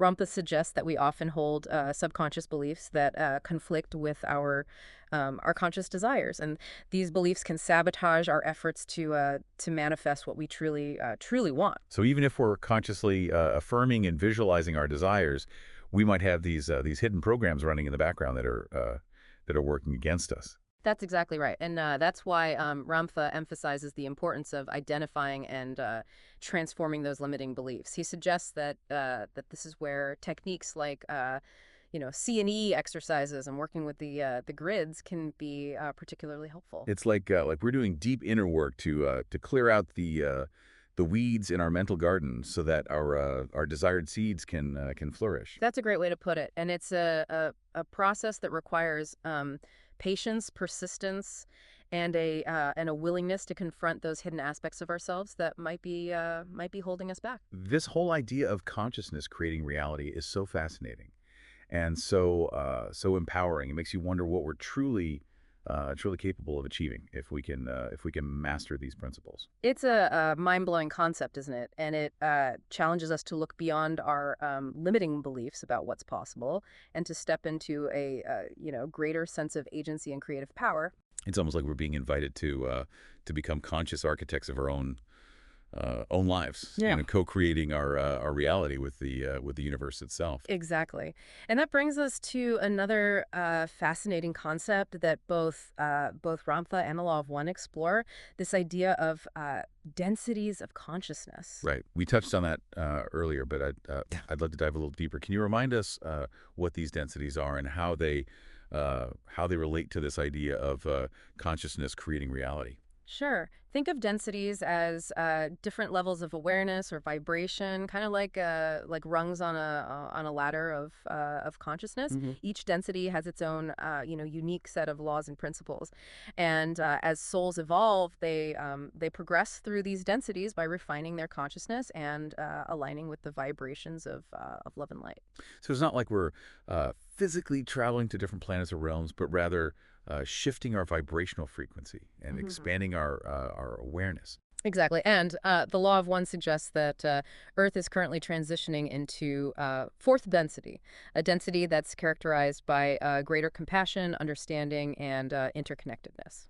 So as our planet is shifting into this new density, does that mean that we as individuals are automatically evolving along with it? That's a great question. And both Ramtha and the Law of One emphasize that evolution is ultimately a matter of choice. You Okay. know, the energies of fourth density, they're becoming more accessible, but it's up to each individual to choose to align with those vibrations. So it's like we're being offered an invitation to step up to a higher level of consciousness, but it's our choice whether to accept that invitation. Exactly.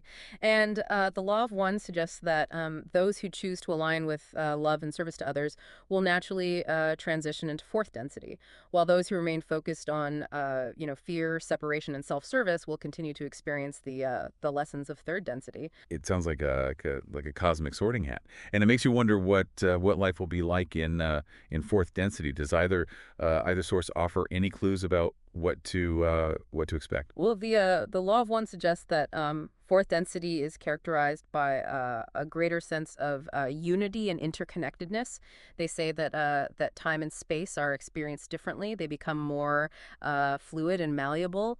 Communication is telepathic, and there's a deeper understanding of the interconnectedness of all life. It sounds pretty amazing, like a major upgrade from our current reality.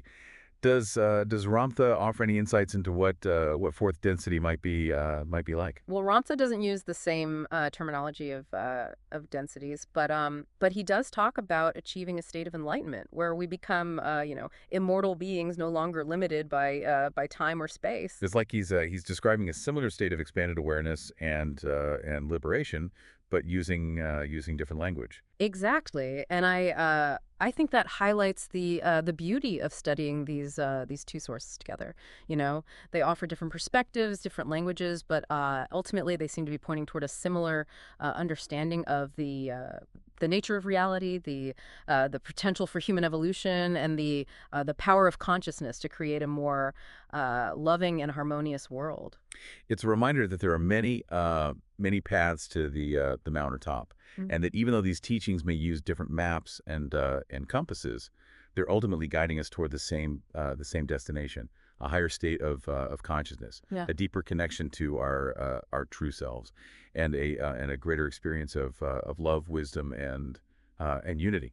And perhaps by exploring these different paths, by listening with an open mind and heart to the wisdom that resonates with us, we can find our own unique way to navigate this journey of spiritual growth and contribute to the creation of a world that reflects the beauty, love, and harmony that lie at the heart of all creation. It's an inspiring thought. It reminds us that we're not alone on this journey, that we're all part of a grand cosmic adventure, and that by supporting and encouraging one another, we can create a world that reflects the love, wisdom, and harmony that lie at the heart of all creation. And perhaps by embracing this understanding, we can move beyond the illusions of separation and embrace the unity that connects us all, recognizing that we are all part of the same divine source, each playing our unique role in the grand unfolding of the cosmos. It's a vision of a world where we celebrate our diversity, honor our differences, and recognize the inherent worth and dignity of every being. And perhaps by cultivating these qualities within ourselves, by radiating love and compassion outward, we can contribute to the creation of a world where peace, understanding, and harmony prevail. It's a beautiful vision. It reminds us that we are not simply passive observers, Hmm. but active participants in the unfolding of the cosmos, and that our choices and actions matter. And perhaps by aligning ourselves with the principles of love, compassion, and service to others, we can contribute to the creation of a world that reflects the highest aspirations of the human spirit. It's a message of hope and inspiration, reminding us that even in the midst of chaos and uncertainty, there is always a potential for transformation and renewal. And perhaps by embracing the challenges of our time, by seeking to understand the deeper meaning behind the events that unfold around us, we can discover opportunities for growth and evolution that we might otherwise overlook. It's a reminder that even the darkest of times can serve as catalysts for awakening, Yeah. and that by facing our fears and embracing the unknown, we can tap into a source of strength and resilience that can guide us through any storm. And perhaps by cultivating an attitude of curiosity, compassion, and gratitude, we can transform even the most difficult experiences into opportunities for learning and growth. It's a reminder that the journey itself is the destination. Yeah. And that each step we take, each choice we make, contributes to the grand unfolding of our individual and collective evolution. And perhaps by embracing this journey with an open heart and mind, we can discover the true meaning of our existence and contribute to the creation of a world that reflects the beauty, love, and harmony that lie at the heart of all creation. That's a beautiful vision. It inspires us to become active participants in the unfolding of the cosmos, to embrace our role as co-creators, Mm. and to contribute to the evolution of consciousness itself. But let's shift gears a bit and explore those intriguing details about Ramtha's description of the void. He describes it as a state of pure potentiality, the source from which all creation arises. He even uses the phrase, "the void is God." What are your thoughts on this concept? It's a fascinating concept that resonates with various spiritual traditions. The idea of a primordial emptiness or nothingness that precedes all manifestation. It's a bit mind-bending to wrap your head around. Absolutely, it challenges our typical way of thinking about God as a separate being or entity. Ramtha seems to be suggesting that the divine is not something outside of ourselves, but is the very ground of being the source from which everything arises. It's like saying that we are all expressions of this void, this fundamental creative force that is both everything and nothing at the same time. Exactly, and he also links the void to the concept of the unknown God, suggesting that this is the ultimate mystery, the source of all that is, was, and ever will be. It sounds like he's inviting us to explore the depths of our own being, to go beyond the limitations of our rational mind, and to connect with this source of infinite potential that resides within us. That's a great way to put it. And he also suggests that by tapping into the void, by aligning ourselves with this creative power, we can manifest our desires with greater ease and effectiveness.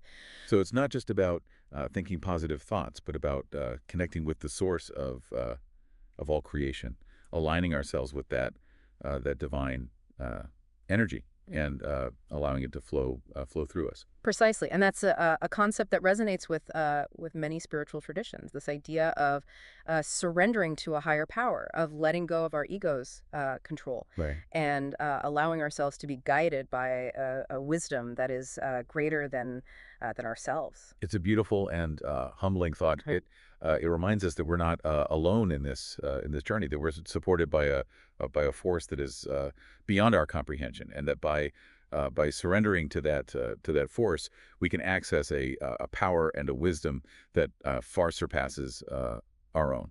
And perhaps by embracing this understanding, by cultivating a sense of awe and reverence for the mystery of creation, we can tap into a source of inspiration, guidance, and strength that can carry us through any challenge, and empower us to create a more beautiful and meaningful life for ourselves and for the world. That's a powerful message. It reminds us that we are all part of something much greater than ourselves, and that by aligning with this greater force, we can achieve anything we set our minds to. But let's shift gears a bit and explore those fascinating details about Ramtha's teachings on the blue body. He describes it as the invisible skeletal structure of the physical realm, vibrating at the level of ultraviolet frequency. What do you make of this concept? It's a fascinating blend of ancient esoteric teachings and modern scientific concepts. He's essentially describing a subtle energy body that underlies our physical form, suggesting that there are layers of reality that extend beyond our typical sensory perception. It's like we're carrying around an invisible blueprint that informs and shapes our physical reality. What's also intriguing is that Ramtha links the blue body to the concept of analogical mind, which he describes as the alignment of primary consciousness and secondary consciousness, the observer, and the personality. It suggests that there's a potential for a deeper integration of our conscious and subconscious minds, a state of wholeness where we can access the full spectrum of our being. It's like we're bridging the gap between our rational thinking mind and our intuitive feeling self, creating a more harmonious and balanced state of being. Precisely, and Ramtha suggests that when we achieve this alignment, we create a powerful vortex that allows our thoughts to manifest more easily in the physical world.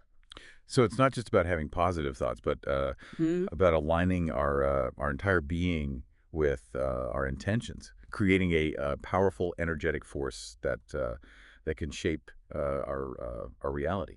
Exactly, and he also suggests that the blue body plays a crucial role in healing, both for ourselves and for others. I'm curious to learn more about how the blue body can be used for healing. Yeah. What are some of the techniques or practices that Ramtha describes? Well, Ramtha offers a variety of techniques, including visualizations, energy work, and working with the grids, a specific energetic structure that he describes as a tool for amplifying and directing healing energy. It's fascinating how he blends these esoteric practices with modern scientific concepts, suggesting that there is a potential for a more holistic approach to healing that integrates both the physical and energetic aspects of our being. And perhaps by understanding the dynamics of the blue body, we can unlock hidden potentials for self-healing and transformation, accessing a deeper source of vitality and well-being. It's a reminder that we are not simply victims of our genes or our circumstances, but have the power to influence our own health and well-being through our thoughts, our beliefs, and energetic practices. And perhaps by embracing a more holistic view of health, we can move beyond simply treating symptoms and address the root causes of illness, creating a more sustainable and vibrant state of well-being. It's a vision of a world where we recognize the interconnectedness of our physical, mental, emotional, and spiritual well-being, and where we empower ourselves to become active participants in our own healing journey. And perhaps by doing so, we can create a ripple effect that extends outward, inspiring others to embrace their own healing potential and to contribute to the creation of a world that reflects the vitality, joy, and well-being that are our birthright. That's a beautiful vision. It inspires us to embrace our journey of self-discovery, to Yeah. explore the depths of our own being, and to unlock the hidden potentials for healing and transformation that lie within. And perhaps by doing so, we can contribute to the creation of a world where health and well-being are not simply the absence of disease, but are expressions of our true nature as divine beings, radiating vitality, joy, and love. It's a message of hope and empowerment, reminding us that we have the power to shape our own reality and to co-create a world that reflects the highest aspirations of the human spirit. But let's shift gears a bit and explore those intriguing details about Ronther's description of Atlasia and the events that led to its downfall. He paints a vivid picture of a technologically advanced civilization that possessed great knowledge and power, but ultimately succumbed to its own arrogance and destructive tendencies. It's a cautionary tale that highlights the potential pitfalls of unchecked technological advancement and the importance of balancing material progress with spiritual wisdom and ethical considerations. It's a reminder that true progress requires a holistic approach, integrating both the material and immaterial aspects of reality, honoring both the scientific and the spiritual. Precisely, and perhaps by studying the mistakes of past civilizations, we can gain valuable insights into the challenges we face today, and avoid repeating the same patterns of destruction. It's like we're being offered a glimpse into the past, not just as a historical record, but as a mirror to reflect on our present and to make more conscious choices about the future we want to create. And perhaps by learning from the wisdom of the past, we can create a future that is more sustainable, equitable, and aligned with the principles of love, compassion, and unity. It's a vision of a world where technology serves humanity, where we live in harmony with nature, and where we recognize our interconnectedness and our responsibility to care for one another and for the planet. And perhaps by embracing this vision, by aligning our actions with our highest aspirations, we can contribute to the creation of a world that reflects the beauty, love, and harmony that lie at the heart of all creation. That's a beautiful vision. It inspires us to become conscious creators of our own destiny, to become conscious creators of our own destiny, to learn from the wisdom of the past, and to co-create a future that reflects our highest aspirations for ourselves and for humanity as a whole. And perhaps that's the ultimate gift of these teachings, to awaken our curiosity, to challenge our assumptions, and to embark on a lifelong journey of self-discovery and spiritual growth.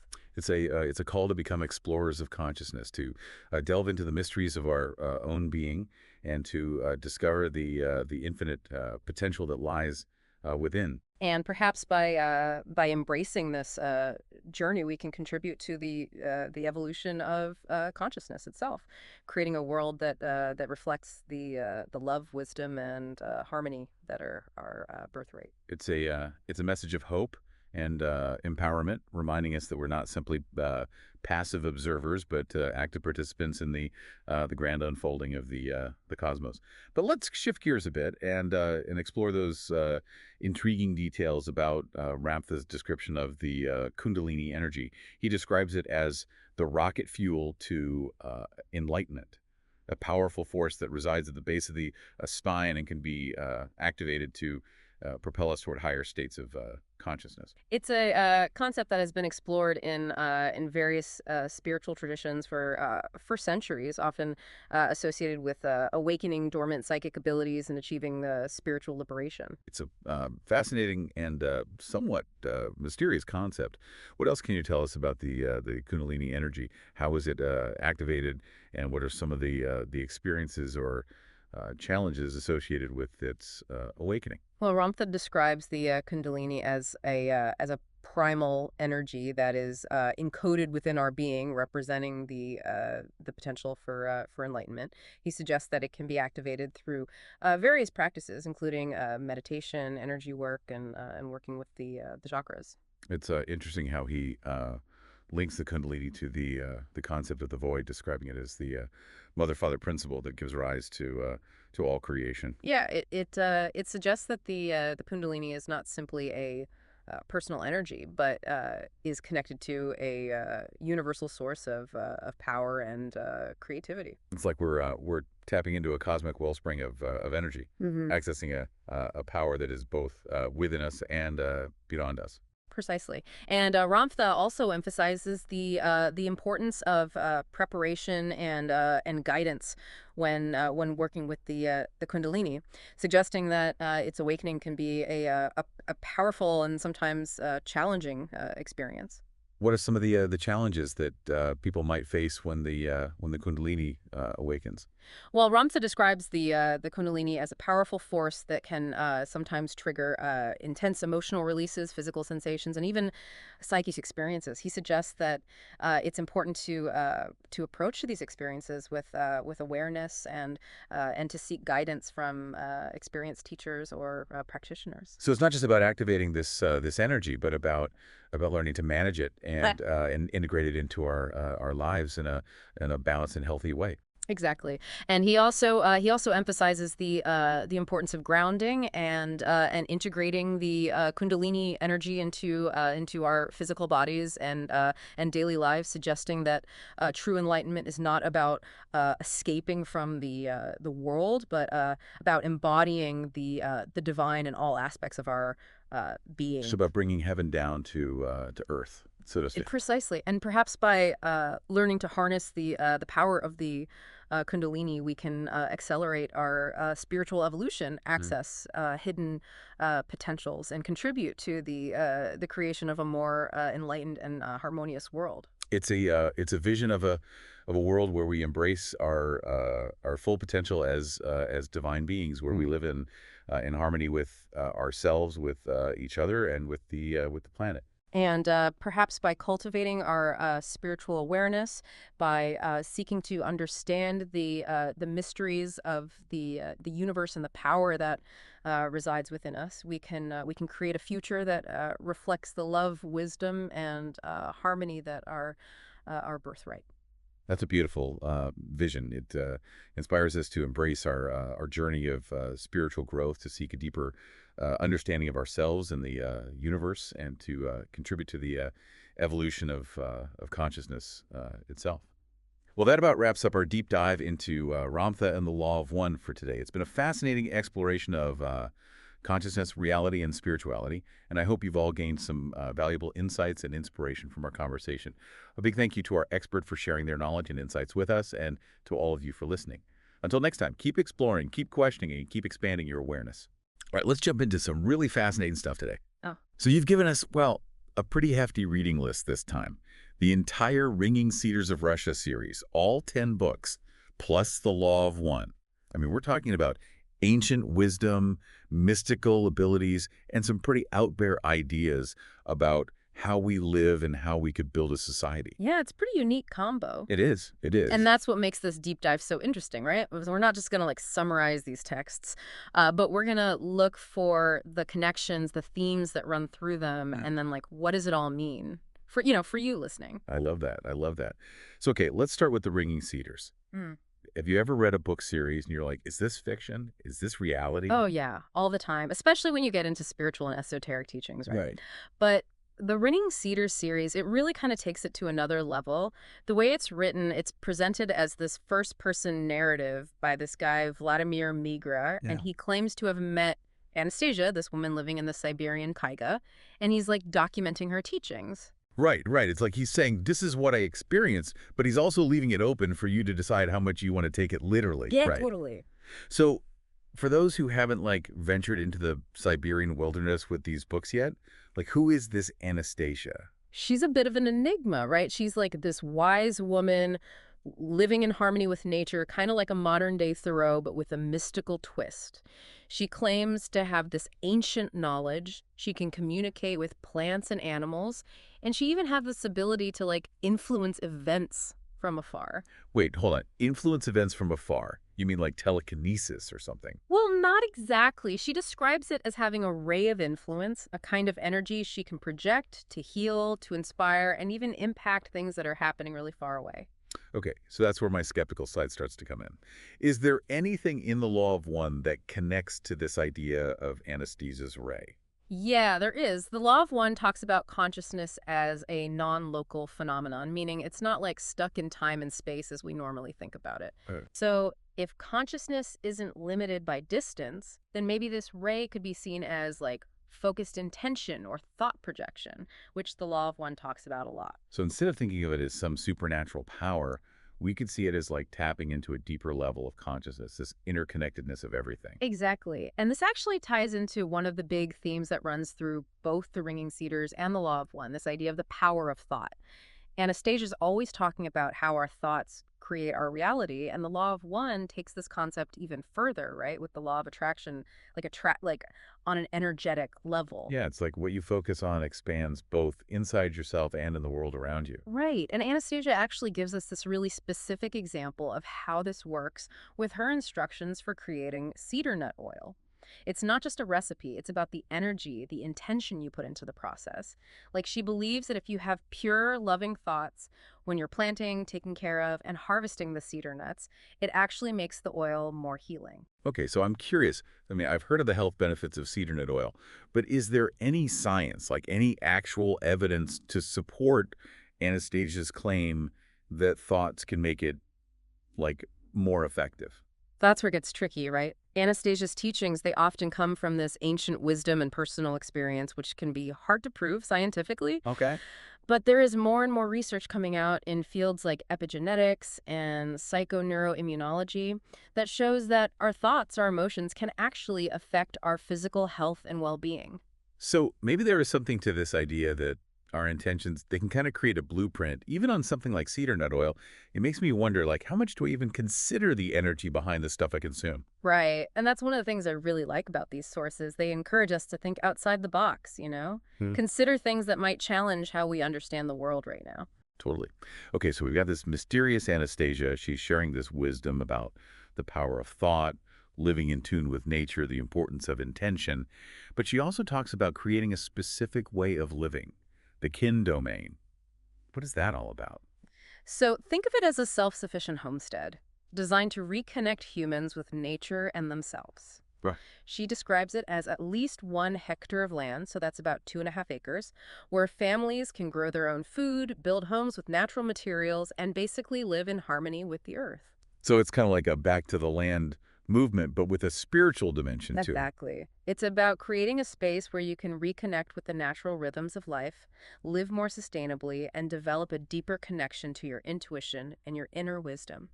And she doesn't just throw out the idea, she gives you specific ways to design this kin domain, including a space of love in the home. Space of love. What's that? Like a meditation room or something?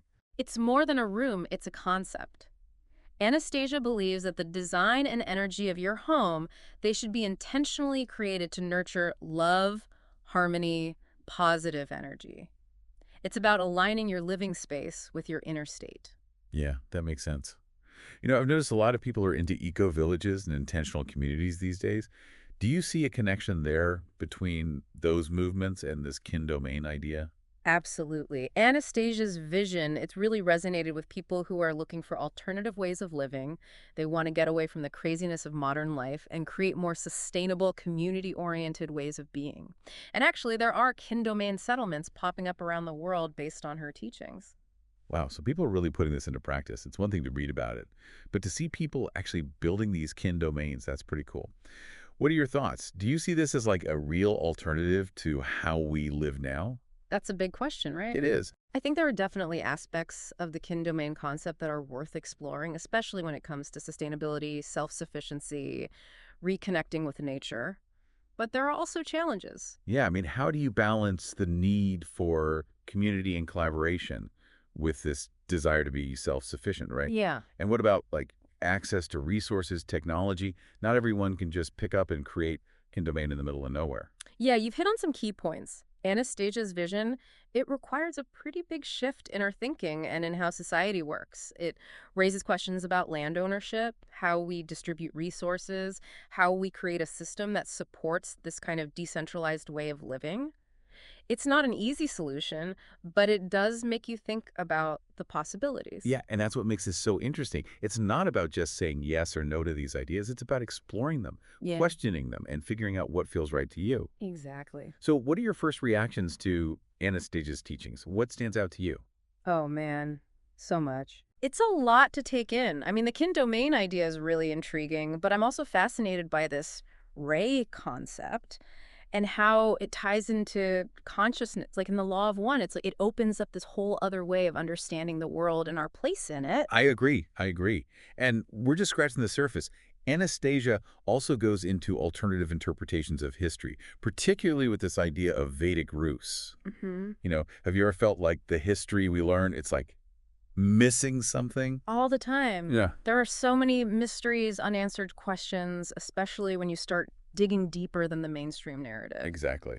So what's Anastasia's take on all this? She says that what we've been taught about history, it's incomplete, maybe even intentionally hidden. She talks about this ancient civilization called Vedic Rus, a society that existed way before our current understanding of history, and they had advanced spiritual knowledge and technology that's been lost or forgotten. Hold on. Lost technology. Is she talking about like flying chariots or something? Well, she doesn't get into the specifics about their technology, Okay. but she does point to these ancient stone structures, these dolmens, as evidence that they were pretty advanced. She claims that these dolmens were used for spiritual purposes that we've totally lost touch with. Okay, now that is interesting. I've seen pictures of dolmens, these massive stone structures. They're all over the world. There are so many theories about what they were for. What does Anastasia say about how they were used? She suggests they were used for healing, communication, even influencing the energy of the planet. It's all connected to this idea that humans at one point had a much deeper understanding of how everything's connected and this power of thought. So she's basically saying we've like devolved, Yeah. that we've lost touch with our true potential. Kind of, yeah. Yeah. She believes modern society is too focused on material things and has forgotten about our spiritual nature and our connection to nature. But she also offers hope, Right. that we can rediscover this ancient wisdom and create a better future. Yeah, that's a message that resonates with a lot of people, especially those who are drawn to spiritual teachings and alternative ways of living.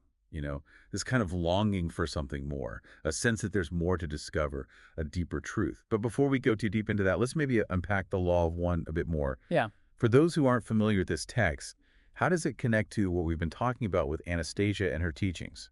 That's where it gets really interesting. Right. The Law of One is this incredibly complex and esoteric text. It's said to be channeled from a higher dimensional being named Ra, and it goes into all sorts of mind-bending topics like the nature of reality, how consciousness evolves, these cosmic laws that govern our existence. Okay, I'm already feeling a little overwhelmed, just like we're going from the Siberian taiga to like the depths of the cosmos. I hear you. It can be a lot to process. Yeah. But stick with us, because there are some surprising connections between these seemingly different sources. Like, for example, Anastasia's focus on the power of thought, it lines up perfectly with the law of one's teachings on the law of attraction and the idea that our thoughts create our reality. Okay, that makes sense. But how does this kin domain concept, how does that fit into this cosmic picture? It seems pretty grounded compared to all this talk of higher dimensions and universal laws. That's a great question. What if we think of the kin domain not just as a physical space, but as a way of like aligning ourselves with a certain frequency or vibration? The Law of One talks about different levels of consciousness or densities, and it suggests that we're currently in a transition moving from third density, which is very focused on material reality, to fourth density, which is characterized by greater love, compassion, and understanding. So are you saying that creating a kin domain could be a way of raising our vibration and preparing for this shift to fourth density. That's one way to look at it. It's about creating a lifestyle and an environment that supports our spiritual growth and Yeah. aligns us with that frequency of love and harmony.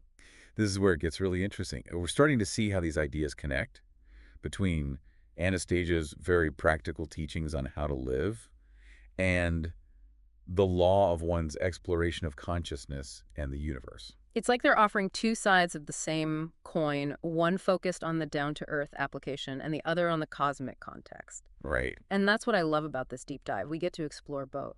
Absolutely. But before we get too carried away, let's pause and bring it back to you listening. What's grabbing your attention so far? What's resonating with your own beliefs and experiences? What questions are popping up, Snail? Yeah. Are there parts of these teachings that you find challenging or intriguing? We'd love to hear your thoughts. Yeah. You know, it's fascinating how both the Ringing Cedars and the Law of One, even though they come from totally different places, they kind of point us towards a similar goal, recognizing that we are spiritual beings and that we're all connected. That's so true. It's like Anastasia gives us this practical guide for how to live in harmony with nature, with ourselves. And then the law of one is like this cosmic backdrop, helping us understand where we fit in the universe. Exactly. And that brings up a question, right? Like, could living in a kin domain actually help us reach this higher level of consciousness that the Law of One talks about? Could it be a step towards fourth density? Okay, now that is a thought-provoking question. But let's break it down a little. Yeah. Because the law of one uses this concept of densities, which can be confusing. Mhm. How would you explain densities to someone who's new to this? Think of densities as levels of consciousness, kind of. Each one has its own challenges and opportunities to grow. We're in third density right now, which is very focused on material stuff, individuality, and learning through opposites, good versus bad, light versus dark, that kind of thing. So like we're in this cosmic school, learning through contrast, making choices that shape how we evolve, both individually and together. Exactly. And fourth density, it's described as this more harmonious state of being where love, compassion, and understanding are like the main driving forces. It's not about leaving Earth or getting superpowers. It's about evolving our consciousness and moving beyond the limitations of separation and duality. Okay, so maybe creating a kin domain could be seen as a way of practicing fourth density principles, but in a third density world. It's about living in a way that aligns us with those higher frequencies, those vibrations of love and harmony. Yeah, that's a really insightful way to put it. It's like creating this mini version of a more evolved society where we can try out new ways of relating to each other and to the planet. I love that idea, like planting a seed for a new way of being, even if the world around us hasn't caught up yet. Right. And that brings us back to Anastasia's emphasis on the power of thought. If we believe that our thoughts create our reality, then creating these kin domains, even if they're small, it could be a way of sending out a powerful message into the collective consciousness. Like planting a seed in the energetic field of the planet, nurturing the possibility of a more harmonious future. Exactly. And that connects to another point where these sources come together. Both Anastasia and the Law of One talk about this idea of a harvest, this transition to a higher level of consciousness happening on a global scale. Yeah, Anastasia talks about a time when humans will kind of wake up to their true potential, create a world full of kin domains, living in harmony with nature. It sounds almost utopian. Right, and the Law of One describes it as the shift from third density to fourth density, and that it's a process that's already happening. But doesn't the law of one also suggest that not everyone will make it through this transition? That there might be a splitting of timelines or realities based on our choices and where our vibrations are at? That's true. It suggests that we have a choice to make. Yeah. Keep clinging to the illusions of separation, the duality, or embrace this path of love, unity, and service to others. And those choices determine what reality we experience. So it's not just about waiting for this harvest to happen. It's about actually making choices that put us on the frequency of love and contribute to the positive evolution of consciousness. Absolutely. And both Anastasia and the Law of One emphasize that we have way more power in this process than we realize. Our thoughts, our actions, our intentions, they all shape the future. It's empowering to think that we're not just watching this happen, we're a part of it. Definitely. And it brings up another point. Both sources talk about facing resistance from forces that want to keep things as they are, prevent this awakening from happening. Oh, right. Anastasia talks about the priests who have manipulated history, kept knowledge hidden, and the Law of One talks about the Orion Confederation, these beings that are supposedly service to self-oriented, wanting to control and limit spiritual growth. It's a common theme in a lot of spiritual teachings, the idea that there are forces that benefit from keeping humanity asleep, trapped in these cycles of fear, scarcity, and division. But both Anastasia and the Law of One emphasize that these forces can only control us if we let them. So it's about taking back our power, becoming aware of how we've been manipulated, and choosing to align with love and light instead. Exactly. And that brings us back to the importance of discernment. When we're learning about these teachings, it's so important to listen to our intuition, question everything, and make choices that resonate with our deepest truth. Like we're being called to become conscious creators, to step into our power and choose the reality we want to experience. Right. And that takes courage, a willingness to challenge the way things are, to question what we've been told, and to trust our own inner voice. But let's be real, it's not always easy to stay that aware, that intentional, especially in a world full of distractions and messages pulling us in different directions. You're right. It's a constant practice, remembering, coming back to center, choosing love over fear over and over again. So how can we actually bring these teachings into our daily lives? It's easy to get lost in the big picture, but how do we ground it and make it real? Anastasia gives us some concrete ideas with this kin domain concept. Even if we can't all create a full kin domain right now, there are parts we can try. Like, how can we bring more nature into our homes? Be mindful of the food we eat, where it comes from, create spaces in our homes that feel peaceful and harmonious. Those are great starting points. Yeah. And what about all this stuff about the power of thought? How do we become more conscious creators? Practices like meditation, mindfulness, affirmations, those can help. It's about becoming more aware of our thoughts, the stories we tell ourselves, and making a choice to focus on thoughts that empower us, lift us up, and put us on a higher vibration. And it's not just about thinking positive thoughts, it's about making our thoughts match our values, what we want to see in the world. Exactly. And both Anastasia and the Law of One are clear that love is the strongest force in the universe. So how can we bring more love into our thoughts, our words, what we do? How can we show more compassion to ourselves, to other people, even when things are hard? Such important questions. Yeah. It's like we're being asked to change our whole way of being, to go from a place of fear to a place of love. Yeah, and it's not about being perfect. It's about trying, messing up, and then learning and growing from it. It's a journey, It's not a destination. Beautifully said. So, for you listening, what are you taking away from all this? What's got you curious? What feels like a call to action for you? What if we just sit with those questions for a moment, let them sink in? Wow, what a journey this has been. Exploring Anastasia's teachings and the ringing cedars and the wisdom of the Law of One. It's amazing how these two sources, from such different backgrounds, create this tapestry of ancient wisdom, the power of thought, and this vision of a future that's more conscious and harmonious. Yeah, it shows how these universal truths, they can be expressed in so many different ways, right? And each one can resonate with us in a unique way. Exactly. And it's inspiring to see how many people are taking these teachings to heart, Yeah. creating kin domains, trying out different ways of living, and really trying to live those principles of love, unity, and connection. It really shows the power of ideas to change not just people, but whole communities and maybe even the world, right? Speaking of changing the world, I want to come back to this idea of a harvest, this shift to a higher consciousness that both sources talk about. Yeah. What are your thoughts on that? Do you think it's actually happening?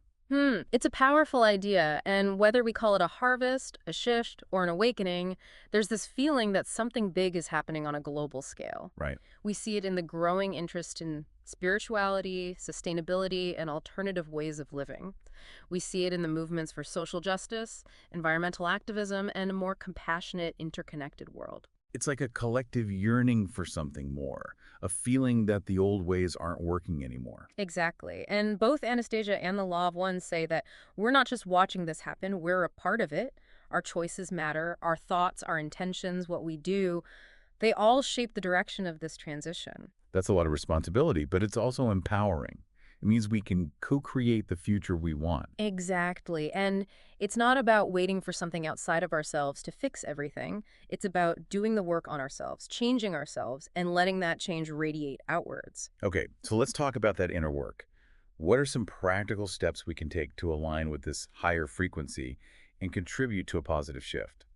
Well, Anastasia's kin domain concept, it's like a blueprint for living in harmony. Even if we can't all have a full kin domain right now, we can take parts of it. Right. Spending more time in nature, thinking about what we consume, maybe growing some of our own food, creating spaces in our homes that feel good. Those are all steps we can take. And what about the teachings on the power of thought? Right. How do we become more conscious about creating our reality? Things like meditation, mindfulness, affirmations, those are helpful. It's about noticing our thoughts, the stories we're telling ourselves, and choosing to focus on thoughts that lift us up, empower us, and align us with our best selves. It's like we're training our minds to be instruments of love, compassion, and creativity. Yes. And it's not just about positive thinking. It's about knowing deep down that we're connected to something bigger than ourselves, that we're part of this incredible cosmic unfolding. It's about remembering who we really are, spiritual beings having this human experience. Beautifully said. And when we remember that, we start making choices that reflect our true nature. We become more compassionate, forgiving, more willing to give love and kindness to ourselves and others. So as we wrap up this deep dive, I want to leave you, the listener, with one last invitation. What if, instead of waiting for the world to change, we became the change? What if we lived as if the future we want is already here? Imagine a world full of kin domains, people living in harmony with nature, communities thriving on cooperation and love, where our thoughts and actions create ripples of healing that spread across the planet. What small step can you take today to make that vision real, to bring it to life in your own way? Maybe it's planting a seed, doing 5 minutes of meditation, saying thank you to someone you love, or just smiling at a stranger. Every act of love, no matter how small, it helps wake up consciousness and create a better world. Thank you for joining us. Keep searching, keep asking questions, and keep shining your light. We create the future. All right, get ready, because today we're really going to get into synchronicities. Ooh, synchronicities. Yeah, you know those times when, like, it feels like the universe is sending you a message Yeah. through all these crazy coincidences? Right. And you sent over some excerpts from How to Decode the Messages in Everyday Synchronicities, insights from the Law of One. Yes. And the Law of One, books 1 through 5. I'm already so curious. That's great. Like, what I'm hoping to get out of this deep dive Okay. is to be able to, like, walk away and actually interpret the synchronicities that I see Yeah, and use them on my spiritual journey. absolutely. I think we can get there. Okay. Yeah. I think a great place to start would be to define what we mean by synchronicities, because we're not talking about just any coincidence, right? We're Right. talking about events that have a certain resonance to them, a feeling of meaningfulness. Okay, so, like, when you're thinking of someone and they call you, Exactly. that always freaks me out a little bit. But instead of just dismissing that as, oh, what a coincidence, Yeah. what if we started to see those as messages from our higher selves? Okay. That's one of the main ideas that's in How to Decode the Messages in Everyday Synchronicities. Mm. And they suggest starting a synchronicity journal. Oh, interesting. Yeah, to kind of track these events. So it's like a treasure hunt Exactly. for the clues about your subconscious. Yeah. I love that. Yeah. I'm a big journaler anyway. Yeah. It helps me process my thoughts. Me too. But how would I know which coincidences to write down? Right. There's so many things that happen all the time. Yeah. Yeah, no, that's a great question. How do I tell which ones are actually meaningful? Yeah, and that's where discernment comes in, and we'll talk about that as we go along. Okay. But a good way to think about it now is, Mhm.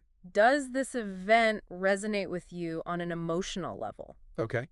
Does it feel connected to something you've been thinking about or struggling with? Does it bring up curiosity or a little jolt of like, I knew it kind of feeling? Okay. Those are good signs that it's something worth exploring. Okay, I like that. Yeah. But we're also looking at the law of one, Yes. which is this whole other Exactly. level of cosmic understanding. How does that right. play into this whole synchronicity thing? Yeah, so the Law of One offers us kind of a framework for understanding these synchronicities Mhm, within a bigger picture, a bigger Uh-huh. context. Yeah. And one of the central ideas in the Law of One is this idea of oneness, Okay. so that everything in the universe is interconnected. So we're all connected, like, by these little invisible threads? Exactly, like a Okay. big web. Yeah. And so these synchronicities become a way that that interconnectedness shows itself. Oh, wow. It's like a way that the universe is communicating with us, a tap on the shoulder. Yeah, like, don't forget, Exactly. we're all connected here. Yes, exactly. Okay, that makes sense. But it's easy to look at these synchronicities and be like, oh, the universe is telling me to do this. Yeah. Or don't do that. Yeah, I know what you mean. Is that the right way to think about it? No, not exactly. Okay. The Law of One really emphasizes free will. Mm-hmm. So while they can guide us, Okay. they're more like gentle nudges from your higher self Mm-hmm. than commands. Okay. So it's more about offering possibilities or insights or confirmations, Okay. but ultimately you get to choose how you respond. So the universe isn't forcing me to do anything. Exactly. Okay. And that's where the real decoding comes in, right? Okay. It's not just noticing them, but understanding what they mean for you Right. on your journey. Not just reading the fortune cookie. Yeah. But actually, like, understanding what it means for me. Exactly. And sometimes the best conversations involve a little bit of questioning and even healthy skepticism. So if you're ever feeling like, wait a minute, what is this? Or, I don't get it, how to decode has a great tip. Okay. Don't look for external validation. Mm-hmm. Instead, take some time to meditate on it. Okay. The meaning will often reveal itself in hindsight. So, like, looking back and be like, oh, that's what that was about. Yeah, So sometimes it's not clear right away, Right. and that's okay. Okay. Trust the process. I like that. Yeah. So maybe those aha moments that I've had, Yeah. maybe those were synchronicities. Maybe so. But I just wasn't Maybe. aware enough to know it. Yeah. I'm starting to think that there's way more to these Yeah. than I initially thought. I think so, too. Yep. The more we understand them, the more we can decode them. Okay. Yeah. But are there things that could block us from seeing them? Ooh, that's a great question. Yeah. And it brings us to another concept from the law of one, energy centers. Okay, now we're getting a little woo-woo. I know, right? I like it. Yeah. I'm here for it. All right, so the law of one talks about 7 energy centers within our being, or chakras. Okay, I've heard of those in yoga. Right. I don't really know how they relate to synchronicities, though. Yeah, so think of it this way. Okay. Each energy center is like a lens Mm-hmm. that we view reality through. Okay. And when that center is balanced and open, the lens is clear. Okay. And we can perceive these subtle energies and patterns of the universe, including synchronicities. Okay. But when a center is blocked, it's like the lens gets cloudy. Okay. And it distorts our perception and makes it harder to see those meaningful things. So it's like I'm missing a clue. Yeah, exactly. It's like Okay. missing that piece of the So puzzle. it's not just about being open to it. It's about Right. having the ability to perceive it in the first place. Exactly. Okay, now I'm a little nervous. What if I have all these block chakras? Don't worry. Okay.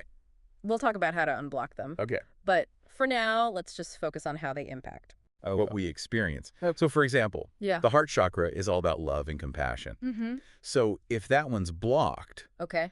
you might miss synchronicities related to relationships. Oh, okay. So, like, I might miss out on meeting my soulmate Yeah. because It's possible. I'm not open to love? Yeah, or you might not see the opportunities for deeper connection Right. in the relationships you already have. Okay. That makes sense. Yeah.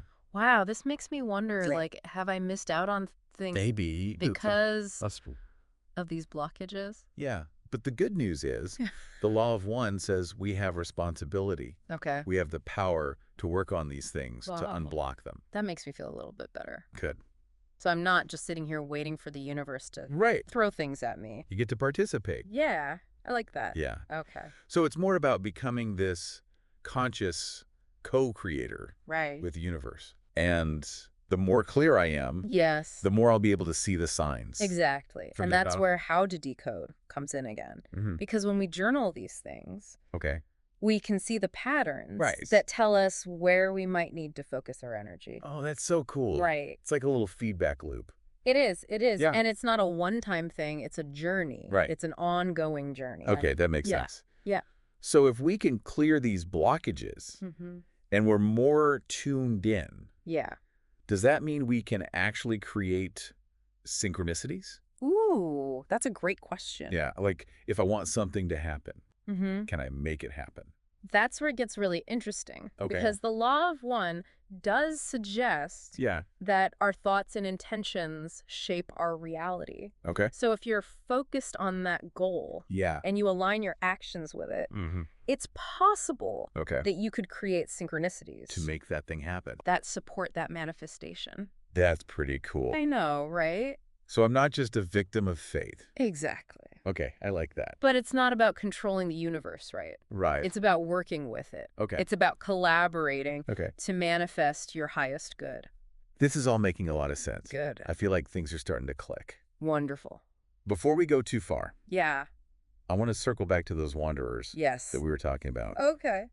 because I'm so intrigued by this idea of people being here Yeah. with a specific mission. Right. How do the synchronicities play into that?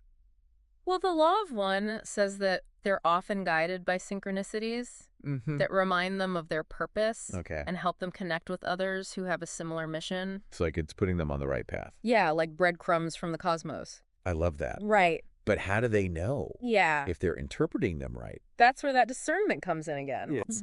And how to decode really emphasizes feeling into them. Okay. So does it align with your values? Oh. Does it align with your heart? Mm-hmm. Does it feel good or does it feel off? Okay. Really check in with yourself. Okay. So even wanderers need to. Everyone does. Yeah. Trust their intuition. Yeah. Make the choices that feel right. Okay. So we've talked about the energy centers. Yes. We've talked about unblocking them. We've talked about creating synchronicities. Yeah. We've talked about the wanderers. Right. But what about the practical side? That's a great. Actually, like decoding them. Yeah, we've got to get into the nitty-gritty. Yes, I'm ready. Yeah, let's talk about some techniques Okay. for interpreting the signs and symbols Okay. that the universe is giving us. Yes, I'm ready to put on my detective hat I love it. and figure this out. Let's do it. Okay, so let's dive into those energy centers or chakras. Okay. Like we were talking about before, the Law of One says there are 7 main chakras. Each one has like a color and a function and a level of consciousness that goes with it. Okay, so I'm picturing like a rainbow running through my body, Exactly. but I still don't really understand how those impact Right. synchronicities. Can you explain that a little more? Yeah, absolutely. So imagine each chakra as like a spinning wheel of energy. Okay. And when it's open and balanced, that energy flows freely. And we can perceive and understand information from the universe more clearly, Okay. including synchronicities. So it's like having a good internet connection to the universe. Yeah, I love that. That's a great analogy. Yeah. But then when a chakra is blocked, it's like that energy gets stuck Okay. and it creates this kind of fog that clouds our perception. Okay. And so those synchronicities might still be happening all around us, Right. but we're just not really seeing them. We don't have the clarity Exactly. to understand them. Yeah, we might not even notice them. Right. Okay, so if I'm feeling stuck in some part of my life, Yeah. could that be a blocked chakra? It's totally possible. Yeah. Okay. Each chakra relates to a different area of a life. So for instance, the root chakra, Okay. that's down at the base of your spine. Okay. That's about our sense of safety and security and feeling grounded in the physical world.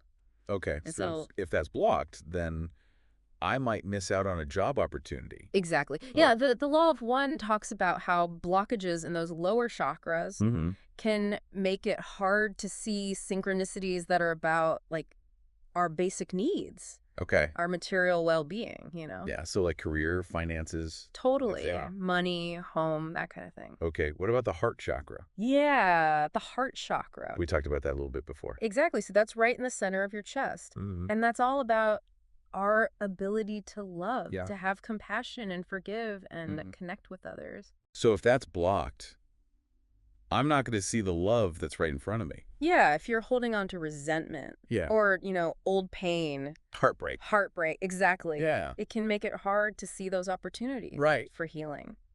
And it's not just romantic love. Exactly. It could be love for my family or my friends. Yeah, or even feeling a sense of belonging in a community. Right, like feeling connected Exactly. in a larger sense. Yeah, like a sense of purpose even. Wow, okay, this is really making me think Right. about my own life. It can be pretty eye-opening. Like, have I been missing out on things? Maybe it's possible. Yeah.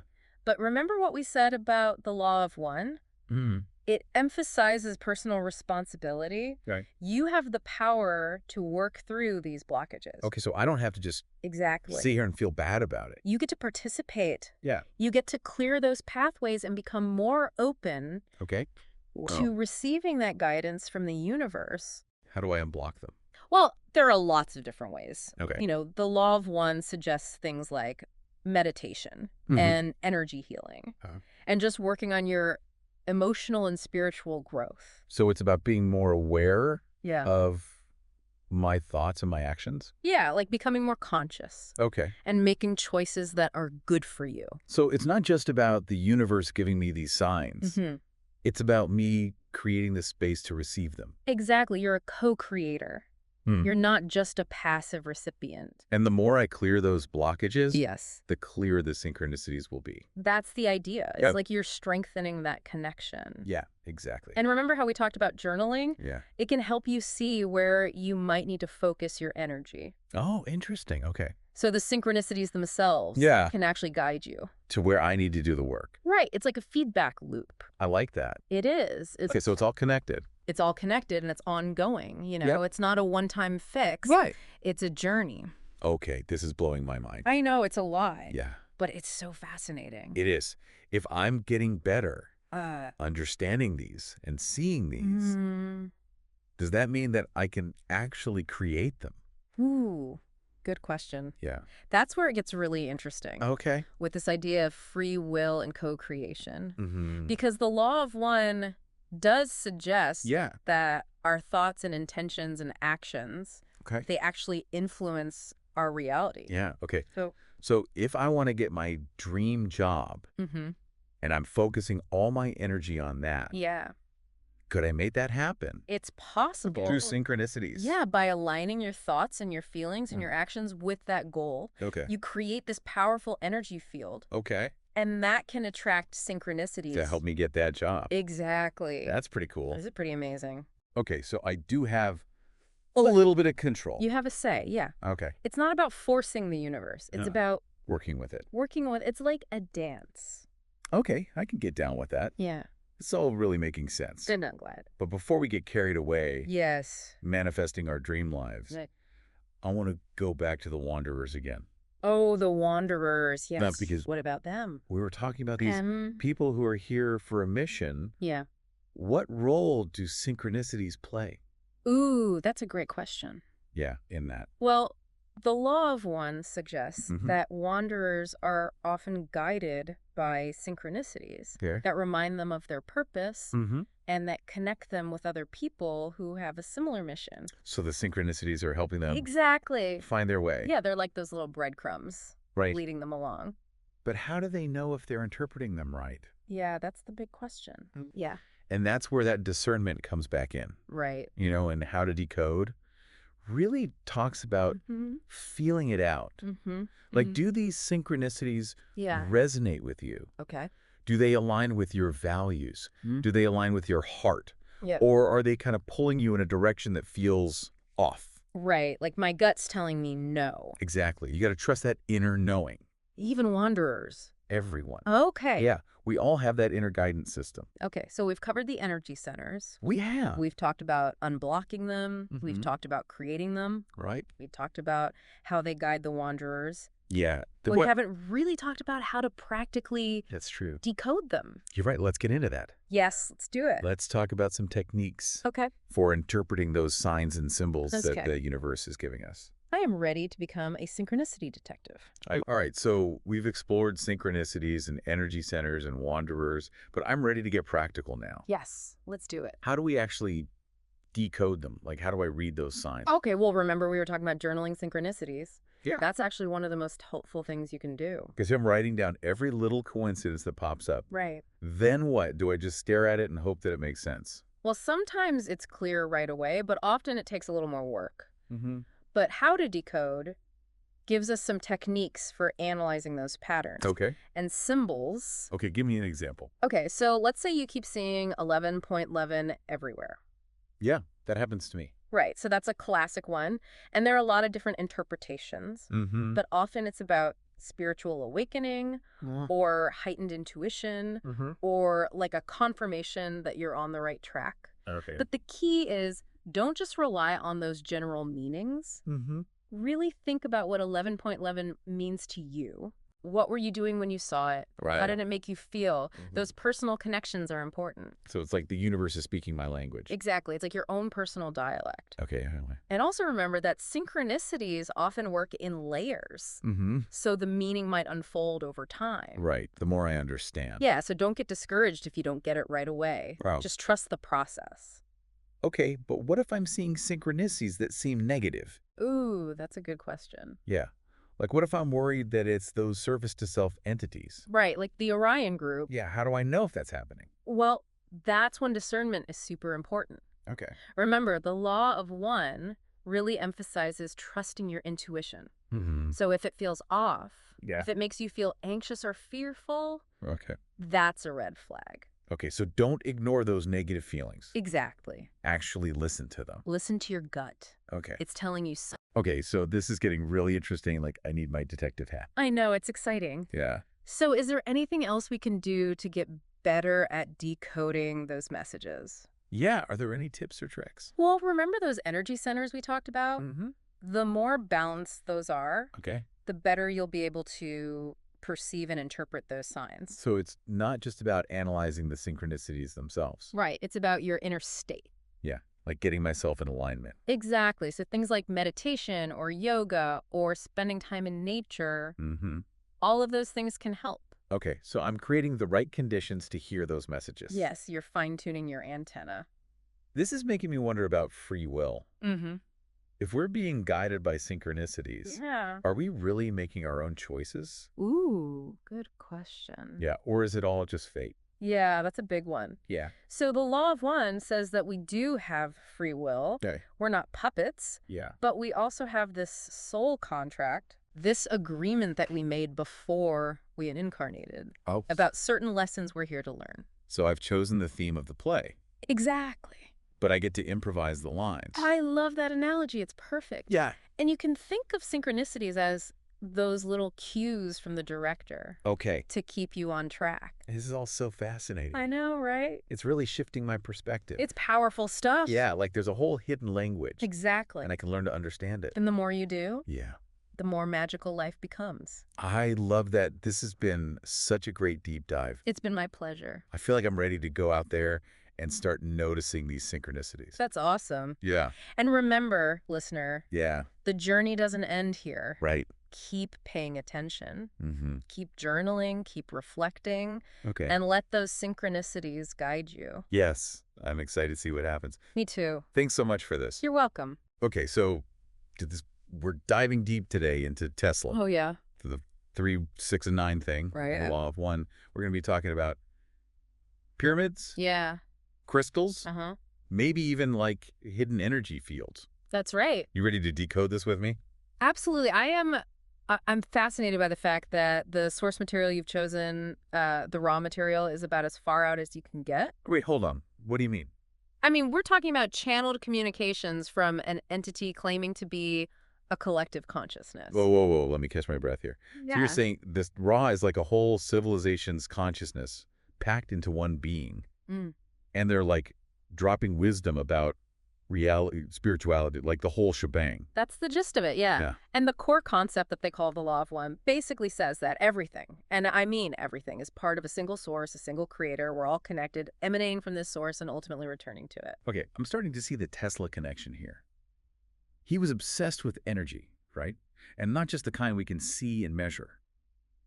What if his fixation on 3, 6, and 9 was his way of trying to tap into this universal energy, this interconnectedness? Well, that's a really thought-provoking connection. Yeah, it's like Tesla was trying to crack the code of the universe using numbers as his key. Right. And Ra doesn't specifically talk about Tesla or his numerical obsession, but there are some really interesting parallels. For example, Ra talks about energy centers or chakras, which govern the flow of energy within us. Wait, are we talking about those like spinning wheels of energy you see in like yoga studios and stuff? Well, it's a bit more nuanced than that. Ra describes them as pathways for spiritual evolution. The idea is that as we grow and learn, these energy centers become more balanced and allow us to access higher states of consciousness. So maybe Tesla's 369 thing wasn't just about numbers. Maybe it was a symbolic representation of these energy centers, a way of understanding the flow of this universal energy that connects us all. It's a fascinating possibility. And speaking of energy flow, Ra also offers some pretty wild insights into something else Tesla was fascinated by. Pyramids. Pyramids, you mean those massive ancient structures? What do they have to do with all of this? Well, according to Ra, the Great Pyramid is actually a giant resonating chamber that was designed to focus and amplify energy, specifically light energy. They even talk about a chamber called the King's Chamber, which was used for healing and initiations, but later on it was misused and its energy was distorted. Are you saying the pyramids were like ancient power plants, but for spiritual energy? and that this power could be used for good or bad. Yeah, that's a pretty good summary of Ra's perspective. It definitely makes you wonder if Tesla, with his focus on harnessing unseen energy, might have been tapping into similar principles. Could his inventions have been a way of recreating the energetic effects of the pyramids, but on a smaller scale? Okay, my mind is officially blown. We've got Tesla obsessing over numbers and energy pyramids acting as giant energy amplifiers, and this idea of a universal energy that connects everything. Where do crystals fit into all of this? I see those in your notes, too. Ah, yes, crystals, Ra describes them as amplifiers of energy, Okay. but there's a catch. They only work if the user is balanced and aligned. Oh, really? Yeah, so a crystal in the hands of someone with a blocked energy system might not do much of anything. So it's not like crystals have magical powers on their own. It's more about how we use them, how our own energy interacts with theirs. Exactly. It's Yeah. about personal responsibility aligning ourselves with this universal energy. Now, remember how we were talking about Tesla possibly tapping into this energy? Well, Ra mentioned something called wanderers, beings from higher densities who choose to come to Earth and help with its evolution. Wanderers? Are we talking about like aliens here? Not in the typical little green men sense. Ra describes them as souls that come from realms of higher consciousness. They incarnate on Earth to help raise our vibration, so to speak. So they're like undercover spiritual agents. Yeah, you could say that. And Tesla, with his genius and his fascination with these unseen forces, could he have been one of these wanderers? It's definitely an intriguing thought, isn't it? Yeah. I mean, think about how much Tesla's inventions have shaped our world. What if he was driven by something more than just scientific curiosity? Right. What if he was here on a mission to help humanity evolve? Whoa. I feel like I'm falling down a rabbit hole here. We've got pyramids as energy amplifiers, crystals that respond to our own energy, and maybe even Tesla as a secret spiritual agent. My brain needs a minute to process all of this. Yeah, take your time. Yeah. It's a lot to unpack. But this is where things get even more mind-bending. Ra talks about a veil that separates our conscious and unconscious awareness. A veil. What does that even mean? It's like a filter that prevents us from fully remembering who we are, where we came from, and the choices we made before we incarnated. It's meant to create a more intense experience of duality, where we have to choose between service to others and service to self. So it's like we're playing a video game on hard mode. Yeah, that's a good way to put it. And this veil affects everyone, even those wanderers we were talking about. They have to navigate this reality with the same limitations as everyone else. Okay, so if we're all playing this game on hard mode, what's the point? Yeah. What are we supposed to learn? That's the big question, isn't it? And I think that's what we'll be exploring as we continue this deep dive. Yeah. How does this concept of the veil, this separation from our true selves, relate to Tesla's work, his challenges, and his ultimate legacy? This is getting really deep. I'm hooked. Where do we go from here? Well, let's shift gears a bit and dive deeper into this concept of service to others and service to self. These seem to be the core choices we face in this game of life, according to Ra. Maybe by understanding these motivations, we can start to see how Tesla's choices, inventions, and even his struggles fit into this grand cosmic puzzle. So, one of the things that I find so fascinating about the Law of One is how it completely flips the script on our understanding of, like, everything. It's saying that we're not just, like, isolated beings just striving for, our own success, but rather we're these interconnected parts of this greater whole. I'm starting to see that. It's like we're all individual instruments in this giant cosmic orchestra. And the harmony comes from how well we all work together. Exactly. And this idea of working together ties into the concept of service. You see, Ra describes these two paths, service to others and service to self. Wait, hold on. Isn't this getting a bit too, like, good versus evil for me? Well, it's not so black and white. Think of it more like different motivations behind our actions. Service to others is about recognizing our interconnectedness and acting with compassion and putting the needs of the whole above our own. Okay, that makes sense. Yeah. And service to self? I'm guessing that's about prioritizing our own needs, even if it means, like, stepping on others to get ahead. That's one way to look at it. But what's really interesting is that Ra says that both paths are necessary. Oh, really? Yeah, for the creator to fully experience itself.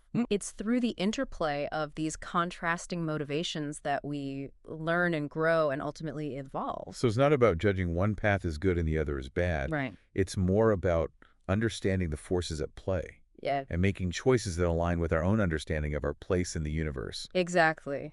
And those choices are made even more complex by this veil that we were talking Oh, about. right. Because we're not consciously aware of our true nature or the choices we made before incarnating. Yeah. It creates this sense of separation, and it kind of forces us to make these decisions based on this limited information. That explains a lot about why life can feel so challenging sometimes. We're basically stumbling around in the dark, Yeah. trying to figure out what it all means and what we're supposed to do. But that's also where the beauty lies. Hmm. It's in those moments of uncertainty when we're faced with those difficult choices that we have the opportunity to truly learn and grow. So how does Tesla fit into all this? Was he driven by service to others, service to self, or maybe a bit of both? That's a great question. Yeah. Well, think about his inventions. Okay. Some people argue that his wireless power technology, if it had been fully realized, could have benefited all of humanity. Yeah, that sounds like service to others to me. Hmm. He wanted to provide free energy for everyone. Right. But on the other hand, he also faced accusations of being ego-driven. Of wanting recognition and fame for his work. There were even claims that some of his inventions were aimed at developing powerful weapons. So maybe there was a mix of motivations at play. Yeah. But, if we're all operating under this veil of forgetfulness, Yeah. wouldn't that make it even harder to figure out those motivations, Mm-hmm. both in ourselves and in others? Absolutely. And this is where things get really interesting. Oh, boy. Ra mentions that negative entities, those aligned with service to self, can sometimes take advantage of our own distortions. We were thinking about, like, evil spirits or something. It's not that dramatic. Think of it more as these entities amplifying our existing fears, our doubts, our anger, tempting us to act in ways that don't serve our highest good. So they're like emotional manipulators using our weaknesses against us. That's creepy. It can be unsettling. But remember, we always have the power of choice. Okay. We can either succumb to those negative influences, Right. or we can use them as opportunities to learn and grow. So it's like a cosmic test. Yeah. We're constantly being challenged to choose between those, like, lower vibrational emotions and a path of love and compassion. Yeah, you could say that. Uh-huh. And the choices we make, whether motivated by service to others or service to self, they shape our spiritual evolution. It's like a cosmic game where every move counts. This is heavy stuff. I need a minute to process this. Take your time. These are complex ideas. Yeah. But remember, the key takeaway here is that we're not just pawns in some cosmic game. Okay. We have agency. We have the power to choose. Okay, I'm starting to wrap my head around this. Yeah. But how does this all relate back to Tesla and his work? Was he aware of these forces at play?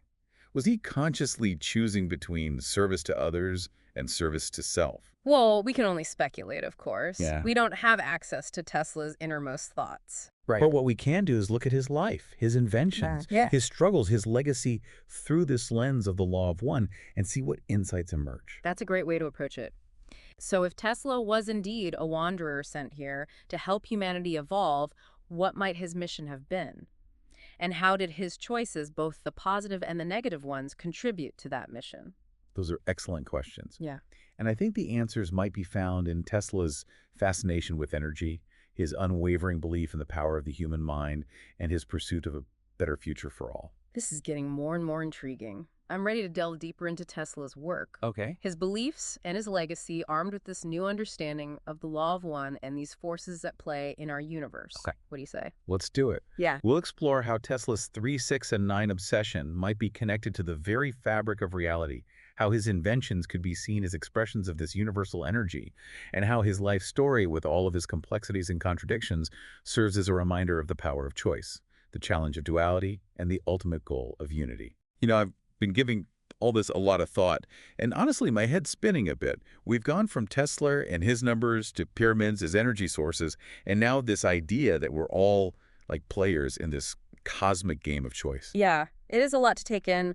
But, I think it's important to remember that all these concepts, as out there as they may seem, they're all interconnected. Right. It's like they're different pieces of a puzzle, and as we start to fit them together, a clearer picture starts to emerge. Okay, and that picture seems to be pointing to a reality that's a lot more complex and interconnected than we typically imagine. Absolutely. It's like we're living on the surface of a vast ocean, totally unaware of the depths below. Exactly. And, Tesla, with his focus on these unseen forces, his fascination with energy, and his almost prophetic visions of the future, Right. he might have been one of the few who actually glimpsed those depths. So let's talk about those numbers, 3, 6, and 9.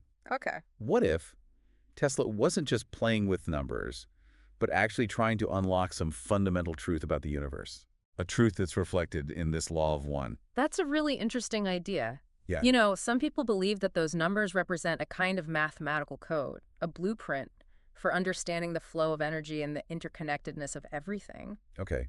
But how does that actually work? How do numbers translate into like energy and consciousness? Well, that's where things get a little more speculative. Okay. But if we consider Ray's explanation of the universe as this symphony of vibrations, Yeah. perhaps Tesla was intuiting a way to actually harmonize with those vibrations, Right. to tap into the underlying rhythms of creation. So it's like he was trying to find the right frequency, the right resonance to access this universal energy field. Exactly. And maybe his 369 method was his attempt to map those frequencies, Okay. to understand how they interact and influence the world around us. That's a pretty mind-blowing concept. It's like he was trying to crack the code of reality itself using numbers as his key. And what's even more fascinating is that this concept of vibration and resonance, it isn't limited to the realm of like esoteric knowledge. Right. Modern science is starting to recognize the importance of vibration in fields like, quantum physics and bioenergetics. So Tesla, with his intuitive understanding of these principles, he might have been way ahead of his time. It's definitely a possibility. He might have been tapping into a level of knowledge that we're only now beginning to grasp. That's both inspiring and humbling. Yeah. Makes you wonder what other secrets are waiting to be discovered. Yeah. What other possibilities are hidden beneath the surface of our everyday reality? And that's the beauty of the law of one. Yeah. It invites us to question our assumptions, to explore the unknown, and to recognize that there's always more to learn, more to experience, and more to understand. It's like a call to adventure. Yes. A reminder that we're not just passive observers in this universe, but active participants. Right. Co-creators of our own reality. And the choices we make, whether big or small, contribute to the unfolding of that reality. So what does all of this mean for us? How do we take these kind of abstract concepts like the law of one, vibration, and interconnectedness, and actually apply them to our daily lives? I think it all starts with awareness. By understanding that we're all part of this single source, that our actions have ripple effects, and that we have the power to choose love over fear, Right. we can start to shift our perspectives and make decisions that align with our highest good. It's like we're being empowered to step into our roles as conscious creators, to contribute to the evolution of consciousness, not just for ourselves, but for all beings. Exactly. Wow. And as we delve deeper into these concepts, as we explore the connections between science and spirituality, technology and consciousness, I believe, will unlock even greater potential for healing, growth, and transformation. You know, this deep dive has been a real game changer for me. It's opened my eyes to a whole new way of seeing the world and myself. Well, and if it sparked similar feelings within you, then we've accomplished our goal. Yeah. Remember, the journey of discovery is never truly over.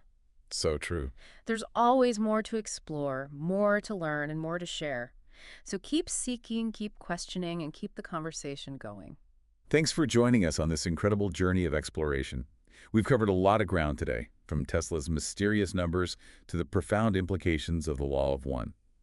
We hope this deep dive has inspired you to see the world with fresh eyes, embrace the mystery, and step into your own power as a conscious creator. Until next time, keep diving deep. All right, strap in, everybody. Today, we are going deep into some pretty out there stuff. Oh, yeah. Akashic records and the law of one, cosmic libraries, soul journeys, that whole interconnectedness of everything. It is a fascinating kind of cross-section of ideas, isn't it? Right. It is. It's like if you took the biggest library you could possibly think of and then multiplied it to infinity. We're talking about this cosmic database Yeah. that supposedly has every thought, every action, every experience of every soul, Yeah. maybe even on other planets. It's kind of hard to even imagine. It really is. It really challenges our understanding of what knowledge and information even is. Right. And what's even more interesting is that this information isn't just sitting there, Right. It's actively shaping our lives. It's influencing our choices. Okay, hold on. So how can something that's so vast and cosmic like that have such a direct impact on our day-to-day lives? Well, let's start with just the structure of these Akashic records. They're described as books or scrolls, Okay. and each soul has their own unique record, like a cosmic autobiography or something. So like a library card, but it's a cosmic library card with your name on it. So you can go to your own little section in this infinite library. Yeah, exactly. That's pretty wild. So then how do you read these records? Is there like an Akashic app I can download?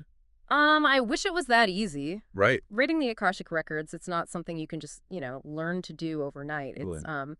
It's described as a very specialized ability, often developed over many lifetimes, Oh, wow. and it actually requires permission to access. It's not like browsing, Wikipedia or something. No casual browsing allowed, huh? Exactly, and there's a reason for that. We're talking about, powerful spiritual and energetic dimensions here. Right. Accurate reading, it requires not just skill, but also this deep understanding of these energies Mm-hmm. and just a profound respect for the information that you're accessing. That makes sense. You wouldn't want just anybody in there mucking things up. Yeah, exactly. So if these records are so protected, Yeah. how do we even know they exist? Are we just taking somebody's word for it?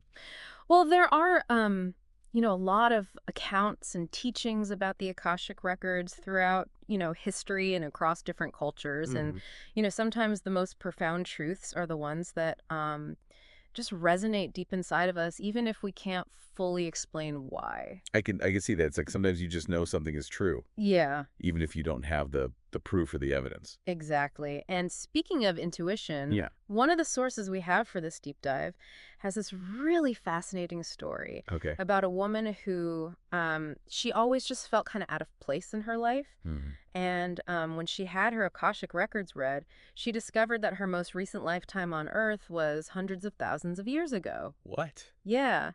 Apparently, she had some traumatic experiences on the ancient continent of Mu and had been reluctant to reincarnate for a very long time. Wow, that's incredible. I mean, no wonder she felt so disconnected, right? It's like her soul was carrying the weight Yeah. of all these ancient memories.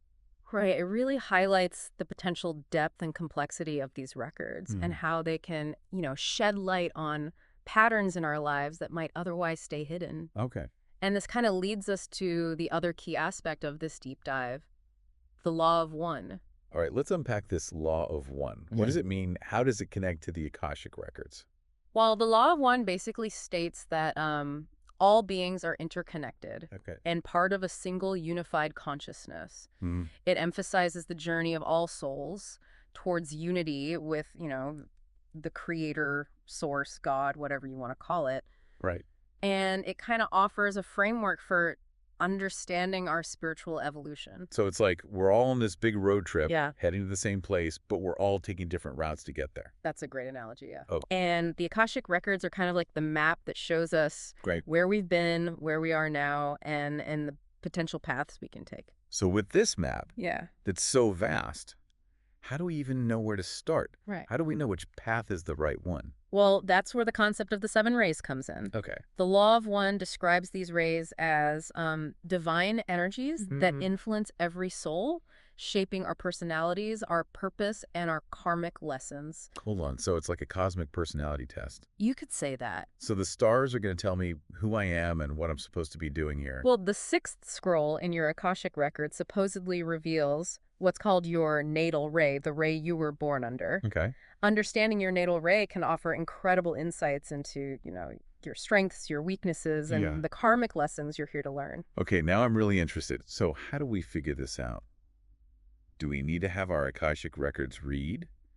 Or is there like a cosmic horoscope I can check? Well, there are different methods and teachings on how to determine your natal ray, but it often involves self-discovery and inner exploration. Yeah. Some people resonate with certain colors or characteristics associated with each ray, Mm. while others, might have more profound experiences or even intuitive insights that reveal their ray. So it's not as easy as just looking at my birthday and seeing which one I am. It's a bit more nuanced than that. Remember, we're dealing with subtle energies and spiritual principles here. Okay. It requires a willingness to look inward and Yeah. connect with your own inner guidance. Okay. All right. So I'm ready to dive deeper into these 7 rays. Tell me what they're all about. Right. And how understanding them can help us on our cosmic journey. Well, that's a conversation for our next segment. Okay. We'll explore each ray in more detail and kind of see how they connect to the Akashic records, the law of one, and our individual paths of, spiritual growth. All right. You've definitely got my attention. I can't wait to see what these rays can tell us and how they can help us navigate this incredible journey Yeah, through the cosmos. exactly. All right. Cool. Yeah. So, ready to learn more about these 7 rays and how they can illuminate your path? Absolutely. It's like we've stumbled onto this cosmic personality test, Mm-hmm. and I'm ready to find out what my results are. Well, imagine these rays as 7 distinct colors, each one representing a unique energy flow, Okay. or you could say a stream of consciousness. Each ray influences different aspects of our being, like our personality, our strengths, and even the challenges we face. Okay, so I'm picturing a cosmic rainbow Right. beaming down on humanity, Right. and we're standing under a different color. So Yeah. what are these colors, and what do they represent? Okay, well let's start with the first ray, which is red. Hmm. This ray is all about willpower, pioneering spirit, Okay. and leadership. People who are, influenced by this ray are often very driven, ambitious. They have a strong desire to make their mark on the world. So the red ray people are the go-getters, the ones who charge ahead and make things happen. Yeah, think about like trailblazers, Yeah. entrepreneurs, Yeah. those who kind of forge new paths. Okay, what about the second ray then? The second ray, which is orange, is associated with love, wisdom, Okay. and teaching. Yeah. Those under its influence are often compassionate, understanding, Mm-hmm. and drawn to helping others. Yeah. They might be teachers, healers, or Hmm. or just really good friends, who offer a listening ear and wise counsel. So the orange ray is about nurturing and guiding others, Yeah. which, I mean, that really aligns with the whole idea of service to others, Exactly. which is like a big part of the law of one. Right. So, okay, moving on then. So moving on to the third ray, which is yellow. Okay. This ray is about active intelligence, Mm-hmm. adaptability, and mental clarity. Okay. Those influenced by the yellow ray are often quick learners, good at solving problems. And excellent communicators. You might find these people in fields like science, technology, even Yeah. diplomacy. So the yellow ray is all about using your brain power to kind of navigate the world, You got it. find solutions. Yeah. All right, now let's shift gears to the fourth ray, which is green. This ray is associated with harmony, beauty, and artistic expression. Okay. Those under its influence are often drawn to creativity, whether it's through music, art, writing, or even just like creating a beautiful and welcoming home. So the green ray people are the artists, Yeah, the creator. the creators, yeah, bringing beauty and harmony into the world. Exactly. And it's not just about like individual expression, The green ray also emphasizes creating harmony in our relationships and finding balance in all areas of our lives. It kind of reminds us that beauty can be found, everywhere, even in the midst of chaos. That's a beautiful thought. Okay, what about the fifth ray? The fifth ray, which is blue, is associated with concrete knowledge science and research. Those influenced by this ray have this, strong desire to understand how things work, to uncover truth through like really meticulous observation and analysis. So these are your scientists, researchers, Okay. Maybe even detectives, always looking for clues, gathering evidence. So blue ray is about seeking knowledge, understanding the world through that scientific lens. Through a scientific lens, exactly. It seems like a very practical, It is, yeah. grounded energy. Yeah, and it's important to note that each ray has, its strengths and weaknesses. Like the fifth ray, for example, can sometimes get, lost in the details and miss the bigger picture. Yeah. So it's important to find balance and integrate the energies of all the rays, Right, yeah, like we need a blend of all these colors to have a truly vibrant and harmonious life. Exactly. Okay, 2 more to go. Yeah. What about the sixth ray?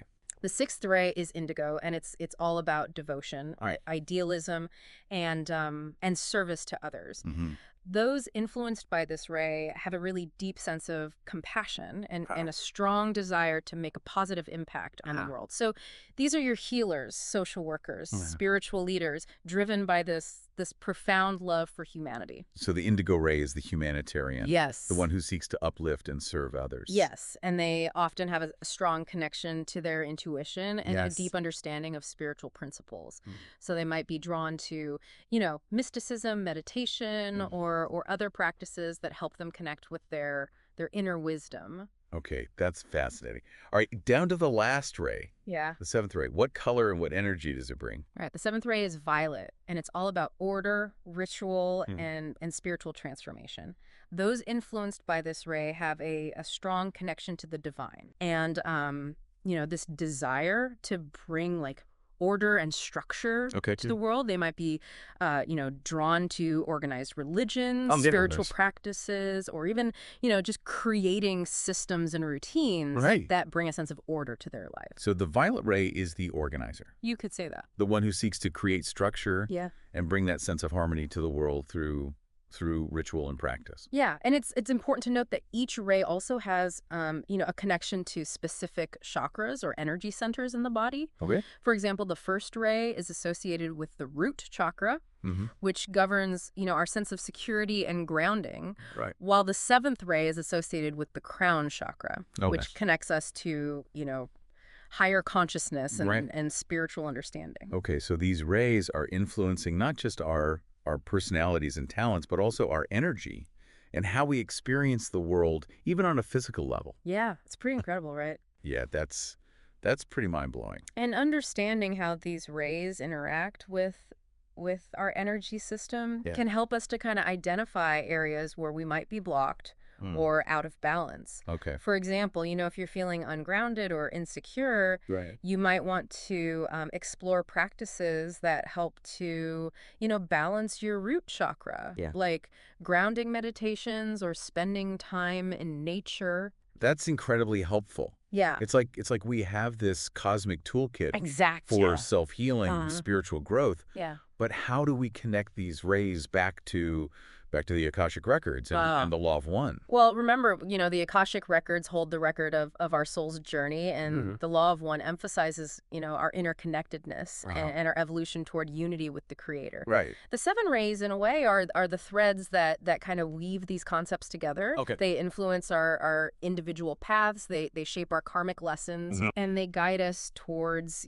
greater understanding and spiritual growth. So they're the driving force behind our evolution. You could say that, yeah. Pushing us to learn and grow and ultimately merge back with the source of all creation. Exactly. And the Akashic Records, in a way, are like this cosmic library that holds the blueprints for our journey. They offer insights into, the lessons we've learned, the challenges we've faced, and the potential paths that lie ahead.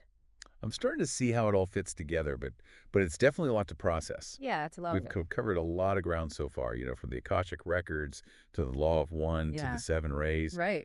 Where do we go from here? Well, there's still so much more to explore. Right. We've really only just scratched the surface of these, fascinating concepts. Right. In our next segment, we're going to delve a little deeper into the journey of the soul. Okay. Exploring topics like reincarnation, karma, and the potential insights we can gain from understanding, our past lives. All right. I am definitely ready for more. This has been mind-expanding so far. Okay. I can't wait to see where it leads us next. All right. So we talked about the Akashic Records, this cosmic library with everyone's stories in it. And the Law of One, this principle that connects us all. Right. And we even talked about the seven rays and how these unique energies kind of shape our personalities and our paths. Yeah.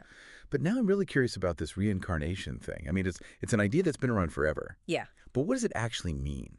Well, the idea behind reincarnation is that, our souls don't just disappear after we die. Okay. Instead, they go on a journey, cycling through different lifetimes, gathering experiences, evolving along the way. It's like our souls are on this grand adventure, constantly learning and growing through a series of chapters or in this case, lifetimes. Right. So each lifetime is like a new chapter in our soul's story. Exactly. And with each new chapter, we gain new experiences, learn valuable lessons. Right. And those lessons aren't always easy. Right. Sometimes we make choices that create what we call karma. Okay. And karma is kind of like a cosmic balancing act. Okay. If we act in ways that harm others or even ourselves, we create negative karma, which we'll need to balance out in future lifetimes. But if we act with kindness, compassion, love, we create positive karma, which can, lead to more harmonious experiences in the future. So it's like a cosmic cause and effect system. Yeah, pretty much. What we put out comes back to us. Exactly. Whether it's in this life or the next. It's about taking responsibility for our actions and understanding that every choice we make has consequences, but it's not about punishment. Right. It's about growth and learning. Each lifetime gives us these opportunities. to learn from our mistakes, balance our karma, Yeah. and evolve toward, greater understanding and love. That's a really hopeful way to look at it. So if we're constantly reincarnating, constantly learning, Mm-hmm. is there ever an end to this cycle? Do we eventually graduate from from the cosmic school of life? According to the law of one, the ultimate goal is to achieve unity with the Creator, Yeah. to merge back with the source of all creation. Okay. But this isn't something that happens overnight. It's Yeah. it's a gradual process of spiritual evolution, and each lifetime brings us closer to that ultimate union. So it's like we're climbing this spiral staircase, Yeah. leading upwards, and with each lifetime we climb a little higher, I like that analogy, yeah. getting closer and closer to the top. As we evolve, we move through different levels of consciousness, which the law of one calls densities. Densities. Okay. Think of them as different grades Okay. in this cosmic school of life. Oh, we start in the lower densities, focused on survival and material needs. Right. And as we learn and grow, we graduate to higher densities where love, compassion, wisdom become our primary focus. So we're expanding our awareness, Yeah. moving from this limited, ego-driven Right. perspective to a more expansive, heart-centered Exactly. being. And the Akashic records can, play a key role in this whole process. Okay. By understanding our past lives, we can gain insights into the patterns Yeah. and the lessons that have shaped our soul's journey. Okay. We can see where we've made mistakes, where we've excelled and where we still have room to grow. It's like having access to our own personal history book, Right. showing us all the highlights and the lowlights of our soul's evolution. Exactly. But if these records are so insightful, why is it so hard to access them? Why can't we just, flip through our Akashic book and learn from our past mistakes? Well, remember, we're dealing with sensitive spiritual information here. Right. It's not something to be taken lightly. Yeah. Accessing the Akashic records requires a certain level of, spiritual maturity, Okay. a deep respect for the information, and most importantly, permission. It's Oh. not something you can just, force your way into. So we need to approach these records with humility and reverence, Yeah. recognizing that we're not just dealing with data, Right. but with the very essence of our soul's journey. Exactly. And even if we don't have, direct access to our Akashic records, Yeah. we can still tap into the wisdom of our past lives through intuition, dreams, synchronicities. Yeah. Sometimes the lessons we need to learn are revealed to us in subtle ways if we're open to receiving them. So even if we're not Akashic experts, we can still learn from our past experiences. Right. If we pay attention to the signs, Yeah. the messages the universe is sending us. It was like our soul is whispering to us, Ex- guiding us toward our highest potential. And remember, the journey of the soul is a collective one. We're not just evolving as individuals, but as a species, as a planet, as a universe.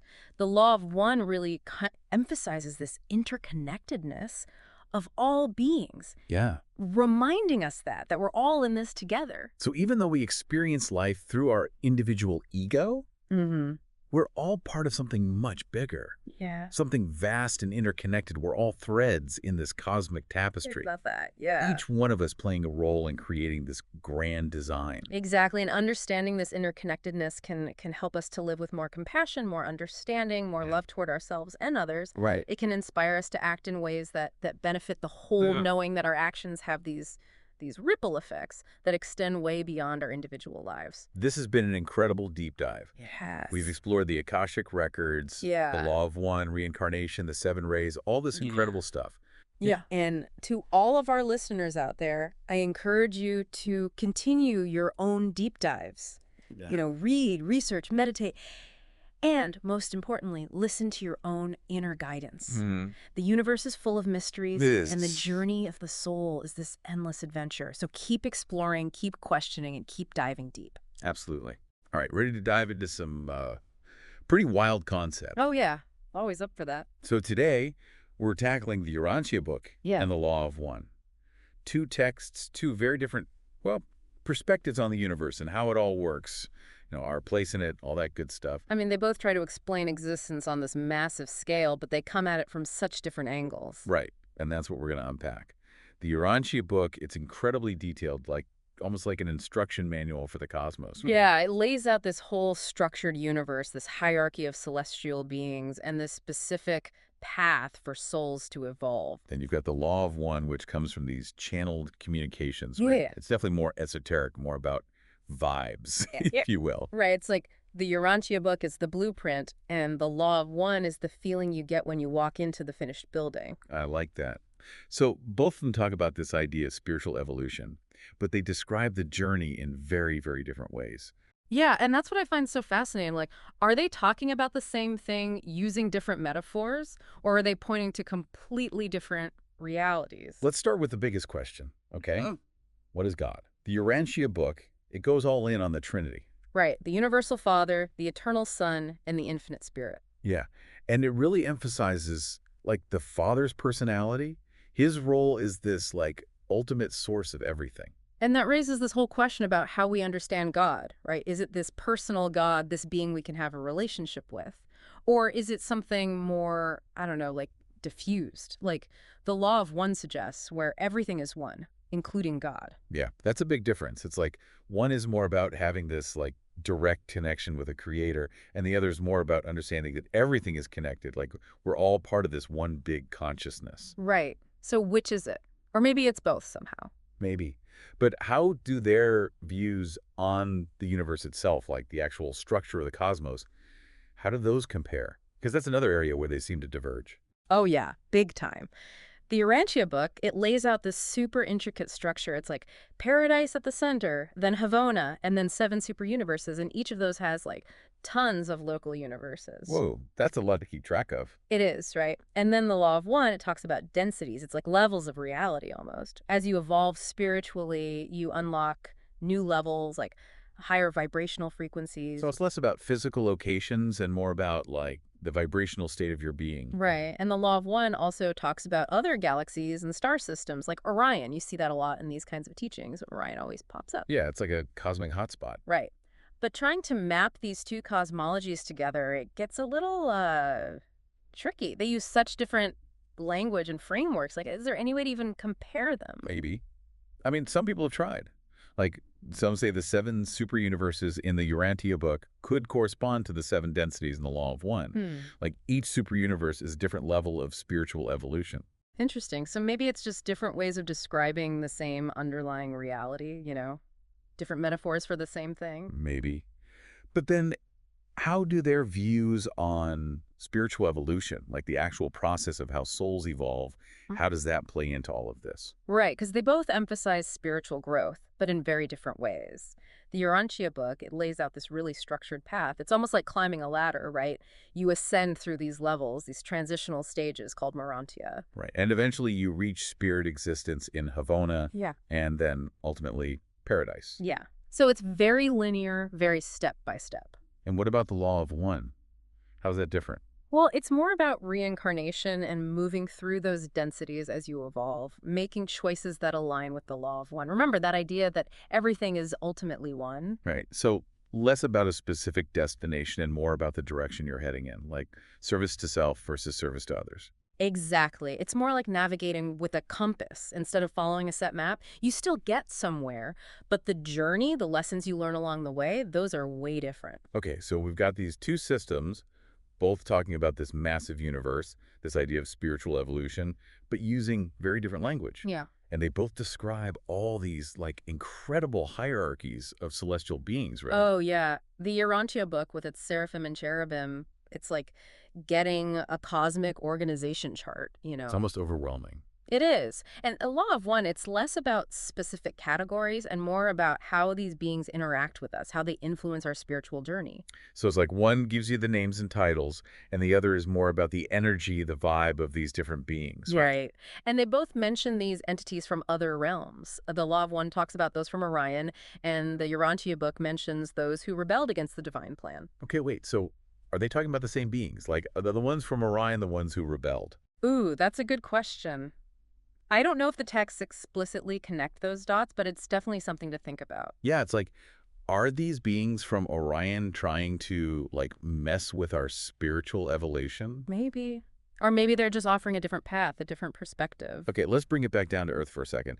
We've talked about these cosmic beings, these different levels of reality, Sure. but let's talk about us. Like, how do both systems view the human experience within all of this? Where do we fit in? Right.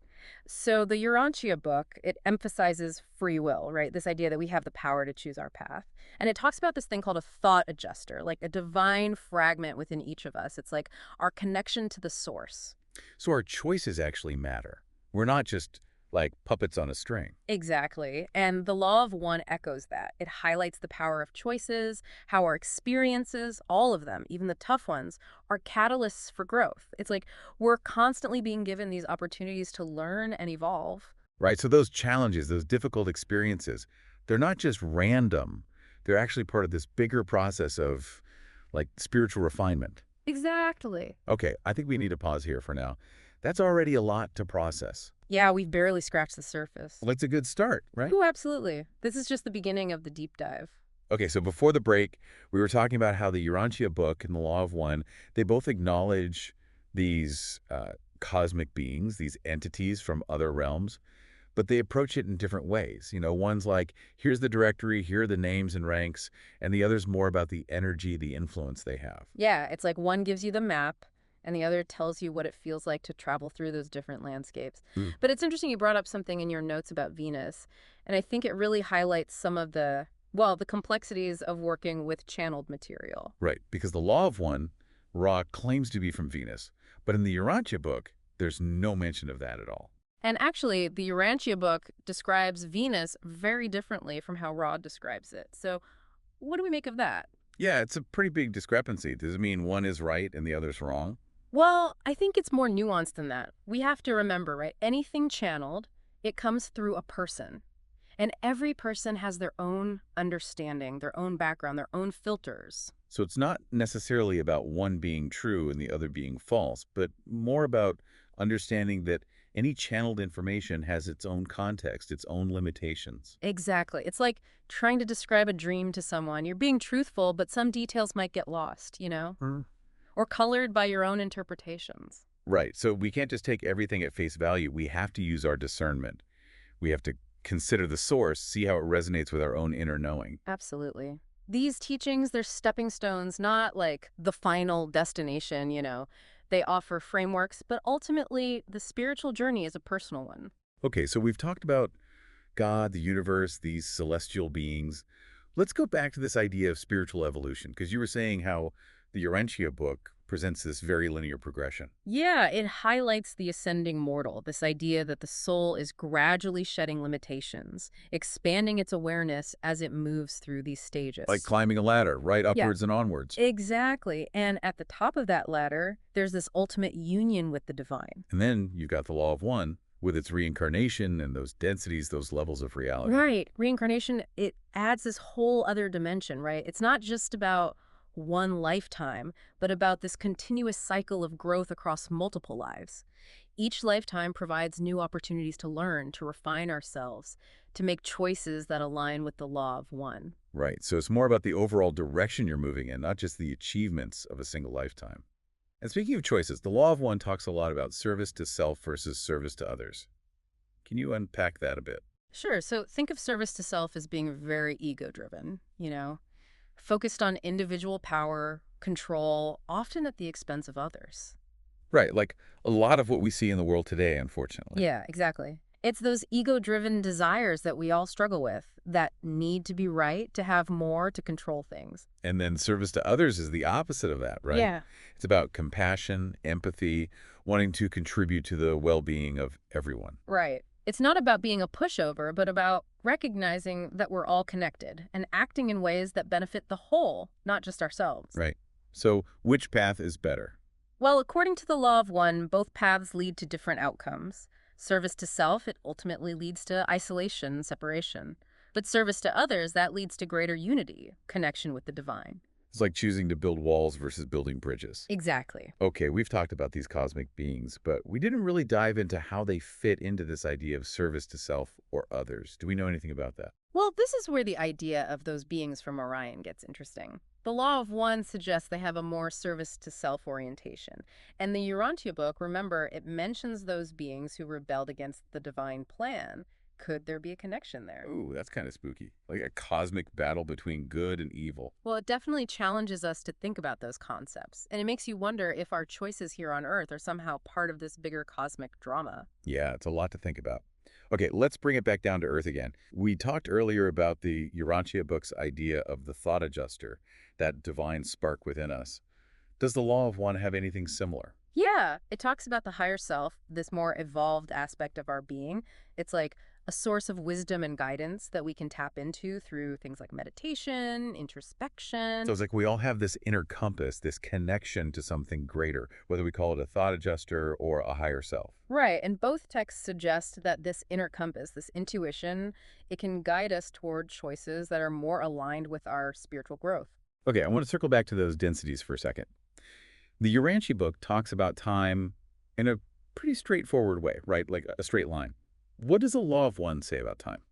The Law of One, it gets pretty trippy with time. It presents it as more fluid, multidimensional, like a tapestry woven together. Okay, wait, so you're saying time isn't linear? Right. It suggests that past, present, future, they're not as separate as we think. And our perception of time, it's affected by our consciousness, our vibrational frequency. Whoa, that's mind-bending. It is, right. And it ties into those densities. As we evolve spiritually, as we move into higher densities, our experience of time becomes less linear, more fluid. So things like premonitions or feeling deeply connected to someone far away, those could be glimpses into that, like more interconnected reality where time isn't such a rigid barrier. Exactly. It challenges us to consider that our consciousness might be capable of accessing things beyond our everyday perception.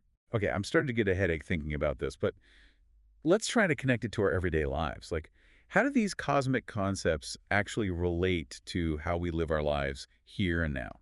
Well, the Urantia book, it emphasizes living in accordance with the divine will, making choices that support our spiritual growth. So it's about aligning with God's plan, basically. Yeah, you could say that. And the Law of One, it talks about aligning with the Law of One, making choices that serve everyone, not just ourselves. So both systems are saying that even our small, everyday choices have this cosmic significance. Right. We're not just living out our lives in isolation. Our actions have ripple effects. Okay, that's a big responsibility. But what about when things get tough?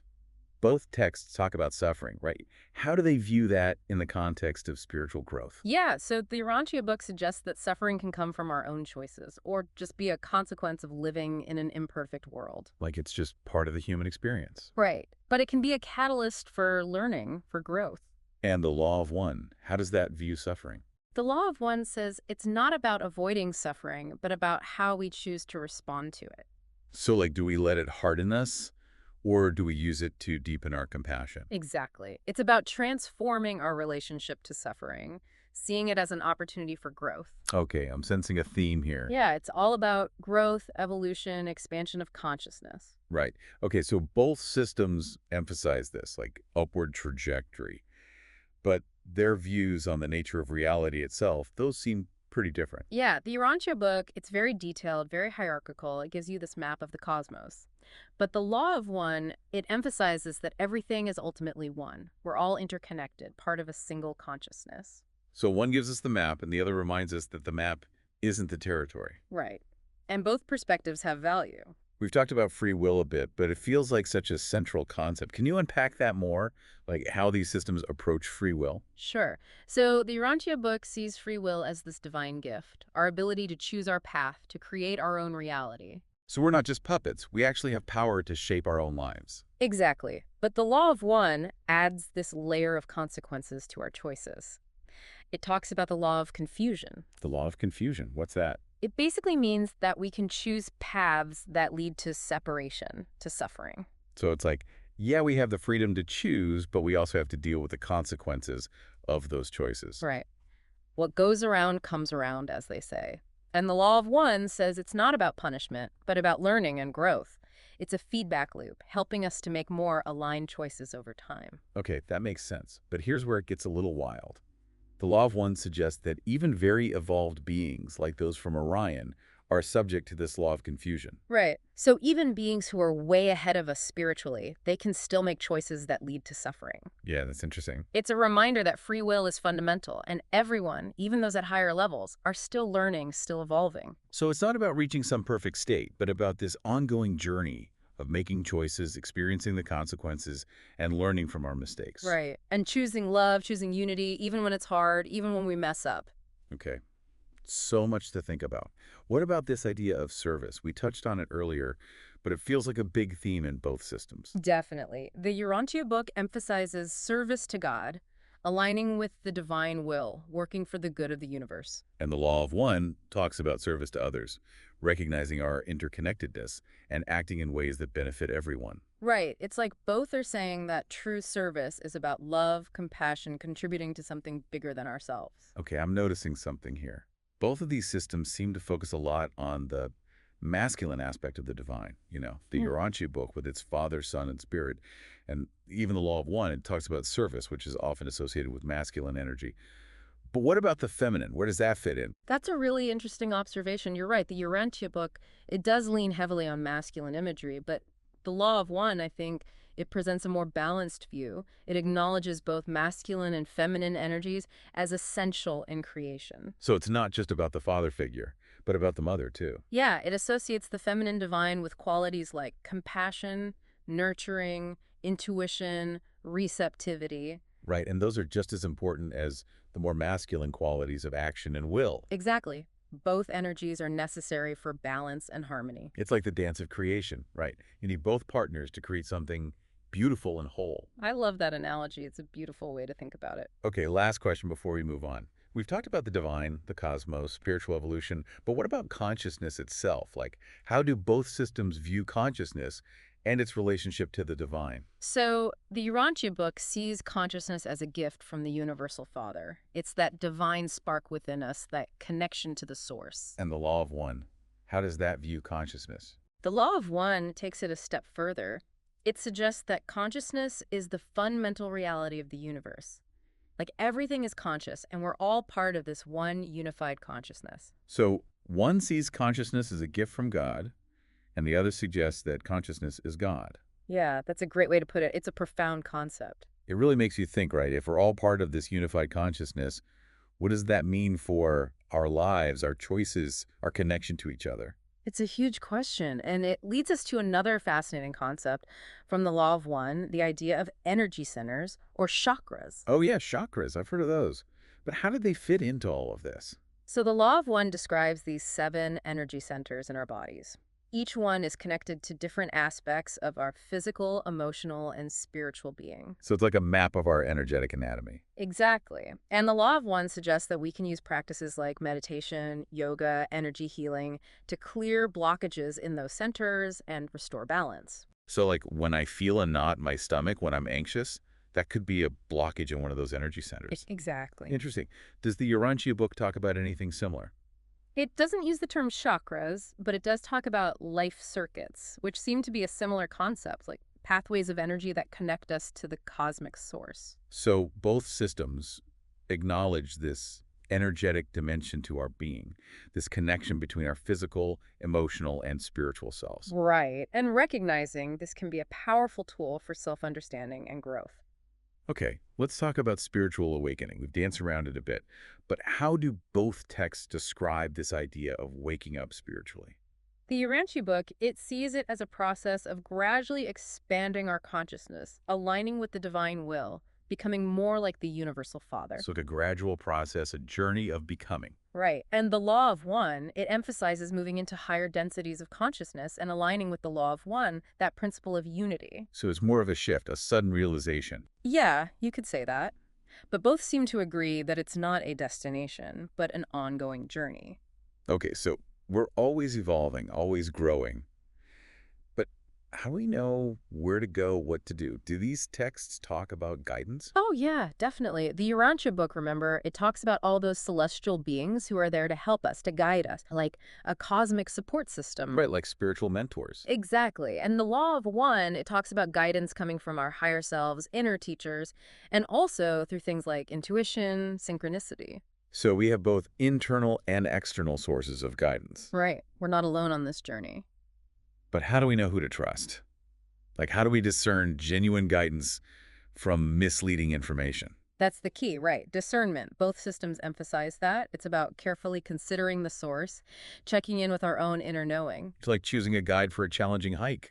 You want to make sure they know what they're doing. Exactly. And speaking of guides, the idea of prophecy comes up in both texts. Like, do they offer any predictions about the future?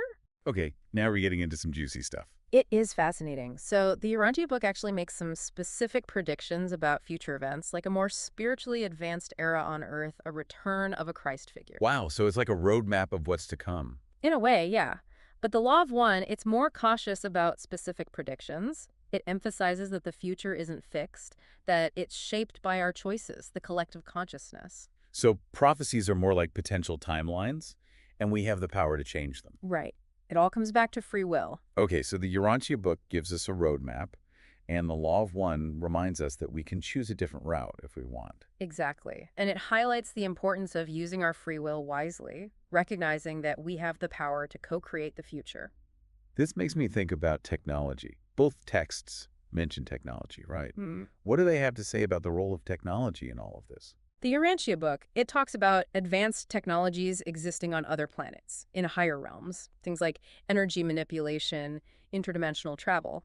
But it emphasizes that these technologies are used for good, for healing, communication, connection. So technology can be a force for good. Right. But the Law of One, it adds a layer of caution. It suggests that technology is a tool that can be used for both service to self or service to others. Like, it's not inherently good or bad, it depends on how we use it. Exactly. It's like choosing how we use fire. We can use it to cook food or burn down a forest. Okay, so we've talked about individual growth, but what about the evolution of our planet as a whole? What do these texts say about that? The Urantia book, it describes this process of planetary progression where worlds evolve through different stages of spiritual development. Like a cosmic curriculum. Yeah, you could say that. And the Law of One, it emphasizes the collective consciousness of a planet. Like, our choices and actions collectively influence Earth's destiny. So we're all in this together, literally. Right. And the Law of One suggests that Earth is in a major transition right now, moving from a density of separation to a density of love and understanding. Wow, that's pretty exciting. It is. It's a crucial turning point, and the choices we make now will determine the course of that transition. Okay, this brings up a big question. The nature of good and evil. How do both systems view those concepts? So the Urantia book, it presents a pretty straightforward view. God equals good, rebellious beings equal evil. So evil is basically choosing to go against God's plan. Yeah, you could say that. But the Law of One, it offers a more nuanced view. It suggests that good and evil are part of a larger polarity, essential for growth. So, like, we need both darkness and light to understand the whole picture. Right. Even seemingly negative experiences can be catalysts for learning. And the key is to choose love and unity even when we're faced with darkness. So it's not about eliminating evil, but about learning from it and transforming our relationship to it. Exactly. It's about recognizing that even darkness can serve our growth. Okay, we've talked about individual growth, but both texts seem to emphasize the importance of community. Can you speak to that a bit? Sure. The Urantia book, remember, it highlights that vast network of celestial beings working together, supporting souls on their journeys. So we're part of this cosmic family. Mhm. But what about human communities? The Law of One emphasizes the importance of building communities based on shared values, service to others. So we need each other. We're stronger together. Right. And the Law of One suggests that successful spiritual communities, they're built on mutual respect, shared values, a genuine desire to support each other's growth. It's like a garden. Each plant needs space to grow, but they also benefit from being planted together, sharing resources. I love that. It's a perfect analogy. Okay, we've covered a lot of ground here, but there's one more thing I've been thinking about. We've talked about individual growth, the evolution of our planet, but how do those two things connect? Like, what's the relationship between our individual journeys and the larger evolution of humanity? That's a big question. The Urantia book, it emphasizes individual growth as a primary focus. Like we're each responsible for our own spiritual destiny. So it's about focusing on our own personal evolution. In a way, yes. But it also acknowledges that we can assist others, contribute to the overall good. And what of the law of one? How does that view it? The law of one emphasizes the interconnectedness of everything. It suggests that our individual growth is like inextricably linked to the collective consciousness. As we raise our own consciousness, we contribute to the evolution of humanity as a whole. It's like we're all cells in the body of humanity. When one cell becomes healthier, it benefits the whole organism. Exactly. Our individual journeys aren't happening in isolation. We're all part of something much larger. This has been an amazing exploration, but it feels like we've only scratched the surface. What should we keep in mind as we continue to explore these ideas? Remember, these are just two perspectives, two lenses through which to view this vast and mysterious reality. So we shouldn't take them as like the absolute truth. Right. Approach them with an open mind, but also with a critical eye. Question the information, see what resonates with you, and trust your own inner guidance. It's like being presented with a buffet of delicious food. You don't have to eat everything, just sample what looks good to you. That's a great way to put it. And remember, spiritual exploration, it's a lifelong journey. There's always more to learn. Exactly. Okay, before we wrap up, is there a final thought, something really key that we should take away from all of this? I think the most profound message that both of these texts offer is the message of love, unity, the interconnectedness of all things. The Urantia book reminds us that we're all children of a loving, universal Father. And the law of one encourages us to embrace the law of one, to see ourselves and all beings as part of a single consciousness. It's a beautiful vision, right? It is a reminder that we're all part of something much larger than we can sometimes imagine. Okay, I think that's a perfect place to pause for now. We've covered so much ground, but there's still more to explore. All right, welcome back.